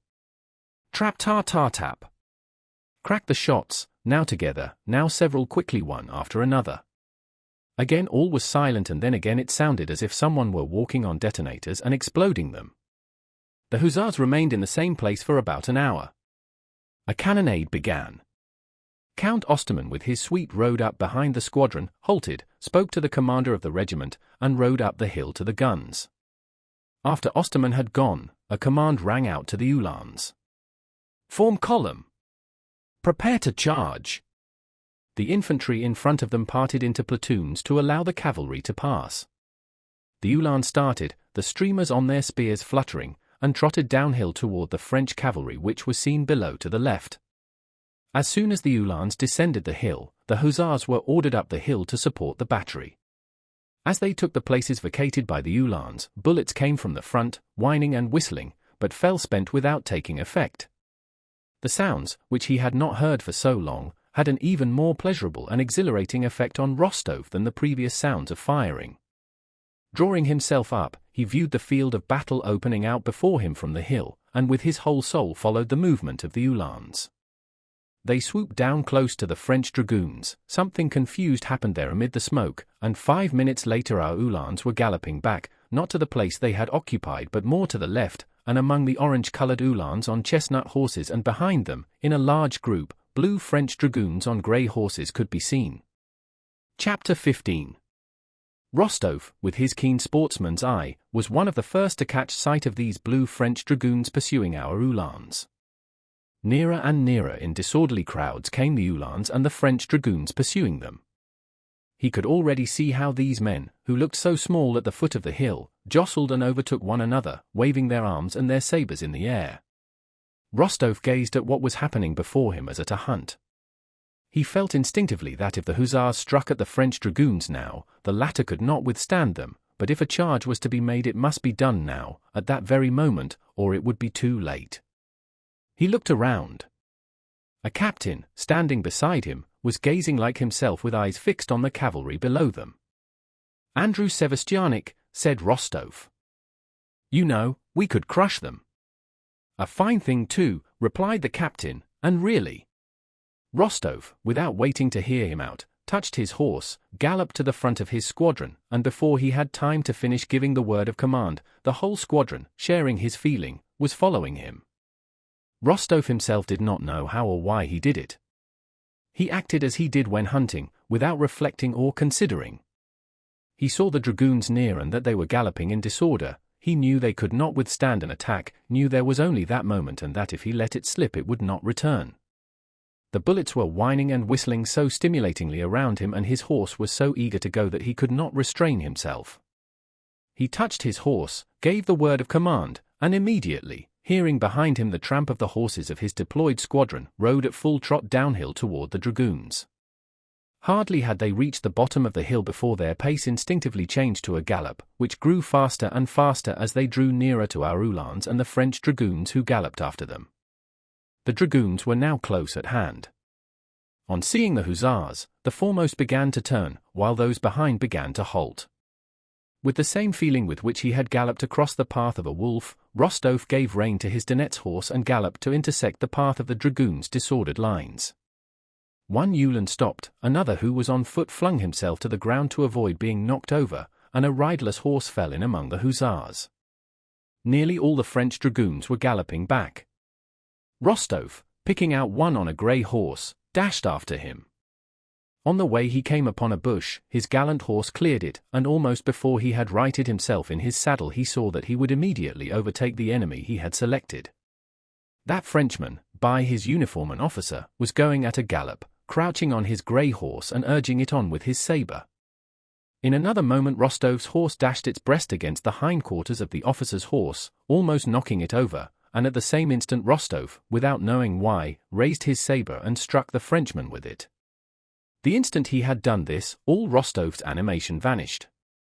The officer fell, not so much from the blow, which had but slightly cut his arm above the elbow, as from the shock to his horse and from fright.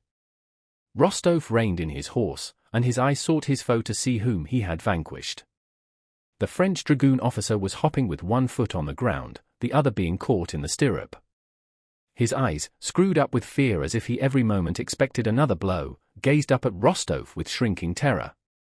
His pale and mud-stained face, fair and young, with a dimple in the chin and light blue eyes, was not an enemy's face at all suited to a battlefield, but a most ordinary, home-like face.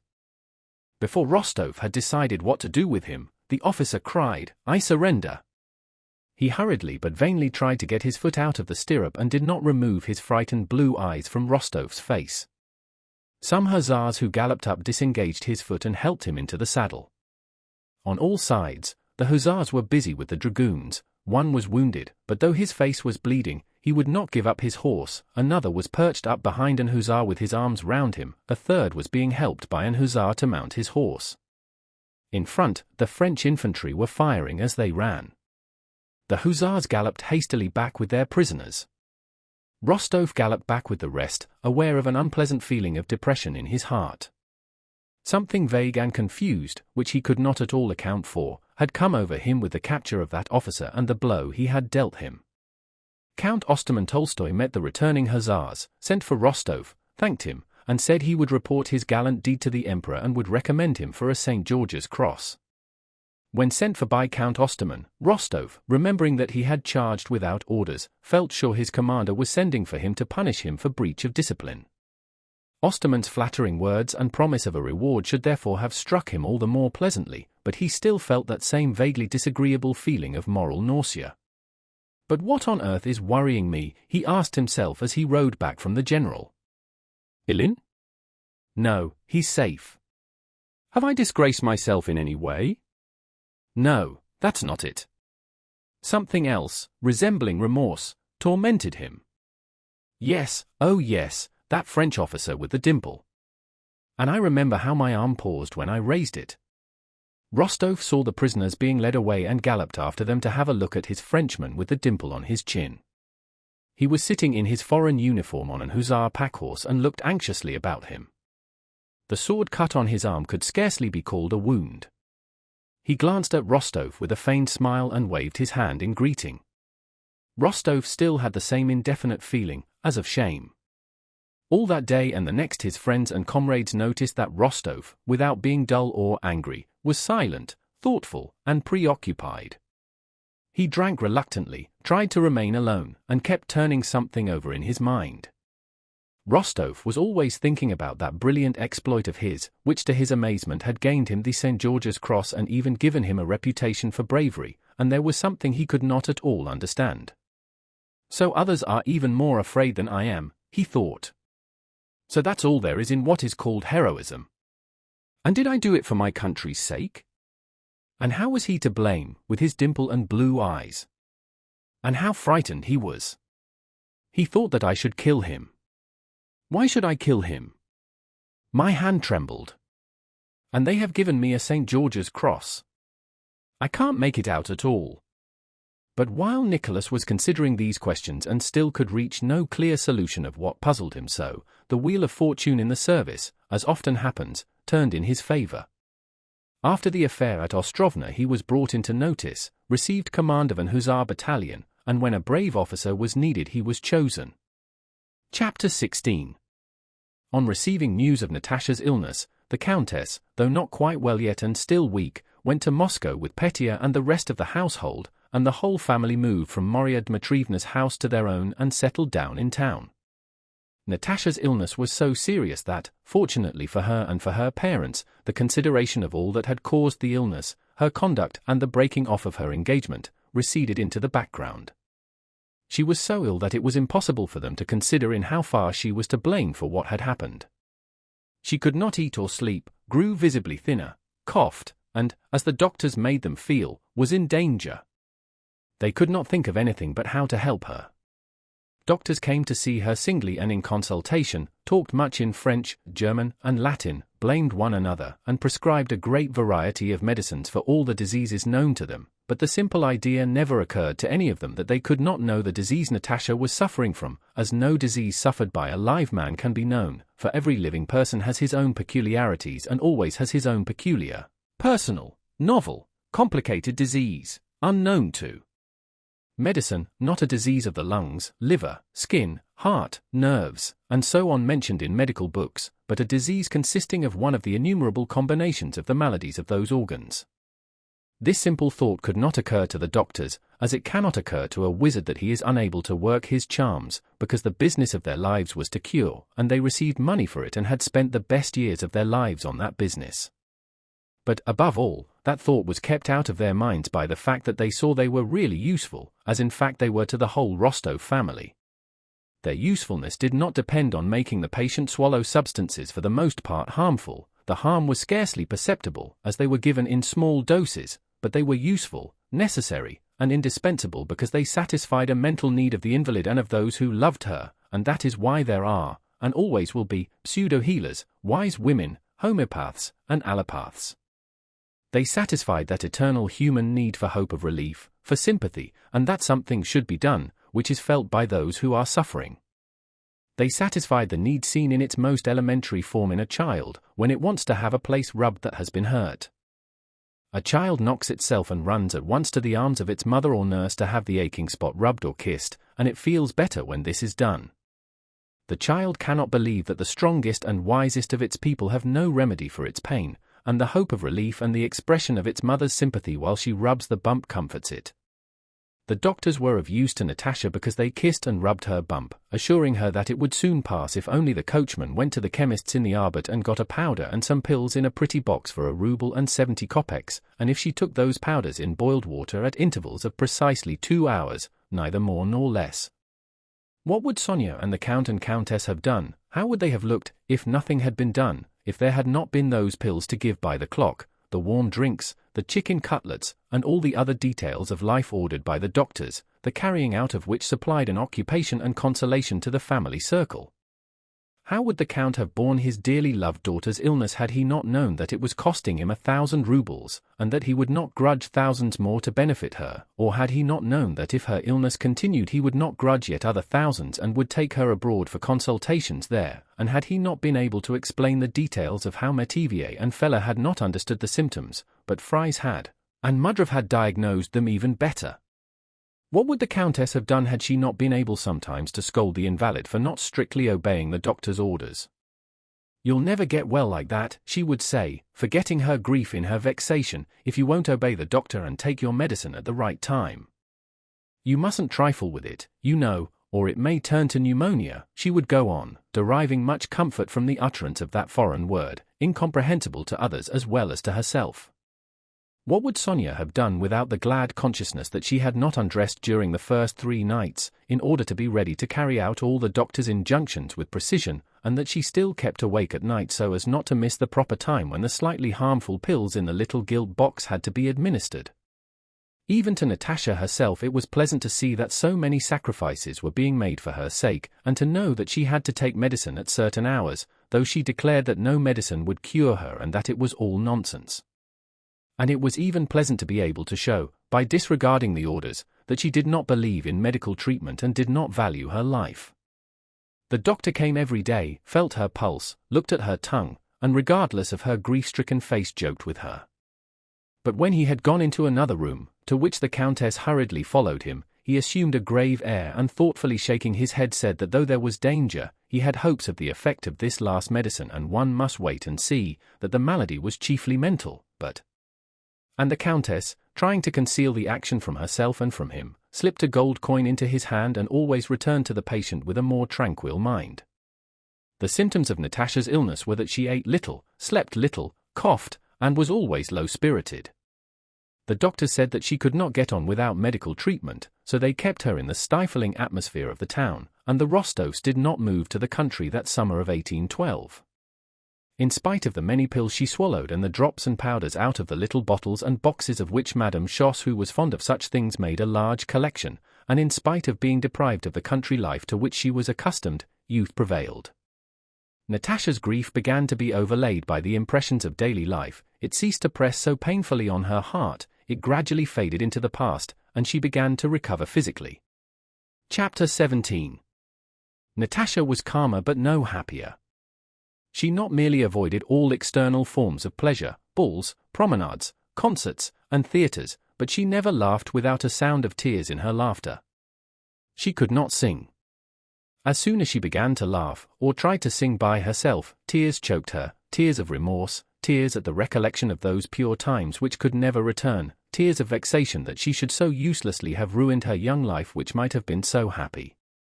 Laughter and singing in particular seemed to her like a blasphemy, in face of her sorrow. Without any need of self-restraint, no wish to coquette ever entered her head. She said and felt at that time that no man was more to her than Nastasia Ivanovna, the buffoon. Something stood sentinel within her and forbade her every joy. Besides, she had lost all the old interests of her carefree girlish life that had been so full of hope. The previous autumn, the hunting, uncle, and the Christmas holidays spent with Nicholas at Otradno were what she recalled oftenest and most painfully. What would she not have given to bring back even a single day of that time? But it was gone forever.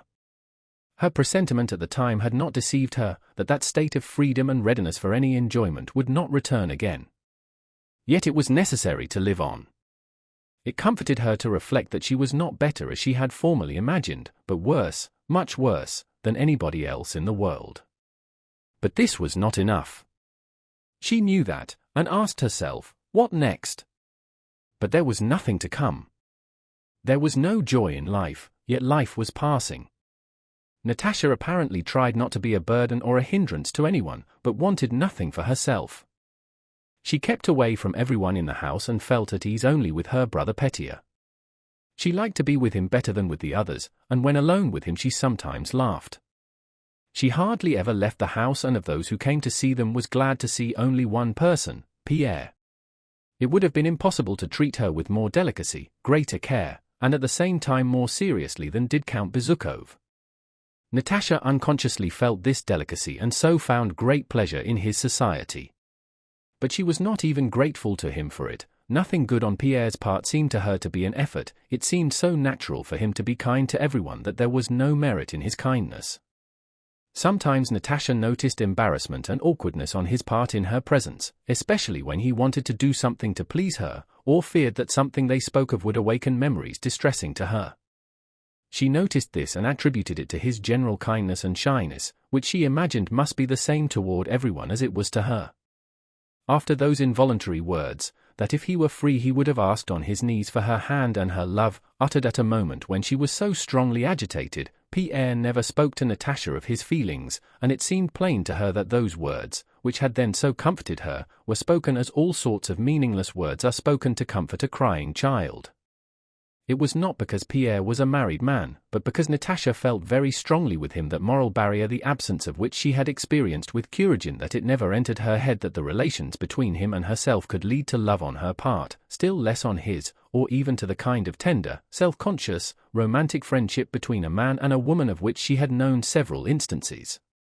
Before the end of the fast of St. Peter, Agrafena Ivanovna Belova, a country neighbor of the Rostovs, came to Moscow to pay her devotions at the shrines of the Moscow saints. She suggested that Natasha should fast and prepare for Holy Communion, and Natasha gladly welcomed the idea. Despite the doctor's orders that she should not go out early in the morning, Natasha insisted on fasting and preparing for the sacrament, not as they generally prepared for it in the Rostov family by attending 3 services in their own house, but as Agrafena Ivanovna did, by going to church every day for a week and not once missing vespers, matins, or mass.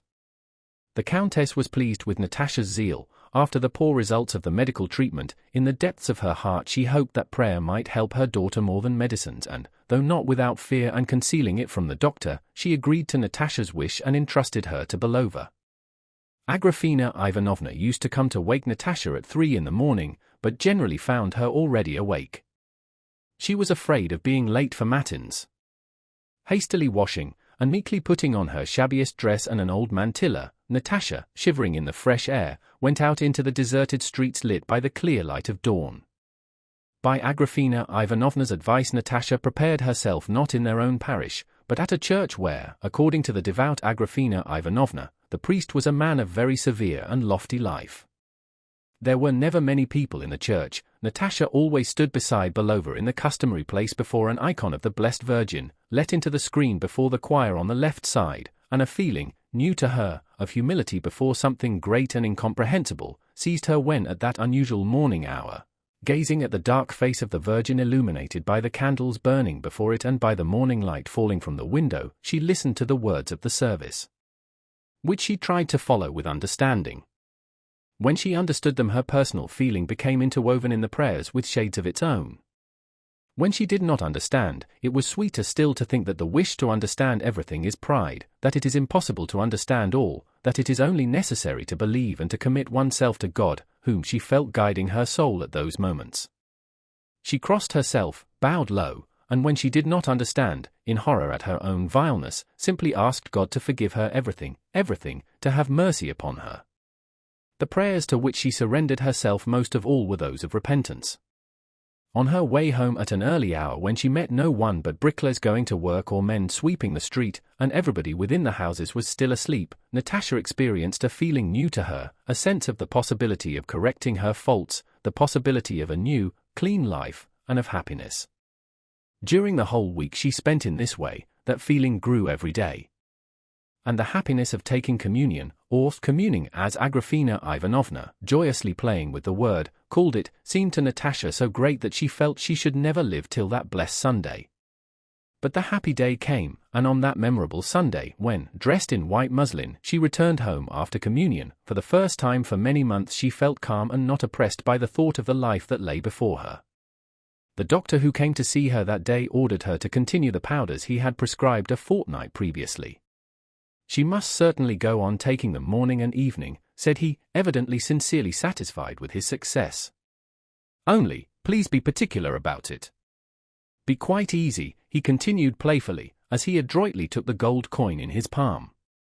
She will soon be singing and frolicking about. The last medicine has done her a very great deal of good. She has freshened up very much. The Countess, with a cheerful expression on her face, looked down at her nails and spat a little for luck as she returned to the drawing-room. Chapter 18. At the beginning of July, more and more disquieting reports about the war began to spread in Moscow. People spoke of an appeal by the Emperor to the people, and of his coming himself from the army to Moscow. And as up to the 11th of July no manifesto or appeal had been received, exaggerated reports became current about them and about the position of Russia. It was said that the Emperor was leaving the army because it was in danger. It was said that Smolensk had surrendered, that Napoleon had an army of 1 million and only a miracle could save Russia. On the 11th of July, which was Saturday, the manifesto was received but was not yet in print, and Pierre, who was at the Rostovs, promised to come to dinner next day, Sunday, and bring a copy of the manifesto and appeal, which he would obtain from Count Rostopchin. That Sunday, the Rostovs went to Mass at the Razumovskys' private chapel as usual. It was a hot July day. Even at 10 o'clock, when the Rostovs got out of their carriage at the chapel, the sultry air, the shouts of hawkers, the light and gay summer clothes of the crowd, the dusty leaves of the trees on the boulevard, the sounds of the band and the white trousers of a battalion marching to parade, the rattling of wheels on the cobblestones, and the brilliant, hot sunshine were all full of that summer languor, that content and discontent with the present, which is most strongly felt on a bright, hot day in town.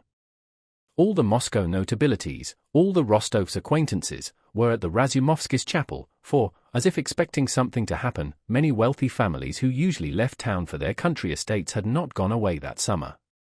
As Natasha, at her mother's side, passed through the crowd behind a liveried footman who cleared the way for them, she heard a young man speaking about her in too loud a whisper. "That's Rostova, the one who. She's much thinner, but all the same she's pretty." She heard, or thought she heard, the names of Kuragin and Bolkonsky. But she was always imagining that. It always seemed to her that everyone who looked at her was thinking only of what had happened to her. With a sinking heart, wretched as she always was now when she found herself in a crowd, Natasha in her lilac silk dress trimmed with black lace walked, as women can walk, with the more repose and stateliness the greater the pain and shame in her soul. She knew for certain that she was pretty, but this no longer gave her satisfaction as it used to. On the contrary, it tormented her more than anything else of late, and particularly so on this bright, hot summer day in town. It's Sunday again, another week passed, she thought, recalling that she had been here the Sunday before, and always the same life that is no life, and the same surroundings in which it used to be so easy to live. I'm pretty, I'm young, and I know that now I am good. I used to be bad, but now I know I am good, she thought, but yet my best years are slipping by and are no good to anyone. She stood by her mother's side and exchanged nods with acquaintances near her. From habit she scrutinized the ladies' dresses, condemned the bearing of a lady standing close by who was not crossing herself properly but in a cramped manner, and again she thought with vexation that she was herself being judged and was judging others, and suddenly, at the sound of the service, she felt horrified at her own vileness, horrified that the former purity of her soul was again lost to her. A comely, fresh-looking old man was conducting the service with that mild solemnity which has so elevating and soothing an effect on the souls of the worshippers. The gates of the sanctuary screen were closed, the curtain was slowly drawn, and from behind it a soft mysterious voice pronounced some words. Tears, the cause of which she herself did not understand, made Natasha's breast heave, and a joyous but oppressive feeling agitated her. "Teach me what I should do, how to live my life, how I may grow good forever, forever," she pleaded. The deacon came out onto the raised space before the altar screen and, holding his thumb extended, drew his long hair from under his dalmatic and, making the sign of the cross on his breast, began in a loud and solemn voice to recite the words of the prayer. "In peace let us pray unto the Lord. As one community, without distinction of class, without enmity, united by brotherly love, let us pray," thought Natasha. "For the peace that is from above, and for the salvation of our souls. For the world of angels and all the spirits who dwell above us," prayed Natasha. When they prayed for the warriors, she thought of her brother and Denisov. When they prayed for all traveling by land and sea, she remembered Prince Andrew, prayed for him, and asked God to forgive her all the wrongs she had done him. When they prayed for those who love us, she prayed for the members of her own family, her father and mother and Sonia, realizing for the first time how wrongly she had acted toward them, and feeling all the strength of her love for them. When they prayed for those who hate us, she tried to think of her enemies and people who hated her, in order to pray for them. She included among her enemies the creditors and all who had business dealings with her father, and always at the thought of enemies and those who hated her she remembered Anatole who had done her so much harm, and though he did not hate her she gladly prayed for him as for an enemy. Only at prayer did she feel able to think clearly and calmly of Prince Andrew and Anatole, as men for whom her feelings were as nothing compared with her awe and devotion to God. When they prayed for the imperial family and the synod, she bowed very low and made the sign of the cross, saying to herself that even if she did not understand, still she could not doubt, and at any rate loved the governing synod and prayed for it. When he had finished the litany, the deacon crossed the stole over his breast and said, "Let us commit ourselves and our whole lives to Christ the Lord." "Commit ourselves to God," Natasha inwardly repeated. "Lord God, I submit myself to thy will," she thought. "I want nothing, wish for nothing, teach me what to do and how to use my will. Take me," prayed Natasha, with impatient emotion in her heart, not crossing herself but letting her slender arms hang down as if expecting some invisible power at any moment to take her and deliver her from herself, from her regrets, desires, remorse, hopes, and sins. The Countess looked round several times at her daughter's softened face and shining eyes and prayed God to help her. Unexpectedly, in the middle of the service, and not in the usual order Natasha knew so well, the deacon brought out a small stool, the one he knelt on when praying on Trinity Sunday, and placed it before the doors of the sanctuary screen. The priest came out with his purple velvet biretta on his head, adjusted his hair, and knelt down with an effort. Everybody followed his example and they looked at one another in surprise. Then came the prayer just received from the synod, a prayer for the deliverance of Russia from hostile invasion. "Lord God of might, God of our salvation," began the priest in that voice, clear, not grandiloquent but mild, in which only the Slav clergy read and which acts so irresistibly on a Russian heart. "Lord God of might, God of our salvation, look this day in mercy and blessing on thy humble people, and graciously hear us, spare us, and have mercy upon us.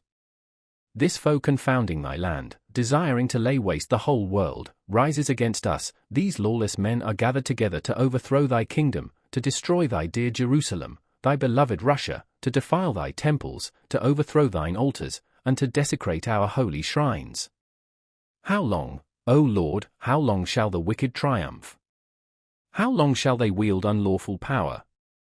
Lord God, hear us when we pray to thee, strengthen with thy might our most gracious sovereign Lord, the Emperor Alexander Pavlovich, be mindful of his uprightness and meekness, reward him according to his righteousness, and let it preserve us, thy chosen Israel. Bless his counsels, his undertakings, and his work, strengthen his kingdom by thine almighty hand, and give him victory over his enemy, even as thou gavest Moses the victory over Amalek, Gideon over Midian, and David over Goliath. Preserve his army, put a bow of brass in the hands of those who have armed themselves in thy name, and gird their loins with strength for the fight. Take up the spear and shield and arise to help us, confound and put to shame those who have devised evil against us. May they be before the faces of thy faithful warriors as dust before the wind, and may thy mighty angel confound them and put them to flight. May they be ensnared when they know it not, and may the plots they have laid in secret be turned against them. Let them fall before thy servants' feet and be laid low by our hosts. Lord, thou art able to save both great and small, thou art God, and man cannot prevail against thee. God of our fathers, remember thy bounteous mercy and loving kindness which are from of old. Turn not thy face from us, but be gracious to our unworthiness, and in thy great goodness and thy many mercies regard not our transgressions and iniquities. Create in us a clean heart and renew a right spirit within us. Strengthen us all in thy faith, fortify our hope, inspire us with true love one for another. Arm us with unity of spirit in the righteous defense of the heritage thou gavest to us and to our fathers, and let not the scepter of the wicked be exalted against the destiny of those thou hast sanctified. O Lord our God, in whom we believe and in whom we put our trust, let us not be confounded in our hope of thy mercy, and give us a token of thy blessing, that those who hate us and our orthodox faith may see it and be put to shame and perish, and may all the nations know that thou art the Lord and we are thy people. Show thy mercy upon us this day, O Lord, and grant us thy salvation, make the hearts of thy servants to rejoice in thy mercy, smite down our enemies and destroy them swiftly beneath the feet of thy faithful servants. For thou art the defense, the succor, and the victory of them that put their trust in thee, and to thee be all glory, to Father, Son, and Holy Ghost, now and forever, world without end. Amen. In Natasha's receptive condition of soul, this prayer affected her strongly. She listened to every word about the victory of Moses over Amalek, of Gideon over Midian, and of David over Goliath, and about the destruction of thy Jerusalem, and she prayed to God with the tenderness and emotion with which her heart was overflowing, but without fully understanding what she was asking of God in that prayer. She shared with all her heart in the prayer for the spirit of righteousness, for the strengthening of the heart by faith and hope, and its animation by love. But she could not pray that her enemies might be trampled underfoot when but a few minutes before she had been wishing she had more of them that she might pray for them. But neither could she doubt the righteousness of the prayer that was being read on bended knees. She felt in her heart a devout and tremulous awe at the thought of the punishment that overtakes men for their sins, and especially of her own sins, and she prayed to God to forgive them all, and her too, and to give them all, and her too, peace and happiness. And it seemed to her that God heard her prayer. Chapter 19. From the day when Pierre, after leaving the Rostovs with Natasha's grateful look fresh in his mind, had gazed at the comet that seemed to be fixed in the sky and felt that something new was appearing on his own horizon, from that day the problem of the vanity and uselessness of all earthly things, that had incessantly tormented him, no longer presented itself. That terrible question, why? Wherefore, which had come to him amid every occupation, was now replaced, not by another question or by a reply to the former question, but by her image. When he listened to, or himself took part in, trivial conversations, when he read or heard of human baseness or folly, he was not horrified as formerly, and did not ask himself why men struggled so about these things when all is so transient and incomprehensible, but he remembered her as he had last seen her, and all his doubts vanished, not because she had answered the questions that had haunted him, but because his conception of her transferred him instantly to another, a brighter, realm of spiritual activity in which no one could be justified or guilty, a realm of beauty and love which it was worth living for.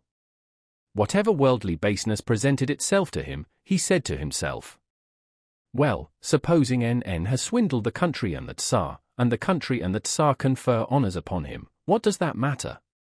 She smiled at me yesterday and asked me to come again, and I love her, and no one will ever know it. And his soul felt calm and peaceful. Pierre still went into society, drank as much and led the same idle and dissipated life, because besides the hours he spent at the Rostovs there were other hours he had to spend somehow, and the habits and acquaintances he had made in Moscow formed a current that bore him along irresistibly. But latterly, when more and more disquieting reports came from the seat of war and Natasha's health began to improve and she no longer aroused in him the former feeling of careful pity and ever-increasing restlessness, which he could not explain, took possession of him. He felt that the condition he was in could not continue long, that a catastrophe was coming which would change his whole life, and he impatiently sought everywhere for signs of that approaching catastrophe. One of his brother Masons had revealed to Pierre the following prophecy concerning Napoleon, drawn from the Revelation of St. John. In chapter 13, verse 18 of the Apocalypse, it is said, "Here is wisdom. Let him that hath understanding count the number of the beast, for it is the number of a man, and his number is 666. And in the 5th verse of the same chapter, "And there was given unto him a mouth speaking great things and blasphemies, and power was given unto him to continue 42 months. The French alphabet, written out with the same numerical values as the Hebrew, in which the first 9 letters denote units and the others tens, will have the following significance: A, B, C, D, E, F, G, H, I, K. 1, 2, 3, 4, 5, 6, 7, 8, 9, 10. L, M, N, O, P, Q, R, S. 20, 30, 40, 50, 60, 70, 80, 90. T, U, V, W, X, Y. 100, 110, 120, 130, 140, 150. Z. 160. Writing the words El Empereur Napoleon in numbers, it appears that the sum of them is 666, and that Napoleon was therefore the beast foretold in the Apocalypse. moreover, by applying the same system to the words quarante dux, asterisk, which was the term allowed to the beast that spoke great things and blasphemies, the same number 666 was obtained, from which it followed that the limit fixed for Napoleon's power had come in the year 1812 when the French emperor was 42.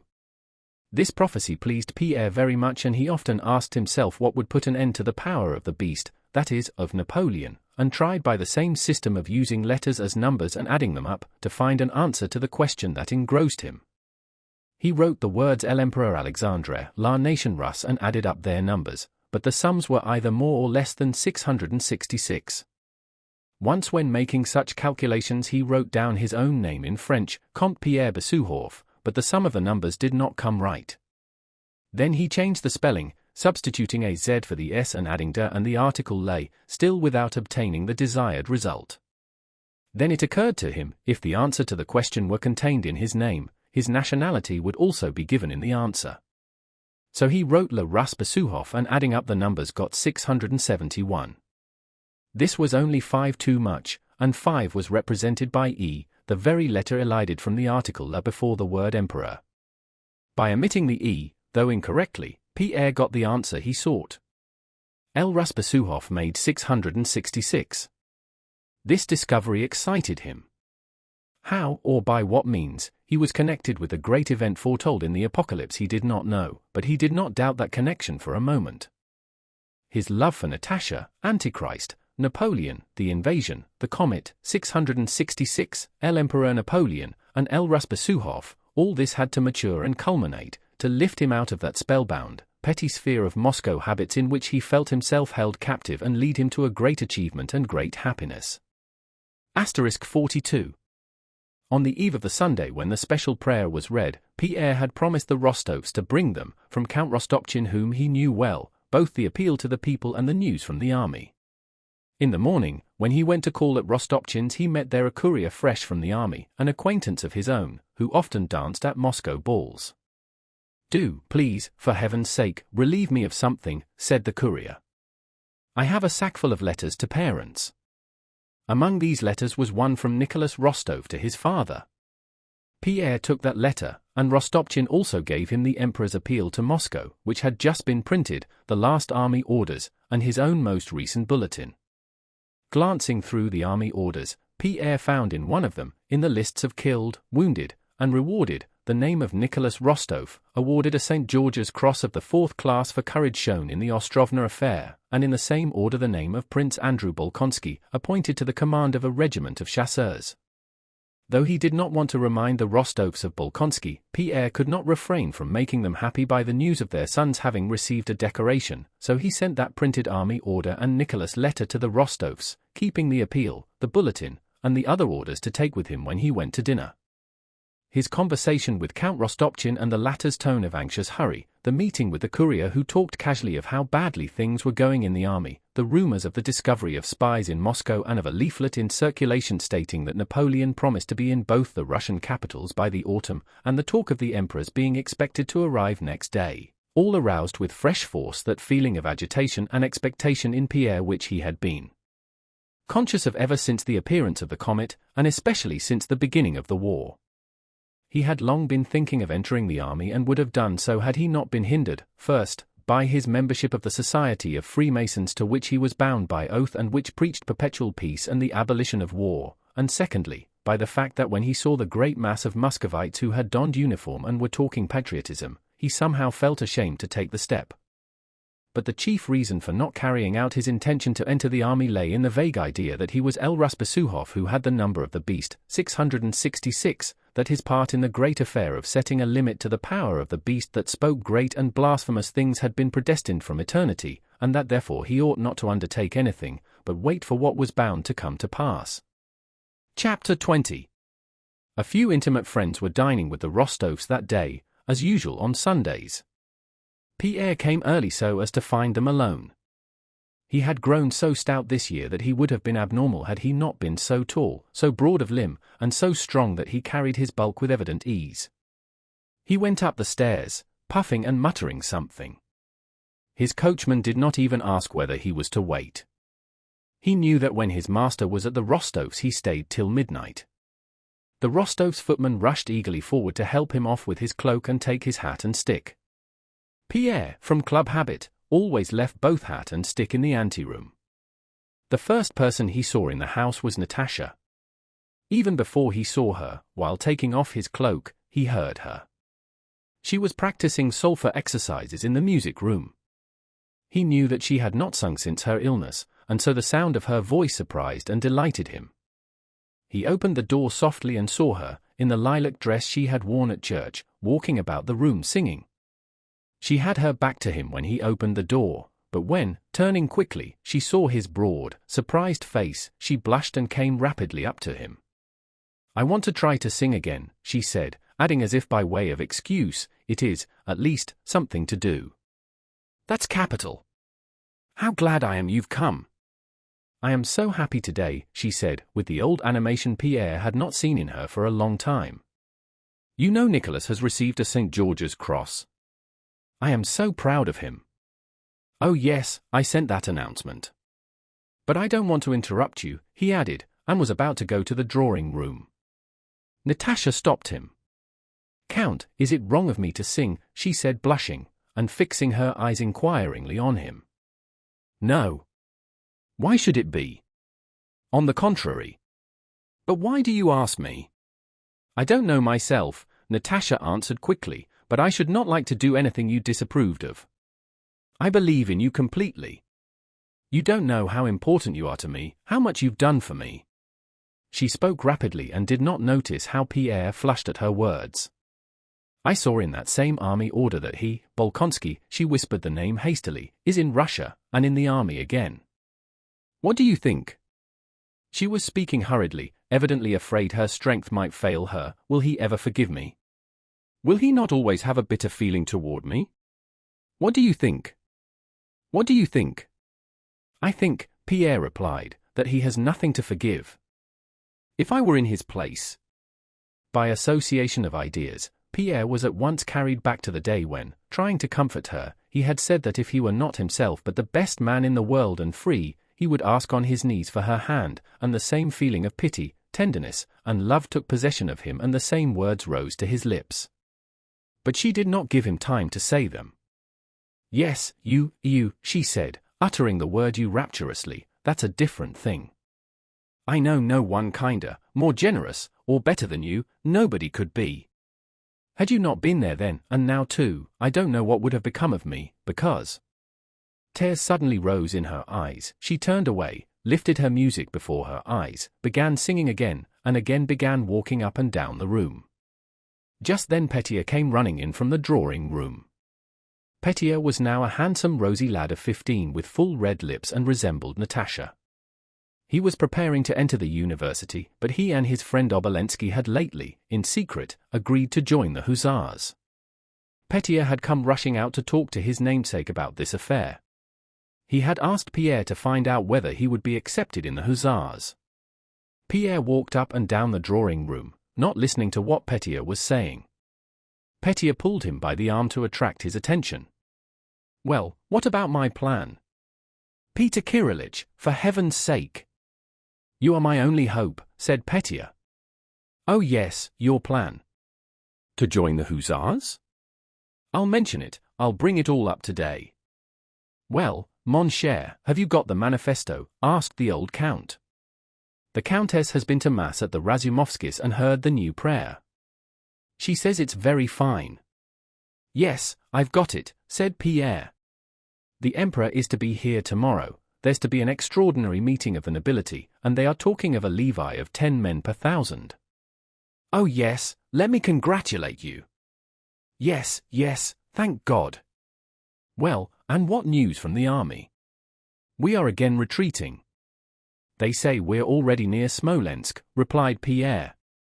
Oh Lord," exclaimed the count. "Where is the manifesto?" "The emperor's appeal?" "Oh yes." Pierre began feeling in his pockets for the papers, but could not find them.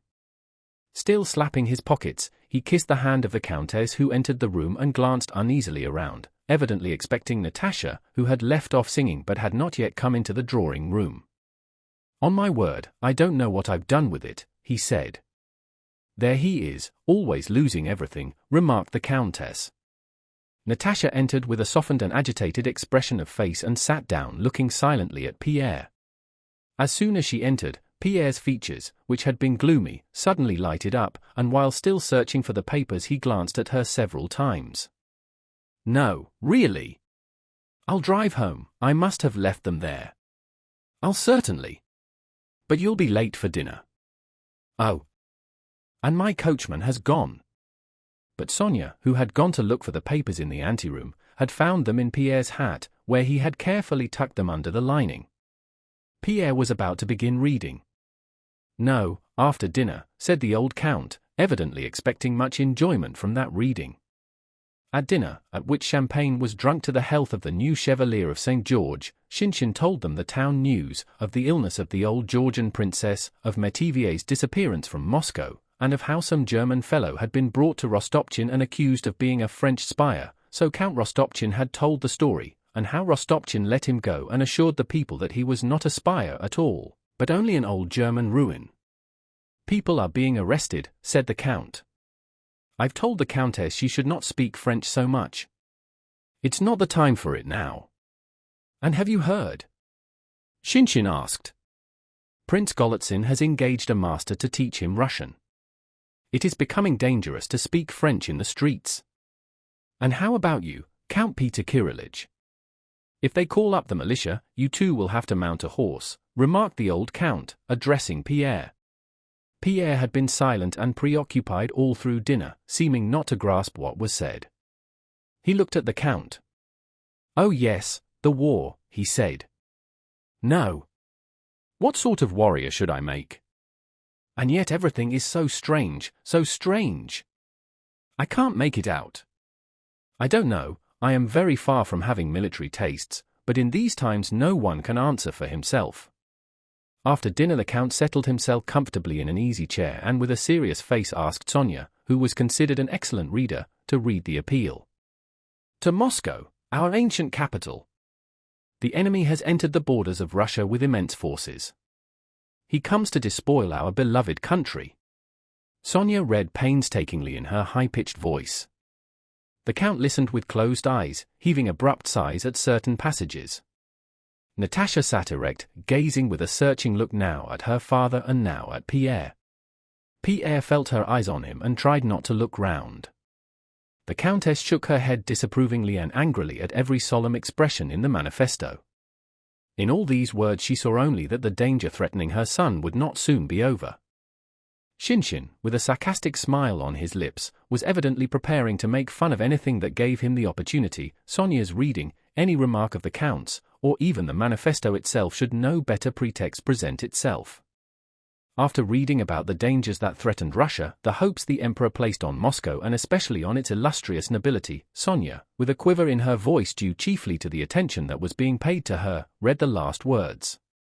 "We ourselves will not delay to appear among our people in that capital and in other parts of our realm for consultation, and for the direction of all our levies, both those now barring the enemy's path and those freshly formed to defeat him wherever he may appear.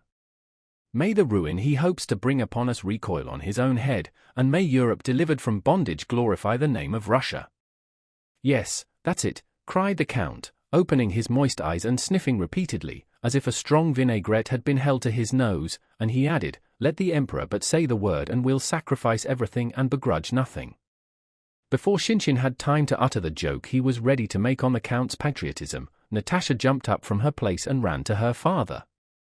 "What a darling our papa is," she cried, kissing him, and she again looked at Pierre with the unconscious coquetry that had returned to her with her better spirits. "There! Here's a patriot for you," said Shinshin. "Not a patriot at all, but simply," Natasha replied in an injured tone. "Everything seems funny to you, but this isn't at all a joke." "A joke indeed," put in the Count. "Let him but say the word and we'll all go. We're not Germans." "But did you notice, it says, 'for consultation,'" said Pierre. "Never mind what it's for." At this moment, Petya, to whom nobody was paying any attention, came up to his father with a very flushed face and said in his breaking voice that was now deep and now shrill, "Well, Papa, I tell you definitely, and Mamma too, it's as you please, but I say definitely that you must let me enter the army, because I can't, that's all." The Countess, in dismay, looked up to heaven, clasped her hands, and turned angrily to her husband. "That comes of your talking," said she. But the Count had already recovered from his excitement. "Come, come," said he. "Here's a fine warrior." "No. Nonsense. You must study." "It's not nonsense, Papa. Fedya Obolensky is younger than I, and he's going too. Besides, all the same I can't study now when," Petya stopped short, flushed till he perspired, but still got out the words, "when our fatherland is in danger." That'll do, nonsense. But you said yourself that we would sacrifice everything." "Petya!" "Be quiet, I tell you," he cried the Count, with a glance at his wife, who had turned pale and was staring fixedly at her son. "And I tell you, Peter Kirillich here will also tell you." "Nonsense, I tell you. Your mother's milk has hardly dried on your lips and you want to go into the army. There, I tell you," and the Count moved to go out of the room, taking the papers, probably to reread them in his study before having a nap. "Well, Peter Kirillich, let's go and have a smoke," he said. Pierre was agitated and undecided. Natasha's unwontedly brilliant eyes, continually glancing at him with a more than cordial look, had reduced him to this condition. "No, I think I'll go home." "Home? Why, you meant to spend the evening with us. You don't often come nowadays as it is, and this girl of mine," said the Count good-naturedly, pointing to Natasha, "only brightens up when you're here." "Yes, I had forgotten." "I really must go home, business," said Pierre hurriedly. "Well, then, au revoir," said the Count, and went out of the room. "Why are you going? Why are you upset?" asked Natasha, and she looked challengingly into Pierre's eyes. "Because I love you," was what he wanted to say, but he did not say it, and only blushed till the tears came, and lowered his eyes. "Because it is better for me to come less often, because—" "No, simply I have business." "Why?" "No, tell me." Natasha began resolutely and suddenly stopped. They looked at each other with dismayed and embarrassed faces. He tried to smile but could not, his smile expressed suffering, and he silently kissed her hand and went out. Pierre made up his mind not to go to the Rostovs any more. Chapter 21. After the definite refusal he had received, Petya went to his room and there locked himself in and wept bitterly. When he came in to tea, silent, morose, and with tear-stained face, everybody pretended not to notice anything. Next day the Emperor arrived in Moscow, and several of the Rostovs' domestic serfs begged permission to go to have a look at him. That morning Petya was a long time dressing and arranging his hair and collar to look like a grown-up man. He frowned before his looking-glass, gesticulated, shrugged his shoulders, and finally, without saying a word to anyone, took his cap and left the house by the back door, trying to avoid notice. Petya decided to go straight to where the Emperor was and to explain frankly to some gentleman-in-waiting. He imagined the Emperor to be always surrounded by gentlemen-in-waiting, that he, Count Rostov, in spite of his youth wished to serve his country, that youth could be no hindrance to loyalty, and that he was ready to. While dressing, Petya had prepared many fine things he meant to say to the gentleman-in-waiting. It was on the very fact of being so young that Petya counted for success in reaching the Emperor. He even thought how surprised everyone would be at his youthfulness, and yet in the arrangement of his collar and hair and by his sedate deliberate walk he wished to appear a grown-up man. But the farther he went and the more his attention was diverted by the ever-increasing crowds moving toward the Kremlin, the less he remembered to walk with the sedateness and deliberation of a man. As he approached the Kremlin he even began to avoid being crushed and resolutely stuck out his elbows in a menacing way. But within the Trinity Gateway he was so pressed to the wall by people who probably were unaware of the patriotic intentions with which he had come that in spite of all his determination he had to give in, and stopped while carriages passed in, rumbling beneath the archway. Beside Petya stood a peasant woman, a footman, 2 tradesmen, and a discharged soldier. After standing some time in the gateway, Petya tried to move forward in front of the others without waiting for all the carriages to pass, and he began resolutely working his way with his elbows, but the woman just in front of him, who was the first against whom he directed his efforts, angrily shouted at him. "What are you shoving for, young lordling?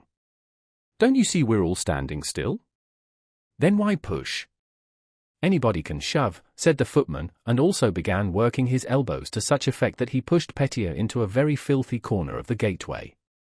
Petier wiped his perspiring face with his hands and pulled up the damp collar which he had arranged so well at home to seem like a man's. He felt that he no longer looked presentable, and feared that if he were now to approach the gentleman-in-waiting in that plight he would not be admitted to the emperor.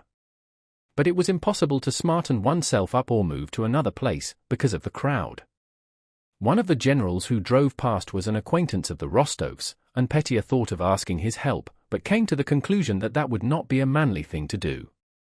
When the carriages had all passed in, the crowd, carrying Petier with it, streamed forward into the Kremlin square, which was already full of people. There were people not only in the square, but everywhere, on the slopes and on the roofs. As soon as Petier found himself in the square he clearly heard the sound of bells and the joyous voices of the crowd that filled the whole Kremlin. For a while the crowd was less dense, but suddenly all heads were bared, and everyone rushed forward in one direction. Petier was being pressed so that he could scarcely breathe, and everybody shouted, "Hurrah! Hurrah! Hurrah!" Petier stood on tiptoe and pushed and pinched, but could see nothing except the people about him. All the faces bore the same expression of excitement and enthusiasm. A tradesman's wife standing beside Petier sobbed, and the tears ran down her cheeks. "Father! Angel! Dear one," she kept repeating, wiping away her tears with her fingers. "Hurrah!" was heard on all sides. For a moment the crowd stood still, but then it made another rush forward. Quite beside himself, Petier, clenching his teeth and rolling his eyes ferociously, pushed forward, elbowing his way and shouting "Hurrah!" as if he were prepared that instant to kill himself and everyone else, but on both sides of him other people with similarly ferocious faces pushed forward and everybody shouted "Hurrah!" So this is what the emperor is, thought Petier. No, I can't petition him myself, that would be too bold. But in spite of this he continued to struggle desperately forward, and from between the backs of those in front he caught glimpses of an open space with a strip of red cloth spread out on it, but just then the crowd swayed back, the police in front were pushing back those who had pressed too close to the procession, the emperor was passing from the palace to the Cathedral of the Assumption, and Petier unexpectedly received such a blow on his side and ribs and was squeezed so hard that suddenly everything grew dim before his eyes and he lost consciousness. When he came to himself, a man of clerical appearance with a tuft of grey hair at the back of his head and wearing a shabby blue cassock, probably a church clerk and chanter, was holding him under the arm with one hand while warding off the pressure of the crowd with the other. "You've crushed the young gentleman," said the clerk. "What are you up to?" "Gently. They've crushed him, crushed him." The emperor entered the Cathedral of the Assumption. The crowd spread out again more evenly, and the clerk led Petier, pale and breathless, to the Tsar cannon. Several people were sorry for Petier, and suddenly a crowd turned toward him and pressed round him. Those who stood nearest him attended to him, unbuttoned his coat, seated him on the raised platform of the cannon, and reproached those others, whoever they might be, who had crushed him. "One might easily get killed that way. What do they mean by it? Killing people. Poor dear, he's as white as a sheet." Various voices were heard saying. Petier soon came to himself, the color returned to his face, the pain had passed, and at the cost of that temporary unpleasantness he had obtained a place by the cannon from where he hoped to see the emperor who would be returning that way. Petier no longer thought of presenting his petition. If he could only see the emperor he would be happy. While the service was proceeding in the Cathedral of the Assumption, it was a combined service of prayer on the occasion of the emperor's arrival and of thanksgiving for the conclusion of peace with the Turks. The crowd outside spread out and hawkers appeared, selling kvass, gingerbread, and poppyseed sweets, of which Petier was particularly fond, and ordinary conversation could again be heard. A tradesman's wife was showing a rent in her shawl and telling how much the shawl had cost, another was saying that all silk goods had now got dear. The clerk who had rescued Petier was talking to a functionary about the priests who were officiating that day with the bishop. The clerk several times used the word plenary of the service, a word Petier did not understand. Two young citizens were joking with some serf girls who were cracking nuts. All these conversations, especially the joking with the girls, were such as might have had a particular charm for Petier at his age, but they did not interest him now. He sat on his elevation, the pedestal of the cannon, still agitated as before by the thought of the emperor and by his love for him. The feeling of pain and fear he had experienced when he was being crushed, together with that of rapture, still further intensified his sense of the importance of the occasion. Suddenly the sound of a firing of cannon was heard from the embankment, to celebrate the signing of peace with the Turks, and the crowd rushed impetuously toward the embankment to watch the firing. Petier too would have run there, but the clerk who had taken the young gentleman under his protection stopped him. The firing was still proceeding when officers, generals, and gentlemen in waiting came running out of the cathedral, and after them others in a more leisurely manner. Caps were again raised, and those who had run to look at the cannon ran back again. At last 4 men in uniforms and sashes emerged from the cathedral doors. "Hurrah! Hurrah!" shouted the crowd again. "Which is he?" "Which?" asked Petier in a tearful voice of those around him, but no one answered him. Everybody was too excited, and Petier, fixing on one of those 4 men, whom he could not clearly see for the tears of joy that filled his eyes, concentrated all his enthusiasm on him, though it happened not to be the emperor, frantically shouted hurrah, and resolved that tomorrow, come what might, he would join the army. The crowd ran after the emperor, followed him to the palace, and began to disperse. It was already late, and Petier had not eaten anything and was drenched with perspiration, yet he did not go home but stood with that diminishing, but still considerable, crowd before the palace while the emperor dined, looking in at the palace windows, expecting he knew not what, and envying alike the notables he saw arriving at the entrance to dine with the emperor and the court footmen who served at table, glimpses of whom could be seen through the windows. While the emperor was dining, Valuve, looking out of the window, said, "The people are still hoping to see your majesty again." The dinner was nearly over, and the emperor, munching a biscuit, rose and went out onto the balcony. The people, with Petier among them, rushed toward the balcony. "Angel! Dear one! Hurrah! Father!" cried the crowd, and Petier with it, and again the women and men of weaker mold, Petier among them, wept with joy. A largish piece of the biscuit the emperor was holding in his hand broke off, fell on the balcony parapet, and then to the ground. A coachman in a jerkin, who stood nearest, sprang forward and snatched it up. Several people in the crowd rushed at the coachman. Seeing this, the emperor had a plateful of biscuits brought him and began throwing them down from the balcony. Petier's eyes grew bloodshot, and still more excited by the danger of being crushed, he rushed at the biscuits. He did not know why, but he had to have a biscuit from the Tsar's hand and he felt that he must not give way. He sprang forward and upset an old woman who was catching at a biscuit. The old woman did not consider herself defeated though she was lying on the ground. She grabbed at some biscuits but her hand did not reach them. Petier pushed her hand away with his knee, seized a biscuit, and as if fearing to be too late, again shouted hurrah, with a voice already hoarse. The emperor went in, and after that the greater part of the crowd began to disperse. "There! I said if only we waited," and so it was being joyfully said by various people. Happy as Petier was, he felt sad at having to go home knowing that all the enjoyment of that day was over. He did not go straight home from the Kremlin, but called on his friend Obolensky, who was 15 and was also entering the regiment. On returning home, Petier announced resolutely and firmly that if he was not allowed to enter the service he would run away. And next day, Count Ilya Rostov, though he had not yet quite yielded, went to inquire how he could arrange for Petier to serve where there would be least danger. Chapter 22. 2 days later, on the 15th of July, an immense number of carriages were standing outside the Sloboda Palace. The great halls were full. In the first were the nobility and gentry in their uniforms, in the second bearded merchants in full-skirted coats of blue cloth and wearing medals. In the noblemen's hall there was an incessant movement and buzz of voices. The chief magnate sat on high-backed chairs at a large table under the portrait of the emperor, but most of the gentry were strolling about the room. All these nobles, whom Pierre met every day at the club or in their own houses, were in uniform, some in that of Catherine's day, others in that of Emperor Paul, others again in the new uniforms of Alexander's time or the ordinary uniform of the nobility, and the general characteristic of being in uniform imparted something strange and fantastic to these diverse and familiar personalities, both old and young.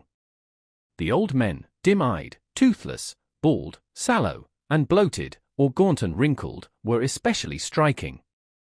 For the most part they sat quietly in their places and were silent, or, if they walked about and talked, attached themselves to someone younger. On all these faces, as on the faces of the crowd Petier had seen in the square, there was a striking contradiction, the general expectation of a solemn event, and at the same time the everyday interests in a Boston card party, Peter the cook, Zinaida Dmitrievna's health, and so on. Pierre was there too, buttoned up since early morning in a nobleman's uniform that had become too tight for him. He was agitated, this extraordinary gathering not only of nobles but also of the merchant class, les états généraux, States General, evoked in him a whole series of ideas he had long laid aside but which were deeply graven in his soul, thoughts of the contrat social and the French Revolution. The words that had struck him in the Emperor's appeal, that the sovereign was coming to the capital for consultation with his people, strengthened this idea. And imagining that in this direction something important which he had long awaited was drawing near, he strolled about watching and listening to conversations, but nowhere finding any confirmation of the ideas that occupied him. The Emperor's manifesto was read, evoking enthusiasm, and then all moved about discussing it. Besides the ordinary topics of conversation, Pierre heard questions of where the marshals of the nobility were to stand when the Emperor entered, when a ball should be given in the Emperor's honor, whether they should group themselves by districts or by whole provinces, and so on, but as soon as the war was touched on, or what the nobility had been convened for, the talk became undecided and indefinite. Then all preferred listening to speaking. A middle-aged man, handsome and virile, in the uniform of a retired naval officer, was speaking in one of the rooms, and a small crowd was pressing round him. Pierre went up to the circle that had formed round the speaker and listened. Count Ilya Rostov, in a military uniform of Catherine's time, was sauntering with a pleasant smile among the crowd, with all of whom he was acquainted. He too approached that group and listened with a kindly smile and nods of approval, as he always did, to what the speaker was saying. The retired naval man was speaking very boldly, as was evident from the expression on the faces of the listeners and from the fact that some people Pierre knew as the meekest and quietest of men walked away disapprovingly or expressed disagreement with him. Pierre pushed his way into the middle of the group, listened, and convinced himself that the man was indeed a liberal, but of views quite different from his own. The naval officer spoke in a particularly sonorous, musical, and aristocratic baritone voice, pleasantly swallowing his Rs and generally slurring his consonants, the voice of a man calling out to his servant, "Here! Bring me my pipe." It was indicative of dissipation and the exercise of authority. What if the Smolensk people have offered to raise militia for the impure? Are we to take Smolensk as our pattern? If the noble aristocracy of the Wovins of Moscow thinks fit, it can show its loyalty to our Sovn the impure in other ways. Have we forgotten the weissing of the militia in the year 7? All that did was to enrich the priest's sons and thieves and robbers. Count Ilya Rostov smiled blandly and nodded approval. And was our militia of any use to the Emperor? Not at all. It only whined our farming. Better have another conscription, oath OUE men will wear 2N neither soldiers no peasants, and we'll get only depravity F1 them. The nobility don't grudge Thea lives, Evue one of us will go and bring in more Wekwits, and the SOV Wayne, that was the way he referred to the Emperor, need only say the word and we'll all die for him, added the orator with animation. Count Rostov's mouth watered with pleasure and he nudged Pierre, but Pierre wanted to speak himself. He pushed forward, feeling stirred, but not yet sure what stirred him or what he would say. Scarcely had he opened his mouth when one of the senators, a man without a tooth in his head, with a shrewd though angry expression, standing near the first speaker, interrupted him.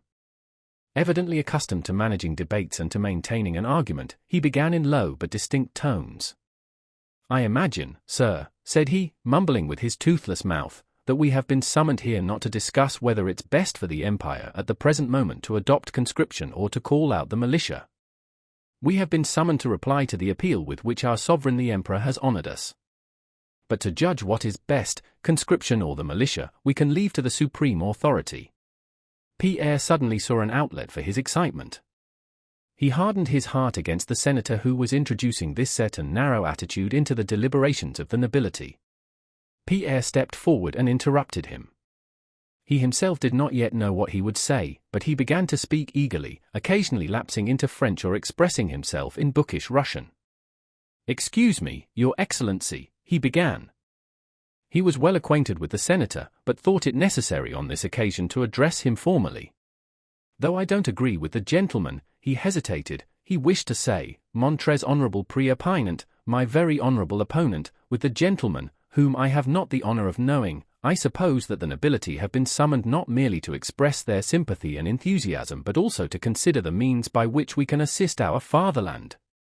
I imagine," he went on, warming to his subject, "that the emperor himself would not be satisfied to find in us merely owners of serfs whom we are willing to devote to his service, and chair a cannon asterisk we are ready to make of ourselves, and not to obtain from us any counsel.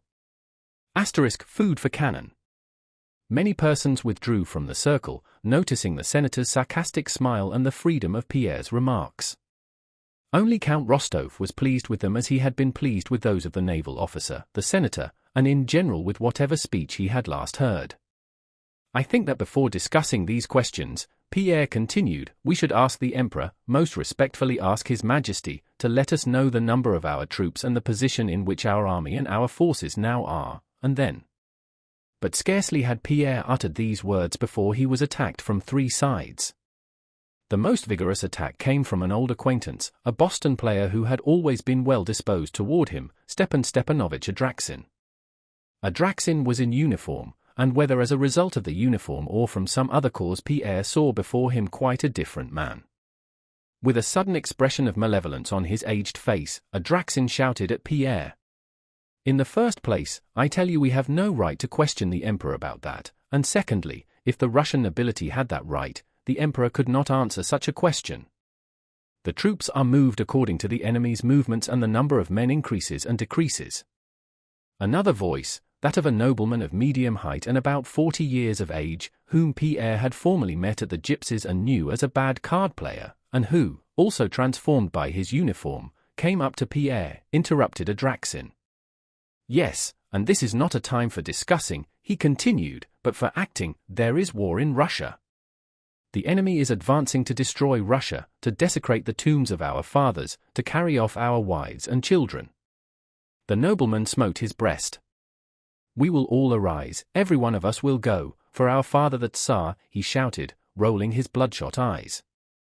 Several approving voices were heard in the crowd.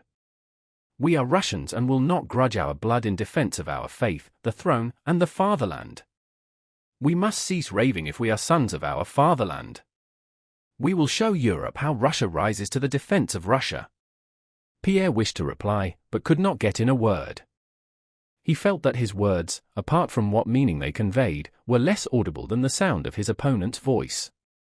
Count Rostov at the back of the crowd was expressing approval. Several persons, briskly turning a shoulder to the orator at the end of a phrase, said, "That's right, quite right.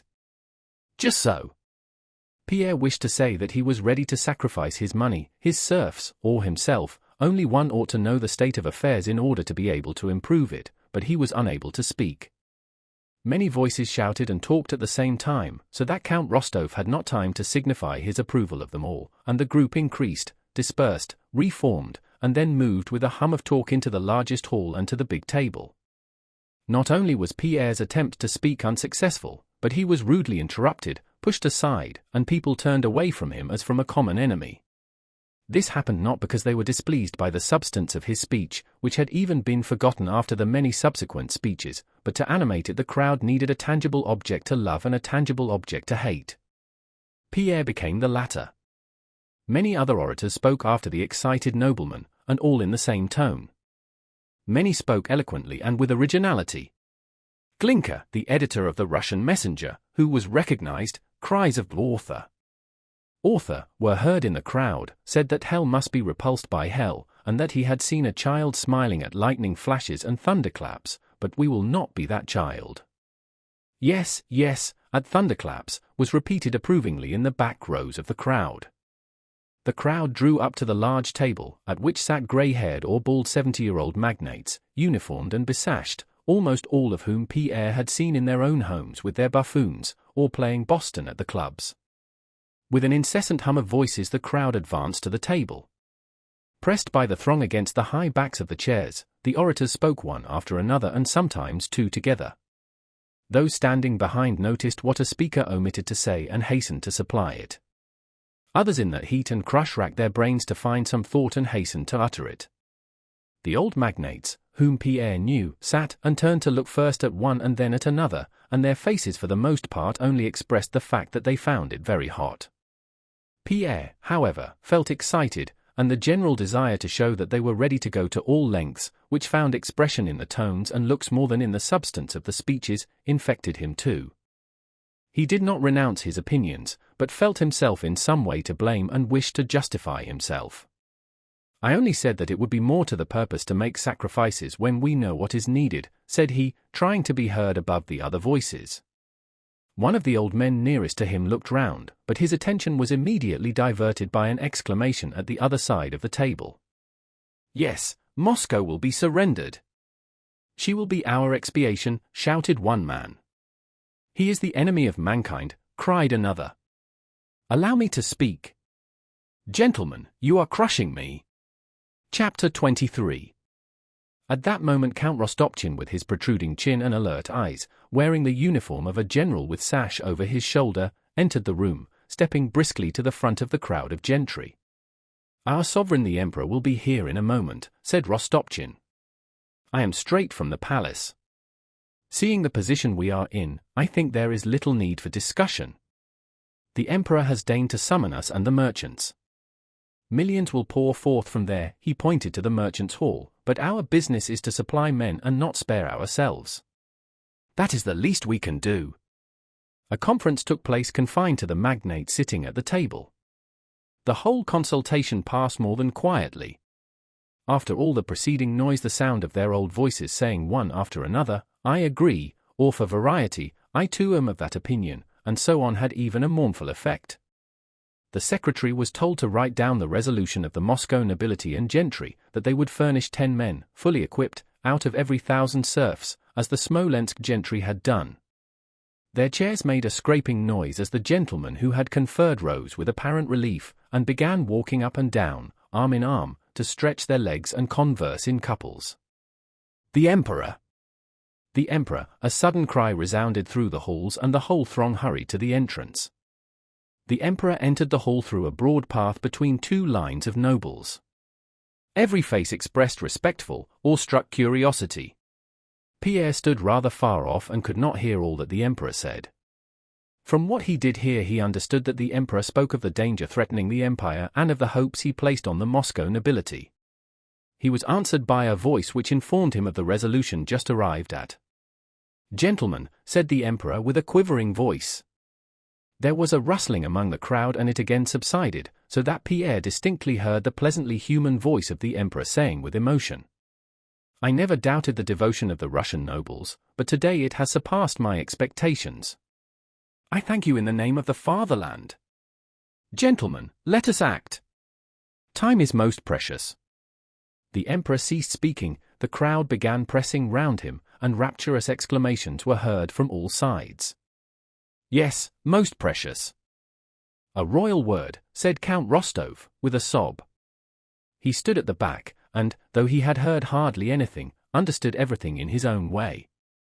From the hall of the nobility the Emperor went to that of the merchants. There he remained about 10 minutes. Pierre was among those who saw him come out from the merchants' hall with tears of emotion in his eyes. As became known later, he had scarcely begun to address the merchants before tears gushed from his eyes and he concluded in a trembling voice. When Pierre saw the Emperor he was coming out accompanied by 2 merchants, one of whom Pierre knew, a fat okupshik. The other was the mayor, a man with a thin sallow face and narrow beard. Both were weeping. Tears filled the thin man's eyes, and the fat okupshik sobbed outright like a child and kept repeating, "Our lives and property, take them, your majesty." Pierre's one feeling at the moment was a desire to show that he was ready to go all lengths and was prepared to sacrifice everything. He now felt ashamed of his speech with its constitutional tendency and sought an opportunity of effacing it. Having heard that Count Marmanov was furnishing a regiment, Bezukhov once informed Rostopchin that he would give 1,000 men and their maintenance.